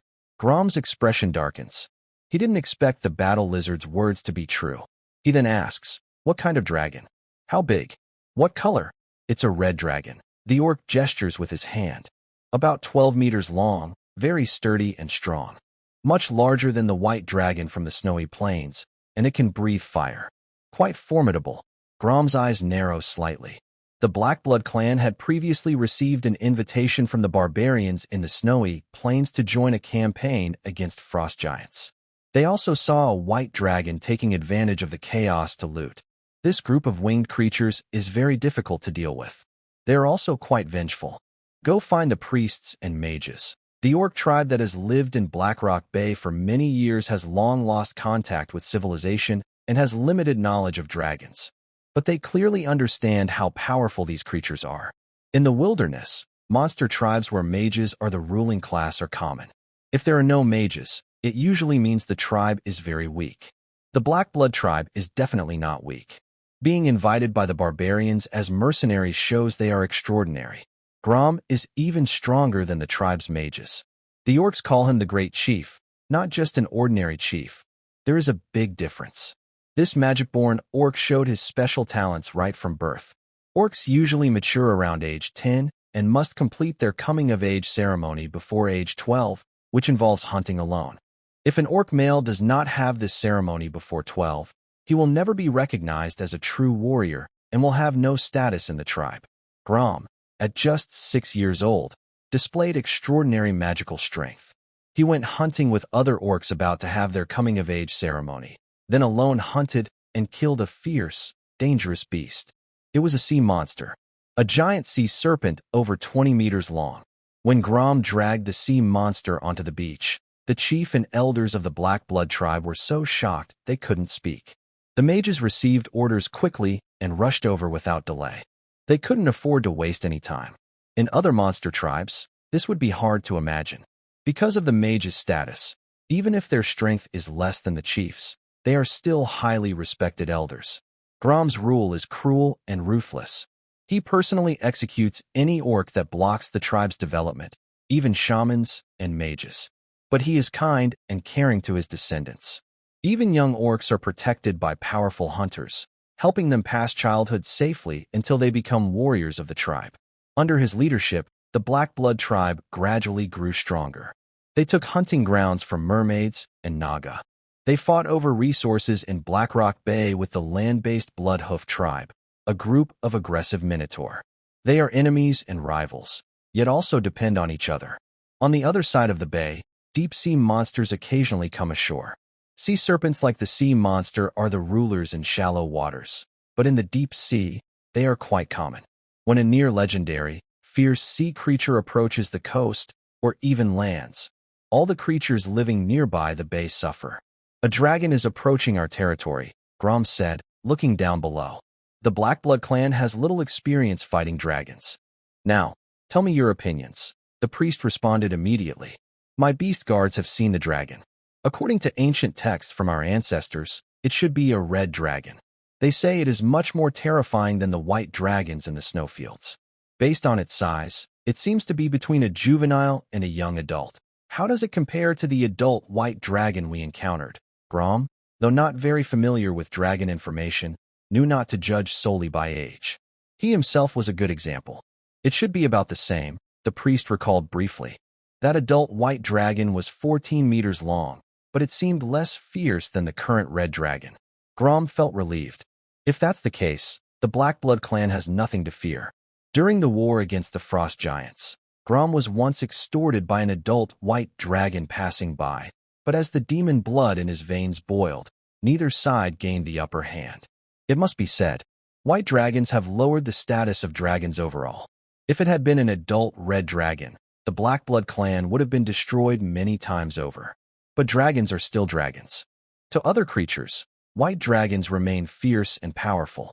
Only strong warriors like Grom can resist them. Have we found the Kraken attacking our hunting grounds? That cursed monster keeps swallowing fish from our ocean hunting grounds, leaving us to eat only beach worms every day. It's disgusting and makes me sick, Grom asked again. Kraken, a deep-sea squid. The most iconic monster in the deep ocean, not only powerful but also quite intelligent. It often comes to shallow waters to hunt. Grom had fought it off more than once, but he could never kill it. We have found several of its nests, but this monster moves freely in the water. Our warriors are good at diving, but they dare not risk entering the deep-sea areas. The caster carefully chose his words. The deep sea of the endless sea is very dangerous. In the eastern humanoid kingdom, they only trade near the coast and in the rivers that flow into the sea. Grom took a deep breath.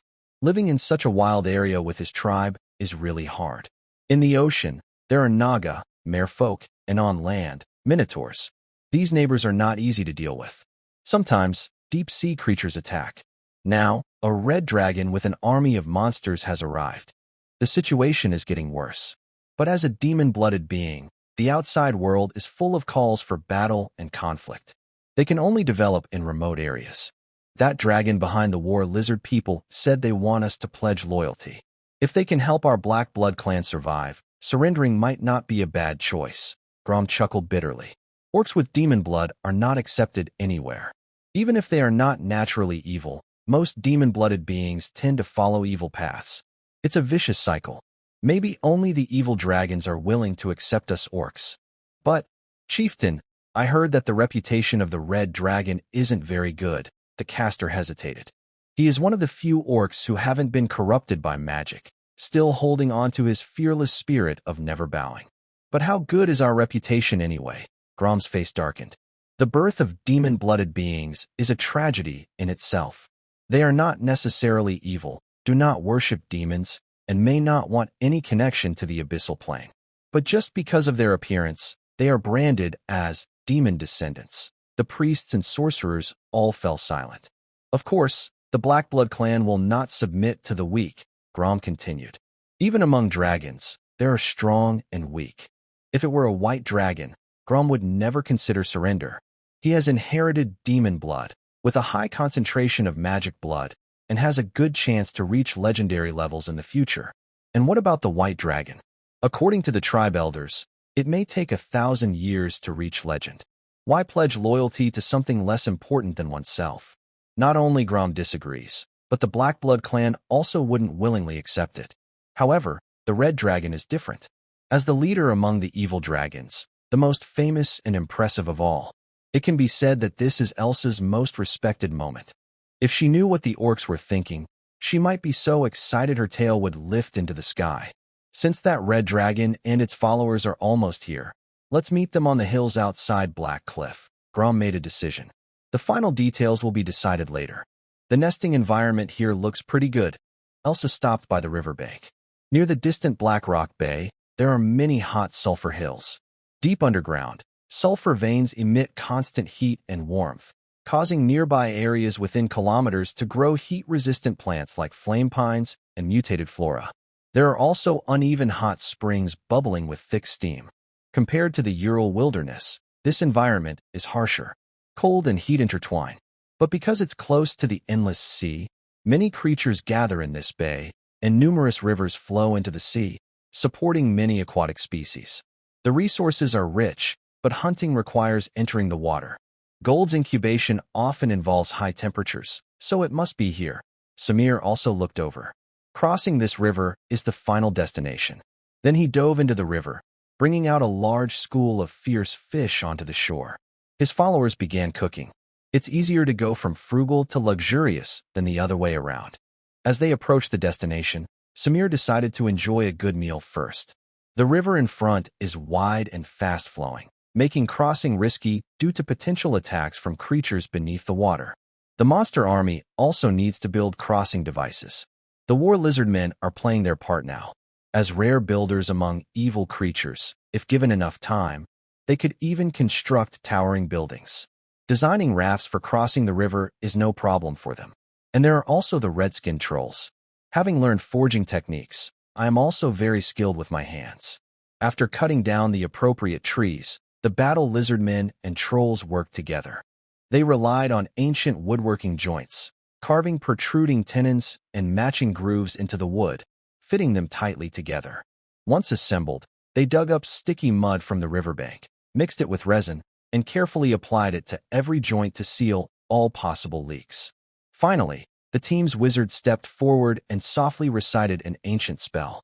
Magic flowed from his fingertips, penetrating every grain of the wood, making the ordinary timber as hard as steel while keeping its natural buoyancy. When they reached Blackrock Bay, Samuel prepared to have his followers build a proper dragon fortress. Earlier, he had only lived in a cave because the territory was too close to human traders, risking attack from the troops in the mountain gorge. It was just a temporary shelter. Now, planning for long-term development, he knew he couldn't be so casual anymore. Not just for enjoyment, but to build a suitable stronghold. After setting up an alchemical magic array, they could effectively block the leakage of elemental energy from magic gems.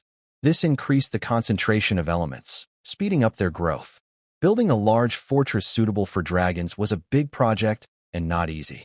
Samuel walked to the riverbank and drank some water. After quenching his thirst, he remembered what the lizard raiders had said. Blackrock Bay is very large, half belongs to the orcs, and the other half to the minotaurs. These two monster clans share the bay. Besides them, scattered tribes survive in the cracks. The minotaurs are very firm in their stance. They are a wild, stubborn race. Even facing the threat of dragons, they refuse to back down. Minotaurs are like fierce badgers in the wilderness, disobedient and chaotic, representing chaos and evil. They are most famous for their shamans, who are skilled in controlling magic and can use earth and fire magic. They can summon flames from cracks in rocks to defend their territory. These monsters are known to be very powerful. The orcs are also strong, mostly tieflings, with demonic bloodlines. The demon-blooded orcs have not agreed to submit, but they also have not refused. Creatures that can survive in wild lands each have their own survival skills. Samuel now has many followers. He no longer needs to conquer alone with violence like before. Elsa, you lead the way, Samuel said. The appearance of the red dragon is very intimidating in the wilderness. Elsa's creature level has now reached level 9, much stronger than other red dragons of her age. She hasn't overcome her pride inherited from her bloodline, but she has overcome some laziness. If she hadn't challenged the overconfident warlord, she would already be ruling the wilderness without opposition. A level 12 mind mage needs an army and alchemical golems to catch her. This shows how powerful a red dragon can be. No wonder she is called the leader of evil dragons. I knew you'd just tell me what to do, Elsa muttered softly. After more than a month, her injuries have almost healed. Then she flapped her wings and dove into the river. Red dragons don't like water, but that doesn't mean they are bad at swimming. Elsa took out her frustration on the aquatic creatures below. She caused a whirlpool underwater. Mila was on the riverbank, constantly blowing air to speed up the raft. The long line of rafts looked like a small stream crossing the big river toward Blackrock Bay. Due to environmental reasons, the local ethnic groups mainly rely on the ocean for food. Apart from the Black Cliffs, there are sulfur highlands and yellow, barren, rugged lands. The plains only cover half of the area. Most of the land is hard black soil, not suitable for farming. Other creatures blame the harsh environment, but Samir knows it's because of underground gold veins. These veins vary in size: small, medium, large, very large, and extra large. The large veins are at the 5th level. They can be mined for decades or even over 100 years. Of course, these are just estimates. Many large veins are further explored around the edges and deep underground, often discovering new mineral deposits that extend the vein's life by many years. whether they are used directly or sold through new trade channels. This will bring enormous wealth. No country would dislike having more magic gold, especially refined gold veins, which can quickly produce very high-quality weapons. Samir lifts his dragon claw and taps the magic gold detector, sensing a strong signal from the distant black cliffs. Large veins often produce rare or even top-quality magic gold. He decides to build a nest on the cliffs. As a dragon, he naturally prefers high places to overlook the surroundings. When storms occur at sea, he can easily fly through them. Blue dragons like nesting in deserts, not because of the endless sand, but because of the occasional tornadoes. Near the coast, storms also provide a strategic advantage. After some time, the last raft lands. The migrating group speeds up and moves toward the hills in front of the Black Cliffs. On the hills ahead, orcs of the Black Blood clan hide behind rocks and bushes, blending into the environment. They are silent, transformed hunters, waiting patiently. Some wear rough robes of priests and sorcerers, observing the strange visitors from afar. Suddenly, Krull shouts, "Be alert." He senses something unusual. The hills ahead are eerily quiet. After his order, the goblin cavalry begins to scout forward. It seems they have been spotted. The orcs of the Black Blood clan immediately stop hiding. This group of transformed humanoid creatures is strange and diverse. Some have 4 arms, others have 8 eyes, and they look very evil. You all wait for my command. Without my signal, do not attack. Grom stared at the migrating group ahead. For a moment, he felt a bit nervous. There was a tall, strong, red-skinned giant, well-trained battle lizard men, elite goblin cavalry, large groups of magical beasts like lions, shining steel spiders, dense giant eagles flying in the sky, and eagle people. In a civilized world, these would already be considered powerful armies. That standout, one-of-a-kind unicorn giant, under Grom's demon sense, was almost as impressive as a grown white dragon. Besides, there were many individuals he needed to pay attention to. If a fight broke out, even if the Black Blood clan avoided becoming dragons' followers, they would struggle to survive after losing their strength. Grom thought for a moment, then leapt high into the air. The chieftain quickly reached the migrating group, but did not attack, showing he was harmless. He looked up at the bright red figure in the sky. "Noble Red Dragon, I am willing to serve you on behalf of the entire Black Blood clan." Due to a misunderstanding, he used respectful language. After a pause, he added, "But in orc tradition, surrendering without a fight is a great shame. I ask you to give me a chance to challenge you." Grom believed that controlling such a powerful monster army meant the dragon behind it was no ordinary creature. So, he felt a desire to submit. He did not lead his people to resist, but to keep his authority among the orcs, he issued a challenge. Even if he lost, it would be to a red dragon, which was not shameful. This made Elsa very excited. The dragon's presence made everyone bow down. Wasn't that her dream come true? "The great wings of fire have accepted your humble request." The red dragon descended from the sky. Its wings stirred up strong winds, and it looked majestic and commanding. Elsa was now very proud. A strong sense of superiority rose in her heart. The orcs were willing to submit to her, not Samuel. Doesn't that mean she had won? And she still didn't have a suitable partner. Grom's gaze fixed on the red dragon, his forehead slightly furrowing. Indeed, as the priest said, the red dragon is much stronger than the white dragon. However, under his demon sense, the opponent's aura seems weaker than that of the distant giant troll with a blue horn, who appears very fierce. Grom couldn't help but feel confused. His demon sense has rarely been wrong before. Therefore, the only explanation is that the red dragon in front of him might be more powerful than he imagined. Grom immediately took the situation seriously. "I will do my best. Please be careful," he warned, then emitted a terrifying, chaotic, evil aura from his entire body. The breath of the abyss surged toward him. Black blood flowed from cracks in Grom's skin, igniting instantly and transforming into a raging, swirling demon flame. His body swelled again, muscles bulging layer by layer. A dark metallic sheen spread from the edges of the cracks, like molten iron poured into a mold, gradually covering his body. Demon bloodline activated. Grom revealed his true strength to gain recognition in the future. For a moment, he looked like a demon emerging from the abyss. Demon warriors are not ordinary fighters, nor are they pure spellcasters. They are beings who let their demon bloodline dominate their combat style. They mainly fight in close combat, supported by demon powers. The stronger their inherited demon bloodline, the more terrifying they become. Then, he suddenly charged at the red dragon. Elsa's pupils suddenly constricted into a thin slit. Damn it! She hated monsters that could transform. At a critical moment, the red dragon awkwardly dodged and rolled away. The demon flames on its fists burned fiercely, leaving a deep wound across its body. Grom was stunned. This scene was different from what he had imagined. He, the proud orc chieftain, had not expected this to happen. Despicable orc! Enraged and humiliated, the red dragon immediately counterattacked. Elsa felt that if she lost to the orc again, it would be too shameful. The great wings of fire must never admit defeat. Grom quickly gathered his wings and charged straight at the red dragon like an arrow. His claws aimed at the dragon's neck.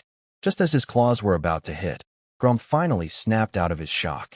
The demon orc jumped forward, punching down fiercely and powerfully, hitting the red dragon's back hard. The red dragon felt a sharp pain, as if struck by a falling star. The orc's fist seemed made of dense magic metal, full of strong force. Worse still, when Elsa tried to fight back again, the orc's punches rained down like a storm, smashing the red dragon into the ground.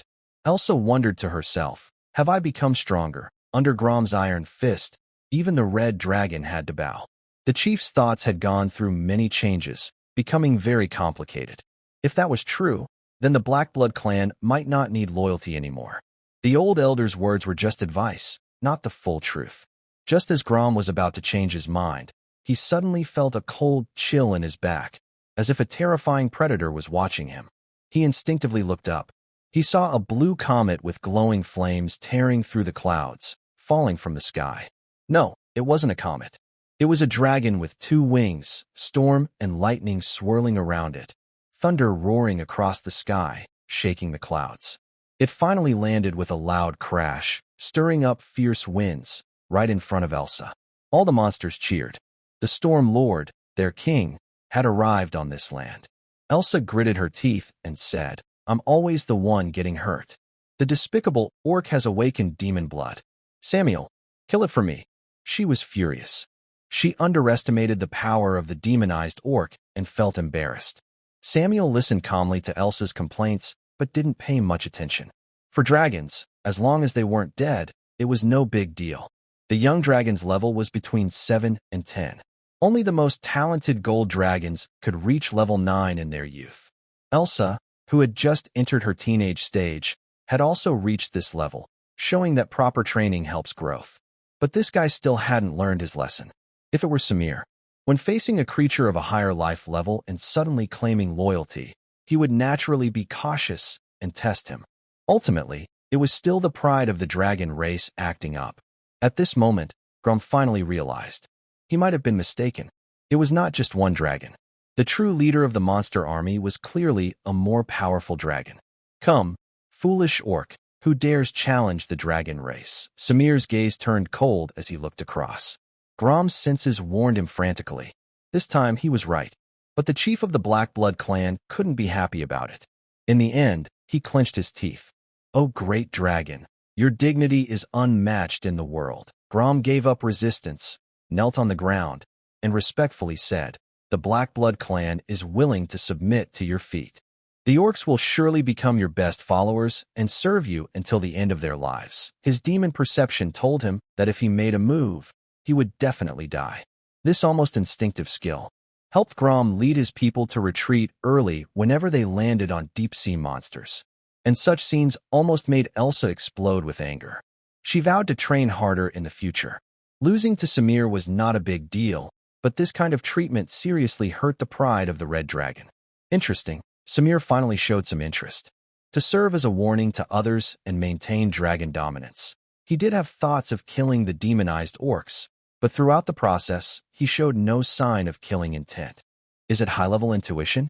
Or a precognition gift? It seems the demon bloodline of the ancestor is quite strong. If a fight really broke out, only the sharp-toothed monster might compare to the opponent. Demon blood gave Grom a strong physique, explosive power after transformation, and impressive demon abilities. Plus, an extraordinary perception talent. This demon-blooded orc initially showed signs of a legendary figure. Grom bowed deeply, expressing respect and submission to the blue dragon with this gesture. My name is Grom. I vow to use bones as steps, blood as sacrifice, to forge your throne. Samir's killing intent immediately vanished completely. For such a loyal follower who understands respect for oneself and possesses good talent, he has always been very tolerant. Starting today, you are responsible for guarding the coastal area. He accepted the loyalty of the Black Blood clan. Finally, a goblin warlord came forward to count the number of orcs. Apart from the elderly, weak, sick, and disabled, the Black Blood clan has nearly 3,000 members. Most are demon descendants, not as strong as Grom, but still formidable warriors. Their average strength is comparable to that of red-skinned trolls, and they control the nearby coastal region. Now, they are all members of the Storm Clan.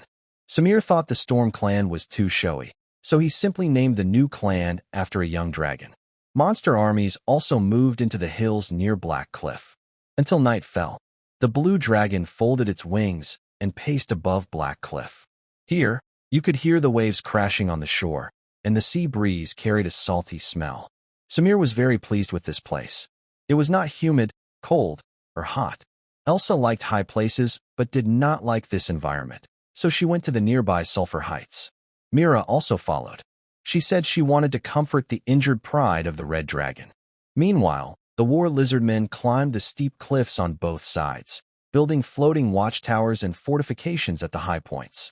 In the wide area in front of Black Cliff, goblins busily set up defenses.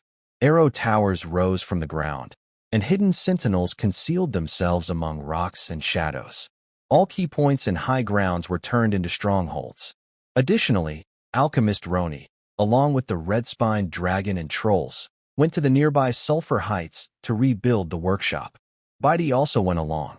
He wanted to make tools, cast metals, and design armor suitable for dragons. Krull was the busiest.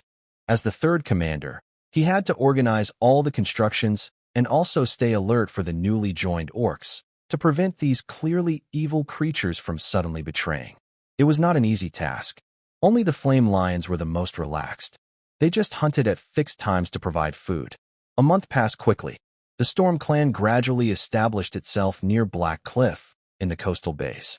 The sun cast a cold light, without any warmth. Deep inside the pit, a battle lizard took a deep breath, then slowly stood up. The sunlight first illuminated its clenched claws, where a piece of fine gold or shimmered with a faint glow. Its face twisted slightly with excitement. Here it is. It looked happy. It noted down this location and planned to report the good news later. Large deposits of fine gold are not concentrated in one place. Besides Black Cliff, they are spread across various areas of Black Rock Bay. Meanwhile, a blue dragon was training near Black Cliff.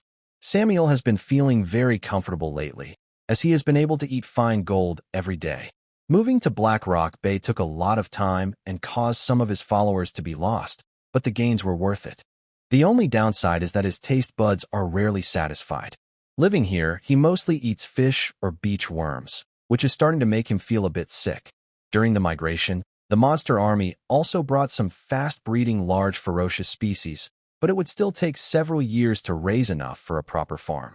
Building a dragon nest also takes time, so there's no rush. Too bad the shipping routes here aren't open. The mine magic gold needs new trade routes to be used, Samuel thought to himself. This place is far from the Purple Spirit Kingdom, and Viscount Gust is of no help. The trade center of the Goblin Kingdom also isn't an option. The consequences of raiding warlords are serious. According to Eagle reports, Samuel is now on a wanted list. But there was some good news from the Dark Sorcerers. The Duke of Teak's province has recently shown signs of developing a new port on the nearby river. The Blue Star Trading Company spent a lot to buy a large ship. Once the ports are built and the river routes are open, they can come to Black Rock Bay for trade. Elsa was deeply hurt before. I wonder how she's doing now. Samuel flapped his dragon wings and quickly arrived at a sulfur highland. Elsa recently captured some wandering goblin and gnoll followers. She also has her own alchemy workshop. Life is actually pretty good for her. Elsa, it's time for you to keep your promise. Mira crossed her arms. Elsa held her head high, like a proud swan. As everyone knows, we red dragons never keep promises. It's unclear which red dragon led the others, but now all red dragons behave this way. They take pride in being untrustworthy. Oh, is that so? Myra's coins clinked as they fell into her hand. Elsa instantly lunged forward, but the coins disappeared into thin air. A powerful force sent the metals back into the bird person's hand. Darn little things. Noble red dragons are not tempted by treasure. Elsa turned her head, pretending not to see. Her dignity is priceless. It's just a small amount of coins. But her constantly wagging tail showed her inner desire. Mira smiled again. Then many shiny gems fell from above. Monsters working for Samuel can earn some rewards, which is how the territory runs. The eagle people don't care much about treasure. They offered more to Mira. Compared to Elsa, they are incredibly wealthy. The red dragon's breathing and heartbeat quickened, her eyes shining. Sparkling. Beautiful sparkling gems. You all belong to me, she roared excitedly, her eyes narrowing into vertical slits. But just as she pounced, Mira used her old trick again, watching helplessly as the gems slipped away. So frustrating. Well, have you decided? Mira smiled. Using treasure to tempt dragons, the book was right. She wasn't mistaken. Just once, no repeat. Elsa quickly looked around, speaking like a thief. Meanwhile, in the dark cave of the deep-sea area, long tentacles stretched out from inside. Then came huge, glowing eyes, red as flames, burning like a fire beneath the sea. Deep-sea squid, kraken, damn orcs. I will eat all of you, it roared. It has several thick, strong tentacles covered with powerful suckers. Even the shortest one is over 20 meters long, and it has a huge mouth capable of swallowing large creatures whole. Humans call it the deep-sea nightmare. It is the ultimate symbol of all the fears sailors have of the deep ocean. Legend has it that some islands are actually disguised deep-sea squids. These are terrifying creatures powerful enough to sink fleets and destroy civilizations. They are among the largest animals in the deep ocean. Of course, this kraken has just reached adulthood. Otherwise, it wouldn't have been injured by the Black Blood clan and would not have retreated into the deep sea. Angrily, the kraken prepares to go to Black Rock Bay to hunt the orcs that once hurt it. At that moment, a loud roar of ocean waves echoes from afar. It sounds like thunder crashing thousands of times. The furious kraken suddenly becomes panicked. This huge creature quickly flees to the deeper waters to avoid the approaching danger. But it seems a little late. A majestic, warhorn-like aura appears. Two vertical pupils in the dragon's eyes slowly turn, bringing the kraken into view. Evil squid, prepare to die. The creature with 4 legs and wings clearly shows dragon features, with curved, ridged horns on its cheeks and behind its eyes. Its body is covered with smooth, flat bronze scales, mostly on its back and sides. Its posture is elegant, like a sea creature, maintaining the grace of a water hunter. This is a bronze dragon, a type of metal dragon. It senses the evil aura from the deep-sea squid and rushes to attack. A strong desire to fight rises in its heart. As a defender against evil, the bronze dragon has no choice but to act. With little effort, the kraken is successfully hunted down by the bronze dragon. Wow, smells so good. The bronze dragon smiles happily. These dragons live along coasts and in deep-sea areas, and they are top predators in the ocean. Let me think. Where should I go next? Aurelia is lost in thought. She is about 14 meters long, with a slender body.